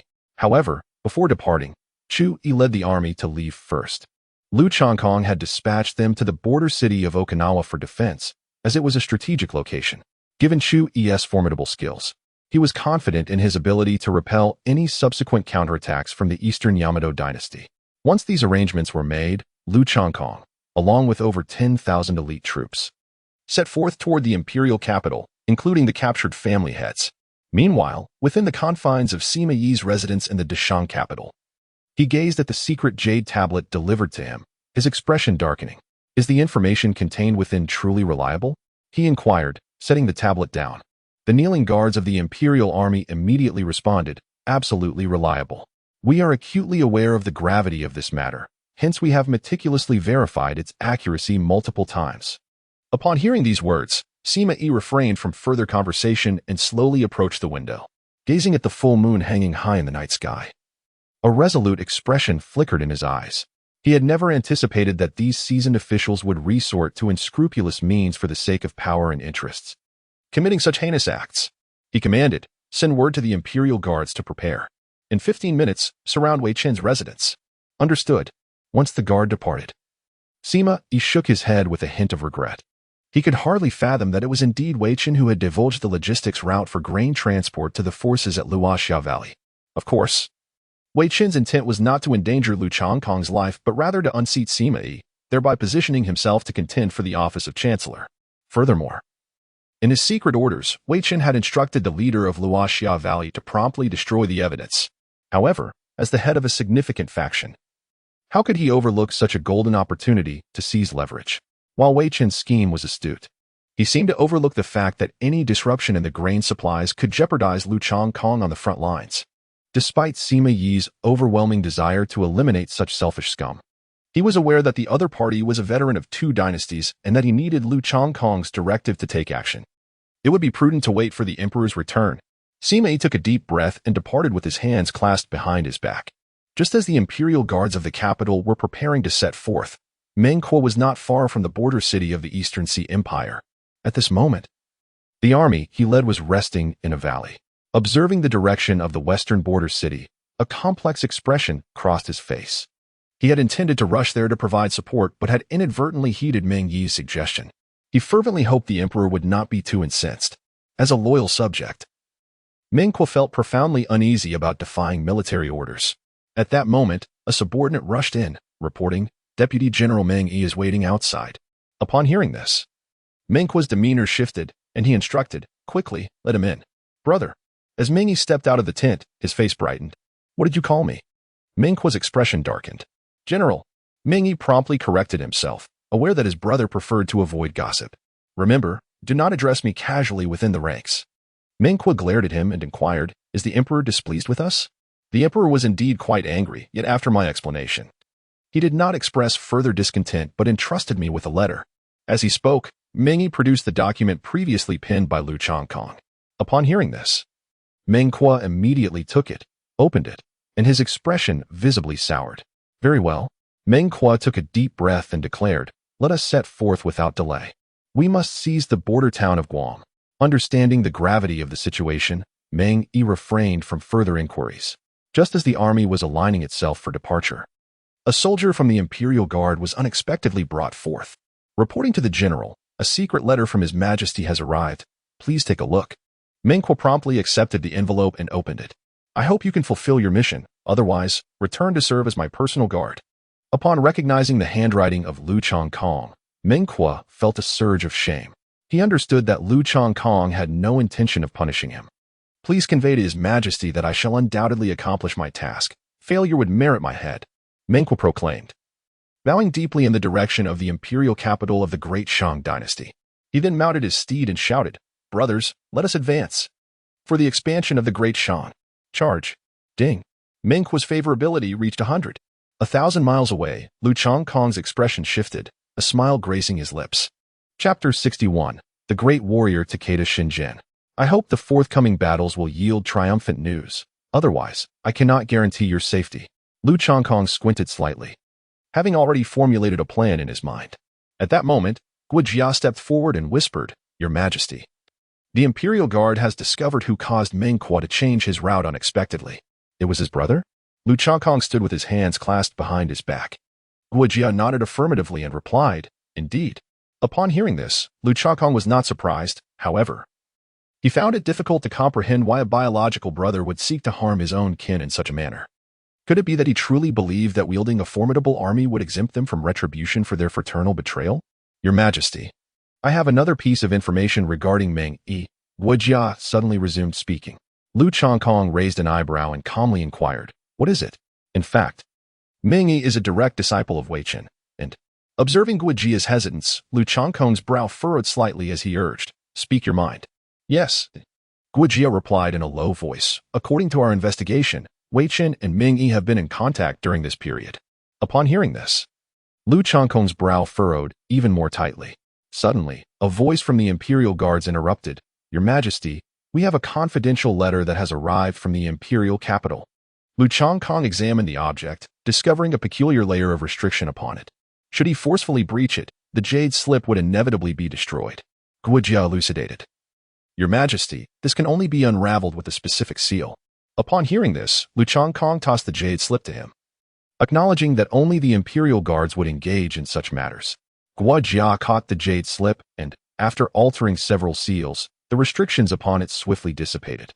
He refrained from directly inspecting its contents, instead returning the jade slip to Lu Changkong. As Lu Changkong pressed the jade slip against his forehead, his expression darkened instantly, and he exclaimed in anger, "This Wei Chun is truly courting death. We must consider our course of action." Guo Jia, perplexed, took the jade slip once more. and upon reading its contents, his countenance shifted dramatically and his voice lowered. Your Majesty, we must not act in haste.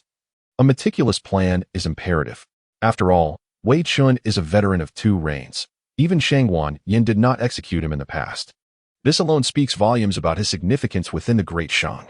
Lu Changkong waved his hand and said, do not beat around the bush. Speak plainly about what should be done. Yes, Guo Jia replied respectfully, I believe we should immediately publicize our recent victories throughout the vast territory of the Great Shang. This includes the impending assault on the border city of Guam, which should also be counted among our accomplishments. Upon hearing this, Lu Changkong expressed some surprise, saying, are we declaring this before we have even captured it?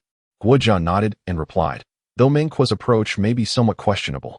Given his strength and the formidable might of his army, seizing the border city of Guam is undoubtedly within reach. Furthermore, the plains extending eastward from Guam provide a clear path for further advancement. Capturing the capital of the Eastern Yamato dynasty is not beyond the realm of possibility. Thus, our announcement is merely a proactive promotion, not a dissemination of false victories. Lu Changkong also nodded, acknowledging Meng Quo's primary objective in the assault on the border city of Guam. It was precisely from there that one could make a direct advance towards Kyoto. Let us proceed as you suggest. Immediately instruct the Imperial Guard to disseminate news of our victory. Guo Jia pondered for a moment before adding, Your Majesty, we should wait until the news has spread further before returning. By that time, it will be even more advantageous for us. Lu Changkong found this reasoning quite valid. Thus he commanded a reduction in speed. However, he harbored concerns regarding the defensive situation at the border city of Okinawa. Although General Chu Yi had led his forces to assist Qing Lian, the military of the Eastern Yamato Empire was not to be underestimated. After Guo Jia concluded the necessary tasks, he discreetly produced a jade tablet, handing it to the Imperial Guards. You must ensure this jade tablet reaches Chancellor Sima Yi. As you command. Watching the departing guards, Guo Jia sighed. This was a decision he had made unilaterally, unbeknownst even to Lu Changkong. Yet, all was for the sake of the Great Shang. Meanwhile, outside the border city of Okinawa, numerous elite cavalry lay lifeless on the ground, with many steeds also sprawled, barely clinging to life. Even Cheng Lian, the commander defending the city, bore bloodstains upon his shoulders. The onlookers atop the city wall breathed a sigh of relief as they witnessed the Eastern Yamato forces being repelled once more. They had valiantly defended the city for 3 days. Were it not for the treacherous terrain of Okinawa, which favored defense over offense, their mere tens of thousands would have been slaughtered by the Eastern Yamato army long ago. Despite this, the casualties on Cheng Lian's side were severe. Certainly, the number of soldiers lost by the Eastern Yamato Empire was several times greater. However, Cheng Lian understood that this was not a sustainable strategy. Report. The various weapons we have utilized for defense are now below 20%. Upon hearing the Deputy Commander's report, Cheng Lian's countenance darkened considerably. The weapons had played a crucial role in withstanding the Eastern Yamato Army's assaults, especially the heavy crossbows they had captured, which were deemed a formidable weapon against the enemy. How far is General Chu Yi from our location? In response to Cheng Lian's inquiry, the Deputy Commander promptly replied, He will arrive by nightfall. That is indeed some relief. Cheng Lian's anxious heart eased slightly. Once Chu Yi and his forces arrived, the border of Okinawa would be impregnable. That night, Chu Yi arrived punctually at the Okinawa border, bringing with him a plethora of various weapons. However, the onslaught from the Eastern Yamato Empire did not wane with Chu Yi's arrival. Rather, it intensified, bordering on madness. This was primarily due to the strategic significance of the Okinawa border city. With the Great Shang Empire's cavalry exceeding 100,000, they could even threaten the capital of the Eastern Yamato. After all, in the vast plains, cavalry were an unstoppable force of destruction. Simultaneously, within the imperial palace of the Eastern Yamato capital, Emperor Takeda Juzanro was seething with impotent rage. Baka, a bunch of useless fools. Incompetent trash, Takeda Juzanro shouted, pointing at the myriad of generals kneeling before him. I have provided you with elite troops. I have granted you hundreds of thousands of soldiers. However, they have yet to breach the city gates, and now they have the audacity to return. One of the generals below, feeling aggrieved, exclaimed, Your Majesty. It was indeed an exceedingly difficult fortress to assault. Fool. Takeda Jazabor's expression darkened with anger as he retorted, Do you dare to quibble? Take him away and execute him. No, Your Majesty, spare my life. As the general was dragged away, Takeda Jazabor let out a cold snort. Once the cries from outside ceased, he spoke again. Now, who was prepared to reclaim the border city of Okinawa? Yet no one among the gathered dared to utter a word. At that moment, a young man stepped forward. Father, I am willing to lead the army and reclaim the border city of Okinawa for our great nation. Takeda Jazabur laughed heartily upon hearing this. Takeda Shinjin, truly you are my worthy son. Chapter 62. Brothers Takeda Shinjin smiled faintly and said, Father, I am ready to set forth at once. Granted. Takeda Jazabur, the emperor, laughed again, saying, I still have 60,000 elite troops at my disposal. I shall allocate 40,000 to you, and you must march immediately to Okinawa's border city. You have 36 hours to ensure its recovery. Takeda Shinjin confidently thumped his chest and declared, I shall not require 36 hours. Within 24 hours, I will surely seize Okinawa's border city. Upon hearing this, the surrounding ministers exchanged glances filled with skepticism. The general who had been executed, though not as adept in command, was nonetheless an experienced veteran. If he could not conquer the city, how could this young lad possibly succeed? However, the onlookers showed little interest in further debate. Content to witness the unfolding drama. My fine son, the task is yours. The Emperor Takeda Jazabur proclaimed with great delight, waving his hand. Yes. Takeda Shinjin accepted the imperial edict and promptly set forth with his army. He was no fool. Although the border city of Okinawa was indeed a tough nut to crack, seizing it would undoubtedly secure his claim to the position of crown prince. Thus, he was determined to conquer this formidable stronghold. At the same time, Meng Qi glanced at the information in his hand, incredulous as he said, the garrison strength at the border city of Guam is merely a few thousand? Is this information accurate? You cannot afford any errors. The Imperial Guards nodded solemnly and replied, absolutely true. We are well aware of such matters. Do you know where the enemy's garrison has relocated? Meng Qi ceased his doubts. The guards answered. Most have been deployed to the front lines to assault the border city of Okinawa. Very well, very well. Meng Qi exclaimed with a smile. I had prepared for a desperate fight, yet it appears they have all gone to the front lines. General Chang Lian has truly attracted an immense amount of firepower. He is indeed the great hero. The entire army prepared to advance at full speed and immediately assault the border city of Guam. Meng Yi, you shall lead the infantry in the rear of the cavalry. After issuing the necessary orders, Meng Qi bellowed, kill. The entire army, charge. At the sound of his command, tens of thousands of iron steeds surged forward without hesitation. Soon, the defending troops of the border city of Guam beheld a vast shadow approaching. Look over there. Is that the new garrison sent from the capital? It could be, as our own forces have been depleted. Just as this thought lingered in the air, a piercing whistling sound sliced through the night. Thud! A black arrow cleaved through the darkness, piercing fiercely into his chest.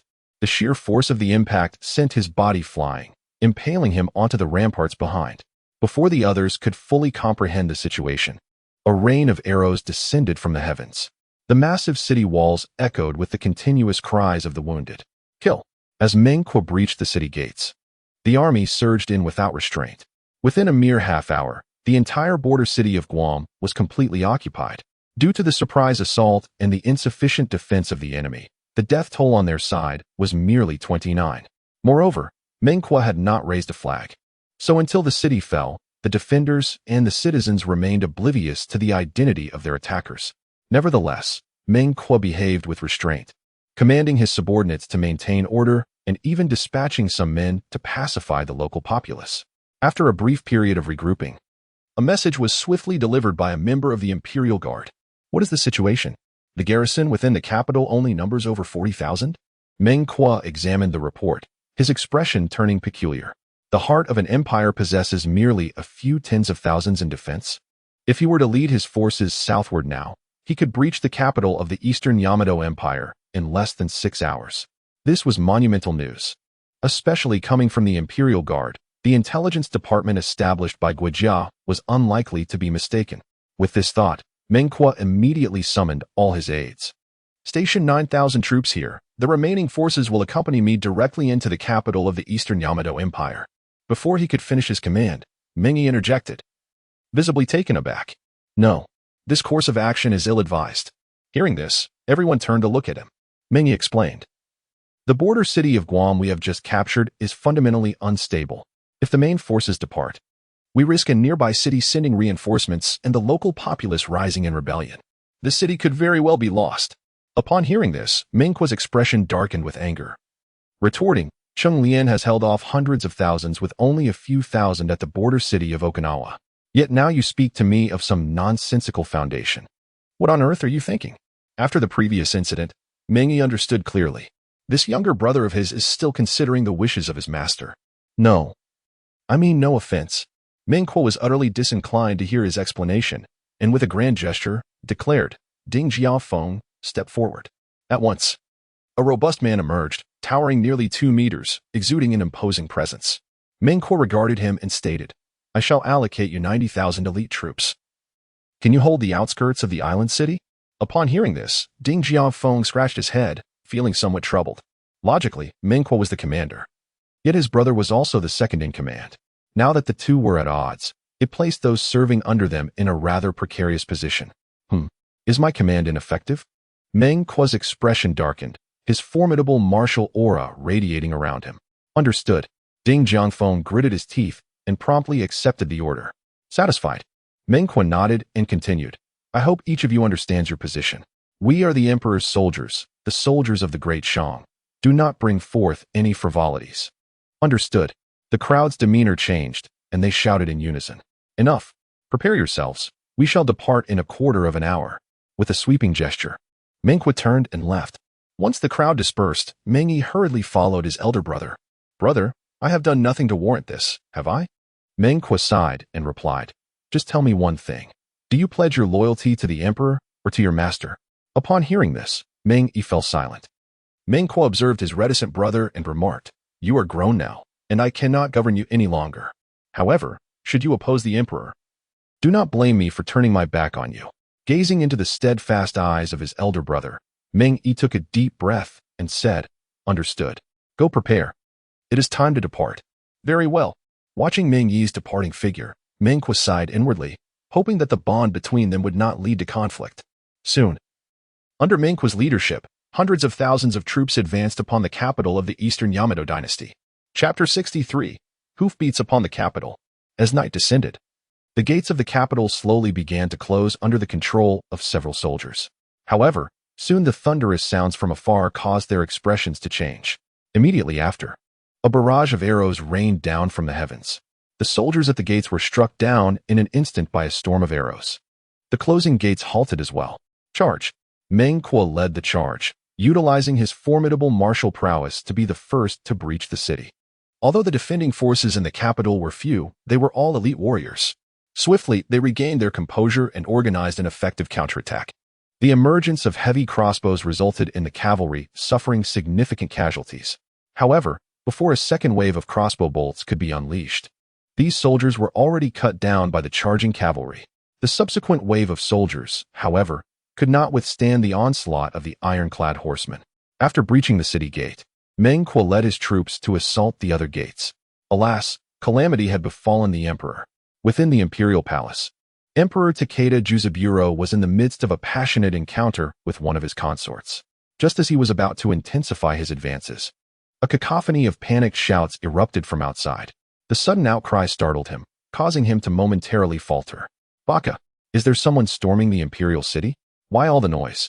Upon hearing the furious voice of Takeda Juzaburo, the eunuchs outside trembled, too frightened to enter, and instead shouted from the threshold. Your Majesty, you must listen. The great merchants have indeed breached the imperial palace. What? Upon hearing this, Takeda Juzaburo hastily wiped away the remnants of his previous engagement and rushed out, hastily fastening his trousers. Baka, do you even comprehend what you're saying? Our entire army is stationed at the outskirts of Okinawa. How could the forces of the great merchants possibly reach the palace? The young eunuch quickly clarified, Your Majesty, they have come from the outpost at Guam. At this revelation, Takeda Juzaburo was momentarily stunned, nearly losing his balance. He immediately dispatched a messenger to inform Takeda Shinjin, commanding him to return post-haste. Takeda Juzaburo swiftly regained his composure, realizing that calling back the tens of thousands of troops he had dispatched was his only hope to avert this crisis.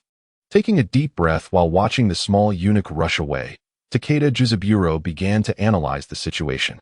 The great merchants would likely be unable to deploy many troops. No more than 100,000 at most. With the forces I have remaining, I should be able to manage. Once my eldest son returns, We can flank them from both sides and annihilate them. With this thought, Takeda Juzaburo could not suppress a chuckle. Though he was correct in his assessment, it was merely a fleeting hope. Setting aside the fact that Meng Kuo commanded hundreds of thousands of troops, the critical messages would never reach their destination. Meng Kuo had already secured all exits, and not only was information unable to escape, but Emperor Takeda Juzaburo himself could not flee. Before long, the messenger was captured. Upon hearing this, Meng Kuo burst into laughter. The emperor may not be a fool, but regrettably, we have outpaced him. Now, not even a mosquito could escape Kyoto. Haha, once we seize Kyoto, ample rewards await us. His several aides shared in his excitement, as promotions and accolades were surely imminent. Before long, the subsequent infantry forces converged with the vanguard. The multitude, numbering in the hundreds of thousands, advanced towards the emperor's residence as leisurely as if strolling through their own backyard. The citizens of Kyoto, witnessing this spectacle, retreated into their homes, peering cautiously outside. In no time, the army reached the outskirts of the emperor's palace. Gazing at the defending troops, Meng Kuo bellowed, "I am General Meng Kuo of the Great Shang Dynasty, leading my forces to seize the capital of the Eastern Japan Empire. You have but the time it takes for a stick of incense to burn to contemplate your surrender. Should you refuse, we shall slay. Slay. Slay." The resounding battle cry of hundreds of thousands echoed through the heavens. The station soldiers trembled in fear, some even succumbing to terror. "What shall we do now, chief?" A guard on the city wall stammered. The nearby subordinate, equally terrified, recognized the gravity of their situation. While the soldiers of the Eastern Japan Empire were indeed fierce and unafraid of death, they needed a fighting chance. With only a few thousand on their side, they could not even hope to fill the gaps against such overwhelming numbers. Though they pledged unwavering loyalty to the emperor, the disparity in forces was insurmountable. They could only swear to fight to the death, for there were no alternatives. As the stick of incense burned down, Meng Kuo ceased his idle chatter. The moment he raised his hand, the archers behind him drew their bows taut. Release. Instantly, a deluge of arrows descended like a tidal wave. In the blink of an eye, hundreds of soldiers were pierced as if they were mere bees in a hive. Some of the more astute soldiers pressed themselves against the city walls, paralyzed by fear. Given their low cultivation and the cover of night, they could not discern where the arrows would land. As the initial barrage subsided, the subordinate leader shouted, "Counterattack, quickly!" Upon receiving the command, the soldiers hastily grasped their weapons. Yet, before they could rise, a second wave of arrows struck. This time, the losses among the defending troops were even greater. "Slay!" Meng Kuo proclaimed, charging forth with unparalleled ferocity. With a single slash, he cleaved open the city gates, marking the complete capitulation of Kyoto. After a stick of incense had burned, Meng Kuo, accompanied by a few loyal guards, approached the emperor's palace. Upon seeing Takeda Juzaburo seated upon the dragon throne, he laughed heartily. "Your Majesty, are you surprised? Are you astonished?" Takeda Juzaburo snorted disdainfully and retorted, "I wish to ascertain where this battalion emerged from. Why has my intelligence network uncovered not a single clue?" In response, Meng Kuo cast him a derisive glance and stated, "Is my emperor someone you can easily discern? You have brought this old fool down to sit upon a dragon throne. The diminutive Eastern Japan Empire dares to call itself an emperor. How laughable." Upon hearing the command, the two soldiers beside him sneered and prepared to drag Takeda Juzaburo down. However, at that moment, two blades of light descended from the heavens. The soldiers did not even have time to utter a scream before being cleaved in half. Two elderly men, clad in long robes, descended gracefully. How audacious, daring to cause chaos in the capital of the Eastern Yamato Empire. Observing the two elders before him, Meng Kuo was not overly astonished. After all, the overall strength of the Eastern Yamato Empire approached that of a second-rate dynasty. It was only reasonable for them to possess two formidable warriors at the third heaven martial realm. "Elder ancestor, this man is a general of the Great Shang. If we slay him, we may yet turn the tide." Upon hearing Takeda Juzaburo's words, the two elders nodded in agreement. They then stepped into the void and surged forward. A powerful aura of martial prowess radiated outward, instantly sending the surrounding soldiers flying. Chapter 64. Divergent Hearts. It must be said that the prowess of these two warriors at the heaven martial realm was not to be underestimated. However, regrettably, Meng Kuo's martial arts skill surpassed theirs. With a single step, Meng Kuo unsheathed his formidable blade. The dazzling blade light rendered Takeda Juzaburo unable to open his eyes.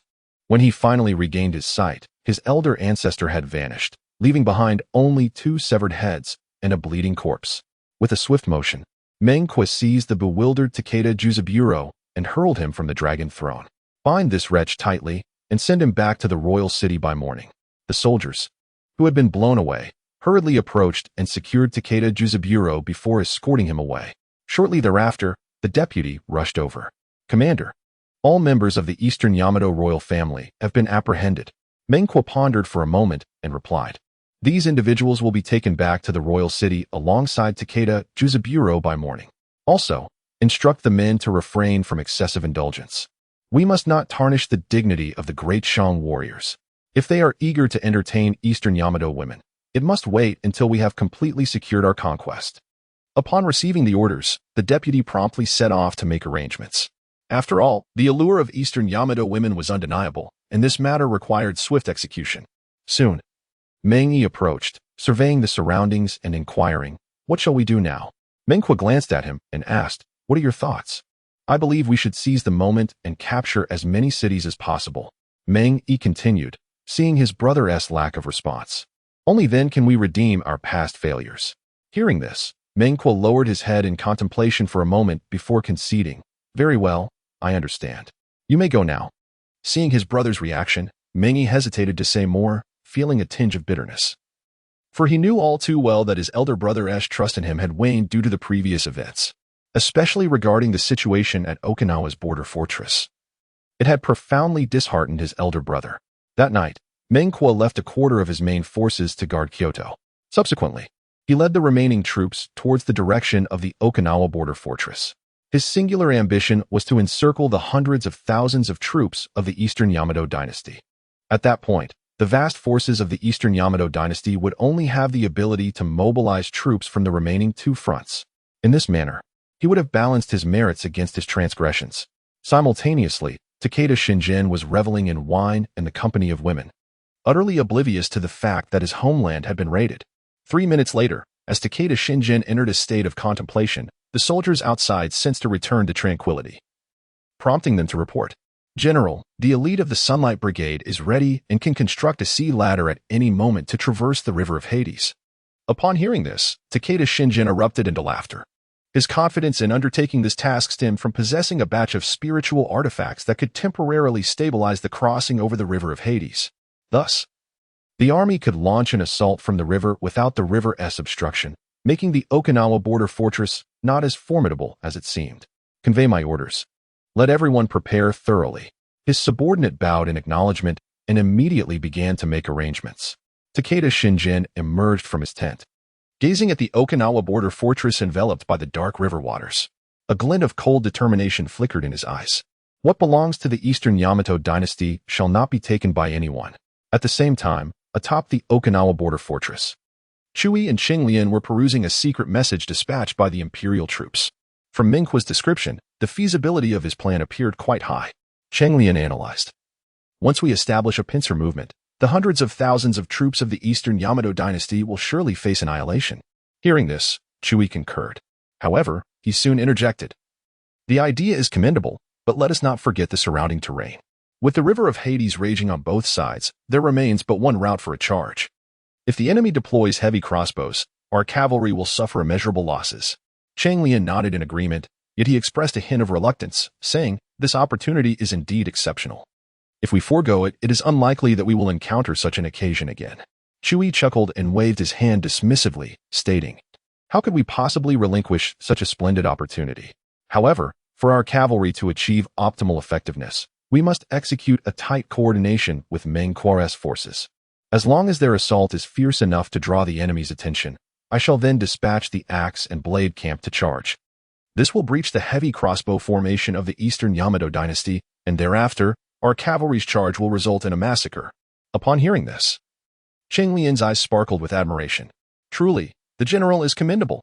Qiui patted him on the shoulder and remarked with a smile, you are still young. A few more practical experiences will suffice. Soon after, a member of the Imperial Guard stealthily slipped out of the camp, riding a swift horse and circumventing the massive army of the Eastern Yamato dynasty. Before long, Meng Qi received a message from Qiui. My lord, I believe this plan is far from perfect. At that moment, a subordinate stepped forward. Meng Qi glanced at him and inquired, what do you find lacking?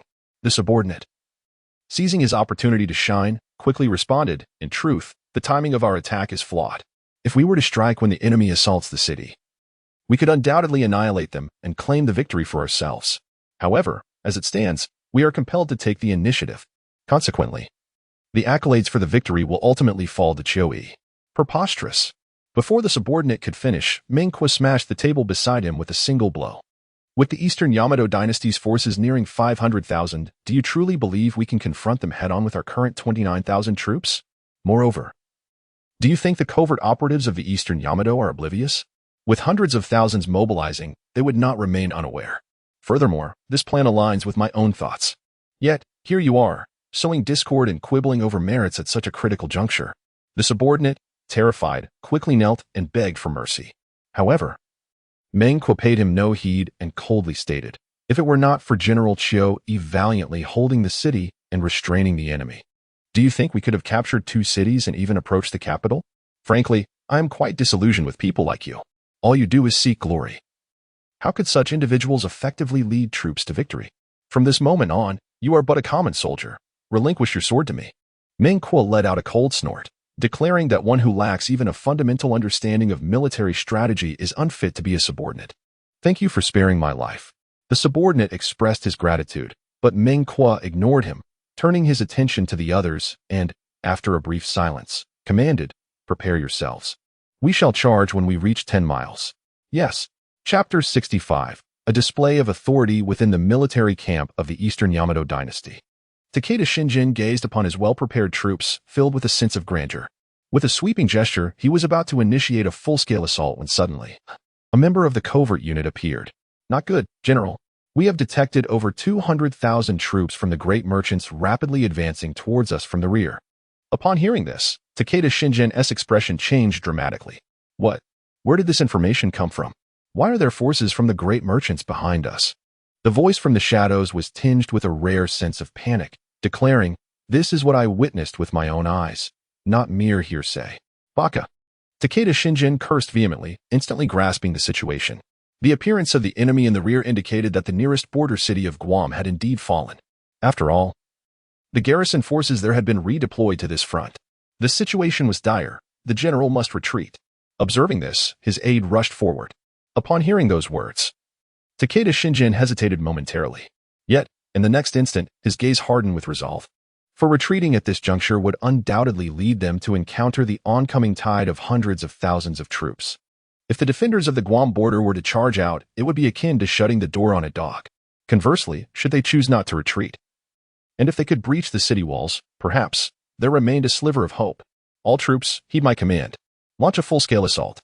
Takeda Shinjin was acutely aware that the current predicament necessitated a desperate gamble. After all, the forces in the rear were still some distance away from his army. If they could seize this moment to capture the border city of Okinawa, they could shift from offense to defense and regain the initiative. After all, the great merchants had no mystical artifacts to erect upon the river of the underworld. With Takeda Shinjin's orders given, the vast army began to mobilize. Shortly thereafter, Qiuyi, who had been stationed at the walls of the Okinawa border city, received news from a scout. They planned to launch a full-scale assault. Did they not fear being trapped by the encroaching forces?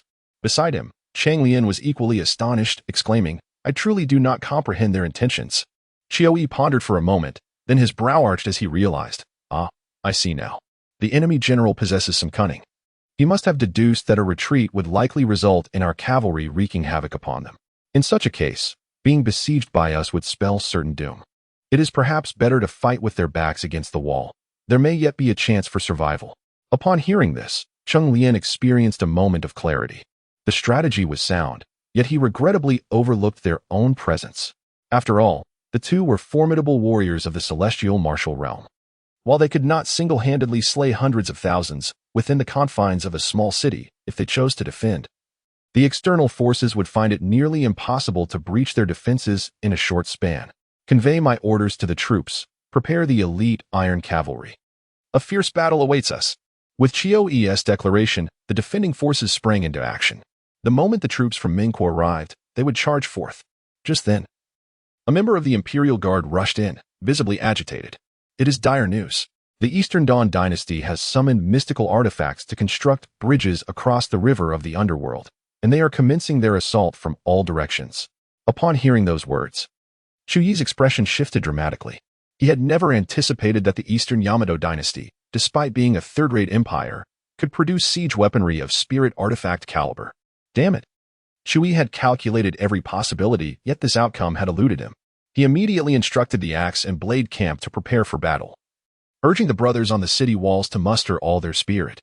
The upcoming conflict promised to be exceedingly brutal. A member of the Imperial Guard, with a grave countenance, swiftly exited. Chu Yi, not daring to delay, led the axe and blade camp onto the city walls. Despite his haste, he arrived to find the defending troops nearly decimated. This underscored the ferocity of the enemy's assault. "Brothers, follow me to slaughter," Chu Yi bellowed as he descended from the heavens. His formidable cultivation radiated instantly, unleashing a flurry of blade light that mercilessly reaped the lives of the surrounding enemy soldiers. In the blink of an eye, the corpses around Chu Yi began to pile up like mountains. Yet soon, several 9th-tier Earth Martial Realm subordinates charged forth. They formed a combined attack formation, attempting to halt Chu Yi's massacre. However, Chu Yi's strength was overwhelming. They were no match for him alone. Yet, as more subordinates joined, they gradually turned the tide. For a moment, they managed to withstand Chu Yi's onslaught. But before long, numerous soldiers from the axe and blade camp surged forward. With the interference of the powerful subordinates, Chu Yi finally managed to slay one enemy. As the enemy subordinates fell, their combined formation disintegrated. Kill. Without the formation, Chu Yi became like a wolf unleashed in a sheepfold, beginning his ruthless slaughter. A few subordinates managed to escape down the city walls, exchanging glances before launching an assault on the nearby city gate, hoping to breach it. Although the gate was fortified with powerful restrictions and boasted remarkable defenses, it could not withstand the might of the 9th-tier Earth Martial Realm for long. Just as they raised their hands to attack, Cheng Lian descended from above, swiftly slaying one of them. As a powerhouse of the heavenly martial realm, they were no match for him.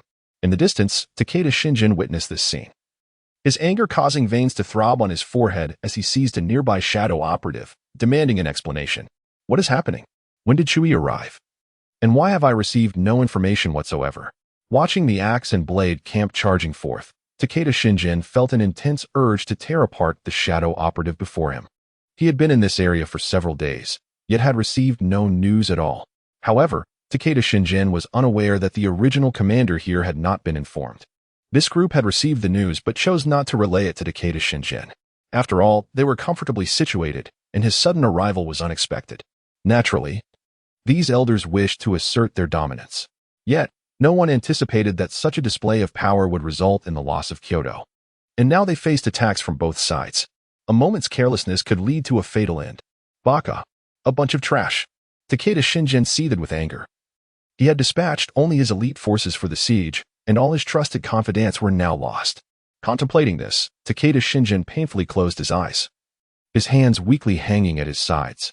This was the foundation upon which he aimed to seize the position of Crown Prince, and now it had vanished. Even if he returned to Kyoto, he lacked the means to vie for the title of Crown Prince. Had it not been for these foolish generals, he would not have found himself in such a dire predicament. Retreat, he decided. The fight was over. Takeda Shinjin sighed, fully aware that as long as Kyoji and Siren were present, the border city could not be taken in a short time. Chapter 66. Cutting off the fuel. Takeda Shinjin understood very well that continuing the assault would only result in greater casualties. Thus, the only course of action to preserve life was to retreat. As the soldiers of the eastern land valiantly scaled the walls, the sound of the retreat horn shattered their morale, causing them to flee as if their souls had been lost, trampling over the bodies of their fallen comrades. However, most were slain by Kyoji and the warriors of the axe and blade camp. The rear guard became the front. Crossbows adjusted their aim to deter the cavalry from the Okinawa border, while the main force took a narrow path toward the northwestern border city. Takeda Shinjin's strategy was clear: to protect the commander at all costs. He ordered his troops to hold back the onslaught of Mongol forces while the rear guard fortified against cavalry attacks. Meanwhile, he led the main army in a bid to escape toward the northwestern border city, seeking a path to survival. Although Takeda Shinjin did not articulate his intentions, his actions could hardly be concealed from the experienced soldiers. Nonetheless, despite their understanding of the underlying meaning, they dared not disobey the orders of their commander, the strongest among them, and complied faithfully. As the army began to reposition, Takeda Shinjin, along with a few trusted confidants, ventured into the treacherous and narrow mountain path in preparation for their escape. The pace of their flight was slow due to the difficult terrain. Takeda Shingen hoped that the forces at the front and rear could hold out a little longer, allowing him to withdraw safely. At the same time, those on the walls noticed the changes unfolding ahead. What was the Grand Army of the Eastern Land up to? Cheng Lian gazed at the distant army, which was in a state of disarray, his eyes reflecting a hint of perplexity. Liao remained silent, lost in contemplation as he observed the scene before them. In their line of sight, heavy crossbows engraved with spiritual runes were aimed directly at them, effectively sealing off the already narrow path. Should cavalry charge at this moment, the casualties would be catastrophic. The formation clearly indicated a defensive strategy against a cavalry onslaught. Had Mingquo's forces arrived? Cheng Lian shook his head and replied, "It will still take some time." Upon hearing this, Liao Yi's expression shifted abruptly, as if a realization dawned upon him. "I understand their intent now. The commander of the Eastern Japan dynasty seeks to flee. He knows that with us here, breaching the city is impossible in the short term." Cheng Lian, taken aback, exclaimed, "With us in front and Mingquo behind, where can he escape to?" "The northwest mountain path." Liao Yi's countenance darkened as he produced a map. Although there was only one major road, numerous smaller paths existed among the mountains. The northwestern route could lead directly to their northwest border city. However, this path was not only rugged but also perilously steep, impassable for ordinary folk, and even martial artists would find it exceedingly challenging. Based on their formation, it appeared that the Eastern Japan dynasty intended to sacrifice their troops to safeguard their commander. Hearing this, Cheng Lian grew anxious. "Can we encircle them from behind and block their retreat?" Liao Yi waved his hand dismissively. "Even if we could maneuver our infantry from behind, our cavalry would be hindered. Our strength lies in our cavalry. The infantry clashes on the mountain path would not guarantee our advantage. Therefore, it is best to allow them to depart and focus on annihilating the army before us for maximum benefit." After a moment of contemplation, Cheng Lian found merit in this reasoning. Due to the heavy crossbows, the cavalry at the Okinawa border could not charge head-on and could only watch helplessly as the forces of the Eastern Japan dynasty gradually retreated along the northwestern mountain path. As time passed, Mingquo's army arrived. Upon witnessing the formidable formation of the Eastern Japan forces ahead, he promptly adjusted his troops. Meanwhile, the commander left behind by the Eastern Japan dynasty, observing the menacing approach of Mingquo's army, looked as miserable as one who had consumed rat droppings. They were left to hold the line, a euphemism for awaiting their doom. Moreover, they were not an elite unit, yet they were tasked with the duties meant for one. "General, if you do not devise a strategy, we truly face a dead end." Indeed, with Takeda Shingen, the prince and commander, having fled, they were left to die in his stead. What shall it be, to fight or to retreat? "We await your command, General." Several aides gazed at Major General Hada Saikairo with fervent intensity. The esteemed commander was fleeing faster than anyone else, rendering their desire to resist utterly futile. Observing the burning gazes of his subordinates and the rapidly advancing army in the distance, Hada realized that even if they wished to escape now, it was far too late. Given the style of the Daishang dynasty, survival seemed a distant hope. "Send a soldier to inform Mingquo that we shall abandon our resistance and surrender outright," he commanded. "Prepare yourselves. When Mingquo arrives, we shall act together. Let us strive to capture or eliminate Mingquo to seize a glimmer of hope." The aides, their expressions grave, nodded in solemn agreement. Soon, Mingquo received the surrender tablet dispatched by Major General Hath. Upon reading its contents, he chuckled, tossing the tablet to his subordinates. "Hada intends to surrender. Do you find this credible?" The vice commanders exchanged skeptical glances, shaking their heads. Moni rose, asserting, "This must be a ruse. They aim to deceive us." Mingquo nodded in agreement, stating, "Indeed, Major General Hado is somewhat renowned in the East, and given his temperament, it is improbable that he would capitulate without a fight. However, if he desires to play tricks, we might as well turn this to our advantage." The crowd appeared puzzled, but the sight of Mingquo's confident demeanor suggested he had a clever strategy in mind. "Inform the messenger that we accept the surrender of the Eastern Army. Also, send our guards to prepare a white flag to personally welcome me." After the orders were conveyed, Mingquo added, "Mong Yi, lead 30,000 elite cavalry. Once you receive my signal, charge forth without hesitation." Upon hearing this, Mong Yi's expression brightened, and he promptly agreed. In no time, Hada received word that Mingquo accepted the surrender, bringing him immense joy as he began to prepare in response. Shortly thereafter, Mingquo, accompanied by his trusted confidants, arrived at the camp of the Eastern Dynasty. "I have come to meet you, General Mong," Hada said, lowering his posture significantly. The white flag was raised high, lending an air of authenticity to the situation. Excellent. Let us proceed inside for a discussion, Mengkuo said with a smile, gesturing for Hada and his men to lead the way. However, Hada's expression shifted slightly. According to his plan, once Mengkuo entered, he would be targeted by heavy crossbows, making escape impossible even for a formidable warrior. Yet now, the situation was becoming precarious. Chapter 67.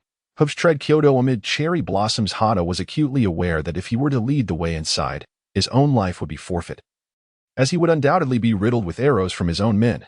Upon reflecting on this, Saikiro Hada hastily remarked, "We are all your defeated subordinates. You must lead us." Mengkuo, with a smirk that barely concealed his amusement, replied, "This is your territory. Surely you are more familiar with it than I. Please, guide me on a tour." Upon hearing this, Hada was momentarily taken aback. Observing his expression of consternation, Mengkuo let out a cold chuckle. "What are you hesitating for? Do you fear that the first to enter might encounter some misfortune?" At this, Hada quickly waved his hand, exclaiming, "Impossible. Absolutely impossible. I shall lead the way." Having reached this point, Hada had no other choice but to proceed, guiding Mengkuo and his companions into the premises. He now fervently hoped for an opportunity to eliminate Mengkuo. However, Mengkuo was no fool. His cultivation at the Tianwu realm kept Hada firmly in check. Should Hada show even the slightest hint of treachery, he would be swiftly dispatched. Yet, Mengkuo appeared remarkably at ease, even engaging in light-hearted banter with Hada, which, to the eyes of others, seemed tantamount to surrender. As for the soldiers outside, those who had not received the ambush orders, upon witnessing this scene, laid down their weapons, their spirits of resistance utterly extinguished. After all, the white flag had been raised. What more could they hope for? When Mengkuo and his entourage completed their circuit and returned outside, they found all the soldiers kneeling on the ground, resembling a defeated army. "I initially thought you intended to employ some underhanded tactics, but it seems your surrender is genuine," Mengkuo jested, grinning. "General, please spare me the humiliation. I concede." Hada sighed, shaking his head in resignation, completely abandoning thoughts of resistance. Throughout their journey, despite the apparent camaraderie, Mengkuo had consistently kept Hada within his sights, and Hada was acutely aware of this. The loyal confidants surrounding them ensured that, should any unforeseen event arise, they would be the first to face annihilation. "Haha, it's good that you concede," Mengkuo chuckled, saying little else. However, Hada, reflecting on the situation, queried, "What if, at the moment of entry, I chose to take us both down?" "Quite simple," Mengkuo replied confidently, "with my cultivation, even if you wield a heavy crossbow, it would be challenging for you to slay me in a brief span. Moreover, should there be any sign of unrest, my cavalry will be on the scene in an instant." Hada's expression shifted dramatically as he inquired, "You had already prepared a contingency plan?" In response, Mengkuo raised his hand and struck the air, releasing a powerful fist imprint. Soon, tens of thousands of cavalry emerged from the distance, stirring up a vast cloud of dust that obscured the sky. Alas! Seeing this scene, Saikiro Hatake expressed his hope that the general would treat his brothers kindly, emphasizing that everything was at the emperor's discretion. After sealing his cultivation, Mengkuo began to arrange matters of surrender and takeover. The news of the surrender quickly reached the other side, causing the lieutenant general to panic. He wished to flee, but with Takeda Shingen still present, escape was not feasible. While he hesitated, Qiuyi and Cheng Lian received a message from Mengkuo. Soon, the two soared through the skies, utilizing their formidable powers to breach the heavy crossbow formation. In close combat, the heavy crossbows proved ineffective against the two heavenly martial artists. Before long, the crossbows were destroyed. As cavalry surged forth from the city, the commanders laid down in surrender. After everything was arranged, Mengkuo joined the army. "I am Mengkuo, here to pay my respects to General Qiuyi." Qiuyi waved his hand with a smile, saying, "General Meng, there is no need for such formality. You are indeed the greatest contributor in this battle." Hearing this, Mengkuo forced a smile and replied, "I have acted against the emperor's orders. I can only hope for leniency in my punishment. How can I dare to speak of merits?" "Nonsense. The emperor will surely reward you," Qiuyi laughed heartily, encouraging him to relax and not overthink. Mengkuo, not wishing to claim credit, said, "This success is primarily due to Generals Qiuyi and Cheng Lian. Without your efforts to hold back the vast army of the Eastern Yamato Empire, our operation could not have proceeded so smoothly." Qiuyi smiled and waved his hand, choosing not to elaborate further. Soon, Their armies merged into one, with Qiu Yi as the commander and Meng Kuo and Cheng Lian as his deputies. The two then diligently performed their respective duties, one arranging the transport of prisoners, while the other began drafting a battle report to summarize the events for Lu Changkong. Within a few days, the citizens of the Great Shang Empire began to celebrate. On one hand, it was due to the emperor personally leading the troops into battle, having decimated 29 million soldiers of the Eastern Yamato Empire with a mere force of less than 300,000. On the other hand, under Lu Changkong's leadership, the elite forces of the Great Shang breached the capital of the Eastern Yamato Empire, capturing nearly 100 members of the royal family and the emperor's consort. They had truly fulfilled the promise of trampling the capital and enjoying cherry blossoms. This news rapidly spread throughout the Great Shang Empire, with towns and cities adorned in festive decorations. The prestige of Lu Changkong is rapidly ascending. The so-called literati and scholars have seized the opportunity to extol Lu Changkong's military achievements, hoping to secure a position within the court through such flattery. However, the battle between the Great Shang and the Eastern Yamato dynasty can be regarded as the most remarkable victory since the founding of the Great Shang. This triumph is not merely characterized by the overwhelming number of enemies vanquished, but also signifies the expansion of the Great Shang's territories. Remarkably, even the emperor of the enemy forces was captured. Such an accomplishment is unparalleled in the annals of the Great Shang, achieved solely by Lu Changkong. Even those who previously slandered him, branding him as a licentious and tyrannical ruler, have now fallen silent, refraining from uttering another word. Of course, there are still those who criticize Lu Changkong, particularly from the so-called prominent families. After all, he has purged many of these powerful clans. Nevertheless, in light of the glorious achievements against the Eastern Yamato dynasty, their grievances have become inconsequential. Moreover, they have been thoroughly ridiculed by the literati who support Lu Changkong. The cultural sphere of the Great Shang has been divided into two factions, engaging in fervent exchanges. In a short span, various novels and tales have emerged. My emperor, news has reached us from all major cities. We need not hasten our march any longer, Guijia remarked, a smile gracing his face as he held the communication jade slip. It had taken them several days to traverse less than a third of the distance, underscoring the sluggish pace of their journey. Chapter 68. The final card. Let us wait a while longer. We have yet to receive word from Sima Yi, so there is no need for us to be anxious. As Lu Changkong reveled in the soothing massage from Sun Shangxiang, he reiterated, there remains a faction yet to surface. Should we return now, they would surely be filled with trepidation. Wu Jia nodded in understanding and replied, understood, Your Majesty. I shall make the necessary arrangements at once. Once Guijia exited the carriage, Lu Changkong tenderly caressed the delicate, fair hands of Sun Shangxiang. No need to attend to my shoulders. Rather, please massage my thighs. Upon hearing this, a blush crept across Sun Shangxiang's youthful visage. However, she neither hesitated nor resisted. Instead, she felt a flicker of anticipation within. Blushing, she approached Lu Changkong, gracefully lowering herself before him. Her smooth, delicate hands began their ascent along his calf, gradually making their way upward, soon reaching the inner thigh. Lu Changkong remained silent, his expression a mix of amusement and intrigue as he gazed down at Sun Shangxiang. In his mind, it was inconceivable that she could evade responsibility this time. Yet, Sun Shangxiang indeed did not shy away. Shortly thereafter, Sima Yi received a command dispatched by Lu Changkong. He set aside the jade tablet and picked up another. This particular tablet had been clandestinely delivered by a messenger from Guijia, containing only a few terse words. Do not put His Majesty in a difficult position. Given the current state of affairs, only one matter could truly trouble the emperor, namely the collusion of Minister of War Wei Chun with the forces of Luoxia Valley. This individual had served under two sovereigns and commanded immense respect both within the court and beyond. Even should this matter be exposed, considering it had already been resolved, Wei Chun would merely face public scorn. Execution was not a feasible outcome. However, his treachery and betrayal of the state would necessitate a more severe consequence. If Lu Changkong did not act decisively, what would become of his authority? Guijia's directive to Sima Yi was clear: eliminate Minister of War Wei Chun without allowing Lu Changkong to be subjected to the scorn of the literati. Truly, the Prime Minister has placed me in a precarious position. After a moment of contemplation, Sima Yi called out, bring in. Before he could finish, a young eunuch hurried into the room. Prime Minister, Minister of Rights Zhao Kongming and Minister of Justice Shang Wan Yuanjin seek an audience.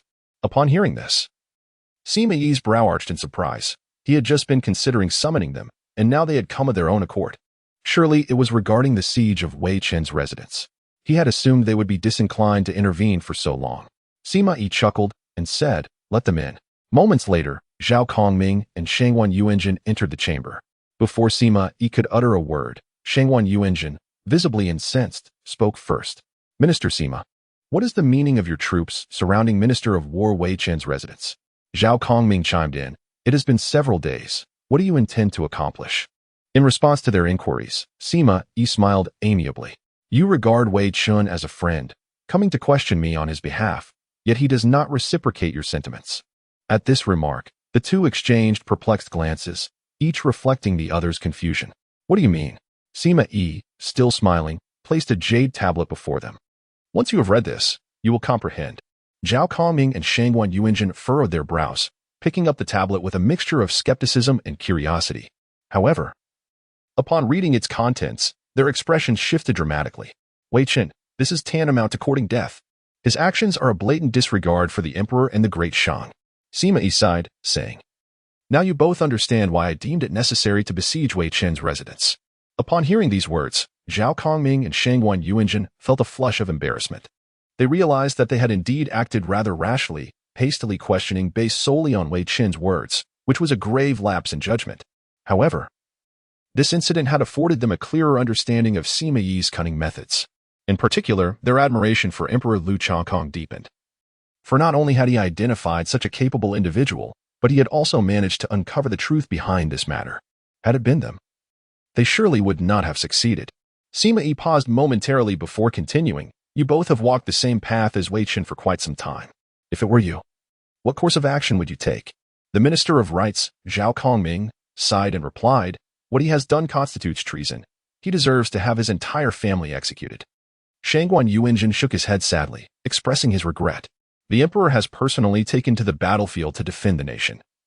Yet Wei Chen conspires with foreign enemies to lay claim to our own supplies. If the situation at Luoxia Valley were to be realized, the frontline city would surely fall. The emperor would be in peril, and at that point, it would not just be the border city at stake, but the entire Deshang dynasty could be doomed." Seeing the awareness reflected in their expressions, Sima Yi felt a sense of relief. With the support of such esteemed elders, the situation would be much more manageable. "Therefore, I suggest you both persuade Wei Chen to take his own life. It would be for the best for everyone involved." Sima Yi's expression turned somber as he added, "After all, the emperor is currently burdened with the weight of the Deshang." Zhao Kongming and Shangwan Yuanjin exchanged glances and sighed in unison. "Let us give it a try." As they departed, a smile emerged on Sima Yi's face. This way, the emperor would not bear the blame for Wei Chen's death. Meanwhile, upon arriving at Wei Chen's residence, he promptly emerged, demanding, "What on earth is that Sima brat up to?" Shangwan Yuanjin retorted, "You have truly allowed greed to cloud your judgment, to the extent that you dare to reveal the routes of military supplies." Zhao Kongming chimed in, "Do you not realize that without these supplies, the border city would fall, and the emperor might even perish in battle? At that point, the Deshang would cease to exist." Upon hearing this, Wei Chen's expression shifted dramatically as the implications dawned on him. He realized that his clandestine activities had likely been uncovered by Sima Yi. However, at this juncture, Wei Chen could only stubbornly retort, "What nonsense are you spouting? I am not that kind of person. It must be that Sima brat framing me." Zhao Kongming and Shangwan Yuanjin sighed. "How have you come to this? The death of Shangwan Yin has not made you more vigilant. Instead, do you now harbor aspirations of becoming the next him?" Upon hearing these words, Wei Chen let out a disdainful snort. "Nonsense. You may leave. There is no need for further courtesy." Zhao Kongming and Shangwan Yuanjin, recognizing his unwavering resolve, chose to remain silent. However, just before departing, they could not resist uttering one last remark. "Ending your own life is your best option. Do not cling to your misguided beliefs any longer." Watching their retreating figures, Wei Chen's expression grew increasingly sinister. "How could I, an old man, have been bested by Shangwan Yin once, yet fall to that young Sima again?" With this thought, Wei Chen resolved to employ his final trump card. "Yin Wei, take the prepared jade slip and personally deliver it to General Meng Yi." As the words left his lips, a shadow darted away in a flash. Chapter 69. The choice. After Zhao Kongming and Shangwan Yuanjin departed from Wei Chen's residence, they sought out Sima Yi once more. Upon entering, they were visibly dejected. "Minister Sima, We have done all we can. He intends to walk this dark path to the end. You must act as you see fit. Sima Yi rubbed his temples, stating, I had hoped to spare him some dignity, at least to prevent future generations from vilifying him. Shangwan Yuanjin sighed bitterly, replying, He has become blinded by greed and cannot turn back. Zhao Kongming, standing nearby, nodded in agreement. Though they had vehemently opposed the rewards given to Chu Yi, they understood the gravity of the situation. The interests of the dynasty outweighed all else. Sima Yi, unwilling to prolong the matter further, spoke solemnly, in that case. We must prepare to send him. Just then, a hurried member of the Imperial Guard burst in. Minister, we have intercepted a jade slip. It was secretly dispatched by Wei Qin to Meng Yi. Upon hearing this, Sima Yi's expression shifted dramatically. Meng Yi was Wei Qin's most trusted disciple and the younger brother of the General Meng Qua. The two brothers commanded an army of hundreds of thousands. What could Wei Qin possibly want by contacting Meng Yi? With this thought, Sima Yi wasted no time. He raised his hand, drawing the jade slip toward him. As he examined its contents, his countenance darkened. Anger surged within his obsidian eyes. This Wei Qin, I had considered sparing him some dignity. I should have just killed him outright. Seeing his reaction, Zhao Kongming and Shangwan Yuanjin promptly inquired, What does the jade slip say? Sima Yi replied coldly. Wei Chun has ordered Meng Yi to seize power, using the vast army to force the emperor to abdicate. At this revelation, Zhao Kongming and Shangwan Yuanjin were left utterly stunned. Has he truly lost his mind? I must report this to the emperor. Will you accompany me? Sima Yi gathered his belongings and rose immediately. The emperor has returned? We must go. Zhao Kongming and Shangwan Yuan were taken aback and promptly followed suit. Sima Yi nodded and issued another command, stating, Withdraw all the imperial guards. Transition from light to shadow. Report any actions taken by Wei Qin at the first opportunity. The commander of the imperial guards complied immediately and departed. The three then mounted their steeds and hastened towards the location of Lu Chongkong. The distance was not great, so they arrived swiftly. Upon seeing the three kneeling in salute, Lu Chongkong was somewhat astonished. He had not anticipated that these two venerable ministers would accompany him as well. Please rise. Your sudden arrival, what has transpired? Thank you, Your Majesty. Sima Yi, not daring to delay, quickly presented the jade tablet. Lu Chongkong took the jade slip, and immediately his brow furrowed. Intriguing. The Minister of War intends to rebel. How fascinating. Upon hearing this, El Bu, with a fierce grip on his Fangtianhuaji, drove it into the ground, causing cracks to spread rapidly. Your Majesty, allow me to slay that insufferable minister. Lu Chongkong shook his head, signaling him to remain calm. Is there anyone else, apart from the three of you, who is aware of this matter? Sima Yi replied, Only the three of us.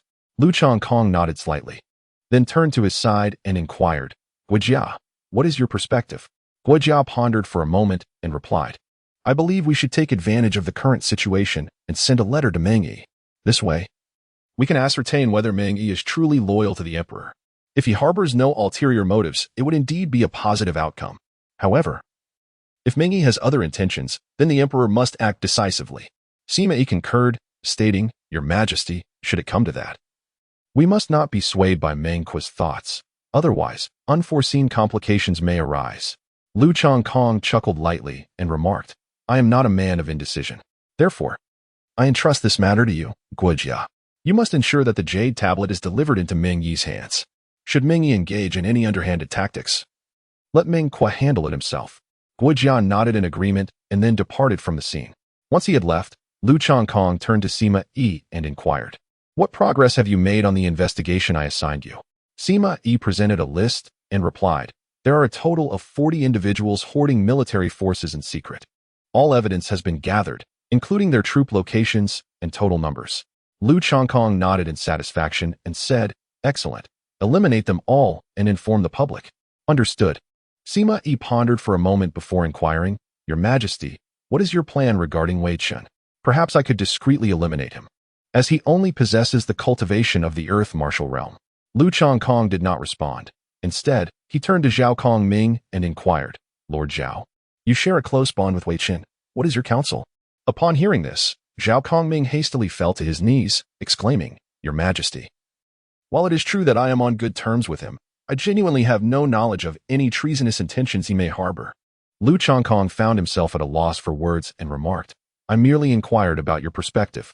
Zhao Kongming, feeling a wave of relief wash over him, pondered for a moment before responding, "Your Majesty, I suggest we adhere to the law. The evidence is irrefutable, and there is no need to resort to assassination."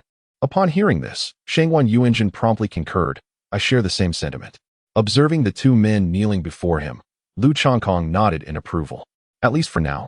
These two elders appeared to harbor no ulterior motives. Thus, I entrust this matter to both of you. Prepare to act at once should Meng Yi make any new moves. Zhao Kongming and Shangwan Yuanjin exchanged glances, their expressions brightening as they replied, "Yes, Your Majesty." On the other hand, Guo Jia was personally overseeing this affair. And within a mere 20 hours, the Jade Tablet had already reached the border city of Okinawa.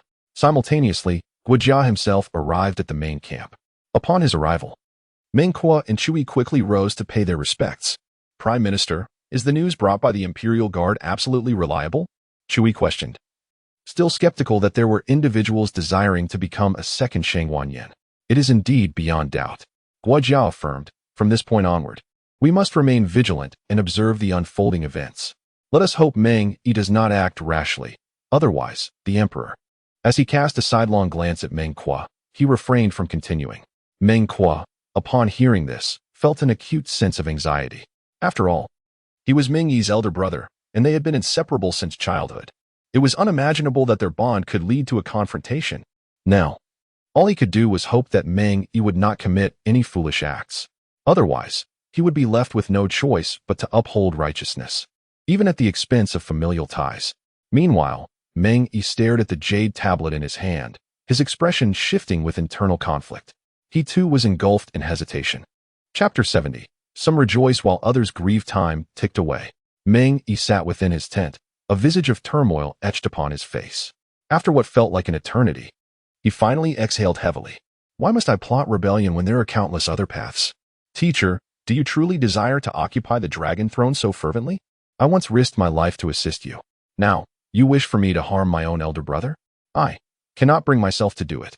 With this thought, Meng Yi's gaze hardened with resolve. He grasped the jade tablet and stepped outside the commander's tent. "Commander Chu Yi, Meng Yi requests an audience." Upon hearing this call, the three individuals inside the tent exchanged glances.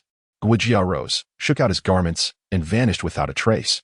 Once he had departed, Chui spoke, "You may enter." Meng Yi strode confidently into the tent, casting a glance at Chui and Meng Kuo. In the next moment, he suddenly knelt upon the ground. "Report. Wei Chen has sent me a secret order, commanding me to lead troops in rebellion to assist him in ascending the throne." Upon hearing these words, Meng Kuo's anxious heart was instantly set at ease. Chiao Yi feigned contemplation before asking, "Is there any evidence?" "This jade slip serves as the evidence," Chiao Yi declared, taking the jade slip from Meng Yi's hands. "I understand now. Rest assured, I will report to the Emperor and ensure you receive due recognition." Meng Yi replied, "I merely hope the Emperor remains unharmed. There is no doubt he will be safe, with Elbu protecting him, unless emissaries from a lesser empire approach. No one could possibly harm the Emperor." Chiao Yi chuckled, saying, "You may leave now." "Understood." Observing Meng Yi's retreating figure, Meng Kuo felt a profound sense of relief as an elder brother. "You can rest easy now." Hearing Chiao Yi's words, Meng Kuo sighed with relief. "Indeed, this lad has not disappointed me." At that moment, Guo Jia emerged. "Meng Yi is quite capable. I will report this to the Emperor upon my return." "I am most grateful to the Prime Minister," Meng Kuo replied, bowing respectfully. Guo Jia waved his hand and then hurried back to where Lu Changkong awaited. "Your Majesty, there have been no issues on Meng Yi's side." Lu Changkong nodded and said, "You have worked hard. Take a good rest. We shall prepare to return." Once Guo Jia departed, Sun Shaoxiang beside him revealed a charming smile. After being away for so long, they would finally be able to return home. Lu Changkong chuckled. "Indeed, I can finally return home, and those pests can be dealt with all at once. My lord, are you not concerned about the literary critics launching a tirade against you for such a massacre?" Sun Shaoxiang inquired softly. Upon hearing this, Lu Changkong scoffed dismissively. "What power do these people possess? They merely survive by this means. It matters not. History is penned by the victors, and I hold the evidence in my hands. Once I present the proof, who would dare to orchestrate a backlash? If they do, they shall face death." Observing his demeanor, Sun Shaoxiang gently remarked, "Even if the entire world condemns you, my loyalty will steadfastly remain by your side." Lu Changkong suddenly chuckled and said, "Aside from the final step, all that should be done has been accomplished. Why not yield to me tonight, and upon your return, I shall proclaim you as empress." Upon hearing these words, Sun Shangxiang's delicate face instantly flushed crimson. When the wedding day arrives, it will be, after all, the first time. Before she could finish her sentence, Sun Shangxiang bashfully fled from the room. Lu Changkong let out a hearty laugh and quickly followed suit. Even if he could not accomplish the final step, garnering some interest would still be possible. After all, Sun Shangxiang's lips were quite alluring. Before long, the formidable forces of Lu Changkong marched into the city in a grand procession. On either side, jubilant citizens celebrated, enthusiastically welcoming him with banners. After all, Lu Changkong had accomplished feats that even the founding emperor had not achieved. However, this exuberance lasted less than a day. As the ministers who had concealed private armies were executed, the so-called literati began to criticize Lu Changkong vehemently. Yet, once the evidence was presented, they were promptly silenced. Although some attempted to argue irrationally, any discovered miscreants were swiftly apprehended and cast into the dungeons. After a few arrests, no one dared to voice their dissent any longer. Nevertheless, the shocking news of Wei Qin's arrest on charges of treason reverberated throughout the entire Deshang dynasty. This time, the sycophantic scholars of the prominent families seized the opportunity to stir the pot, with the evidence yet to be revealed. They believed that Lu Changkong was deliberately eliminating his rivals. Meanwhile, those who supported Lu Changkong but were unaware of the intricacies fell silent. The reputation of Wei Qin, the Minister of War, was too substantial, being a veteran of 2 reigns. However, when Zhao Kongming and Shangwan Yuanjun appeared in court, jointly reporting Wei Qin and presenting evidence, everyone was left dumbfounded. No one could have anticipated that the esteemed Minister of War was colluding with traitors, even conspiring with his own disciples to usurp the throne.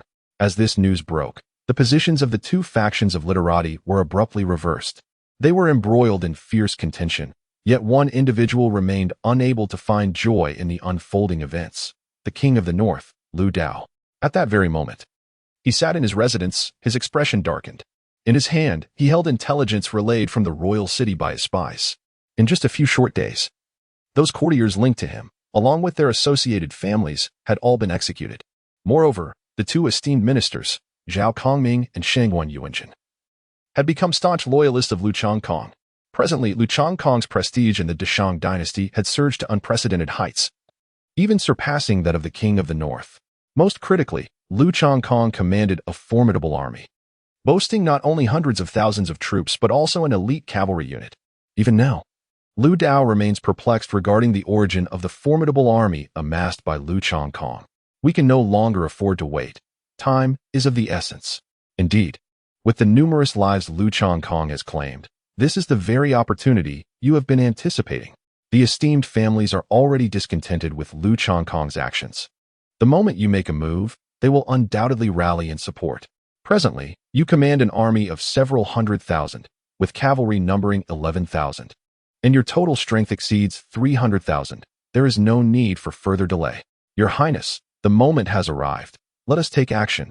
Do not hesitate, for our brethren can scarcely contain their eagerness. Observing the soldiers kneeling before him, Lu Dao refrained from hastily speaking. Instead, he pondered for a moment before inquiring in a grave tone, "Have we received any word from the front?" His aide responded, "They report that we must wait until winter, approximately 30 days hence. Such a delay is intolerable. An army of millions could eliminate Lu Changkong tenfold." Upon hearing this, Lu Dao waved his hand decisively and declared, "Very well. In that case, issue my command. In 36 hours, I shall lead 600,000 elite troops to pave the way, and within a week, we shall breach the imperial capital and claim Lu Changkong's head." Chapter 71. The Northern King prepares to strike within the imperial palace of the great merchant dynasty. The emperor's quarters. Lu Changkong reclined upon his bed, casting a gentle smile at Sun Shangxiang, who lay beside him. "Your lips must also feel parched. Come, allow me to soothe them," he said, as he effortlessly drew her into his embrace. The delicate fragrance of her innocence wafted into his senses. Sun Shangxiang, though slightly bashful, made no attempt to resist. Instead, she spoke with a hint of humility. "Your Majesty, I am unworthy of you." Within the Kunlun continent, traditional beliefs held sway, and to be chosen as the emperor's consort, one's lineage must be formidable. Yet, Sun Shangxiang possessed neither power nor a formidable family. Lacking external support, She found herself unable to govern the harem. Lu Changkong chuckled softly and remarked, "My fondness for you suffices. The question of worthiness is irrelevant. It is solely my affection that matters." Feeling the gentle tremor of the delicate figure in his embrace, he whispered, "Look, now we are undisturbed. Let us engage in what lovers do." Sun Shangxiang remained silent, instead closing her eyes, presenting herself as if she were a ripe fruit ready for plucking, exuding an aura of pure desire. This stirred a tumult of emotions within Lu Changkong as a wave of unrestrained passion surged forth, largely due to Sun Shangxiang's remarkable beauty. Suddenly, a eunuch's voice interrupted from outside, "Your Majesty, Prime Minister Guojia and Chancellor Sima Yi seek an audience." Upon hearing this, Sun Shangxiang quickly composed herself and stammered, "Your Majesty, I must take my leave." With her cheeks flushed, she bashfully retreated towards the rear of the palace. Although Lu Changkong felt a tinge of regret, he nonetheless directed the two to the study to await his arrival. After adjusting his attire, he made his way to the study, recognizing that it was a rare occasion for both of them to come seeking an audience at the same time. As soon as Lu Changkong entered, the two immediately rose to pay their respects. "All right, let us dispense with such formalities among the three of us. Please, take a seat." "Thank you, Your Majesty." Lu Changkong settled down to sip his tea and inquired, "The fact that both of you have come simultaneously must indicate a significant event. Could it be that there are new developments from the Eastern Japan Empire?" Guojia shook his head and replied, "Your Majesty, it concerns the Prince of the North. According to the intelligence relayed by our scouts, the prince has commenced his preparations. Millions of troops are poised for mobilization, and a substantial amount of provisions is being assembled." Upon hearing this, Lu Changkong responded not with anger but with a smile, saying, at last, he could no longer restrain himself. The rebellion of the Prince of the North has long been anticipated. Initially, Lu Changkong had harbored concerns that the prince might rise in arms while he was preoccupied with the Eastern Japan Empire, especially since he lacked sufficient forces at that time. Should a rebellion occur, it would indeed leave him in a precarious position. Fortunately, the Prince of the North desired more than merely the imperial throne. He sought the entirety of the Great Shang, necessitating a solid reputation. It was precisely due to his concern for this so-called reputation that the prince delayed his rebellion until the situation stabilized. It certainly posed a challenge for him. Guojia stated solemnly, "From the latest intelligence received, the Prince of the North has mobilized over 3 million troops." Lu Changkong took a sip of tea and remarked with a hint of intrigue, "It seems the King of the North intends to stake everything on this." He then turned to the Emperor, emphasizing the critical nature of the impending battle. "Your Majesty, we must not allow any mistakes to occur." Guojia cautioned, "The King of the North has dispatched an elite force of 600,000 as the vanguard, comprising 170,000 cavalry and 430,000 seasoned troops. In contrast, we can only muster 130,000 Imperial Guards and 40,000 cavalry at this moment. This battle will prove to be exceedingly challenging." Lu Changkong nodded and said, "I am acutely aware of the significance of this battle. How long until General Qiu Yi's reinforcements arrive?" Guojia pondered for a moment and replied, "General Qiu Yi commands an army nearing 400,000. Based on their marching speed, it will take at least half a month for them to reach us. However, the vanguard of the Northern King's forces will arrive within a week at the latest." Just then, Sima Yi, standing nearby, suddenly shook his head and remarked, "Perhaps it will take even less than a week. The cities along the route from the northern border to our location are under the control of various families. Upon learning of the Northern King's movements, they have begun to prepare in secret. I estimate that when the vanguard arrives, they will abandon their resistance and may even become supply depots for the Northern King's forces. Even though some families remain loyal to the imperial court, they will undoubtedly be unable to withstand the might of the Northern King's army. Therefore, when all is considered, it is likely that the Northern King's forces will be at our gates in less than a week." Lu Changkong nodded, a flicker of solemnity passing through his gaze. The impending assault by the Northern King was indeed a matter of grave concern. Moreover, the adversary had been scheming for an extended period, undoubtedly amassing substantial preparations. "Your Majesty, in this tumultuous era, I firmly believe we must eradicate all elements of instability." As he uttered these words, a glint of ruthlessness shone in Guojia's eyes. In his view, those families harboring intentions of rebellion should be met with swift and merciless retribution, their clans obliterated without hesitation. Only by eliminating these destabilizing forces could they effectively confront the formidable army of the Northern King. Lu Changkong set down his teacup and remarked, I am well aware of the matters you speak of. Those ambitious noble families must be eliminated, yet the time for such action is not now. His words momentarily stunned Guijia. However, upon hearing this, Sima Yi's expression shifted subtly. Lu Changkong slowly rose, clasping his hands behind his back as he approached the window. The reason I have refrained from managing the captured clan leaders is that I have come to understand a profound truth. It is impossible to completely win the loyalty of these so-called families. They are led by a figure, and as long as this leader remains alive, their allegiance to the imperial throne will forever be tainted by doubt. And this so-called leader is none other than the Prince of the North, Lu Dao. Sima Yi and Guijia suddenly realized the gravity of the situation. Lu Changkong nodded and remarked, as long as Lu Dao remains unvanquished, these families will never concede. The only solution would be to eliminate them entirely. But that is simply not feasible. Guijia shook his head with a wry smile and said, However, Your Majesty, if we truly neglect these powerful families, the only path left for us will be to defend the imperial capital at all costs. Beside them, Sima Yi furrowed his brow, fully aware that the current situation was far from optimistic, even though both of them were exceptionally intelligent. They found themselves at a loss for strategies in the face of such overwhelming power. Nevertheless, Lu Changkong did not lose his composure. Instead, he focused his thoughts and summoned the long-forgotten system interface. He remembered that he had one summoning opportunity remaining. System, I wish to summon. Chapter 72, The God of Slaughter. By Qi name, Lu Changkong cultivation level. 9th layer of Earth Martial Realm Fate. Supreme Sovereign Martial Arts. Men Elephant Sword Technique. Gale Step. Luo River Sword Technique Summonable Characters. Sun Shangxiang, 100. 7th layer of Earth Martial Realm. Chu Yi, 100. 8th layer of Heaven Martial Realm. Guijia, 100. 5th layer of Heaven Martial Realm. Sima Yi, 100. 2nd layer of Heaven Martial Realm. Elbu, 100. 6th layer of Heaven Martial Realm. Mingque, 100. 6th layer of Heaven Martial Realm. Bian Ke, 82. Takeda Shinjin, affiliated with the enemy. Remaining summoning opportunities. 1. Lu Changkong gazed at the system panel, a subtle smile gracing his lips. Under ordinary circumstances, he would have no choice but to steadfastly defend the imperial capital. However, with the system at his disposal, normalcy was an impossibility. Sima Yi and Guijia, observing Lu Changkong's inexplicable smile, were somewhat bewildered. Could it be that the emperor, overwhelmed by pressure, had begun to lose his composure? Unbeknownst to them, Lu Changkong was silently commanding, System, summon forth. Lu Changkong was taking a gamble, wagering on this summons.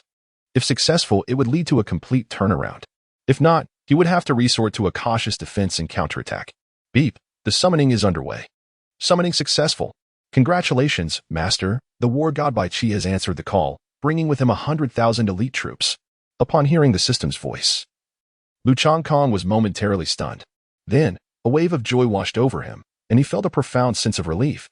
The infamous killer Bai Qi, a truly formidable general. Currently, in Lu Changkong's possession, both Chu Yi and Cheng Lian possess abilities, yet their historical renown pales in comparison. Although Lu Bu is well known, he is recognized more as a military talent than a strategic leader. In contrast, Bai Qi's reputation is legendary. He is a notorious figure in history, capable of annihilating an army of 400,000. Indeed, the system has not let me down this time. Lu Changkong's thoughts stirred as he activated the panel of the God of Slaughter, Bai Qi. God of Slaughter Bai Qi, human race.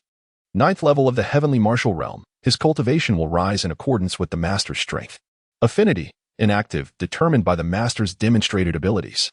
Notice, Bai Qi has guarded Silver Prefecture City, instilling fear in the neighboring Free Empire for many years. The Master must take the initiative to forge a bond. Silver Prefecture City. Lu Changkong exhaled a breath of warm air, opened his eyes, and inquired slowly, Guijia, please elaborate on Lu Dao's troop deployment. Upon hearing this, Guijia pondered seriously for a moment and replied, the apparent number of troops under the Northern Guardian King is approximately 330,000. However, in reality, his total military strength should be nearing 400,000. Lu Changkong was not surprised by this. If Lu Dao were so honest, he would not dare to rebel. If reinforcements from Yingzhou City could arrive, would our chances of victory increase? Guijia paused slightly at this suggestion and said, are you referring to General Bai Qi? He is not far from the Northern Guardian King's homeland. However, even if we exchanged homelands, we would still be at a disadvantage. At that moment, Sima Yi suddenly interjected, Exchanging homelands is merely a secondary strategy. There is actually another option. We can set up our plans in Jinling City. Once the scheme is in place, we will have the opportunity to annihilate all his vanguard forces in one fell swoop. Hearing this, Lu Changkong raised an eyebrow. In his recollection, Jinling City was merely an ordinary small city within the Great Shang dynasty. However, this city was not built on flat plains, but rather atop a great mountain. Originally, beneath the city lay a towering mountain, but due to certain peculiar circumstances, this mountain was split in two, leading to Jinling City being separated by a divine decree into eastern and western halves. As he contemplated, Lu Changkong seemed to have an epiphany. Guo Jia nodded and remarked, "Currently, the eastern and western sides of Jinling City are connected by an iron bridge. This bridge is constructed from dark iron, allowing it to bear the weight of an army. Presently, the western side of Jinling City is under the control of the Xiahou family, while the eastern side is governed by the city's lord's faction." Lu Changkong felt a stirring in his heart and inquired, "Are you suggesting we initiate our efforts from the Iron Bridge?" "Indeed. This is merely one facet of our strategy," Guo Jia elucidated. "When the Northern King arrives in Jinling City, the Xiahou clan from the west will undoubtedly extend a warm welcome. Consequently, their forces will be stationed just outside the western city. The mountain paths leading to the western city are rather steep, posing significant challenges for cavalry. If Bai Qi could lead his troops in a surprise assault, compelling the Northern King to retreat in haste, we could sever the Iron Bridge during their withdrawal. In such a scenario, the Northern King's tens of thousands of vanguard troops would be rendered nearly powerless." At this juncture, Sima Yi also nodded in agreement, remarking, "The terrain of the western city is indeed unfavorable for cavalry to launch an effective charge. Nevertheless, we must ensure that our infantry does not number less than 250,000. As he spoke, Sima Yi and Guo Jia simultaneously turned their gaze towards Lu Changkong. After all that had been discussed, the foundation of their plans hinged upon Bai Qi's willingness to mobilize his forces. Should Bai Qi choose to disregard the matter, all their deliberations would be for naught. "Very well, in that case, I shall make my way to Yingzhou City at once." Upon concluding his words, Lu Changkong commenced instructing his subordinates to gather their belongings. The two individuals beside him immediately exhibited a slight change in countenance. At this juncture, venturing outside posed considerable peril. However, before either could voice their concerns, Lu Changkong preemptively remarked, "There is no need to elaborate further. Bai Qi, as a general of the Deshang, would undoubtedly ensure my safety." Guo Jia interjected, "Yet, Your Majesty, it is exceedingly dangerous for you to go alone. At the very least, allow Lu Bu to accompany you." Lu Changkong waved his hand and said, "He is currently occupied with matters regarding the Iron Cavalry. Even if he were to rush back overnight, it would be at least tomorrow afternoon. Therefore, I cannot afford any delays." Observing this, a minister beside him suddenly remarked, "Your Majesty, having Chancellor Sima at home is sufficient. Allow me to accompany you, for I cannot rest easy otherwise." Upon hearing this, Sima Yi immediately knelt in agreement. Looking at the two kneeling before him, Lu Changkong let out a wry smile. Although venturing alone to Yingzhou City was already a considerable concession to Bai, these two loyal ministers were evidently concerned. "Very well then, Guo Jia, prepare yourself. We shall depart in the time it takes to burn a stick of incense." Guo Jia's expression brightened, and he promptly began to make preparations. Lu Changkong also exchanged pleasantries with Sun Shangxiang before setting off with a few elixirs in tow. The two traveled at a brisk pace, neither taking a moment's respite along the way. Fortunately, their steeds bore the lineage of mystical beasts. Otherwise, they would not have been able to endure such an extensive journey. The following afternoon, Lu Changkong, accompanied by Guo Jia, arrived at Yingzhou City. Upon recognizing their identities, the soldiers guarding the city promptly welcomed them inside. Within the confines of Yingzhou City, there appeared to be no ordinary citizens, only soldiers. This observation underscored Bai Qi's remarkable acumen in governance. Chapter 73. Another trigger of a special reward mission. As Guo Jia surveyed the city, he remarked, "Your Majesty, observe the positioning of the stationed troops. It subtly aligns with the formation. Should an enemy assault occur, an effective counterattack can be launched in a remarkably brief span of time. Such strategic thinking, I dare say, would even surpass that of General Chu Yi." Lu Changkong was not surprised by this. The reputation of Bai Qi was certainly not without merit. "I am now curious, however, how long Bai Qi will keep us waiting." Upon hearing this, Guo Jia shook his head with a wry smile. "Your Majesty, I believe we should be concerned about whether he will compel you to seek him out." Lu Changkong waved his hand and remarked, Bai Qi remains exceedingly loyal to the Great Shan. As the emperor, my personal visit will surely prevent him from committing any indiscreet acts. Guijia, still somewhat uneasy, found his apprehensions dissipated in the next moment. This humble servant, Bai Qi, has arrived to pay my respects to your majesty. Guijia, standing nearby, was momentarily taken aback, astonished by the emperor's discernment. Please, do come in. Lu Changkong chuckled softly and looked up. He beheld a dashing figure clad in silver armor, striding confidently toward him. I am Bai Qi, your majesty. I pay my respects to you. Long live the emperor. Long live the emperor. Long live the emperor. Please rise, please rise. You have guarded the city for many years. There is no need for such formalities in my presence. Lu Changkong smiled and waved his hand, stating, I shall not beat about the bush. The king of the north is about to raise an army to rebel. Have you caught wind of this matter? Bai Qi respectfully replied, I am aware of certain aspects regarding this issue, but I am uncertain of its veracity. Their dialogue was imbued with a profound respect, reminiscent of the deference a subject shows to his sovereign, rather than the familiarity displayed by Guijia towards Lu Changkong. Indeed, the matter is of genuine concern. Lu Changkong let out a bitter laugh and remarked, The king of the north is resolute in his intentions to rebel. I have come to seek your perspective. Upon hearing this, Bai Qi was momentarily taken aback. He had anticipated the purpose of Lu Changkong's visit. Yet he did not expect that the foremost inquiry would not pertain to the request for troops, but rather to his opinion. After a brief contemplation, Bai Qi replied solemnly, If the king of the north truly intends to rebel, he must be dealt with decisively. Lu Changkong nodded and said, Indeed. So might you dispatch troops to assist me in confronting the northern king? Meanwhile, Guijia found himself increasingly perplexed, pondering the emperor's intentions. Shouldn't they first secure Bai Qi's allegiance before requesting his military support? Given the current ambiguity, it was highly improbable that Bai Qi would acquiesce. And indeed, the reality reflected this. Upon hearing the emperor's request, Bai Qi fell silent. The atmosphere within the expansive tent grew subtly tense. Nevertheless, Lu Changkong remained unperturbed, leisurely sipping his tea. After a while, Bai Qi suddenly spoke.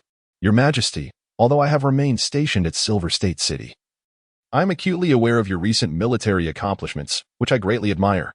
However, at this point, Lu Changkong set down his teacup.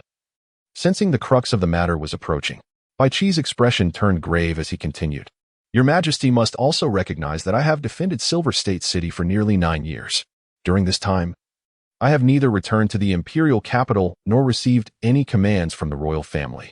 In fact, had I so desired, I could have easily collaborated with the Northern King to mount a rebellion. Yet, your Majesty has chosen to come here accompanied solely by the Chancellor.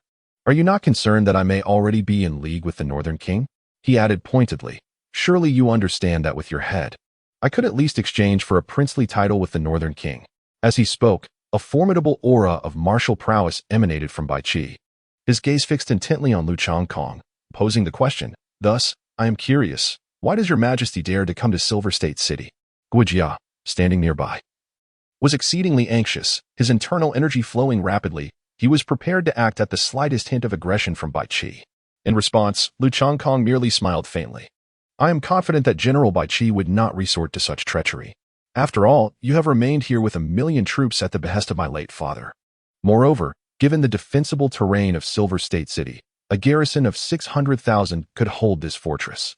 My father provided you with over 1,000,000 troops for the express purpose of restraining the Northern King, was it not? Bai Qi did not refute this, replying, Indeed. That was the intention of the late emperor. However, are you not at all fearful that I might turn against you and ally with the Northern King? Lu Changkong waved his hand and said, If my father trusts you, then I shall naturally place my trust in you as well. Had I harbored any doubts, I would have arrived accompanied by Elbu and a formidable army. Upon hearing these words, Bai Qi ceased his discourse, lowering his head in contemplation for a moment. Just a few seconds later, he suddenly knelt on one knee and declared, This humble general, Bai Qi, pays his respects to your Majesty. His persistent probing of Lu Changkong stemmed from his apprehension towards the new emperor. Typically, in their era, when a new emperor ascended the throne, they would seek various pretexts to diminish the military power of seasoned generals, leading to their eventual demise. However, with Lu Changkong arriving with only Guijia by his side, all suspicions were effortlessly dispelled. Ding ding, congratulations, Master, you have gained Bai Qi's recognition. Affection level has risen to 99 points. Special reward mission triggered. Resolve the North Town King Rebellion Crisis. Reward. 1 instance of spiritual enlightenment. Summon count 2. Listening to the system's voice, Lu Changkong's lips curled into a smile. He promptly assisted Bai Qi to his feet, patting his shoulder with a grin. From now on, there is no need for excessive formalities between us. Guojia, please share our forthcoming plans with General Bai. Time waits for no one. We must hasten to Jinling City to commence our preparations. Guojia nodded, replying, understood. While the two conferred, Lu Changkong sat nearby, eyes closed in meditation. In truth, he harbored uncertainties about whether he could truly win Bai Qi over. Fortunately, Bai Qi remained steadfast in his loyalty to the imperial family, and his concerns mirrored Lu Changkong's own. Shortly thereafter, Bai Qi learned the entirety of the plan from Guojia. Despite his usual demeanor, he felt a deep admiration swell within him. Your Majesty, this plan is truly commendable. To slay the vanguard and capture the North Town King alive, if successful, the rebellion will falter without a fight. However, there is one aspect that perplexes me. Lu Changkong, upon hearing this, opened his eyes and inquired. Feel free to ask whatever you wish. Bai Qi nodded and said, what if the King of the North bypasses Jinling City and heads straight for the imperial capital? At this, Lu Changkong let out a chuckle. General Bai, there is no need for concern. I am confident that the King of the North will certainly take a moment's respite in Jinling City. This statement left Bai Qi somewhat bewildered. What could possibly give the Emperor such unwavering assurance? Chapter 74. Everything is ready. Guojia, observing Bai Qi's confusion, smiled and elucidated. General Bai may not yet grasp the reason the King of the North dares to rise in rebellion. It is due to the considerable support he receives from numerous families behind him. Naturally, these families are also keenly observing the King of the North's attitude towards them. The Xiahou family, being the most prominent in Jinling City, will undoubtedly extend an invitation to him. Should the king choose to ignore this or decline their invitation, other families are likely to harbor discontent. Upon hearing Guojia's explanation, Bai Qi suddenly understood. With clarity now attained, he promptly declared, Your Majesty, I shall mobilize the troops at once. We should reach Jinling City in approximately 18 hours. Upon hearing this, Lu Changkong was instantly intrigued and inquired, how many troops can be mobilized from this side? Approximately 750,000, Bai Qi pondered before responding. This figure momentarily stunned Lu Changkong. The neighboring Zhao Kingdom had nearly 990,000 troops stationed. Withdrawing 75,000 at once would surely prompt them to seize the opportunity and launch an attack. Wouldn't it? Bai Qi chuckled heartily and reassured, Rest assured, Your Majesty. Even if the enemy boasts 990,000 troops, even 199,000, as long as our formation remains intact, they shall not breach our defenses. At the very least, we can hold for several tens of days without issue. Bai Qi held unwavering confidence in the Silver Prefecture city he had constructed over the years. Naturally, he also harbored disdain for Zhao's army. If we could indeed withdraw 70,000 troops, I have a plan forming, he continued. Upon hearing Guojia's words, Lu Changkong smiled and urged, do elaborate. To thwart the vanguard of the Northern King, we need only 40,000 troops. The remaining 35,000 can stealthily traverse the lesser paths to the northern border, thereby not only restraining the Northern King's reinforcements, but also serving as a deterrent. Lu Changkong believed this plan to be feasible and said, I entrust this matter to you. Understood. Guojia acknowledged the command. Time was of the essence for everyone, so they quickly set to work. Beneath the cliffs situated between the east and west sectors of Jinling flowed a river. Thus, Bai Qi deployed a limited number of spiritual vessels designed for troop transportation. These vessels were inscribed with intricate formations, boasting formidable defensive capabilities while also possessing offensive means. Furthermore, each ship could transport thousands of individuals across the water in a single trip, demonstrating remarkable efficiency and spaciousness, making them exceedingly practical. Lu Changkong and Bai Qi, apprehensive that delays might lead to unforeseen complications, promptly led an army of 50,000 elite soldiers to set forth. Given the considerable number of those who would follow, even boarding the vessels would consume a substantial amount of time. With their swift advance, the forces commanded by Lu Changkong and Bai Qi arrived at the predetermined gathering point. At this moment, Sima Yi had been awaiting their arrival for quite some time. They paid their respects to the emperor and greeted General Bai Qi. Lu Changkong nodded and said, Please recount the current situation in Jinling City. Sima Yi promptly responded, It is precisely as we anticipated. The Xiahou family has extended invitations to the Prince of Northern Defense and all generals commanding over 10,000 troops. Presently, among the forces stationed outside the city. There is merely one deputy general. Upon hearing this, Lu Chongkong's expression became somewhat peculiar as he remarked, "Does Lu Dao regard me with such disdain?" Bai Qi chuckled and replied, "The Prince of Northern Defense surely believes that His Majesty's army remains detained at the border of Okinawa. Had he known that I accompanied your Majesty, he would undoubtedly refrain from such audacity." Lu Chongkong nodded and remarked, "His negligence may prove advantageous. What do you think are our chances for a night raid?" Sima Yi pondered seriously for a moment and replied, "Your Majesty, our main force has yet to arrive. We have only 50,000 troops. Although the enemy has merely a deputy commander, they still possess over 100,000 cavalry. Even if we conduct a night assault, we may not gain any significant advantage." Lu Chongkong wholeheartedly concurred with this assessment. After all, the threat posed by cavalry to infantry is substantial. It was precisely due to the cavalry that he had once managed to decimate the Eastern Japan Empire's vast army of 1,000,000. Despite the rugged terrain outside Jinling City, infantry still faced considerable peril against cavalry. Yet, the thought of relinquishing such a promising opportunity left Lu Chongkong somewhat reluctant. Just then, Sima Yi spoke again, however. "There is still a feasible solution." Intrigued, Lu Chongkong raised an eyebrow. Sima Yi promptly elaborated, "Your Majesty, although our forces are limited, if we were to ambush within the abyssal cliff, the impact would far exceed a direct confrontation." Lu Chongkong was somewhat familiar with the abyssal cliff, as the mountain range had split Jinling City in two, leading to the cliffs on either side being designated with distinct names. The abyssal cliff, located at a higher elevation outside Jinling City, was composed of loose stones, making concealment challenging. Surely, a multitude of troops could not remain hidden amidst the rocky outcrop? Lu Chongkong remarked, "Moreover, if we can conceive of their actions, they undoubtedly can as well. They will certainly dispatch scouts to investigate." Upon hearing this, Sima Yi smiled mysteriously and replied, "We can first send out several thousand cavalry to launch a night raid. Subsequently, we shall entice their cavalry out, and at that juncture, the enemy will inevitably send spies to scout the way. Our task is to preemptively position the Imperial Guard, then eliminate their scouts and disguise ourselves as them." Upon hearing these words, Lu Chongkong's expression shifted noticeably. "Very well. In that case, you should make haste in your preparations." Sima Yi chuckled and promptly went to prepare. Observing this, Bai Qi couldn't help but express his admiration, saying, "The Emperor truly is formidable, able to attract such talented individuals." To this, Lu Chongkong merely smiled in silence. Before long, tens of thousands of elite troops arrived at the designated location and concealed themselves.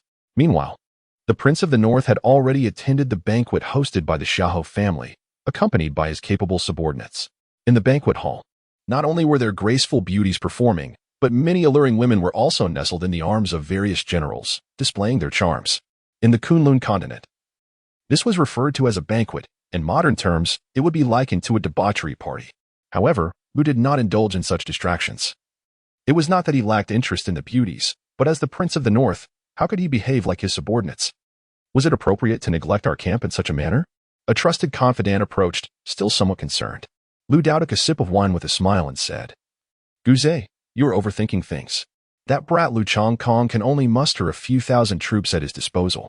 Even if he possessed 100-fold of courage, he would not dare to launch a surprise attack on our grand army. Moreover, let us not forget our formidable force of over 100,000 iron cavalry. Should he dare approach, there would be no chance of survival for him or his men."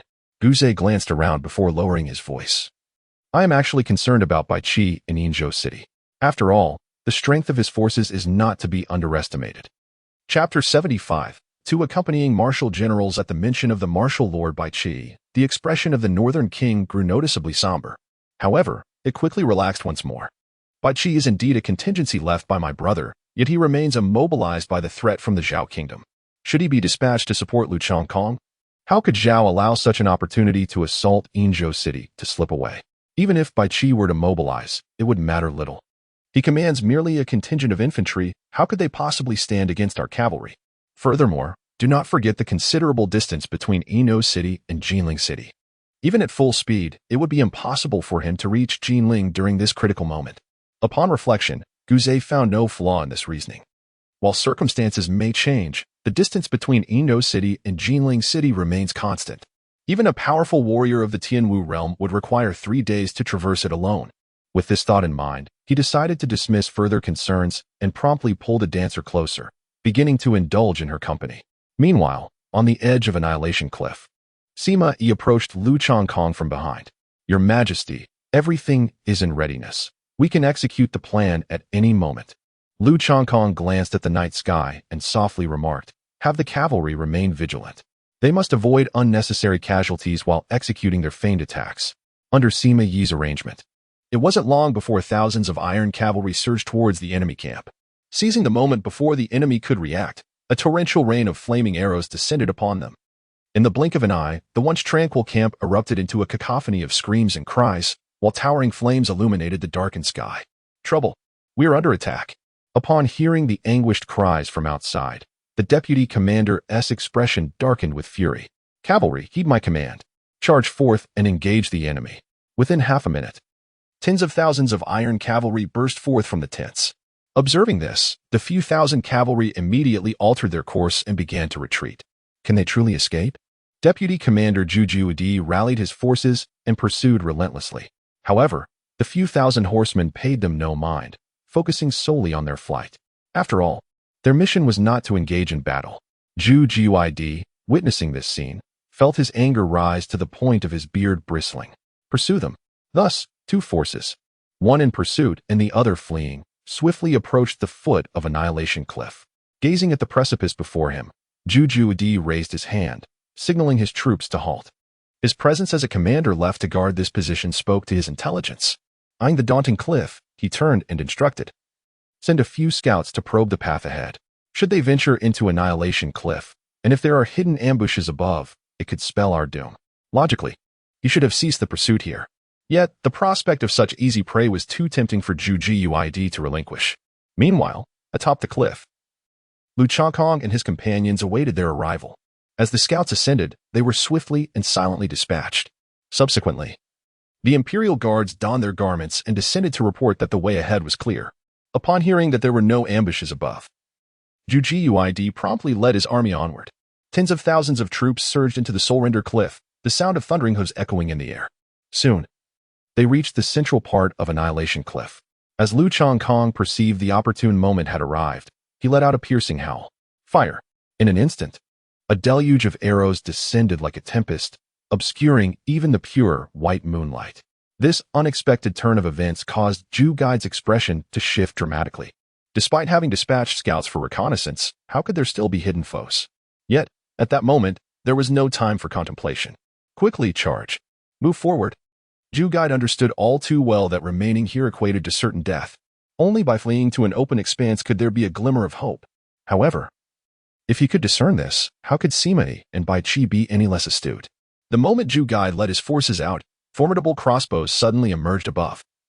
Aimed directly at them, bolts comparable in size to tree trunks whistled through the air, striking with a deafening roar. The army had no time to react before the bolts found their marks, wreaking havoc upon their ranks. The terrifying force pierced through bodies, erupting in a cacophony of thunderous explosions. Simultaneously, Bai Qi commanded another contingent of soldiers to block the enemy's retreat. Any enemy attempting to withdraw was met with the same grim fate at the hands of the crossbows. It was not long before the last bolt fell, and the once narrow mountain path had been reduced in width by several feet. The ground was littered with deep craters left by the bolts and the shattered remains of the fallen. Soon, soldiers descended to commence the grim task of clearing the battlefield. Your Majesty, though this battle may not alter the larger course of events, it is sufficient to inflict discomfort upon the Prince of the North. Sima Yi observed the annihilated enemy forces, a smile gracing his face. Discomfort is merely the beginning. I shall ensure he is thoroughly vexed. Lu Changkong smiled coldly as he discovered the corpse of the subordinate general. Subsequently, he severed the head and sent it to the King of the North. Before long, the casualty statistics were compiled. The enemy had been completely annihilated, totaling 49,000, while their own losses amounted to a mere 27. Lu Changkong felt immense satisfaction with this outcome. Although this battle involved a degree of opportunism, in warfare, the results hold paramount importance. Sima Yi, contemplating for a moment, remarked, Your Majesty, we ought to thoroughly publicize the achievements of this battle. Not only will it instill fear in those noble families, but it will also convey our strength to those who waver. Lu Changkong nodded and said, All right, I shall leave it in your capable hands.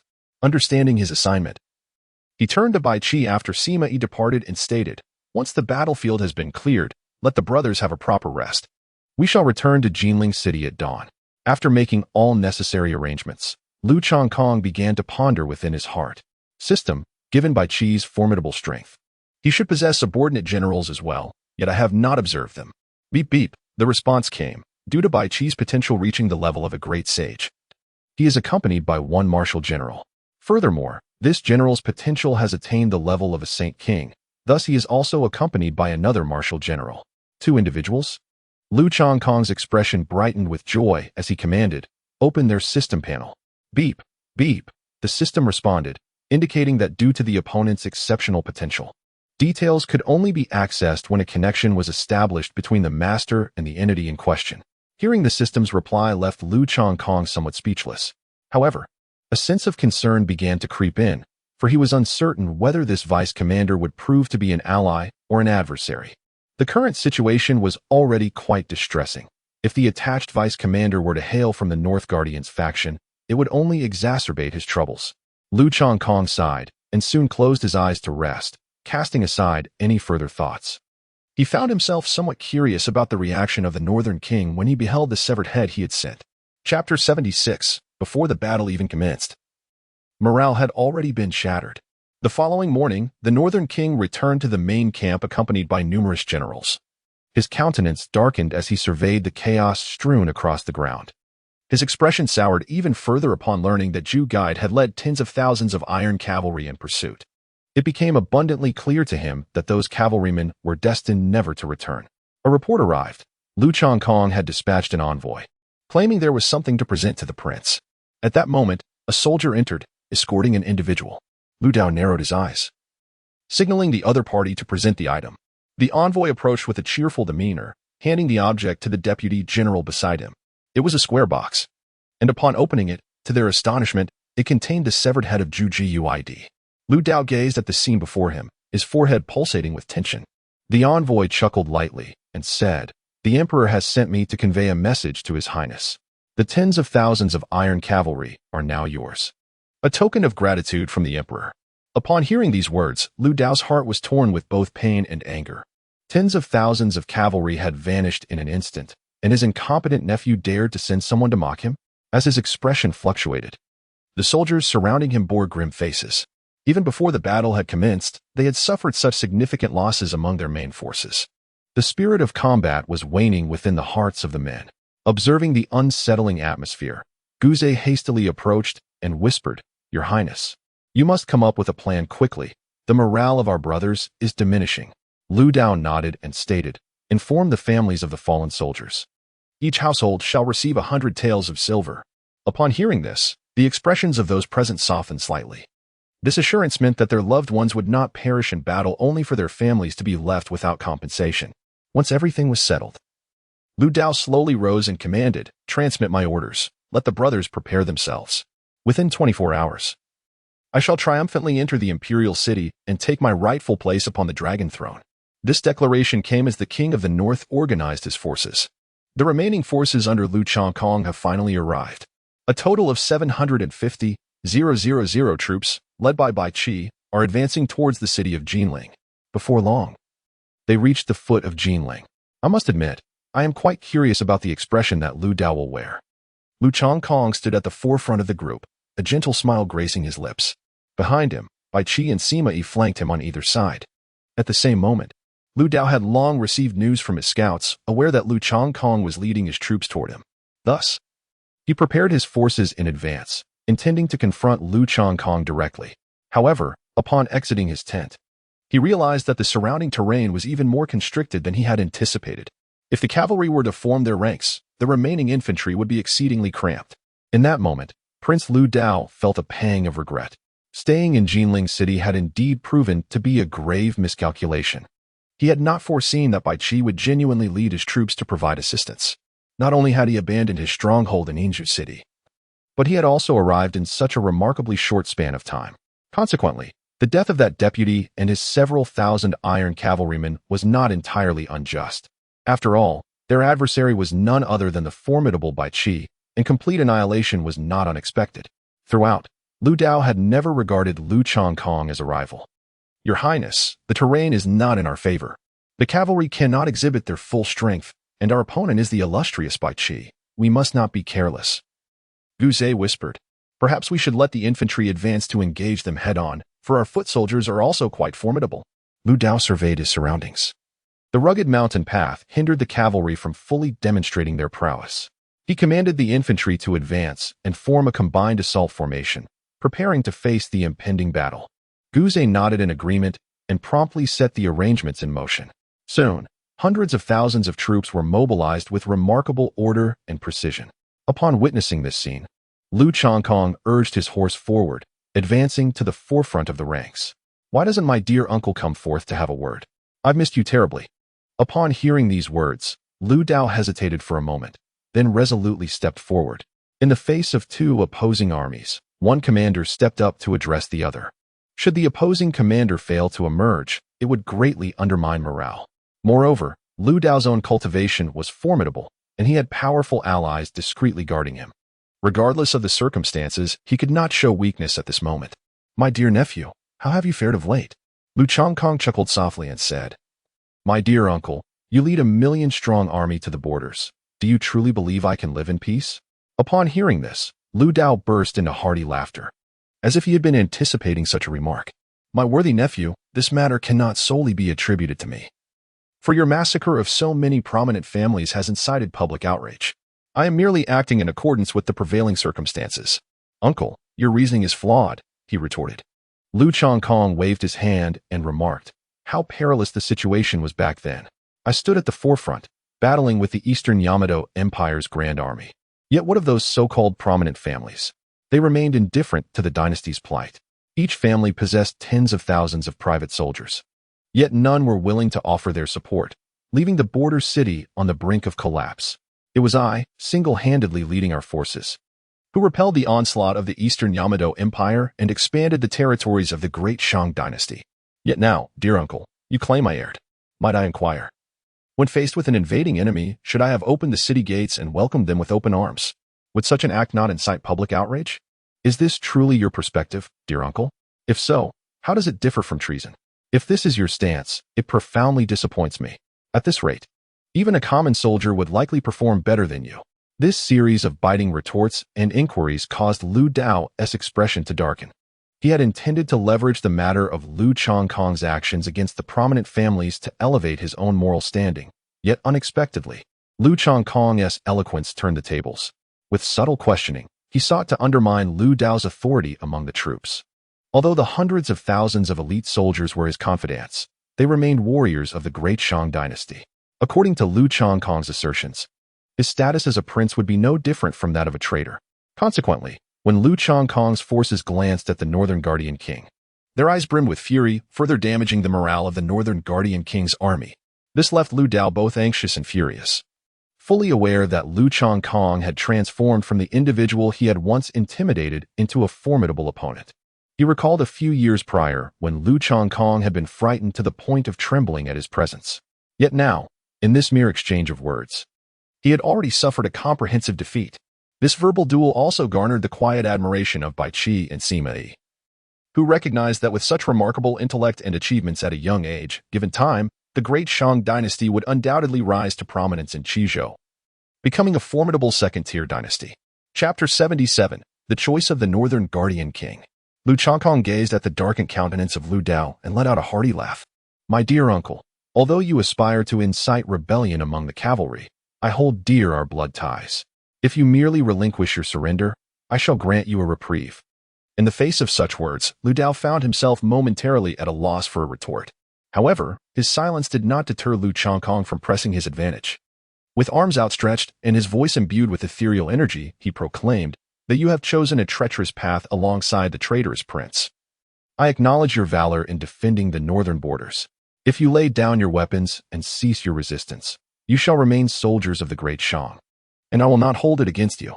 Indeed, you may even receive superior training, evolving into even more formidable warriors. Before Lu Changkong could finish, Lu Dao could no longer contain himself. With a fervent cry, he raised his arm and unsheathed his longsword.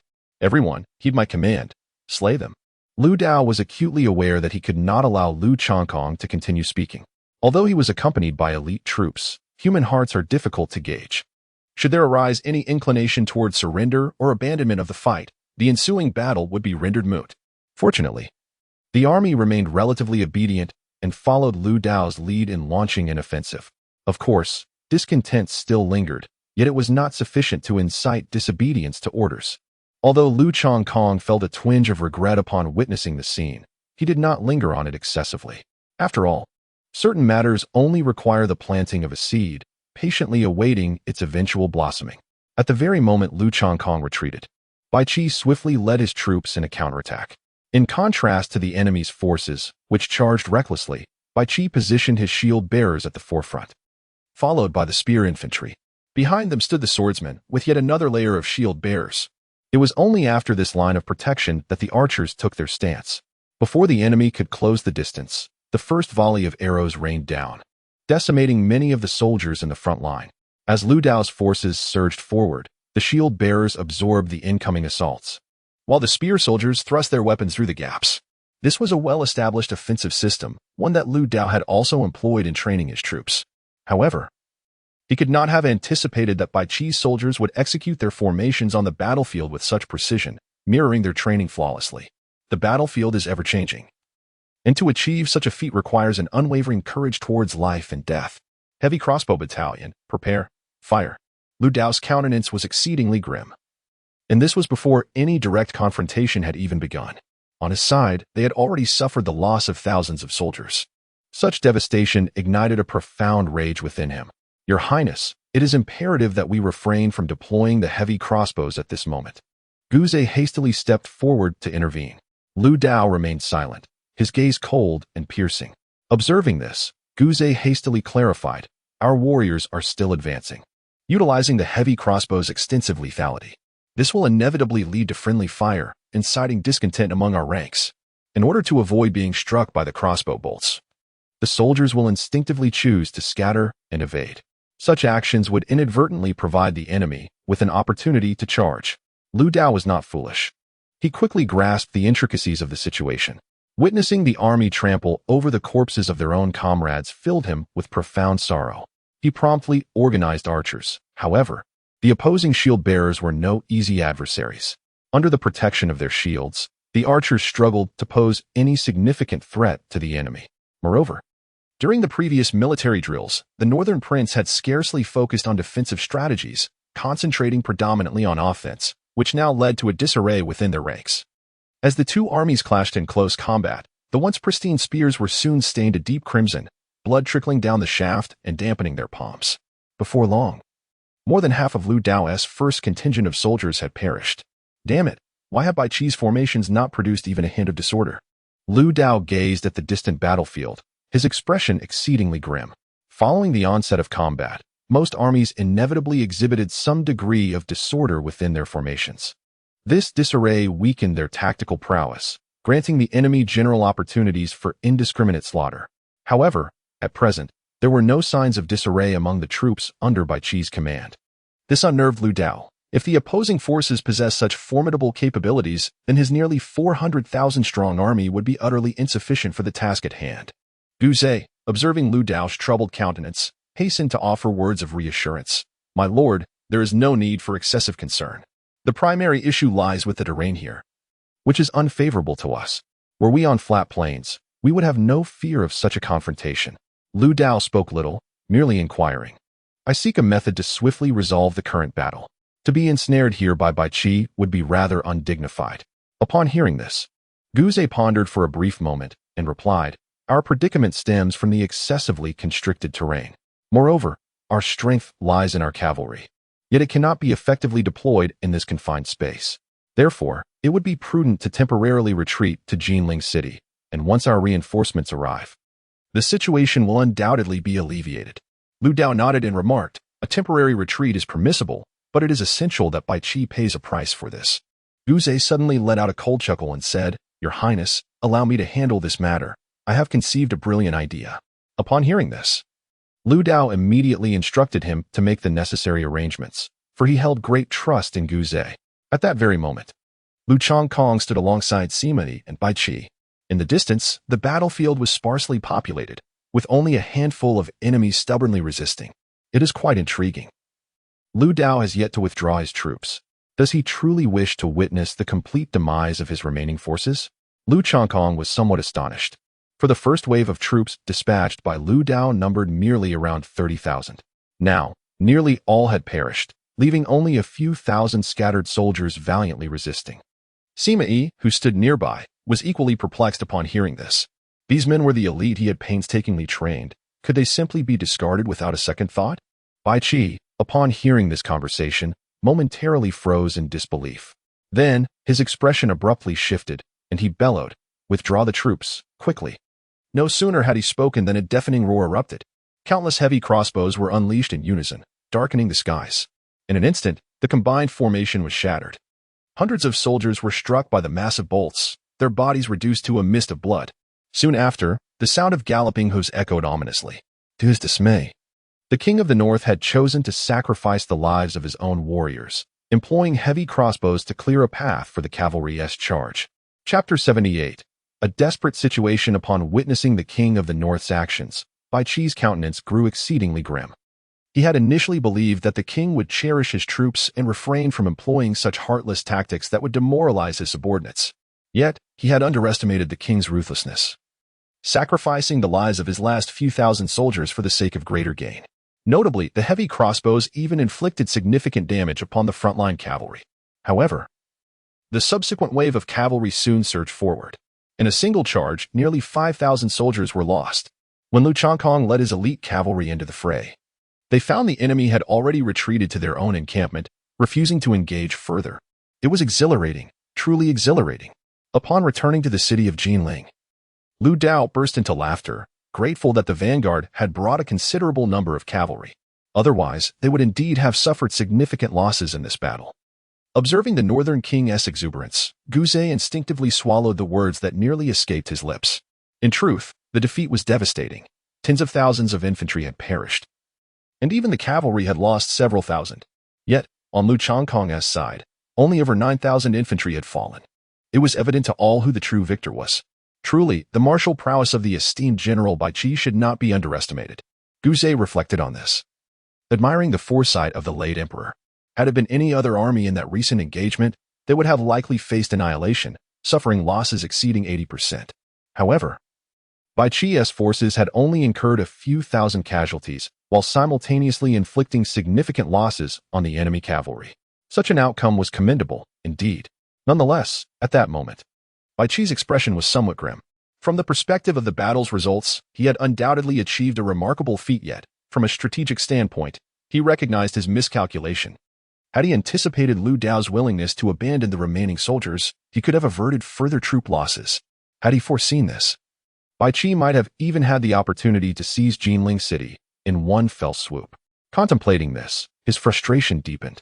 The esteemed general should not dwell excessively on such matters. In warfare, perfection is unattainable. Let the troops rest for now. Once reinforcements arrive, they shall commence the siege. Lu Chongkong gently patted Bai Qi's shoulder, offering a comforting smile. Bai Qi nodded in acknowledgement and promptly set about his tasks. Sima Yi, contemplating for a moment, remarked, "Your Majesty, the Prince of Northern Defense has come here with the intention of besieging the city. Thus, he surely lacks any defensive weaponry. Now that they have retreated to Jinling, it is certain they will dispatch some defensive armaments from the rear." Lu Chongkong also contemplated this notion and stated, "You shall inform Guojia. Instruct him to sever their supply lines, ensuring that their weaponry does not reach us." Sima Yi's expression turned solemn as he promptly exited to make the necessary arrangements. Lu Chongkong gazed at the heavily fortified city of Jinling in the distance, letting out a deep sigh. This battlefield conflict had ultimately transformed into a protracted war. The task of besieging a city was far more arduous than his previous role in defense, particularly with Lu Dao, the king of the north, possessing extensive defensive experience. It would be a formidable challenge. If bolstered by defensive weaponry, holding Jinling for a year or even half a year would be well within reach. The pivotal factor in breaking this stalemate now hinged on whether Guojia could intercept that batch of weaponry. As Lu Chongkong furrowed his brow in contemplation, it wasn't long before Guojia received news from the front lines. According to the original orders, Guo Jia was to lie in ambush beneath the Annihilation Cliff. However, the directive had now shifted to intercept reinforcements approaching from the rear. It appeared that the Emperor and Bai Qi had successfully trapped the King of the North within Jinling, setting the stage for a siege.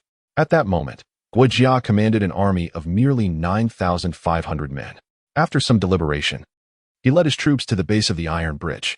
In just a few days, the appearance of this bridge had undergone a remarkable transformation. The entire structure had been significantly widened and reinforced. Once capable of supporting only a few thousand, it could now effortlessly bear the weight of 10,000 men. The King of the North had indeed prepared his escape route thoroughly. Guo Jia looked up at the bridge, a hint of derision gleaming in his eyes. In the next instant, he stepped into the void, unsheathing his sword with a swift motion, and struck fiercely at the structure above. How audacious! Just then, a formidable warrior at the second tier of the celestial martial realm materialized, attempting to obstruct him. Yet, Guo Jia effortlessly cleaved both the man and the bridge asunder. As Guo Jia descended, he instructed his 9,500 soldiers to remain vigilant. Should anyone attempt to repair the bridge above, they were to immediately activate the array and launch an offensive. This bridge must not be restored. Once everything was meticulously arranged, Guo Jia returned to the location where hundreds of thousands of troops were encamped in the distance. Soon, it would be his moment to perform. Before long, a scout dashed into the main camp of the King of the North, panic-stricken. This is not good. The Iron Bridge in Jinling has been severed. Upon hearing this, the King of the North sprang to his feet, roaring, "Repeat that. My lord, the bridge has truly been severed by a celestial martial realm expert."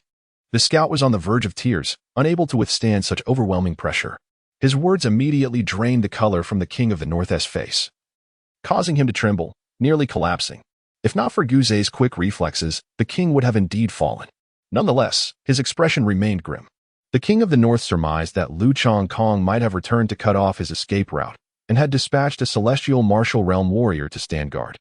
Yet, he could never have anticipated that even so, they would be unable to hold the bridge. At this point, he finds himself with no avenue for retreat. With the bridge severed, the subsequent supplies for the troops will undoubtedly be cut off. Consequently, they must resolutely defend the city of Jinling. Yet, even if they hold their ground, what difference will it make? Lu Chongkong could indeed choose to besiege the city without launching an assault, gradually wearing down the enemy. Once the morale of the soldiers within the city plummets to its nadir, it is likely that the stronghold will fall without further conflict. Had I known this beforehand, I would not have been swayed by the opinions of those present. Not only has this delayed our military operations, but I now find myself in a precarious position. No. Please do not despair. We still possess the strength to fight. After all, we command an army of hundreds of thousands. Indeed, Your Highness. You must have faith in the reinforcements that are on their way. They will surely devise a solution. Once the bridge is restored or supplies are transported, we can stage a remarkable comeback. You must rally your spirits. Do not let your subordinates witness a loss of resolve. Rest assured, Your Highness. Should we reach the brink of despair, my brothers will lay down their lives to ensure your escape. The numerous generals present, seeing the situation, promptly offered words of comfort. After all, they had followed the Northern Guardian, and should Lu Dao perish, they would inevitably share the same fate. Thus, surrender was out of the question. It would never be an option in this lifetime. Chapter 79. The mysterious woman listening to the words of his men, the Northern Guardian gradually regained his composure. You are right. If we truly find ourselves in a dire situation, we can certainly escape with the aid of those cavalry. With this thought, Lu Dao broke into a hearty laugh, exclaiming, "Very well, it was merely an unexpected turn of events. There is no need for worry." Guzai and the others, upon witnessing this, finally felt a sense of relief. Lu Dao is indeed their commander, the instigator of the rebellion. If he is afraid, then everyone might as well end their lives.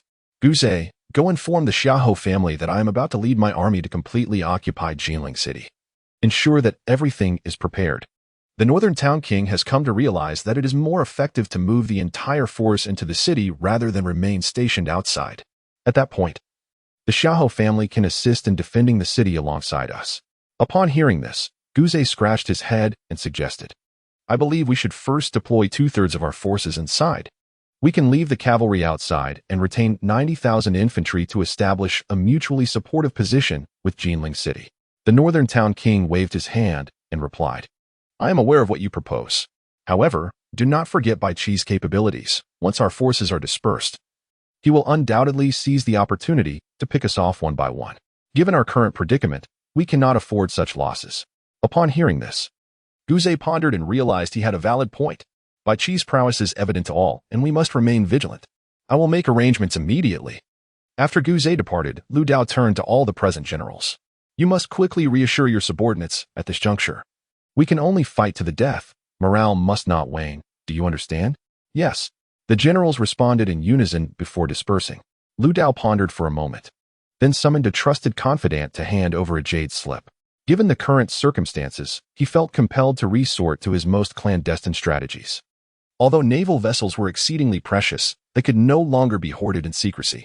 Only by eliminating Lu Changkong and strategically positioning his forces beneath the bridge could he hope to utterly vanquish both Lu Changkong and Bai Qi. Alas, it was unfortunate that a scout, having just slipped out of the city to deliver a message to the northern border, was apprehended by the ambushing imperial guards lurking nearby. The jade slip was swiftly delivered into Guojia's hands. Upon examining its contents, a smile crept across Guojia's face. "Minister, what delightful news do you possess?" inquired one of Bai Qi's subordinate generals, curiosity piqued.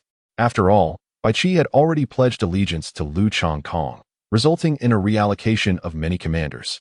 The King of the North has indeed stationed an army of 600,000 at the northern border, awaiting our surprise attack, Guojia declared. At his words, a glimmer of admiration flickered in the deputy general's eyes. He had initially advocated for an ambush on the northern border, and had it not been for Guojia's unwavering resolve, their fate might have been sealed. Truly, the minister possessed remarkable foresight. Not only did this deputy general harbor admiration, but several others also expressed their respect. Guojia, with a smile, gestured dismissively, saying, "It is of little consequence. Bring me the map." Hastily, the deputy general unfurled the map before him. As Guojia studied the layout, he contemplated deeply. Previously, he had stationed 9,500 soldiers to thwart the enemy's bridge construction. However, feeling a twinge of unease, he had subsequently deployed tens of thousands more in ambush around the area. Now, with only 190,000 soldiers at his command, he intended to launch an assault on the eastern city of Jinling. His objective was to apply pressure on the forces of the King of the North stationed in the western city. Quickly, ascertain the whereabouts of the reinforcements for the King of the North, he commanded with urgency. Guojia's orders swiftly permeated the ranks. Once the Imperial Guard had departed, he led his forces to the eastern gate of Jinling City. This area was largely devoid of defensive troops, and within a mere quarter of an hour, it succumbed to Guojia's command. Upon entering the city, his foremost task was to promptly evacuate the civilian populace. Should the King of the North become desperate, he might resort to using innocent lives as hostages to secure his own escape. The citizens understood that Guojia acted in their best interest. Thus they moved quickly and cooperatively. Within a tea house, a woman clad in white gazed calmly at the unfolding scene, though her face was obscured by a veil.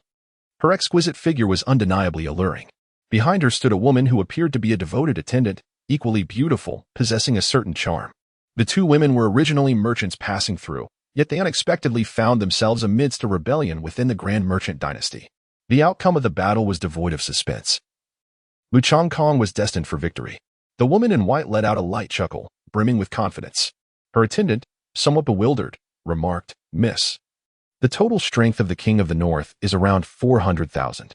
Even if he is currently trapped in Jinling City, once reinforcements arrive, I sense the ensuing battle will be devoid of any uncertainty."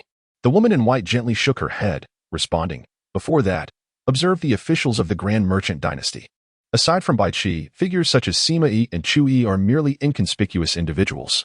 However, after being recruited by Lu Changkong, they have either become formidable generals or chancellors.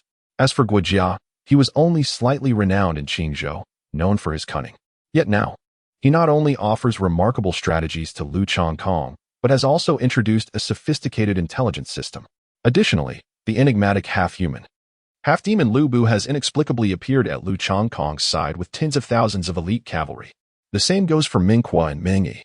At this juncture, the woman in white's gaze sparkled as she smiled softly, elevating her long, graceful leg and resting her chin in her delicate hand, observing the fleeing citizens outside. How intriguing. Indeed, once a mere assembly of unnoticed commoners, they now exhibited remarkable capabilities under Lu Changkong as command. My curiosity regarding this newly appointed emperor continues to grow.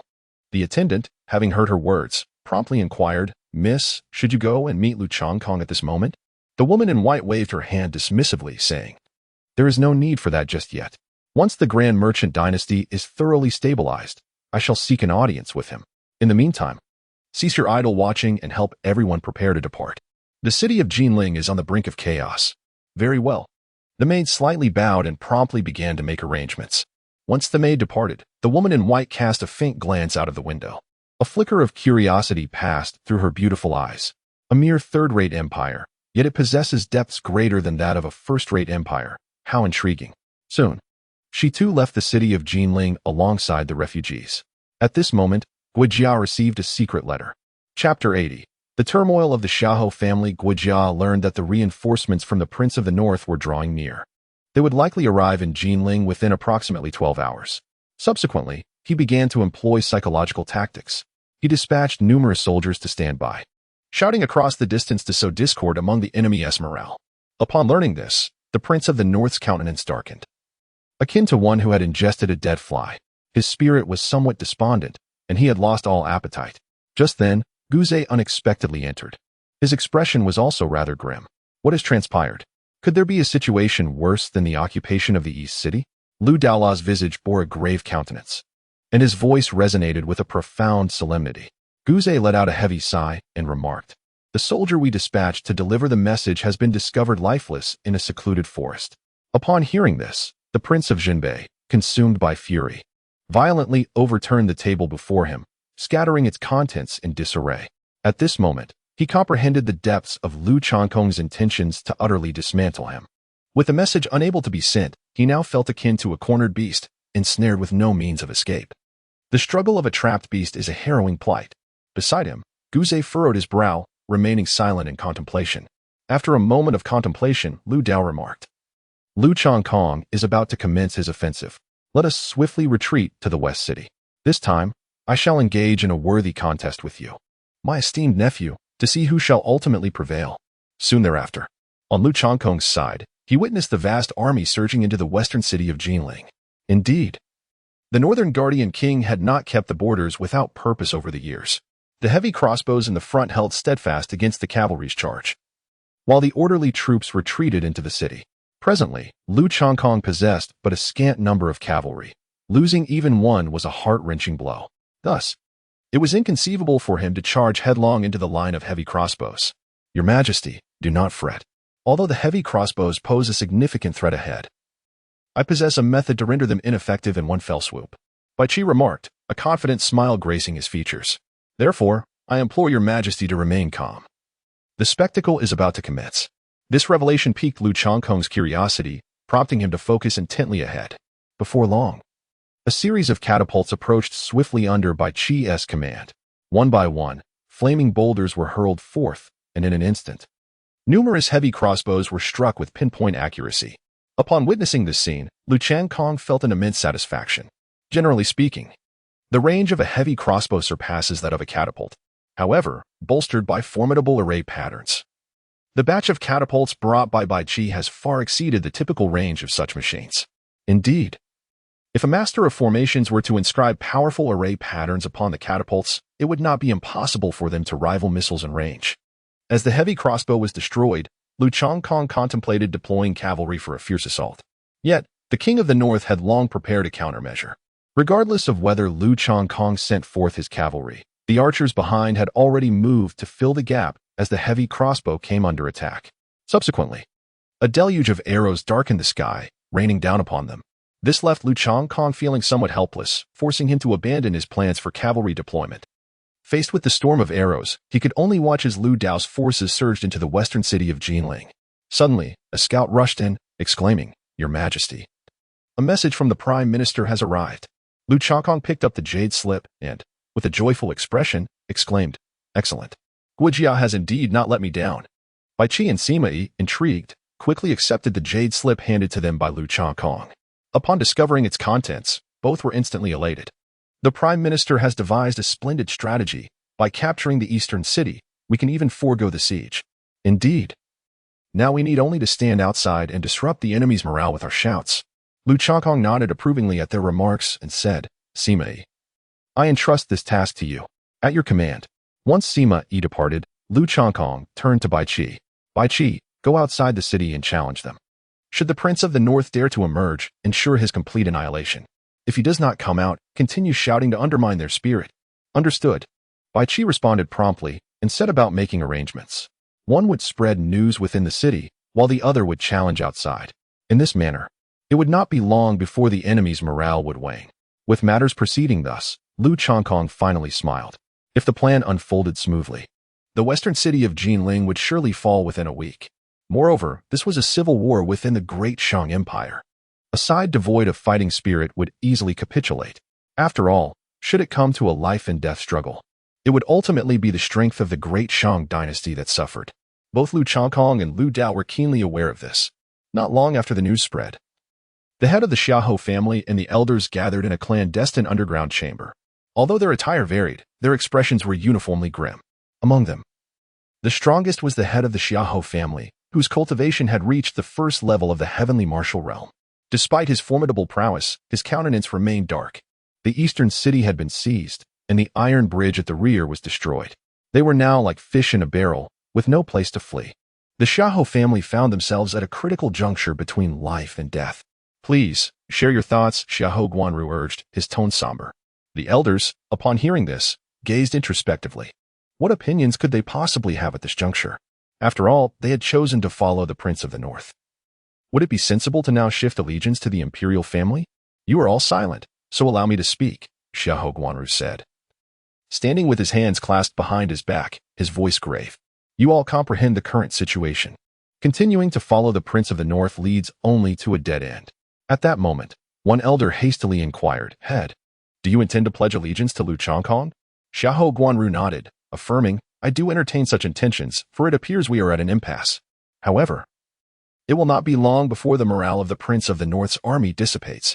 Rather than waiting for that moment, it would be prudent for us to swear fealty to the imperial family in advance and expedite the conclusion of this civil strife.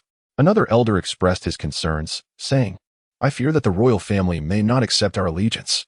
After all, our assistance to the northern king in controlling Jinling City has not been a fleeting endeavor. Xiahou Guanru, unfazed, replied, the bond between the royal family and various clans is fundamentally rooted in mutual benefit. As long as we can offer the royal family substantial advantages, Lu Changkong will have no reason to forego this opportunity. Let us not forget that the city gates are currently closed, only to be opened from within. If we can swing those gates wide, Lu Changkong's forces can bypass the siege altogether. This is the immense benefit we can provide to the royal family. Upon hearing this, several elders appeared somewhat swayed. Perhaps, turning away from darkness to embrace the light is indeed a viable option? Chapter 81. Guojia's strategy in a typical imperial operation. It is implausible for the royal family to control all clans. Although the Xiahou family is not among the largest within the great Shang dynasty, should they choose to abandon their former allegiances and deliver significant advantages to the royal family, there is generally no reason for the royal family to decline. The hesitation among the elders stems from the extraordinary nature of Lu Changkong. His previous massacre of families in the border city remains vividly etched in their memories. If you cannot conceive of alternative strategies, then let us proceed as I suggest, Xiahou Guanru gestured, unwilling to prolong the discussion further. Observing his resolve, the elders seemed to refrain from additional comments. At this juncture, if they wished to preserve their lives, this was the only path available to them. An elder, the oldest among them, inquired, when shall we make our move? Xiahou Guanru pondered for a moment and replied, we must not act hastily. Delaying for a few days will be beneficial for our clan. Let us utilize this time to devise our plans thoroughly. Meanwhile, while the Xiahou family prepared to betray Lu Dao, Guojia in the eastern city was engaged in discussions with several generals. Minister, our terrain is relatively low-lying, and the northern king's reinforcements number nearly 2 million. Furthermore, behind this contingent, there are hundreds of thousands more troops advancing.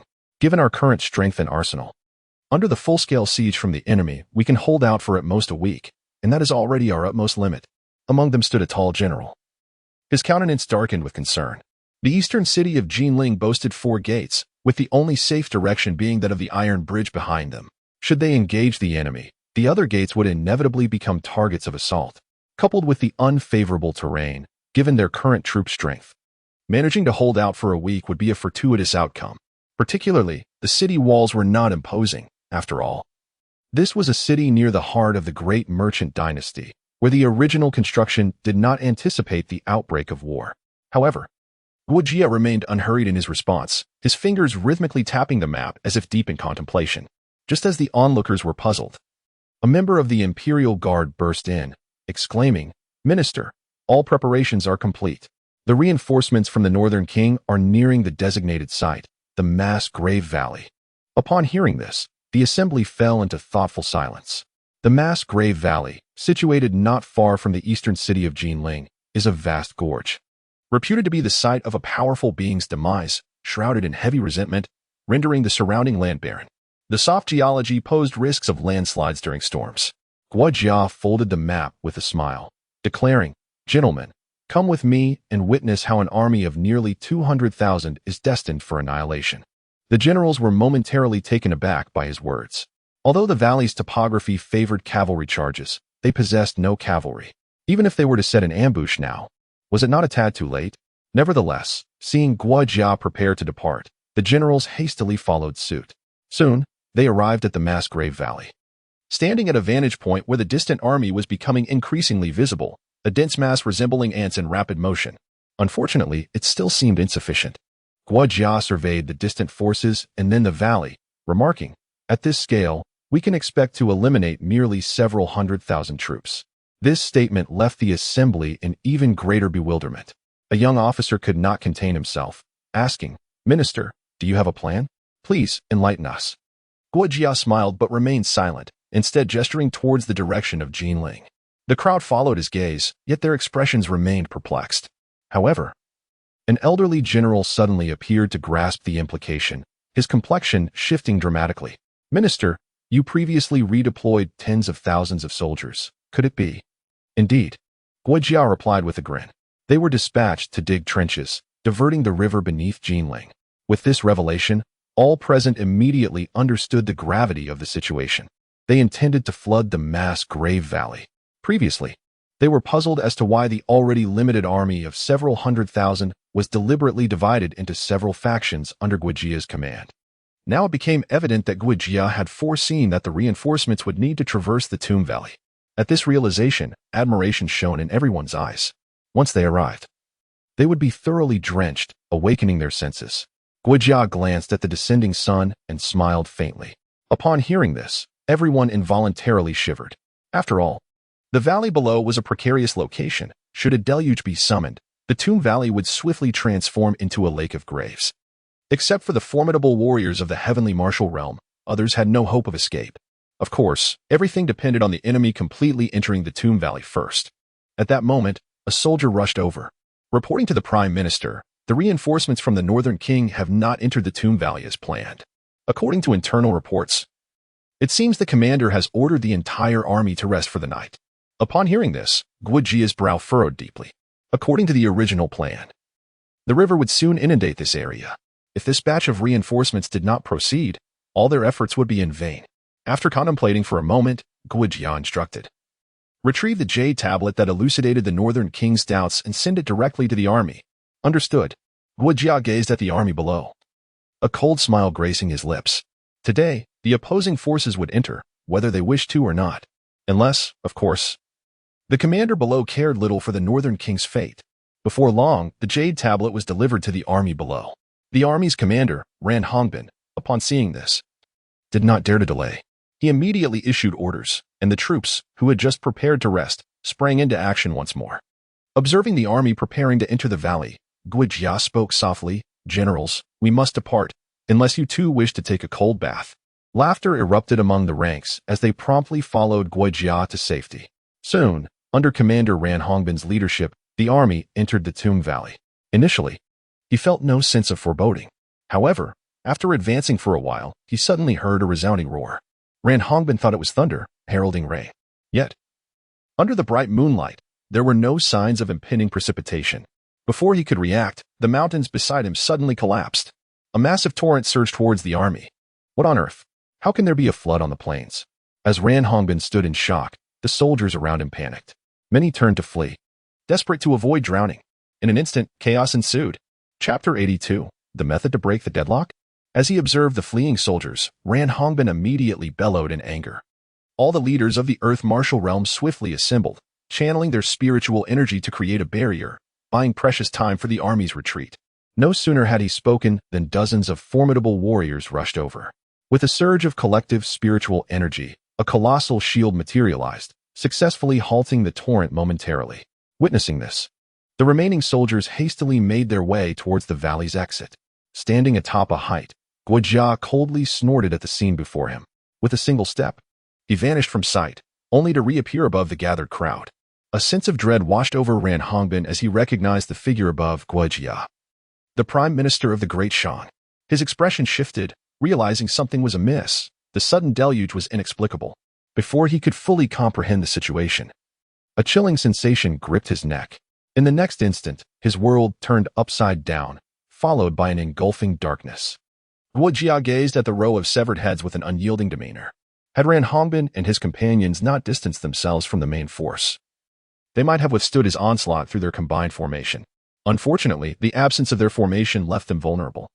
The warriors of the Earth and First Heavenly Martial Realms were utterly incapable of countering his effortless strike.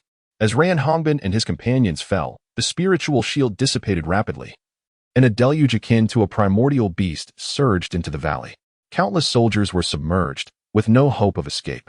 Bring forth the fire spirit oil, Guojia commanded coldly. He had prepared ample supplies of this remarkable oil, capable of igniting even in water. Its immense power rendered it impossible to extinguish with mere water. Guojia had exerted considerable effort to prevent the enemy from fleeing, especially given their overwhelming numbers. Every opportunity to inflict casualties was crucial. Otherwise, once they approached the eastern city of Jinling, defending would become exceedingly arduous. As the fire spirit oil was poured into the river, a pungent aroma filled the air. Recognizing the opportune moment, Guojia raised his hand slightly, igniting a small flame. With a flick of his wrist, the flame fell into the water. In an instant, a magnificent inferno erupted within the valley. Soldiers hiding beneath the surface, hoping to evade detection, met with no mercy, all perishing in the blaze. Once the flames subsided, Guojia glanced at the battle report, a subtle smile gracing his lips. In this confrontation, the enemy had suffered a staggering loss of 71,000 lives. Among this number, nearly half had perished in the flames. Moreover, a considerable number of individuals, once ignited by panic, recklessly fled into the rear army's encampment. The extensive tents were set ablaze, resulting in the tragic demise of many. As numerous generals listened to the reports of the battle, a sense of dread enveloped them. They had witnessed grand spectacles before, yet they had never encountered a scene where tens of thousands perished so brutally, particularly in the valley, where the water level had not receded. Many corpses floated upon the surface.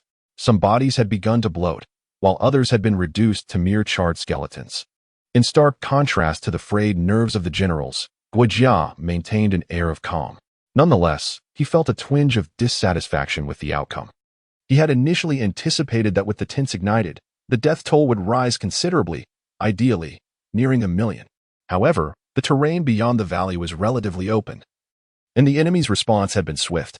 Thus, only several 100,000 had perished. Currently, nearly 900,000 troops remained, though it fell short of expectations. It was still a satisfactory number.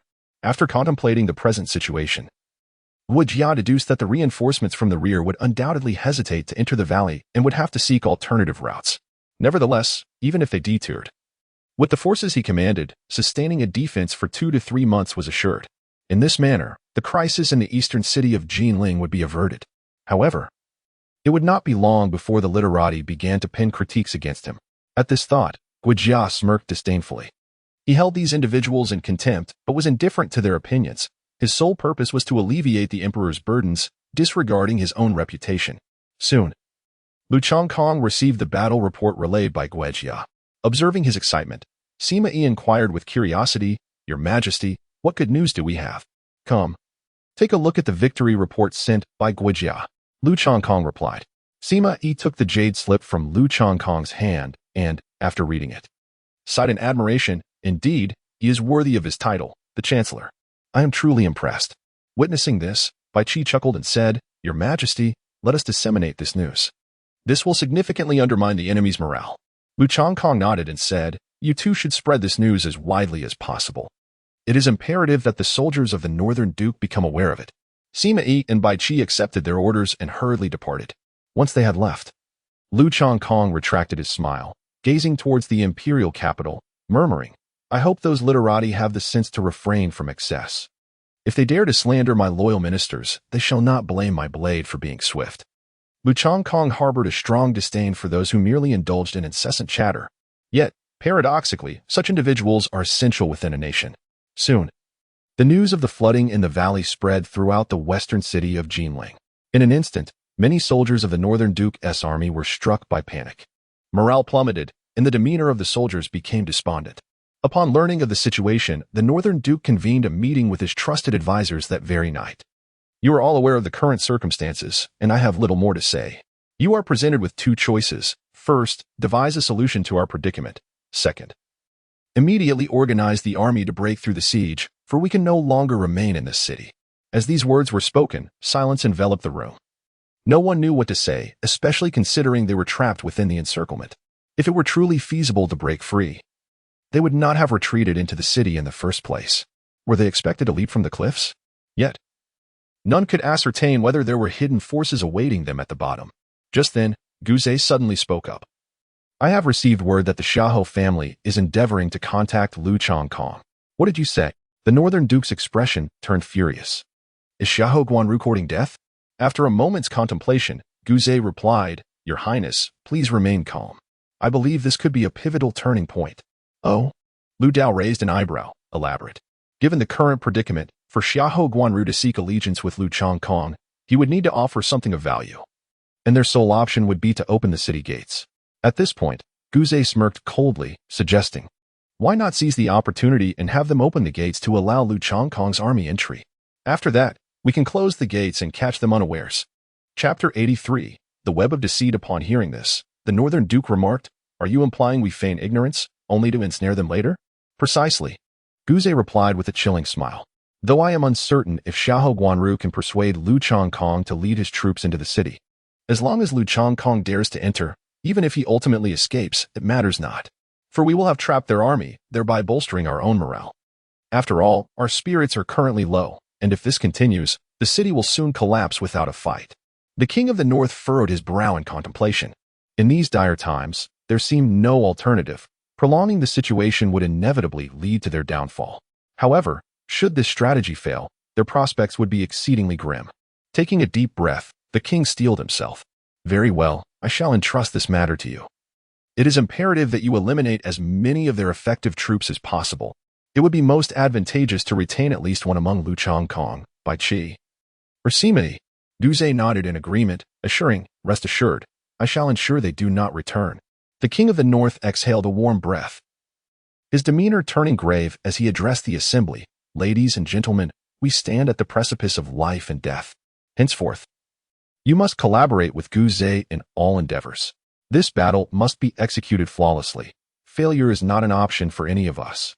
Do you all comprehend? The assembly immediately straightened, responding in unison, We understand. Meanwhile, as preparations commenced on the side of the King of the North, Xiahou Guanru had stealthily slipped out of the city, guided by the elite troops, arriving at Lu Chongkong's grand tent. How can I trust you when you now wish to abandon the shadows for the light? Lu Chongkong cast a sidelong glance at him, a semblance of a smile gracing his lips, and remarked, Is it merely your words that you rely upon? Xiahou Guanru responded with a serene smile, stating, Your Majesty, the reason I have come here is undoubtedly tied to vested interests. In truth, I have no other demands. I merely wish for the assurance that the transgressions of the Xiahou family shall not be pursued in the future.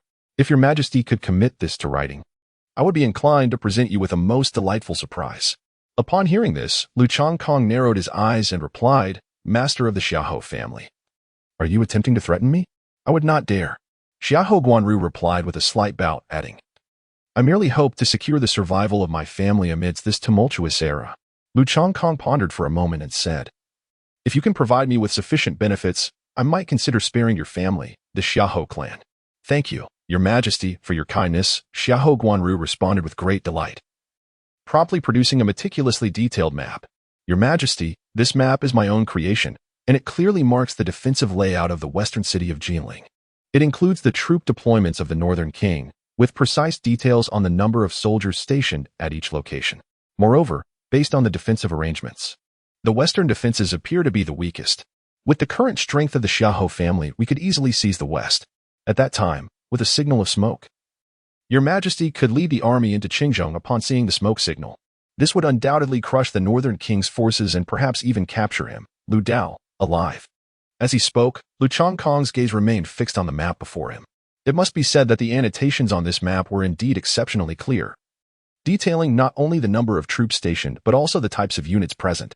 Provided the map was accurate, it would significantly minimize casualties during the siege. However, he refrained from making further comments and handed the map to Sima Yi. After all, such specialized matters ought to be entrusted to those with expertise. Sima Yi took the map, examined it with care, and upon confirming its accuracy, addressed Lu Chongkong, saying, "Your Majesty, this map is indeed reliable." Lu Chongkong nodded and remarked, "Very well, since you insist, Xiahou Guanju, prepare to commence in 3 days. As long as you can assist me in capturing Jinling City, I shall spare both you and your family." Xiahou Guanju hurriedly knelt and expressed his gratitude, saying, "Thank you, Your Majesty. I shall return promptly to make the necessary preparations." "Go then." Once Xiahou Guanju had departed, Lu Chongkong turned to Sima Yi and inquired, "You must have discerned something just now, did you not?" "Truly the Emperor." Sima Yi replied, subtly flattering him before continuing, "Your Majesty, the map appears flawless at first glance, seemingly without issue. However, therein lies the gravest concern. The deployment of troops indicated is excessively explicit.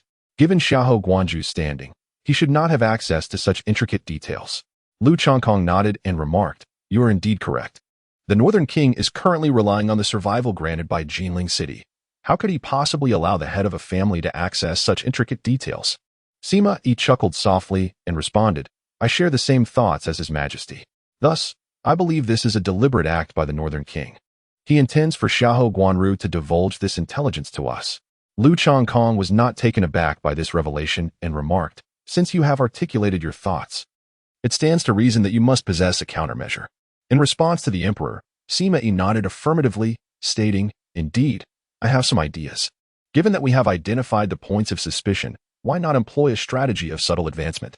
Lu Chongkong's expression shifted as he considered the implications. The Xiahou family, undeniably linked to their cause, presented a swift avenue to vanquish the Northern King.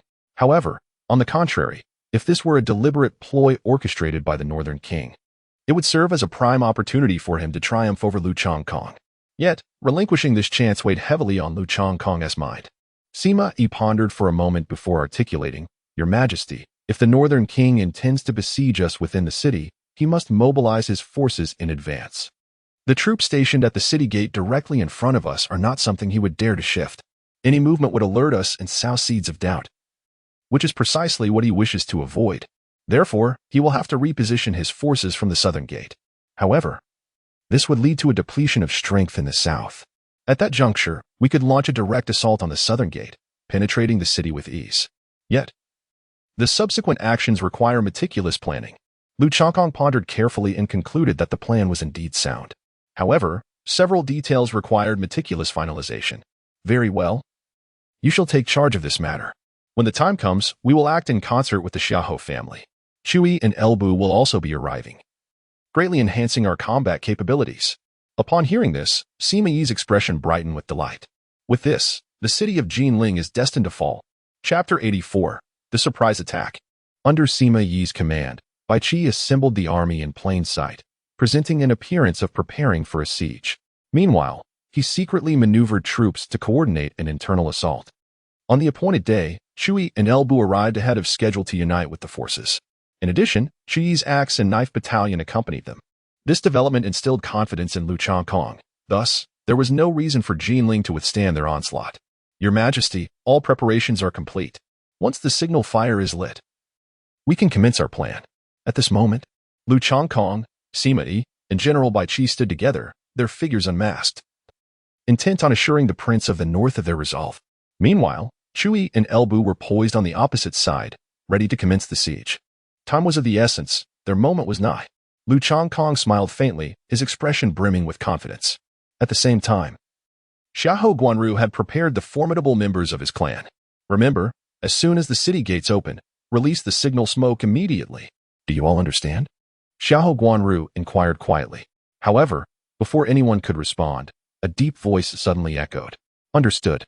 Upon hearing this voice, Xiahou Guanru's expression changed dramatically. Turning his head, he saw the Northern Town King standing with his hands clasped behind his back, gazing at him indifferently. Before Xiahou Guanru could utter a word, a flash of sword light suddenly struck.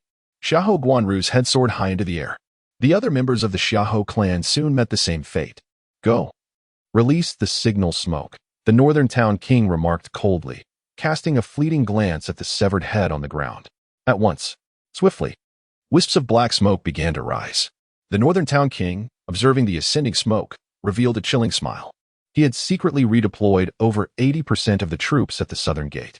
Alongside his most trusted elite, he commanded a total of 149,000 soldiers. Additionally, an army in the distance was poised to provide support at a moment's notice. With nearly 190,000 troops at his disposal, it would be nearly impossible for Luchang Kong to escape this time.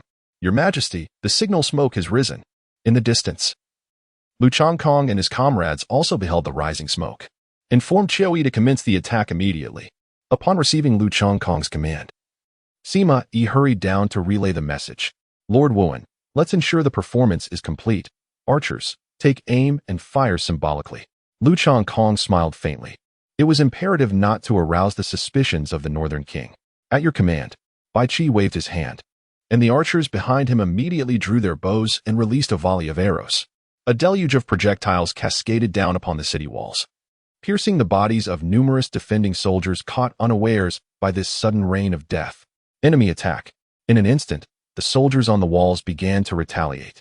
However, all of this had been meticulously orchestrated by the Northern King, Lu Dao. He understood that if Luchang Kong were to harbor doubts and refrain from coming, all of his elaborate preparations would be for naught. On the other side, the cavalry moved swiftly back and forth, creating an imposing spectacle without any genuine intention to assault the city. Yet, upon witnessing this scene, the Northern King's countenance brightened. If Luchang Kong's forces dared to approach, his plan would be deemed a success. Simultaneously, Chu Yi led the Axe and Blade Battalion in their siege. Having laid the groundwork well in advance, when the first wave of arrows descended, the defenders atop the walls were caught completely off guard, resulting in the swift demise of hundreds, if not thousands. Advance, Axe and Blade Battalion. Charge forth and vanquish the enemy. Chu Yi cried, raising his arm high as he led his troops in a coordinated assault, steadily pushing forward. The spiritual shields formed by their combined formation absorbed most of the incoming arrows, rendering the scant defending forces incapable of halting the onslaught of the Axe and Blade Battalion. Pour the oil, ignited, hurry. As the Axe and Blade Battalion reached the base of the walls, the defenders shouted in panic. They hurriedly pushed barrels of flaming oil towards the walls. Let them all perish. Just then, a thunderous voice boomed. Elbu descended from the sky like a meteor, crashing onto the city walls. A tremendous shockwave emanated from him, visibly dispersing in all directions, sending soldiers flying. The barrels of oil shattered, spilling flammable liquid everywhere. Humph! Elbu raised his hand, unleashing a surge of spiritual fire that ignited the walls before soaring into the sky. The small captain responsible for guarding the gate quickly summoned his men to form a defensive formation, fearing that Elbu would breach their defenses and leave them vulnerable. Little did they realize that below them, Chu Yi was leading his formidable army. With a resounding crash, the city gate was breached. Chu Yi was the first to surge ahead, scaling the walls. Observing this, Elbu shouted with fervor, maintain the ranged suppression. Everyone, follow me into the city. Before his words faded, Elbu wielded his Fang Tian Huaji and charged into the city, leaving devastation in his wake. After resolving the issues with the city wall, Chu Yi led the Axe Brigade into the city with lethal intent. His objective was crystal clear, to obliterate the stables of the Northern Duke. With their infantry, they could not afford to let the cavalry charge. Even two formidable warriors from the celestial martial realm would struggle to withstand the ensuing losses. Before long, Chu Yi arrived at the stables, where the local sub-leader, having heard unsettling noises, prepared to lead his cavalry to investigate. However, he was met with the formidable formation of the Axe Brigade, which obstructed their path. In such a confined space, the cavalry could not unleash their full potential. Damn it! The sub-leader's expression darkened as he recognized the uniformed ranks. He immediately realized that it was the notorious Axe Brigade, led by Chu Yi. There was little he could do. Their previous battle against the Eastern Yamato dynasty had been nothing short of spectacular, earning the Axe Brigade a fearsome reputation. Yet, this was not the primary concern. The pressing question was, why had the Axe Brigade appeared in Jinling City? They had to break through. Otherwise, the prince would be in peril. The sub-leader's face grew grim. With the city gates compromised, he needed to relay the news urgently. Everyone, follow me and charge out. At this point, even if the conditions were unfavorable for a cavalry assault, they had no choice but to advance, for retreat would only lead to doom. Fire. Chu Yi, far from complacent, commanded the archers who were already prepared to unleash a barrage of arrows. This would not only effectively diminish the number of cavalry but also slow their advance. For the cavalry, the loss of the charge's threat would significantly reduce their offensive capabilities. Witnessing the rain of arrows, the sub-leader's resolve hardened as he shouted, "Dismount! Charge on foot!" Chapter 85. The great tide has turned. Observing the dismounted cavalry, Chui couldn't help but chuckle. They were the Axe Brigade. They had nothing to fear from the infantry's charge. Once they secured their position and engaged in a defensive battle, the Axe Brigade was fully capable of facing 10 foes at once. Meanwhile, Elbu had launched an assault on another city gate. However, the forces here were substantial, especially with the Northern Duke present, making it challenging for Elbu's army to seize the gate. Something feels amiss, thought Guzai, furrowing his brow. My lord, look at Lu Chongkong and Bai Qi. They seem to be preoccupied with their archers. Their cavalry appears to be in motion. Yet there are no signs of an imminent attack on the city. Hearing these words, Prince Lu of the North furrowed his brow. In truth, he had long sensed that something was amiss, yet he could not articulate it. After all, the signs from the army outside the city indeed suggested preparations for an assault. Just as the two were lost in contemplation, a wounded soldier suddenly rushed over. Your Highness, it is dire. The enemy is attacking through the rear city gate. Upon hearing this, Prince Lu's complexion turned an ashen pale in an instant. Not only he, but even Guzai and all the surrounding generals held their breath in shock. At this moment, they finally comprehended the gravity of the situation. Lu Chongkong had long sensed that something was amiss, and he cunningly turned their own strategies against them. What appeared to be preparations for a project in this area was, in fact, a covert initiation of an assault by his forces from behind. Jinling City was not a strategically significant stronghold. Once one gate was breached, it was merely a matter of time before the remaining gates would fall as well. The Northern King was beginning to harbor doubts about Guzai. Were it not for the decades they had fought side by side, he would have been tempted to capture him and demand an explanation right then and there. However, given the current circumstances, it was certainly not the time for accountability. You must immediately lead the troops back to support and ensure that all of Lu Chongkong's forces are contained. The others, not daring to delay, swiftly began mobilizing the ambush troops surrounding the area. Yet, just as these forces stirred into action, a brilliant flare erupted into the sky. Oh no! Upon witnessing this scene, Guzai's heart sank. In an instant, he comprehended all of Lu Chongkong's intentions. This Lu Chongkong aimed to feign an attack in one direction while striking in another, allowing them to grow complacent. With the rear gate now breached, the next step would surely be a full frontal assault on the main gate. Indeed, in the following moment, upon witnessing the fiery glow in the sky, Lu Chongkong immediately raised his hand and commanded, "All troops, advance." At the sound of his decree, the fully prepared army instantly commenced their assault. In a swift moment, an array of siege weapons was brought forth. The Northern King, upon seeing this scene, hastily summoned back the troops he had just dispatched. In a flurry of activity, they began their defense of the city. Regrettably, their formation had already become disordered. By the time they returned to the city walls to mount their defense, many crucial positions had already been seized. Concurrently, ladders were being erected, allowing reinforcements to steadily ascend the walls. I have lost. The Northern King, Lu Dao, gazed upon the unfolding scene, a chill enveloping his heart. He had initially believed that today would mark Lu Chongkong's demise, only to find it was, in fact, his own downfall. Now, besieged from both sides, the defeat of his meager forces was merely a matter of time. At this moment, Guzai's face was also ashen, despair etched upon his features. He had thought that his cunning stratagem would suffice to vanquish Lu Chongkong's army, yet the adversary had seen through his plans long ago. The vast army of over 100,000 had now been effectively led to ruin by his own hand. Guzai could scarcely comprehend how.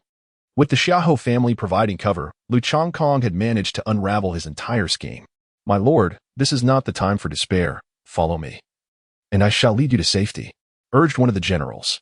Indeed, as long as you return to our homeland, bolstered by the reinforcements and the garrison, We shall have nothing to fear. Yes, it is not yet a total loss. My lord, flee while we cover your retreat. The generals, undaunted by the specter of death, were consumed by urgency. A general who had reached the third tier of the heavenly martial realm charged forth alongside his trusted aides, striving to buy precious time for the Northern King's escape.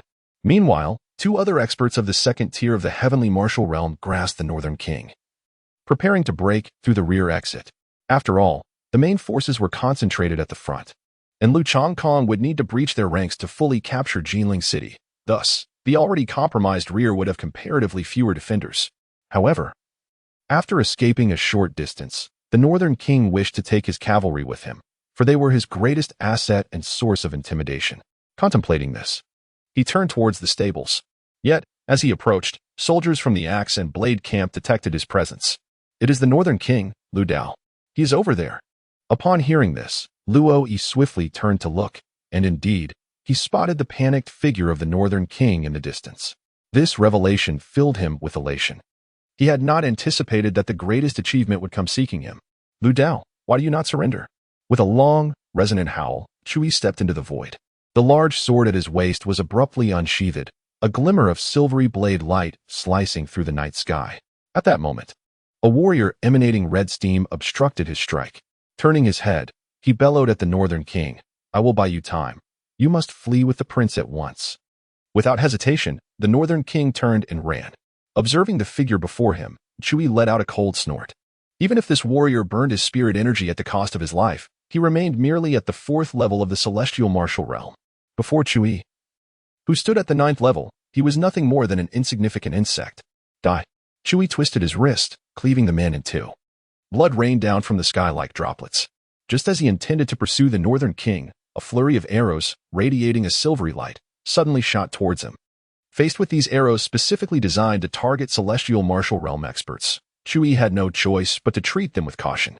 Indeed, the weaponsmiths had exerted great effort to create these spirit energy-infused projectiles, which posed a significant threat to those of the celestial martial realm. Otherwise, a powerhouse like Chui would have long since charged into the enemy ranks alone. Watching the Northern King retreating further into the distance, Chui abandoned the chase. The reward he sought had slipped away. With a sigh, he refrained from further distraction. However, in his mind, he was certain the Northern King could not escape. The soldiers stationed at the back gate were formidable in their own right. Meanwhile, the cavalry surrounding them, upon witnessing the Northern King's frantic flight, instantly lost their will to fight. Either they fell to their deaths or surrendered. It became abundantly clear to them that the tide of battle had turned. Chapter 86. The Fallen Northern King and the Ensuing Battle. Without the Northern King as their anchor, the hundreds of thousands of troops could only resist for a few hours before suffering near total defeat. The primary reason was the overwhelming number of defectors. No one wished to perish needlessly. Even those considered loyal were no exception. With their master fleeing, who would still fight valiantly? At this moment, Lu Changkong has led his army, riding steadily into the city of Jinling. Guze has been captured by Sima Yi and brought forth. You are Guze, are you not? Lu Changkong cast a glance at him and remarked, you possess some skills, if your loyalty to me could ensure your survival. The Imperial Guard had long since investigated Guze's background thoroughly. The Northern Town King had risen to his current stature, commanding an army of millions. In addition to the support from various prominent families, Guze had also proposed numerous valuable strategies. One could even assert that the Northern Town King's success is inextricably linked to Guze. Guze looked at Lu Changkong, his heart as desolate as ashes, and said, I am deeply grateful for your recognition, Your Majesty. However, I am weary. I humbly ask you to grant me this final journey. After all, the Northern Town King has saved my life and bestowed upon me his trust. I cannot betray him. Lu Changkong pondered for a moment before speaking. Guze, I have always held a deep admiration for talented individuals, yet you. Your Majesty, my decision is resolute. I urge you to refrain from further discussion. Guze interjected, shaking his head. Upon hearing this, Lu Changkong let out a cold snort. How audacious, to reject my goodwill. Seize Guze and take him outside for execution, making a public example of him and annihilating his entire family. If he wishes for death, I shall grant it to him, together with his kin. Lu Changkong refrained from excessive words, instead ascending the city wall to survey the entire situation. This siege, though initially proceeding with ease, ultimately faced the formidable presence of hundreds of thousands of enemy troops. After a grueling 6 hours, it finally reached a definitive conclusion. Nevertheless, Lu Changkong's expression was somewhat grim. In the aftermath of this battle, he had suffered the loss of 90,000 men, with several thousand more severely injured and awaiting medical attention. It was primarily the formidable combat prowess of the Northern King's trusted subordinates that had proven to be a significant challenge. Some attrition in troop strength was to be expected. Fortunately, Lu Changkong had previously summoned Bian Ke to this location. At this moment, Bian Ke was diligently tending to the wounded soldiers. With his current level of cultivation and medical expertise, these soldiers would soon recover. Once healed, the invaluable experience gained from this encounter would greatly enhance their combat effectiveness in future battles. Moreover, the spoils of this conflict were considerable. Not only had they slain the Northern King's elite cavalry, but they had also captured numerous horsemen. Should these captives choose to surrender, they would represent a substantial addition to their fighting force. Lu Changkong had already dispatched personnel to negotiate and now awaited the outcome. If they were unwilling to capitulate, he would regrettably have no choice but to eliminate them entirely. As for the elite infantry, there were a total of 190,000 captives. While many were lightly wounded, very few were seriously injured. The soldiers under Lu Changkong had developed a commendable habit of ensuring their enemies were thoroughly dispatched. Even if they did not slay an opponent in combat, they would typically deliver a final blow upon discovering severely wounded foes during the aftermath, thus eliminating any potential future threats. Nevertheless, it is essential to acknowledge that the surrendered soldiers were, after all, still soldiers of the Great Shang dynasty. Lu Chaqing had entrusted Chu Yi with the task of managing matters himself. With but a single stipulation, Chu Yi must win over these soldiers and compel them to continue serving the royal family of the Great Shang. Although this endeavor posed certain challenges, Lu Chaqing was confident in Chu Yi's capabilities. Otherwise, he would not hold the position of Grand General. While it appeared that Lu Chaqing had suffered considerable losses in this battle, with the overall troop strength somewhat diminished, he understood that once these captives pledged their loyalty, such losses would pale in comparison. Particularly, the presence of numerous cavalry units was invaluable. Furthermore, with the forces from Guijia and the hundreds of thousands of troops from Mengkuo, not to mention the sizable garrison stationed at the border city of Okinawa, Lu Changqing's total military strength had, upon rough estimation, exceeded 160,000, boasting formidable combat prowess. With these calculations in mind, Lu Changqing felt a sense of relief. At that moment, Sima Yi entered with a solemn expression. "Your Majesty, the body of the Prince of the North has yet to be located." Lu Changkong furrowed his brow. The Northern King must perish. Should he return to the northern border city, it would spell trouble. After all, he had left behind hundreds of thousands of troops in the northern border city, along with reinforcements amounting to several 100,000 that had been thwarted by Guijia. Altogether, that would tally to at least 900,000. If the Northern King were to consolidate these forces once more, it would undoubtedly present a formidable threat. We must intensify our efforts to locate him. He must be found, alive or dead. With Lu Changkong's orders given, various departments sprang into action. Countless informants were dispatched, and key intersections were closely monitored. The moment the Northern King surfaced, he would be apprehended without delay. At that moment, the Northern King concealed himself beneath the Annihilation Cliff, accompanied only by a handful of trusted aides. Observing the scene before him, he was engulfed in a torrent of emotions. Just recently, he had been brimming with confidence, leading an army of nearly 1 million, poised to seize the imperial capital and ascend as the new sovereign of the Great Shang dynasty. Yet now, his loyal followers and grand army had been utterly decimated. Even the number of loyalists who had once shielded his escape dwindled from nearly 100 to merely a few. This drastic shift left the Northern King momentarily bewildered, akin to plummeting from the heights of paradise to the depths of despair. Seizing the opportunity while the pursuers had yet to close in, "We must hasten our journey without delay." One anxious aide implored, "My lord, do not lose heart. Once we return to the northern border city, we shall surely rise again. We cannot let our brothers' sacrifices be in vain." Upon hearing these words, the Northern King inhaled sharply, forcing himself to regain composure. The aide's reasoning held merit. He still commanded hundreds of thousands of troops in the northern border city. Coupled with the reinforcements that had been obstructed, this amassed force could potentially bring him back to the pinnacle of power. With this thought in mind, he turned to his remaining aides. "Once we return to the northern border city, I shall reward you handsomely," granting titles and promotions before he could finish his proclamation. A piercing howl echoed through the air. Lu Dalian swiftly turned his gaze, only to behold El Bu leading a contingent of cavalry in rapid pursuit. This sight extinguished the flicker of hope that had just begun to rise within him, leaving it to dissipate like mist. At this moment, he found himself utterly devoid of resources. Could he possibly outrun El Bu even if he attempted to flee? "My lord, there is a small boat over there. You must hurry and escape while we hold him off." Lu Dao dared not hesitate, swiftly charging forward. When he turned back once more, his trusted aide had already been slain by El Bu. Observing the northern king drifting downstream, El Bu narrowed his eyes. Chapter 87. The capture of the northern king. How infuriating. He has managed to escape. In the camp, upon learning that the northern king had fled along the river, Lu Changkong cursed vehemently. The expressions of Bai Qi and Sima Yi were equally grim. Although this battle could be deemed a resounding victory, the primary instigator, the northern king, had not been eliminated. Thus, the internecine conflict that had engulfed the great Shang dynasty could not be considered over. Once the northern king returned to his own territory, it would not be long before he would rise again. Moreover, having gained this experience, Lu Dao would undoubtedly exercise greater caution in future confrontations. At this juncture, there remained but one course of action. Lu Changkong raised his head, his expression grave as he commanded, "You have 12 hours to repair the iron bridge for me. It is imperative that you capture the reinforcements he dispatched before the northern king returns to the border city of the north. Otherwise, the situation will become quite troublesome in the days to come." "Understood," replied Chu Yi, Bai Qi, and El Bu, along with Sima Yi, in unison. They then immediately set about making arrangements, not daring to waste a moment of time. Lu Changkong also sighed, not expecting that the king of the north could run so swiftly. After the troops were mobilized, Lu Dao followed the river and traveled a considerable distance. Gazing towards the direction of Jinling City, he couldn't help but burst into laughter. "Lu Changkong, you have ultimately forced me to flee," he declared. "Just wait. Once I return to the northern border city, I shall rise again. At that time, you shall be toppled from your throne."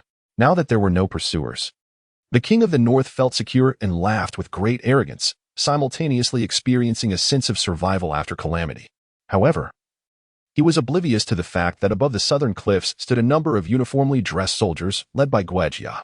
Observing the frenzied king below, Guojia murmured in astonishment, "How did the king of the north end up here?" He was bewildered, for the water that had previously diverted into the valley originated from this very spot. He had come to assess the situation, but never anticipated encountering the deranged king of the north. This was indeed intriguing. It seemed the king had managed to evade his pursuers. Wu Jia pondered briefly before instructing the deputy commander beside him. Let everyone shout in unison, proclaiming that Gu Jia has been waiting here for a long time. Immediately, the soldiers raised their voices in chorus, their shouts resounding so loudly that stones tumbled down from the cliffs on either side. As expected, upon hearing the commotion, the king of the north was jolted, looking up to see Gu Jia smiling down at him from the cliff. The name of Gu Jia was etched in his memory. Nearly half of his million reinforcements had perished at Gu Jia's hands. Otherwise, they would have arrived long ago, and he wouldn't have found himself in such dire straits. But why was Gu Jia appearing on his escape route? Was everything he faced part of Lu Changkong's scheme? At this thought, the king's face turned ashen, and his spirit was instantly drained. He slowly withdrew his energy and lay feebly on the boat, staring at the azure sky above, suddenly bursting into laughter. Good. Lu Changkong, you truly are the son of your father. I concede." Sighing deeply, the king of the north, Lu Dao, in that moment seemed to age decades. Even though his heart brimmed with defiance, it dissolved into mere illusions. At this juncture, he could no longer summon a shred of rebellious thought. "King of the north, please accompany me to meet the emperor." Gu Jia descended lightly from the void, alighting gracefully upon the bow of the ship. The northern king, Lu Dao, regarded the smiling Gu Jia ahead of him and inquired, "I am curious to know what means Lu Changkong employed to secure your loyalty." Gu Jia chuckled softly, responding, "The emperor possesses a magnanimous heart. That alone suffices." "A magnanimous heart?" Lu Dao scoffed, retorting, "Yet he has annihilated numerous families, causing resentment to fester among them." Upon hearing this, Gu Jia could only smile knowingly, saying, "The emperor's intentions are beyond the comprehension of a humble minister like myself. If you truly wish to know, you should accompany me to meet the emperor and inquire directly." In that moment, Lu Dao felt himself enveloped by an overwhelming force, rendering him immobile. Save for his ability to turn his head and speak, Gu Jia turned and, with a graceful stride, returned to the main army, with Lu Dao suspended in his wake. Observing the vast troops surrounding him, regret gnawed at Lu Dao's heart. Had he known, he would have preferred to ascend against the current rather than flow with it. Yet, he remained oblivious to the fact that had he chosen to resist, would Elbu have spared him? The reason Elbu had refrained from pursuit previously was due to Lu Dao's considerable strength, coupled with the momentum gained from flowing downstream, making it a challenge even for a formidable warrior like Elbu. Before long, Guo Jiao personally escorted Lu Dao back to the location of Lu Changkong. Your Majesty, splendid news, magnificent news. In the command tent, Lu Changkong was engrossed in quiet meditation when Sima Yi burst in jubilantly. Your Majesty, Guo Xiangguo has returned. Upon hearing this, Lu Changkong erupted into hearty laughter, preparing to rise and welcome him personally. After all, the favorable outcome of this battle was largely attributable to Guo Jia's efforts in halting the reinforcements in the valley. Otherwise, it would have been impossible to capture Jinling so swiftly. Wait a moment. Lu Changkong suddenly halted his steps and inquired. If it were merely Guo Jia's return, you could not possibly be this elated. There must be something else at play. Sima Yi chuckled softly and replied. Your Majesty is indeed correct. This time, Minister Gui has returned with an additional companion. Who is it? Lu Changkong asked, a hint of astonishment in his voice. What sort of individual could bring such joy to Sima Yi? It is the King of the North, Lu Dao. Upon hearing Sima Yi's words, Lu Changkong was momentarily taken aback. However, he soon erupted with joy and exclaimed, Come, let us hasten to see him. Lu Changkong had initially believed that capturing the King of the North would be an unattainable feat. He had even begun to contemplate mobilizing the army for a protracted battle in the northern border city. Yet, he had not anticipated that the King of the North had indeed been captured by Guo Jia. Although the northern border city still required attention, the absence of the King of the North would undoubtedly simplify the forthcoming engagements. As Lu Changkong had scarcely taken a few steps alongside Sima Yi, he beheld Guo Jia approaching briskly, accompanied by the King of Jinbei. Your Majesty, I pay my respects. There is no need for excessive formalities between us.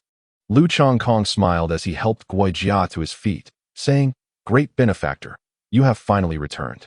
There was no dissent from Elbu or Bai Qi regarding this statement. After all, the massacre of countless individuals during the battle in the valley had earned them undeniable respect. Chapter 88. The fall of the northern king Guo Jia was acutely aware of his significant contributions. However, he knew that this was not the moment for pride. Your Majesty's words are overly generous. It is under your esteemed leadership that we have achieved victory. This unspoken flattery did not elicit much response from Lu Changkong, who instead approached the northern king with a slight smile. My dear uncle, since our last parting, I have greatly missed you. As he gazed at the spirited Lu Changkong before him, Lu Dao's expression darkened considerably. He had never dreamt that he would one day be bested by this young nephew, who had barely come of age.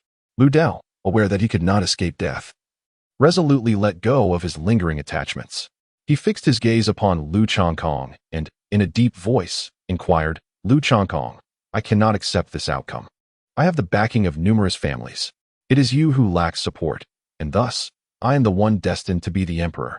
Upon hearing these words, Lu Changkong chuckled softly. While support from families may have afforded you certain advantages, it is precisely this that has led to your utter defeat. Lu Changkong gazed intently at the King of the North and remarked, which of the families that support you is not driven by selfish interests? In times of national peril, they choose to remain mere spectators. Are such families not akin to leeches of the great merchant dynasty? Perhaps my words alone fail to evoke any sense of urgency within you. Lu Changkong sneered dismissively and remarked, let us take the Xiahou family as an example.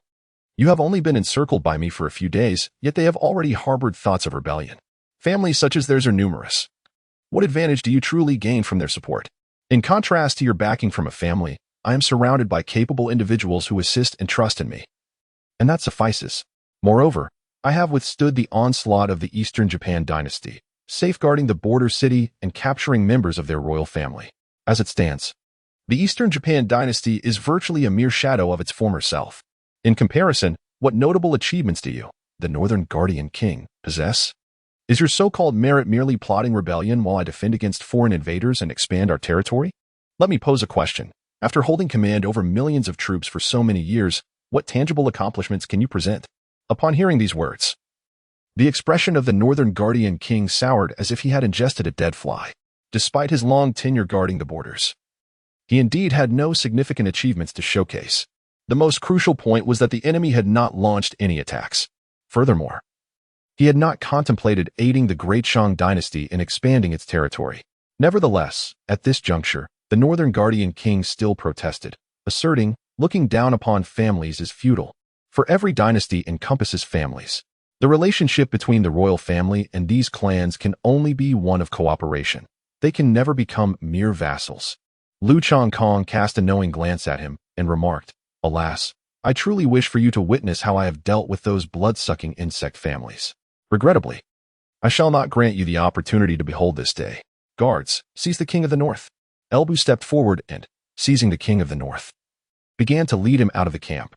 "You need not drag me. I shall walk on my own." The King of the North broke free from Elbu's grasp, snorting coldly as he exited the tent. Observing the retreating figure of the King of the North, Sima Yi murmured, "Your Majesty, perhaps we can exploit the king's demise to our advantage, extracting the last vestiges of his value."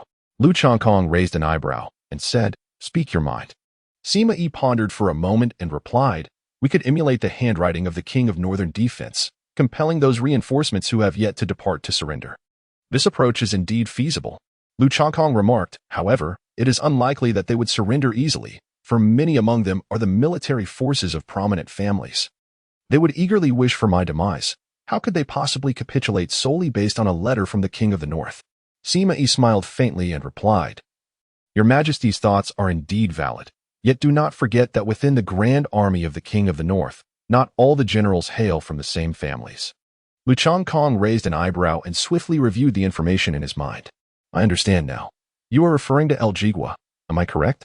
Sima Yi nodded and replied, "Indeed, El Jigua has ascended from a mere soldier to a commanding position over the course of more than a decade. However, this very journey has rendered him a target for ostracism by other noble generals within the military camp. Thus, I believe that if an opportunity arises, he would undoubtedly be the first to surrender. Once he takes the lead, the remaining hundreds of thousands of troops will inevitably collapse without the need for confrontation." Lu Changkong deemed this plan feasible and thus remarked, "Very well, please make the necessary arrangements." At that moment, Elbu entered the tent, bearing the severed head of the Northern King in his hands. Lu Changkong glanced at the still bleeding head and pondered for a moment before speaking slowly. "This head still serves a purpose. Let us preserve it for now, as it may prove useful when we lay siege to the northern border city. As for the corpse of the Northern King, it should be properly collected and given an honorable burial in the imperial capital, in accordance with the proper rites." Having given these instructions, Lu Changkong continued, "Guojia, ensure that your scouts keep a vigilant watch on the army outside the valley as well as the forces at the northern border city. Should there be any movements, you must report to me immediately." "Understood."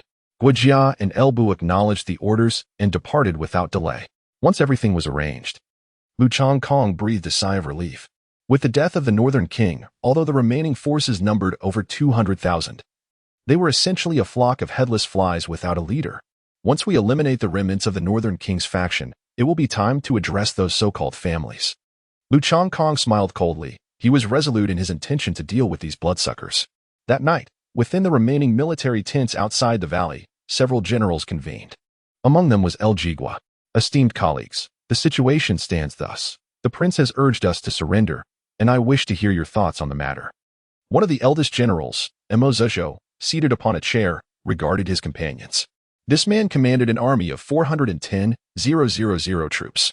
Next in command was El Jigua, who led 290,000 soldiers. The remaining generals were left with dwindling forces, having suffered considerable losses in the previous battle within the valley.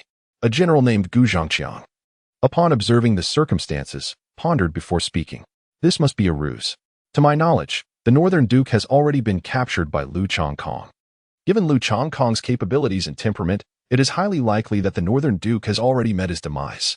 In my view, this is undoubtedly a ploy devised by that young scoundrel, Lu Changkong." Mo Zizhou nodded in agreement. "Indeed, I share your sentiments. El Jigua, what is your perspective on this matter?" El Jigua glanced at Mo Zizhou and Gu Zhangqiang, shaking his head. "I have no particular opinion. You may decide as you see fit." The other generals also shook their heads, indicating their lack of dissent. "Very well, in that case, I shall assume command for the time being," Mo Zizhou declared. "Let us strive to delay Lu Changkong here.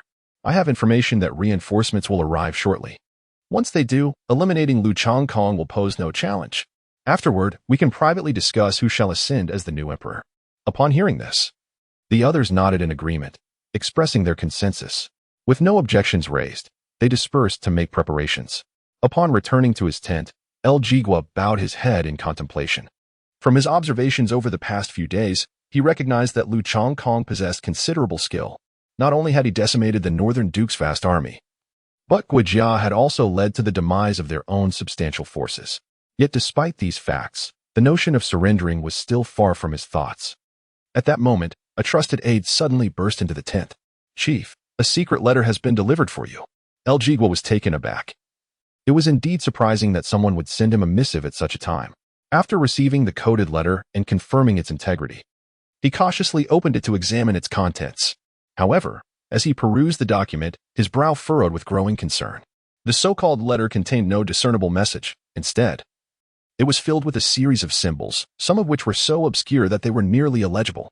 Just as he was grappling with his confusion, Imo Zizhou and Gu Zhongxiang entered with smiles. "Commander L, we have heard that Captain Lu Chongkong has sent you a coded letter. Might we also have the opportunity to glance at it?"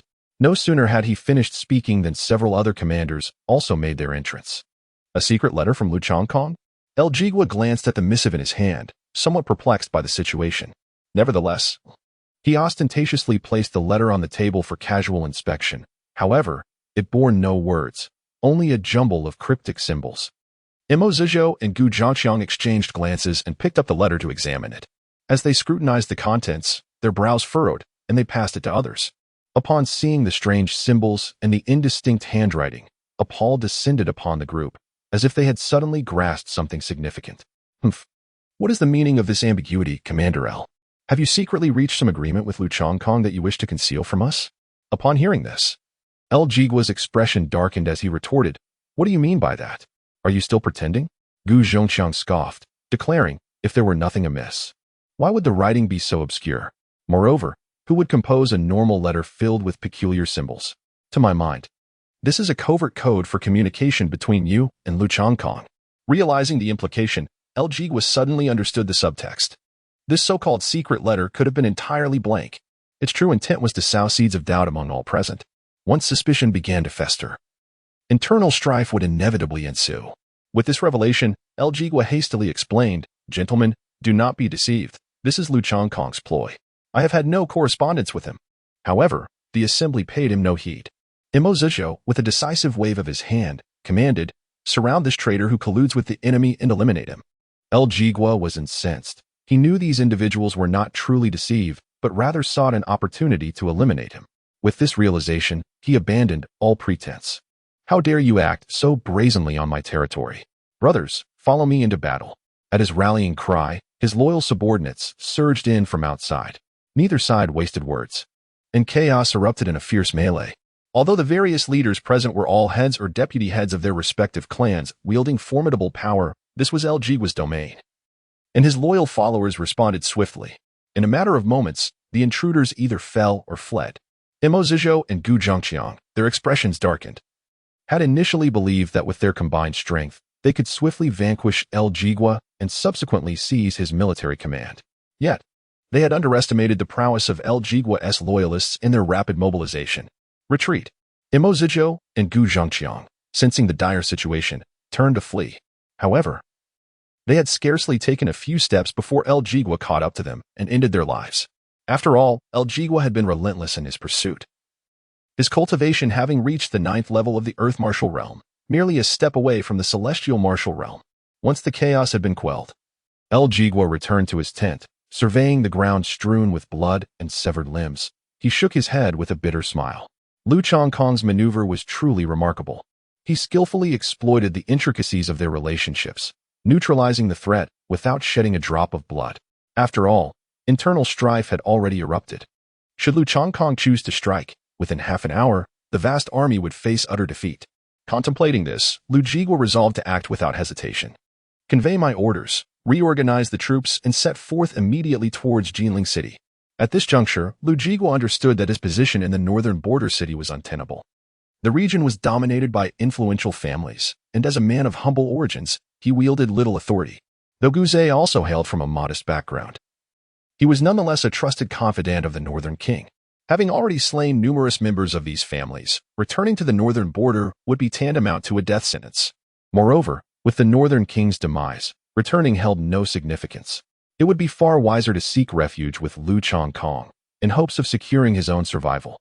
Alas, he could only hope that the emperor would recognize his remaining prowess and spare his life.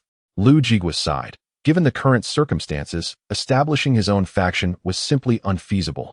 With death looming on all sides, it was better to embrace the light than to remain in darkness. However, before he could lead his forces away from the main contingent, the armies of the slain commanders quickly encircled him. There was little time for discourse. As soon as they met, battle erupted. Lu Jigua, too, rallied his troops and commenced a desperate breakout. Meanwhile, above the valley, Lu Chongkong stood at a vantage point alongside Sima Yi and Guijia. As the three engaged in light-hearted conversation, a scout hurriedly approached. "Your Majesty," he reported, "the remaining forces of the Northern King have begun to turn on one another and are embroiled in civil strife." Upon hearing these words, Lu Chongkong burst into hearty laughter and proclaimed, "Splendid, splendid. Everything is unfolding according to our meticulously crafted plan." Sima Yi and Guijia, witnessing this, could not help but join in the merriment. Such is the vulnerability among families. A mere letter can incite them to draw swords against one another. How can such a family endure? Chapter 90. Everything is within the plan. A simple missive has shattered the trust that binds kin. This, indeed, reflects the nature of humanity. Your Majesty, it is nearly time.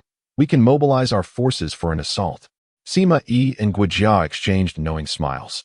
For all was within the purview of their calculations. Lu Chongkong was aware that the moment had nearly arrived. He instructed Chu Yi and El Bu to make preparations, emphasizing that infantry would be the primary force, supported by cavalry. He particularly urged the cavalry to exercise restraint, as they were soldiers of the Grand Merchant dynasty. It was imperative to spare as many lives as possible. Those who surrendered should not face complete annihilation. These soldiers had been meticulously trained by the Prince of the North, and it would be a grave loss to eliminate them. If they could be turned to his advantage, his military strength would surge dramatically in a short span of time. Upon receiving the orders, Chu Yi and El Bu promptly mobilized their troops. At that moment, the forces outside the valley were amassing. Even the guards at the gate were absent, allowing El Bu and his cavalry to enter effortlessly, akin to a sharp blade cleaving an army in two. Nonetheless, El Bu kept Lu Chongkong's orders in mind and refrained from slaughter, instead standing at the center and bellowing with his formidable martial prowess. He declared, "You have 1 minute to surrender. Those who do not will face merciless retribution." Many of the warriors present had long since lost the will to fight. With the Prince of the North dead, they found themselves embroiled in a civil conflict, and many were acquainted with one another, lacking any desire to continue the battle. Thus, upon hearing El Bu's proclamation, they promptly discarded their weapons, crouching with their hands on their heads. As a result, Chu Yi's infantry entered the fray just in time to oversee the surrendering soldiers, encountering no significant resistance. El Jigua, upon seeing El Bu and the others, could only smile wryly and shake his head, realizing that the emperor had orchestrated everything in advance. He did not resist, but joined the others in submission. At that moment, only a few loyalists from certain families continued to resist. Observing this, El Bu and Chu Yi took decisive action.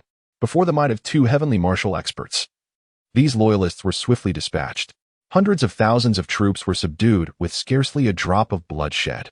The entire engagement lasted barely the time it takes to burn 3 incense sticks. Soon, El Jigua was brought before Lu Chongkong. "Criminal El Jigua, I pay my respects to your Majesty." As he knelt and bowed before the emperor, Lu Chongkong nodded slowly. "You are no criminal. Without your assistance in this battle, I would not have achieved such ease." Hearing these words, El Jigua was nearly moved to tears. "Your Majesty, please do not jest. Ultimately, it is your superior skill that renders me ashamed in comparison." Lu Chongkong chuckled heartily and remarked, "Strategies are merely a fragment of the whole. The reasons behind them are clearer to you than to me." El Jigua did not dispute this, as he was already well aware of the flaws within his own family. The desire of certain individuals to undermine or eliminate him had been evident for quite some time. Even if he chose not to resist, returning to the northern border city would yield the same outcome. Sooner or later, they would find an excuse to eliminate him. "Your Majesty, you may dispose of me as you see fit. I shall accept it all." Lu Chongkong pondered for a moment and spoke. "I am not a man who revels in bloodshed. You now have two paths before you. 1. Return to the fields and live in seclusion, never to involve yourself in any affairs again. 2. Accompany me to quell the internal strife and expand our territory. Perhaps you may leave a lasting legacy in history. Upon hearing these words, El Jigwa was taken aback. Your Majesty, you do not intend to kill me? Upon this remark, Lu Chongkong cast him a knowing smile and replied, whether to kill or spare you lies in my disposition. El Jigwa was momentarily stunned, but he quickly regained his composure. With his command of tens of thousands of troops, he might be considered elite under the Northern King. Yet, in Lu Chongkong's realm, he was inconsequential. After all, Chiao Yi possessed the axe and sword camp, and Elbu commanded a formidable cavalry. Moreover, the martial prowess of these generals was predominantly at the celestial martial realm. In comparison, whether he lived or died became truly insignificant. Contemplating this, El Jigwa inhaled deeply and earnestly stated, Your Majesty, I am but a reckless man. And thus I beseech you to allow me to remain and contribute to your grand endeavor of expansion. Upon hearing this, Lu Chongkong chuckled. He had a genuine appreciation for talent. Very well, from this moment forth, you shall serve as the deputy commander under Chiao Yi. I hope you shall not disappoint me. Yes, El Jigwa responded with a mix of joy and anxiety. After all, Chiao Yi's position was formidable, coupled with his personal strength. It would likely be more challenging to leave a favorable impression on Chiao Yi than on the Northern King. Nevertheless, this was an exceptional opportunity. For not everyone could serve under Chiao Yi. After arranging for El Jigwa, Guojia then entered. Your Majesty, we have captured an astounding 69,000 prisoners and eliminated 90,000 enemies, with approximately 45,000 enemy casualties. Our own losses amount to merely around 100, a complete and utter victory. Even Guojia, known for his calm demeanor, felt a surge of excitement at this moment. After all, with these 69,000 prisoners, if trained properly, their combat effectiveness could elevate significantly in no time. Lu Chongkong was exceedingly pleased with this outcome. He instructed Chiao Yi to adequately organize the captives, who would henceforth be entrusted to him. Furthermore, he commanded General Wu Wenjun to lead an army of 450,000 to advance ahead, with the utmost urgency to reach the northern border city before the enemy could react, delivering a surprise blow.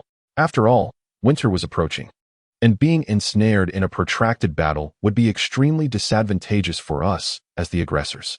Previously, Sima Yi discovered that the reserves of the Great Shang were alarmingly scant while organizing the treasury. Thus, engaging in any large-scale conflict that devolved into a stalemate would be ill-advised. Guojia pondered for a moment and declared, Your Majesty, I have a stratagem that may allow us to capture the northern border city in a remarkably brief period. Upon hearing this, Lu Chongkong's interest was piqued, and he encouraged, Pray, elaborate. Nodding in affirmation, Guojia continued, From the intelligence at my disposal, it appears that although the Prince of Jinbei has stationed at least 200,000 troops at the northern border city, the neighboring Zhao Kingdom has been eyeing them covetously, deploying an additional 800,000 troops along the border. Moreover, the Prince of Jinbei, wary of Wu Wenjun's potential assault on his stronghold, has also positioned 800,000 troops along the vital route between the two cities. Consequently, the forces at the northern border city cannot exceed 400,000. We could direct Wu Wenjun to advance along that route, feigning an attack with a mere 10,000 troops before retreating to create a diversion. Subsequently, Your Majesty could order the main army to launch a direct assault on the northern border city, which would surely be unprepared for such an onslaught. Chapter 91. Bluster. After listening to Guojia's plan, Lu Chongkong meticulously reenacted the scenario in his mind. It must be said, the strategy was indeed viable. Shortly thereafter, Wu Wenjun was summoned. Upon hearing Guojia's scheme, he wasted no time and began to muster his forces in preparation for departure. According to the plan, he was to lead 90,000 elite soldiers northward, ensuring that their movements were not concealed, allowing the garrison there to be informed of their approach. Once Bai Qi set forth, Lu Chongkong inquired, What do you believe is the appropriate number of troops for me to command this time?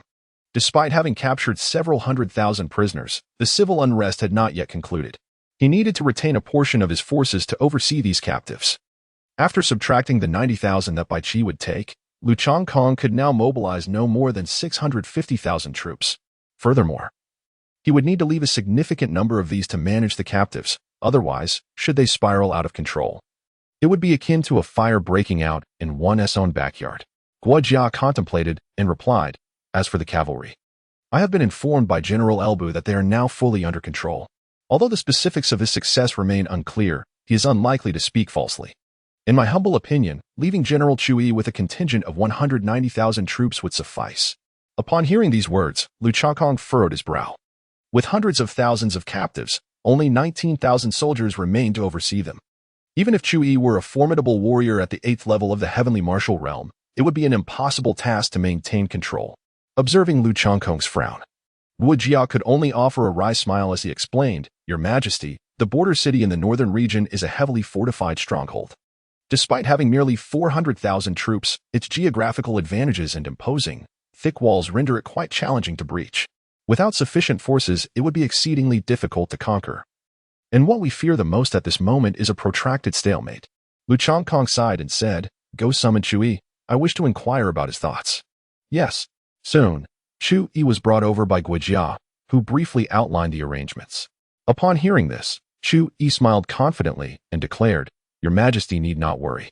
I am fully capable of subduing all the captives and ensuring their compliance." This statement genuinely surprised Lu Changkong. "I am indeed curious about what methods you possess." Chu Yi smiled and explained, "Your Majesty, it is quite simple. Those generals will be isolated and closely monitored by the executioners, making escape impossible. As for the remaining soldiers, they are merely foot soldiers and subjects of the great Shang dynasty. As long as they are not incited, there shall be no unforeseen incidents." Lu Changkong pondered carefully and concluded that this method was indeed feasible. After all, their roots still lay within the Deshang. "Very well. Since Chu Yi possesses such confidence, I shall choose to place my trust in you. This matter is of great significance, and we must ensure that no mistakes occur." Chu Yi bowed in acknowledgement of the command, fully aware of the gravity of the situation. Should all these hidden troops rise in rebellion, the series of victories achieved would be rendered utterly futile, and it might even lead to far greater losses. After meticulously arranging everything, Lu Changkong led an elite force of 390,000, accompanied by 29,000 cavalry, to commence their northward journey. Naturally, before departing, he left a considerable number of cavalry under the command of Chu Yi. Although he held profound faith in Chu Yi's capabilities, it was prudent to retain some contingency measures. "Your Majesty," Sima Yi remarked, "at our current pace, it is estimated that we will reach the northern border city in 24 hours. However, it is unnecessary to arrive so swiftly. We could reduce our marching speed by 1/3. In doing so, our brothers will not be overly fatigued upon arrival. If the need arises, we could even initiate a siege immediately." Lu Changkong pondered for a moment before acquiescing. Their contingent of several 100,000 troops could hardly conceal their whereabouts, nor was there any necessity to do so. Thus, conserving their strength was of paramount importance. Meanwhile, Bai Qi was leading his army and arrived at the location of the garrison left by the northern prince at Yunming's early the following morning. Given the current circumstances, the sentinels at Yunming's had not detected their presence. Bai Qi's aide whispered, "Now is the opportune moment to strike. With our current force of 90,000 elite soldiers, we stand a substantial chance of capturing Yunming's in a surprise attack." Another aide chimed in, "Indeed, Chief. Let us seize this grand opportunity. The brothers are eager to achieve great feats." However, Bai Qi did not respond immediately. Instead, he gazed at Yunming's, a flicker of contemplation crossing his eyes. At this moment, he too yearned to advance. The dawn light was just breaking, the perfect time when the guards would be most weary and inattentive. Thus, a successful assault seemed highly likely. If they could breach the city gates, he was confident they could hold the position. Yet, the emperor's forces had yet to arrive at the designated location. If he were to secure Yunming's, the enemy might promptly retreat to the northern border cities. Should that transpire, the emperor's campaign against those cities would become exceedingly arduous, potentially rendering all strategies futile. With this in mind, Bai Qi resolutely countered, "Everyone, suppress your ambitions. We must adhere strictly to the plan. We cannot jeopardize the emperor's strategy." Upon hearing this, though the men were reluctant, they had no option but to comply with Bai Qi's orders. Reluctantly, they could only create some noise to alert the locals. When the commander of Yunming's learned that an army was pressing in, he initially dismissed the notion. However, upon ascending the battlements and witnessing the vast array of enemy soldiers, his face drained of color. In the morning mist, the throngs of heads sent his heart racing. Although visibility was poor, he could ascertain from the shadows that there were at least several 100,000 troops stirring outside. What does Bai Qi mean by this? Does he truly believe the prince has no successors? Commander Ma Shaoxian cursed vehemently, his complexion alternating between pallor and rage. Despite his belief that Bai Qi commanded an army of hundreds of thousands, in actuality, Bai Qi had instructed many soldiers to serve as decoys, moving about in the fog during this time of limited visibility. It was merely a show of force. What appeared to be a vast multitude was, in reality, only 90,000 men. Moreover, Yunmeng's was perpetually shrouded in mist, which seemed to possess unique properties that made it difficult even for those at the Tianwu realm to discern distant happenings. "Commander, what shall we do now?" The crowd following closely behind exhibited expressions of unease. Ma Xiaoxian let out a cold snort and declared, "What is there to fear? We possess an army of 800,000 to defend the city. Although Bai Qi managed to breach the walls of Jinling, my fortress is not so easily taken. Let everyone remain alert and enter a state of emergency preparedness. I am keen to see whether you, General Wu and Bai Qi, can penetrate my impregnable defenses." Chapter 92. Heed my command. Retreat first. Ma Xiaoxian's thoughts were commendable. He indeed yearned for a direct confrontation with Bai Qi. Regrettably, Bai Qi harbored no intentions of assaulting the city. Were he aware of Bai Qi's bluff, it would surely infuriate him. However, Bai Qi was well aware that a performance must be executed in its entirety. Thus, he occasionally dispatched his troops, projecting an image of imminent siege. He even had siege weapons prepared. Yet, as soon as Ma Xiaoxian ordered the arrows to be loosed, he recalled his men. On the surface, it appeared as though he had retreated in fear of being repelled. This led the defenders of Yunmeng's to feel invigorated, believing their efforts had successfully driven back the enemy. And so, the two sides engaged in a prolonged tug-of-war, stretching through the night. Even at the break of dawn, Bai Qi remained industrious, leading a select group in a surprise raid. Of course, should the enemy dispatch troops, he would immediately withdraw his forces. To Ma Xiaoxian and the defenders, this scene resembled an inability to breach the city walls. Thus commenced a relentless stalemate, lasting for 36 hours. Lu Chongkong led hundreds of thousands of troops to a designated assembly point outside the northern border city.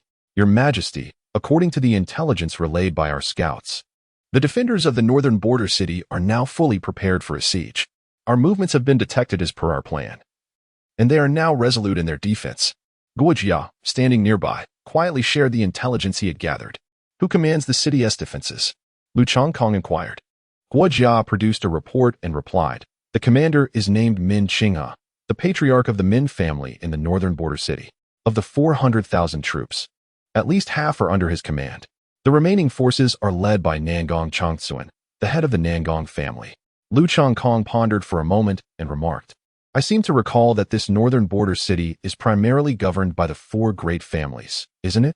"Indeed, there are also the Ma and Li families," Guo Jia clarified. "However, based on the information I currently possess, both the Ma and Li families have stationed their troops at Yunmeng's. Their demeanor suggests an intention to seize Yunmeng's and establish their own domain."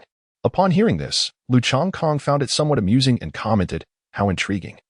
Even in such circumstances, these families are still scheming for their own interests." Guo Jia chuckled in agreement, saying, "Once there was a prince of the north to keep them in check.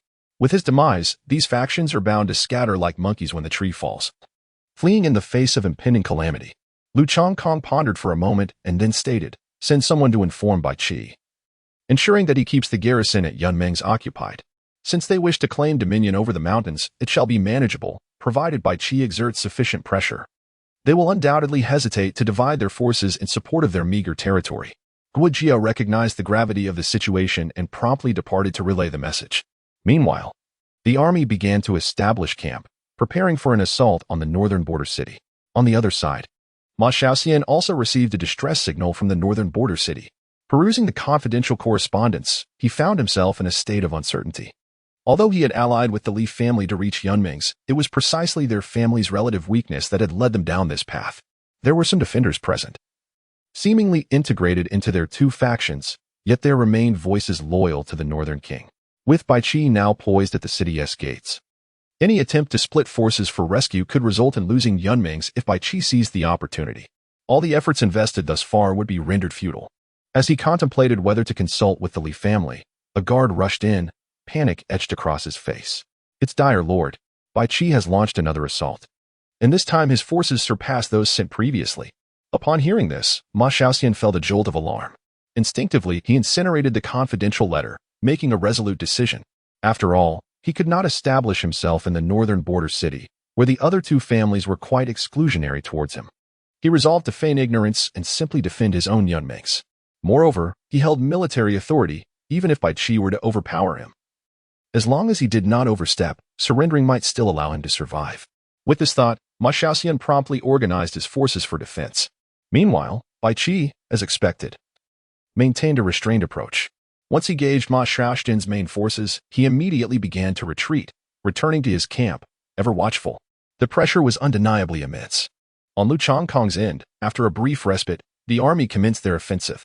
The northern border city sprawled across a vast terrain, allowing the first wave of assault to amass a staggering 70,000 troops. Ladders were erected, and the soldiers ascended like ants, observing the scene from atop the city walls. The two commanders were visibly distressed. Have the Ma and Li families from Yunmengs not arrived yet? Min Qinghe inquired. Upon hearing this, Min Qinghe scoffed. They have not responded at all. It seems they have no intention of assisting us, considering they have already established themselves in Yunmengs. Nangong Changsuan cursed vehemently. These wretches are truly a pack of ingrates. Though the prince is fallen, his offspring still remain. Min Qinghe smirked disdainfully. The prince? While he was alive. He was a prince. In death, he is not but a shadow. Although Nangong Changsuan found this statement rather disconcerting, he could not help but admit its veracity. Nevertheless, at this juncture, there was no turning back. One might ponder whether, after a lifetime of battles, they could withstand this trial. Upon hearing this, Min Qinghe sighed deeply. Regardless of the outcome, we must fight with every ounce of our strength. It is well known that Lu Changkong harbors a profound disdain for prominent families, and we are trusted confidants of the Northern King. Should we falter in this battle, the only fate awaiting us is the guillotine. Nangong Changsuan covered his face and sighed. Yet deep within, he felt no remorse. A wrong choice had been made, and now all that remained was to do their utmost. The battle raged fiercely. The soldiers stationed at the northern border were acutely aware that failure meant certain death. Thus, they fought with every ounce of strength they could muster. Remarkably, their combat prowess was fully unleashed in that moment. For a time, they managed to repel the onslaught.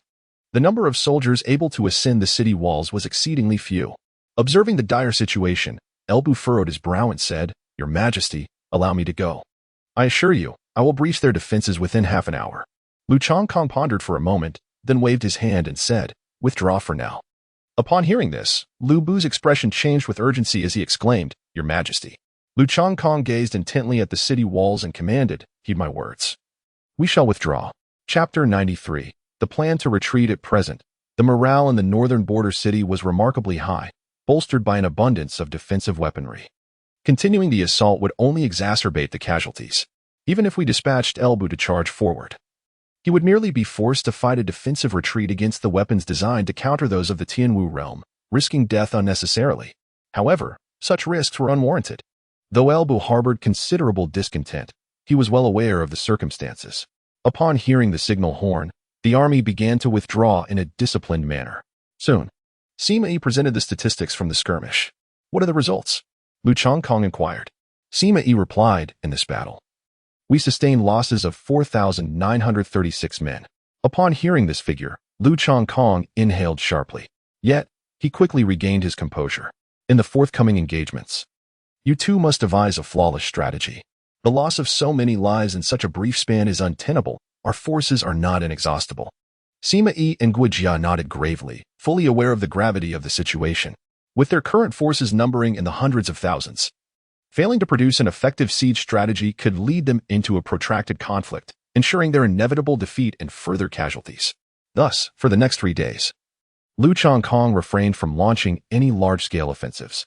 Yet, the results were disheartening, primarily due to the enemy's heavy crossbows, which seemed as if they were limitless. Every time troops approached the walls, they faced a devastating volley. How could one endure such onslaughts? Lu Changkong, for the time being, harbored no intentions of a vigorous assault and thus maintained a state of readiness for several days. Sima Yi and Guijia persistently circled the northern border city, scrutinizing their surroundings. Ultimately, a solution emerged. "Your Majesty, we have devised a strategy for the siege." Sima Yi hurriedly approached Lu Changkong. "Oh?" Lu Changkong's expression brightened. "Pray, elaborate." Without delay, Sima Yi expounded, "Based on our observations over the past several days, we have identified a potential breach on the eastern side of the northern border city. Due to the geographical conditions in that area, the soil is rather unstable. Consequently, The foundation of the city walls is not robust, necessitating repairs at regular intervals. Otherwise, we risk encountering landslides or collapses, among other issues. My proposal is to utilize the river water to besiege the city, which will undoubtedly lead to our conquest of the northern border city. Lu Changkong furrowed his brow and remarked, "There are no rivers in this vicinity. The nearest one is the Yunmings, but that seems rather impractical." Sima Yi responded with a mysterious smile, saying, "To the east lies a vast and stagnant lake. If we can divert its waters, we shall surely breach the eastern walls of the northern border city." Lu Changkong pondered carefully and remarked, "Given that Nangong Changsuan and Min Qinghe have been here for quite some time, they should have considered this possibility as well." "The emperor is not mistaken," Sima Yi elucidated. "When we inspected the situation over there, we also discovered their scouts. Clearly, they anticipated this move. However, the dead lake is vast, and they cannot possibly guard it all. The only challenge is the considerable distance between the lake and the east gate. To channel the water eastward, we must dispatch forces to excavate a waterway, which, given the geographical conditions, will take at least 24 hours to establish. Should the enemy strike during this period, we could find ourselves in a precarious situation." Upon hearing this, Lu Changkong contemplated deeply. "Then I shall arrange for the iron cavalry at the east city gate. If they dare to emerge from the city, they shall be annihilated. This time, I will have El Bu lead the charge. You can proceed without concern." Sima Yi's expression brightened, and he hastily organized the troops. Soon, he led tens of thousands of elite soldiers towards the dead lake at the east gate. Just as they commenced their excavation, scouts swiftly relayed the news back to the northern border city. Upon learning of the developments, Nangong Changsuan and Min Qinghe convened a meeting that very night to deliberate their strategy. "Nangong, at this juncture, do you have any viable ideas?" Min Qinghe's countenance was grim. He was acutely aware of the threat posed by the dead lake to the east. Yet, he felt powerless. "We cannot allow them to excavate the waterway. We must send troops to intervene." Nangong Changsuan scoffed. "If they succeed in digging the waterway, surrender would be our only option." Min Qinghe sighed. "I am fully aware of what you speak. However, the area outside the east gate is swarming with Lu Changkong's iron cavalry, led by the formidable El Bu. If we dare to venture out now, it would be tantamount to granting them the opportunity to besiege the city." At this, Nangong Changsuan fell silent, and the tent was enveloped in an eerie quiet. After a moment, he exhaled a heavy breath and declared, "At this point, we have only one recourse left. We must abandon the periphery and retreat into the heart of the border city, where we shall hold our ground." Min Qinghe's heart sank at these words. He hastily set down his cup, a look of disbelief on his face. "Do you understand what it means to enter the interior? If we do so, we will truly be like fish trapped in a barrel, fighting a desperate struggle. The northern border city, being a crucial military stronghold and the residence of the northern king, is divided into two sections, each fortified with walls. This is primarily to fend off invasions from the Zhao kingdom. Should they falter, they can retreat into the heartland to await reinforcements. The most critical aspect is to facilitate defense. There exists but a single gate leading into the heartland, and in its current state, once one enters, the hope of emergence is utterly extinguished."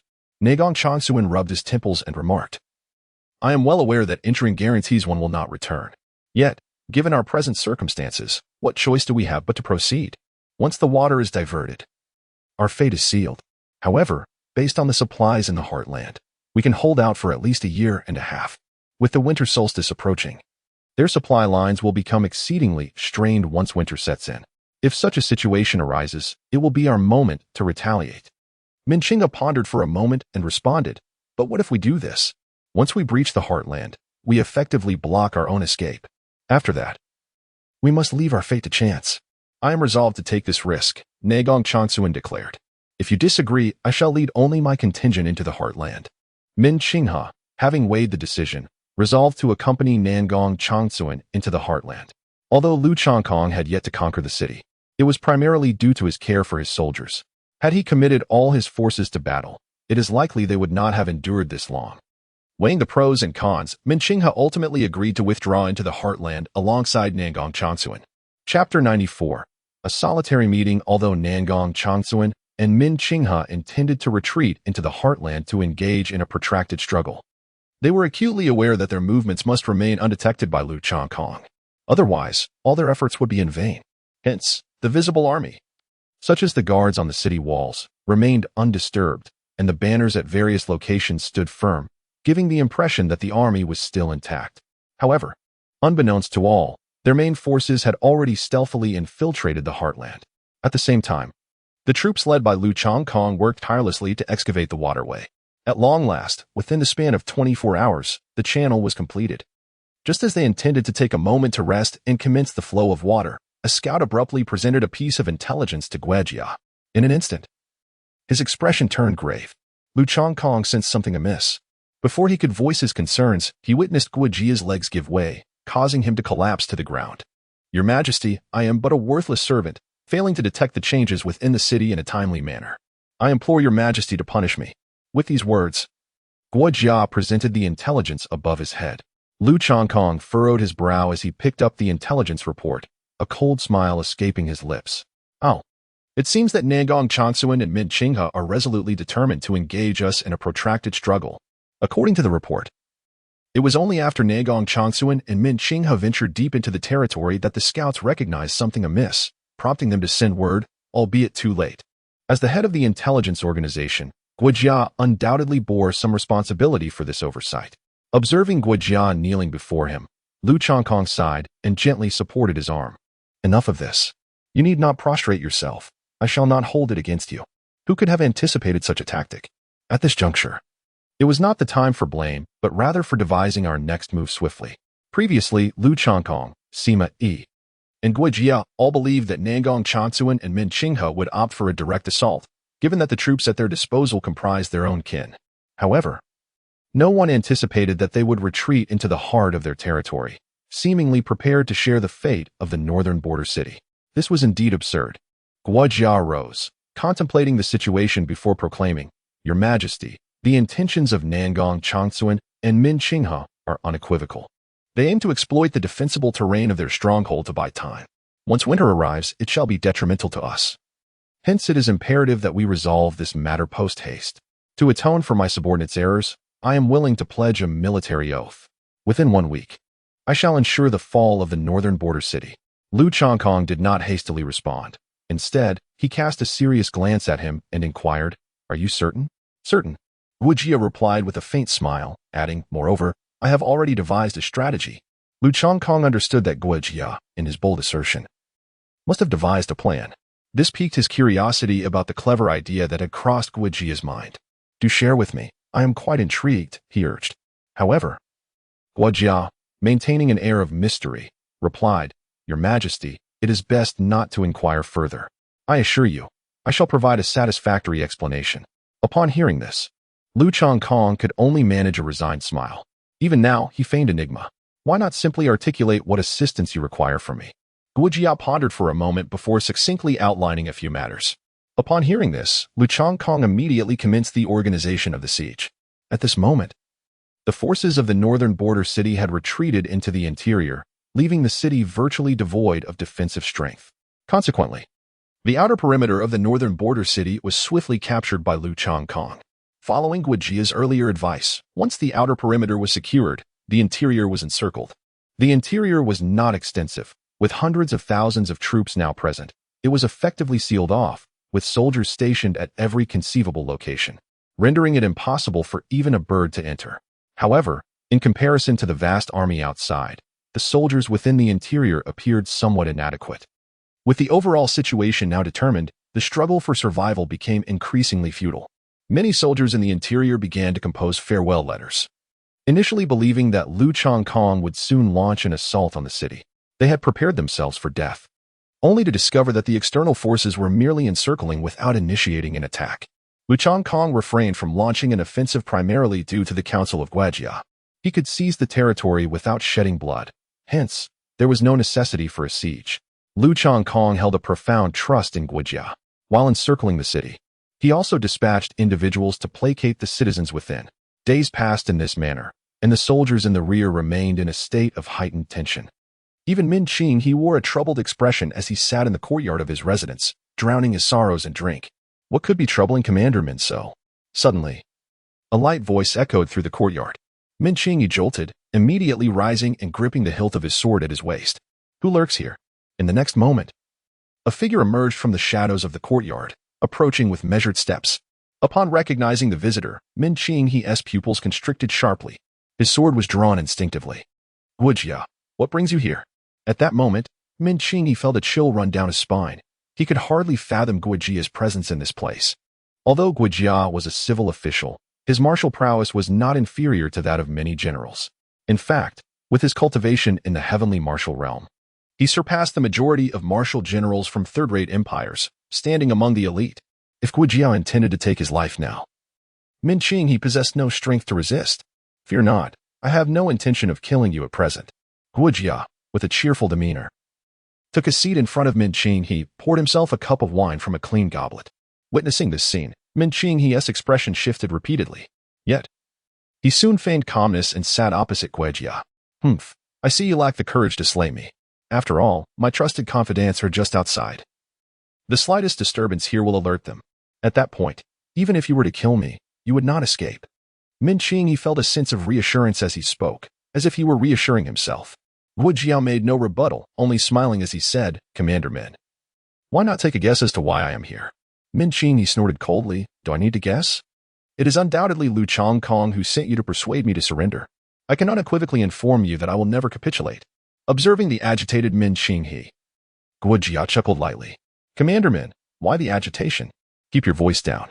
If others were to learn of your clandestine meeting with me, it would not bode well. Upon the utterance of these words, Min Qinghe's expression stiffened, and he fell silent. He merely grunted softly, lifting his cup and downing its contents in one go. Chapter 95, Persuasion to Surrender. Guojia savored a sip of wine before placing the cup down. Observing the taciturn Min Qinghe, he spoke with a genial smile. My intention in coming here is twofold, to persuade you to surrender, and to offer you a path to salvation. Upon hearing this, Min Qinghe scoffed repeatedly, his face a mask of disbelief. Do not dismiss my words. Take a look at this, and you will understand. Guojia, unfazed, produced a sealed letter and handed it over. Min Qinghe hesitated for a moment before taking the letter, but as he read its contents, his expression shifted dramatically. What is the meaning of this? He exclaimed in shock. The letter contained correspondence from Nangong Changsuan and Ma Xiaoxian, dated a week prior, discussing their scheme to undermine Min Qinghe and subsequently seize his military authority. However, it did not take long for Min Qinghe to regain his composure. Such a significant document could not possibly be in your possession. It must be a forgery. Guojia chuckled lightly. Whether it is genuine or not, you are capable of discerning the truth. After all, you are well acquainted with their handwriting, are you not? At this, Min Qinghe fell silent. In truth, he recognized the handwriting of Ma Xiaoxian and Nangong Changsuan immediately. Yet, he was reluctant to believe that the two, who had recently shared drinks and brotherly camaraderie, were plotting his demise in secret. Guojia continued calmly. There is no need for you to feel distressed. In these turbulent times, any matters concerning the territory will require the collaboration of both you and them.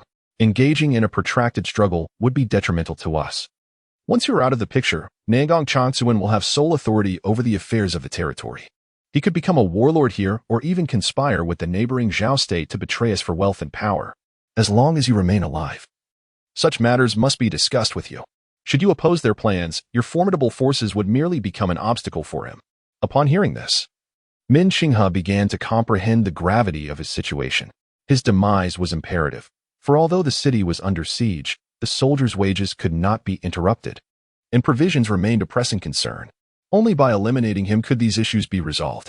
Guojia added, their plans were indeed well conceived and seemed to be progressing smoothly.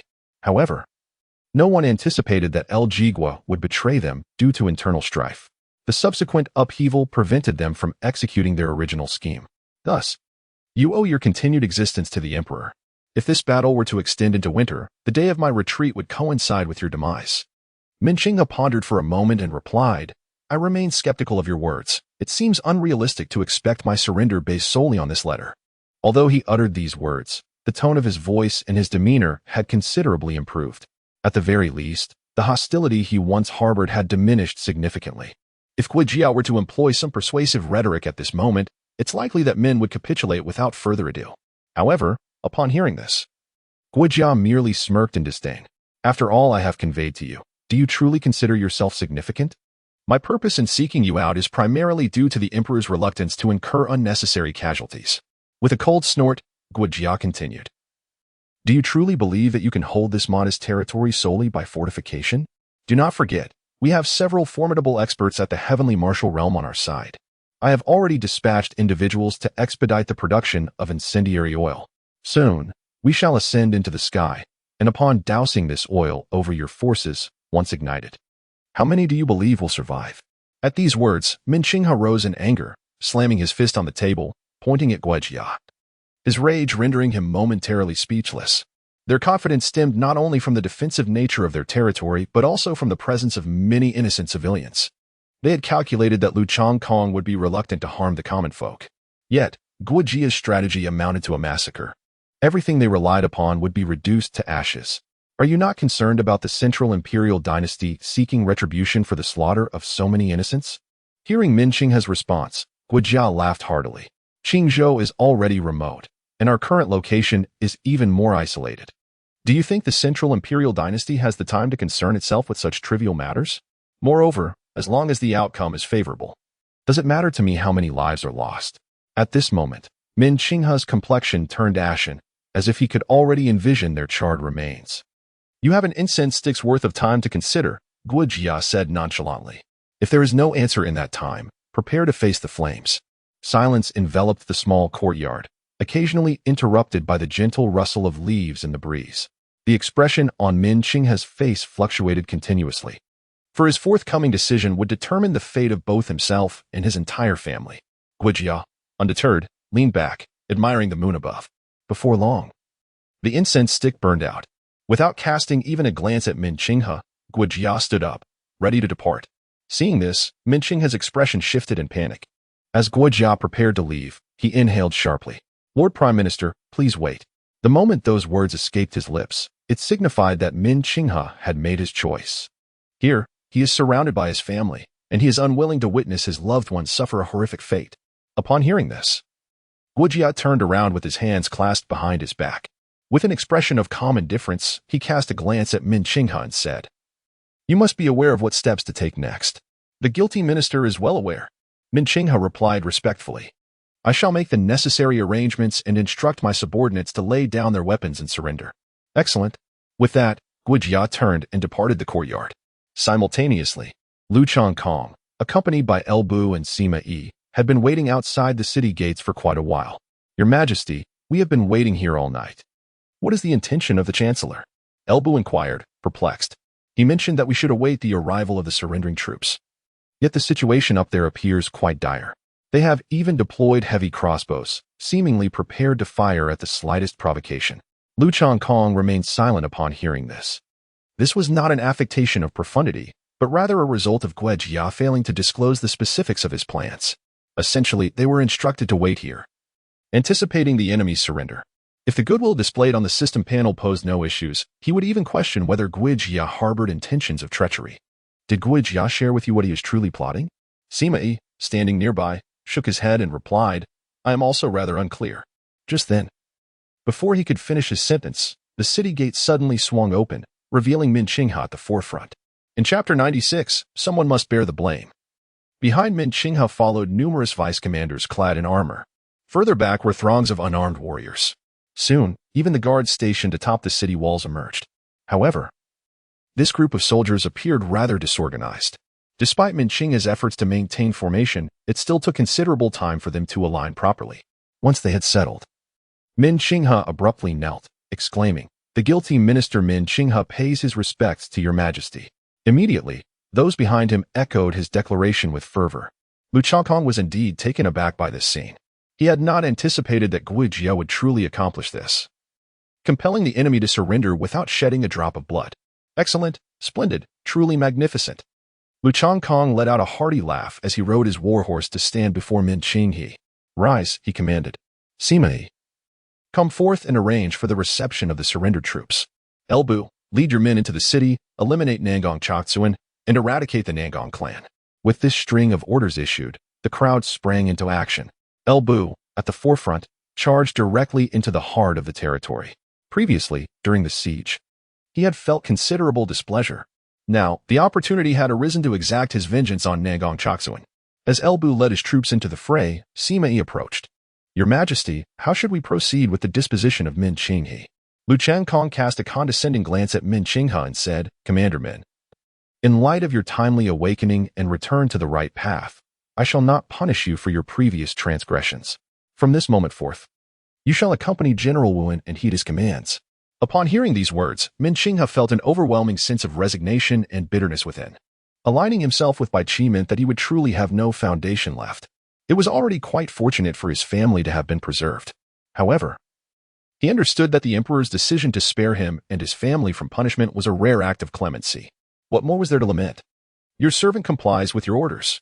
Lu Changkong let out a sound of acknowledgement and then inquired, Where is Guoxianghua? Why has Tihi emerged yet? Min Qinghe shook his head and replied, I am also unaware of Guoxianghua's whereabouts. He vanished after our conversation.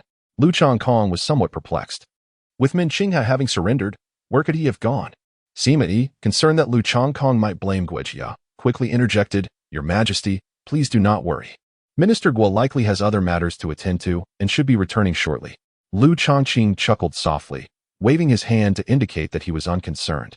This gesture allowed Sima Yi to relax, as Guojia was indeed a subordinate. For a minister to conceal his whereabouts from the emperor, a petty ruler would have likely dismissed such a person long ago. After arranging other matters, Lu Changqing led tens of thousands of troops into battle. Upon learning that Min Qinghe had defected at such a critical moment, Nagong Chokzuan felt a surge of chaotic energy within him. Curse you, Min Qinghe. You truly deserve this. Nagong Chokzuan roared in fury. Surrendering now was tantamount to betrayal. Moreover, why could there be no negotiation regarding surrender? We could simply surrender together. At this moment, however, it was too late for that. Min Qinghe might even slander him to gain merit. With this thought, Nagong Chokzuan ordered everyone to break through. While he and his trusted aides headed towards Min Qinghe's residence, intent on slaughtering his entire family. After all, he had nothing left to lose before he met his end. He would take pleasure in tormenting Min Qinghe's wife and daughters. If he surrendered without calling for him, then none of them deserved to live. However, before he could reach Min Qinghe's residence, he spotted Elbu charging towards him with cavalry.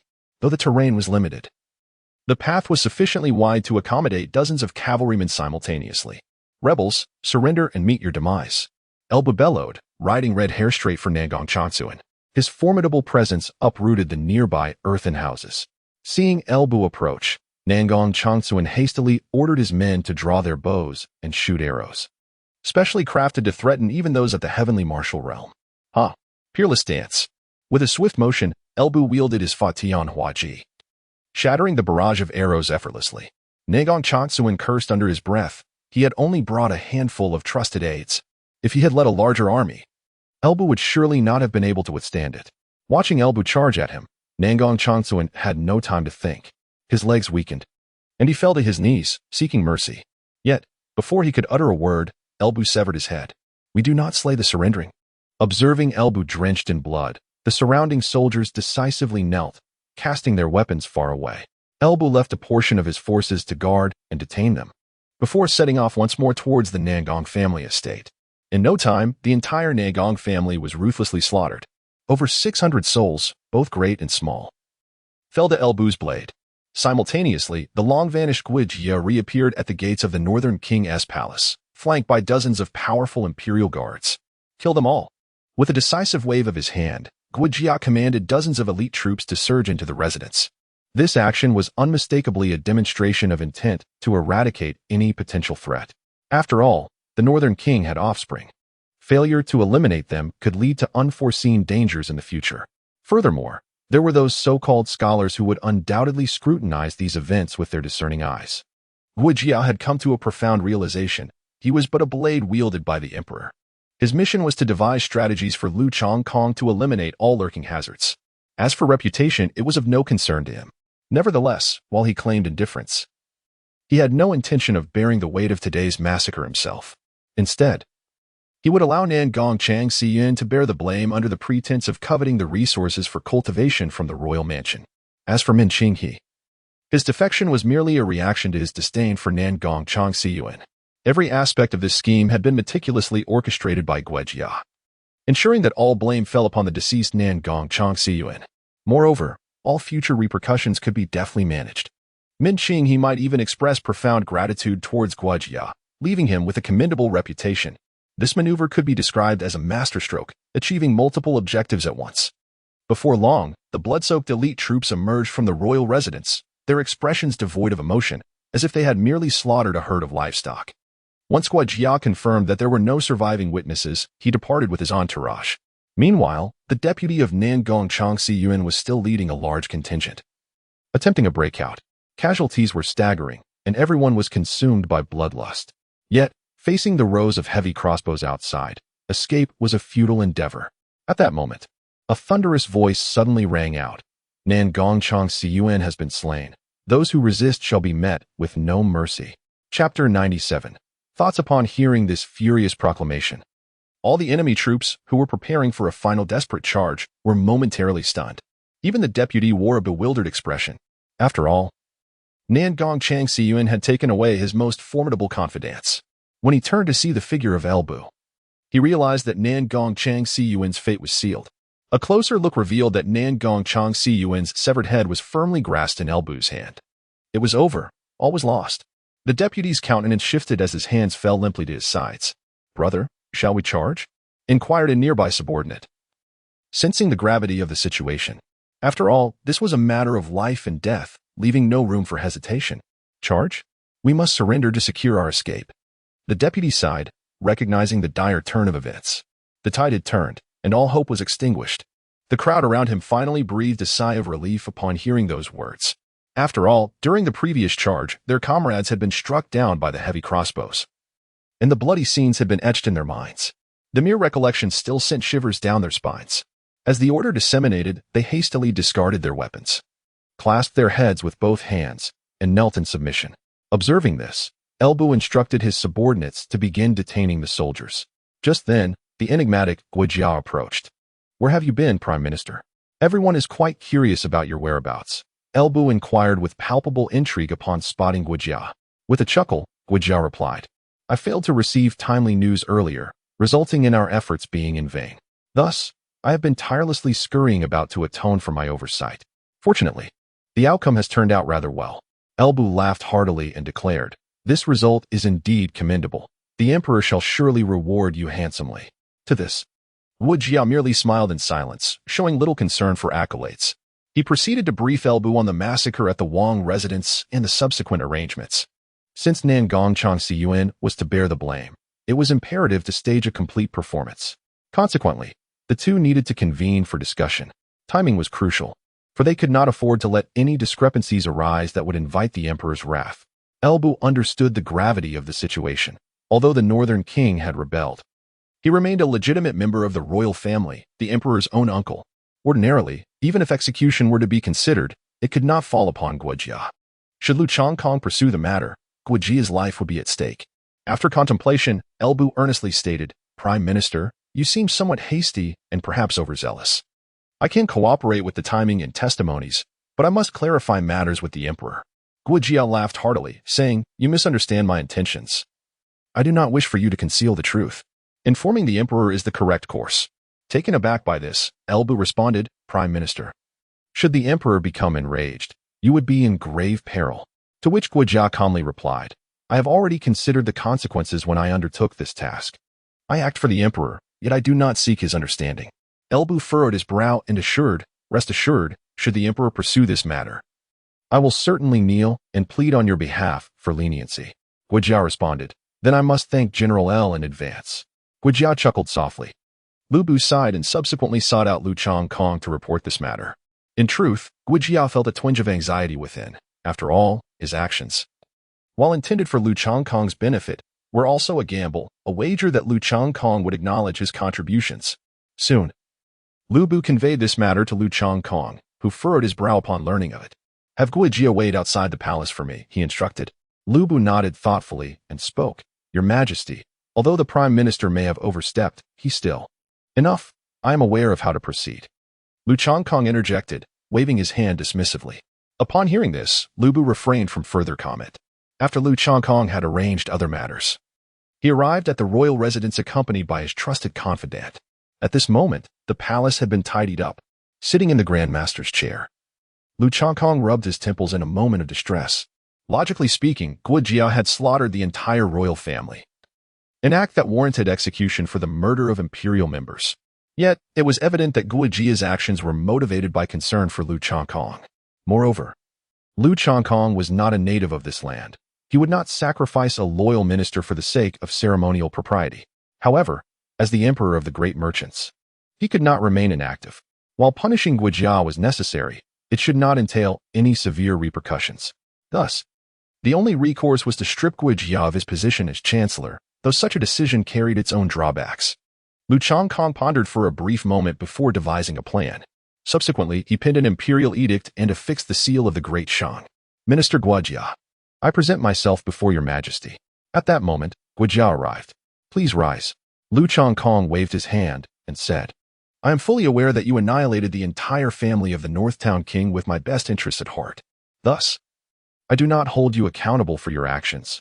However, you must articulate your plans for addressing those so-called literati and scholars. Upon hearing this, Guijia, who had been somewhat apprehensive, finally exhaled a sigh of relief. After all, the Northtown King belonged to the royal family, and he had undertaken actions that were the sovereign's prerogative. Had this occurred in the Central Imperial Dynasty, he likely would not have made it out of the royal mansion without being apprehended. Your Majesty, I have devised a strategy. Guijia promptly revealed his plan. Provided there is cooperation from Lu Bu and no issues arise concerning timing, it should be nearly foolproof. This strategy is indeed viable. However, I have no desire to employ it. Lu Changkong spoke in a calm tone. As for those so-called literati, I have always held them in disdain. They may say whatever they wish. I have no inclination to concern myself with their opinions.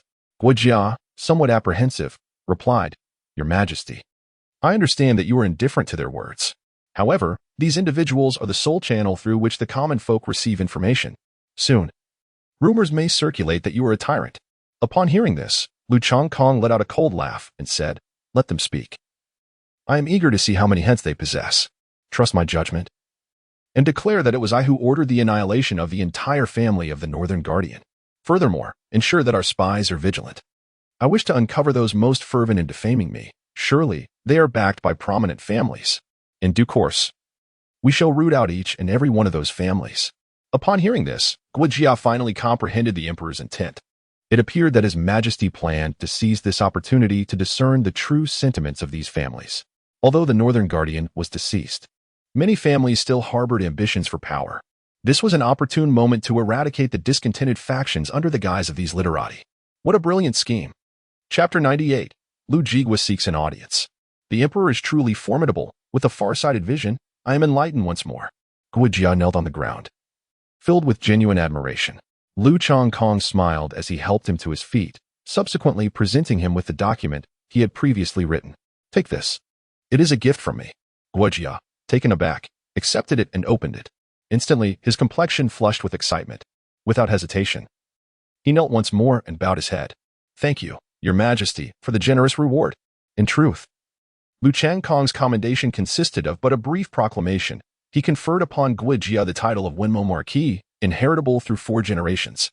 Throughout the annals of the Great Shang, few have been bestowed such an honor as to be titled a Marquis. Even among the great founders of the nation, scarcely 1 or 2 achieved the rank of Marquis.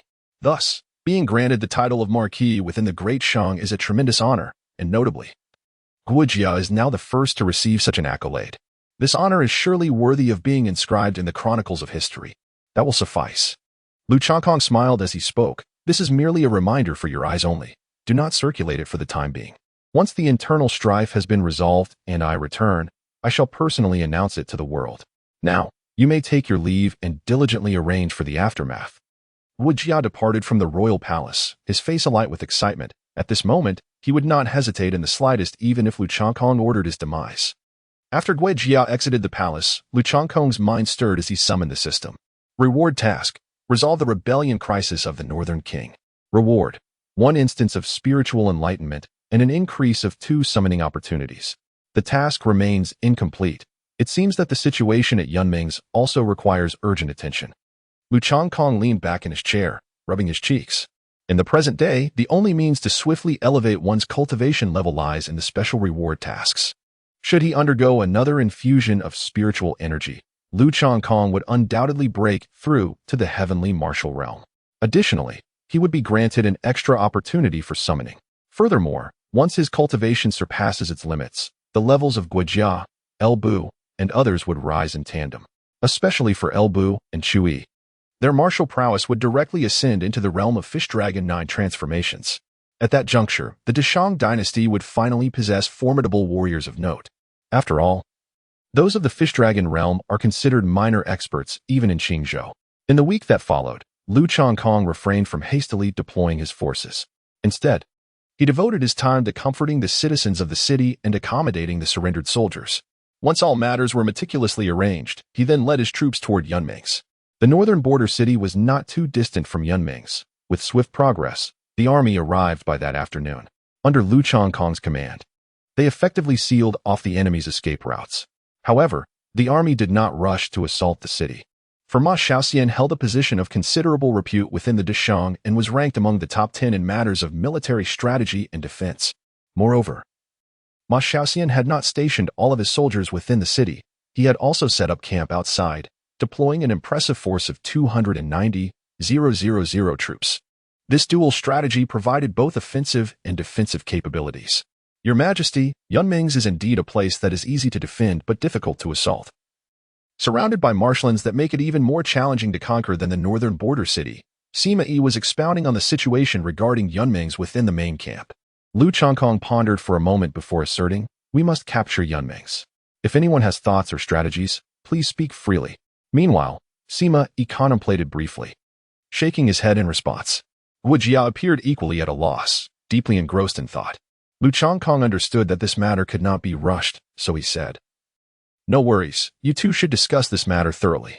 The ancestral home of the Northern King had already been captured. How could Emir Yunming's not fall?" The two nodded in agreement and began to deliberate carefully. At the same time, within the city of Yunming's, Ma Xiaoxian had summoned all his subordinates. The situation was dire. With Bai Qi in front and Lu Changkong behind. "What do you propose we do next?" Ma Xiaoxian's face was darkened with anxiety, as he too was besieged. The term desperate struggle had ultimately fallen upon him. However, none of the subordinates dared to speak. With Yunming's already surrounded, what could they possibly suggest? Given the current circumstances, even the slightest misstep could lead to death. They were unwilling to face execution due to a misguided decision. "You useless lot. A bunch of good-for-nothings." Ma Xiaoxian erupted in anger, exclaiming, "Are you not always puffed up with arrogance, acting as if you are the most important? Yet, when our lives are at stake, not a single one of you can utter a word?"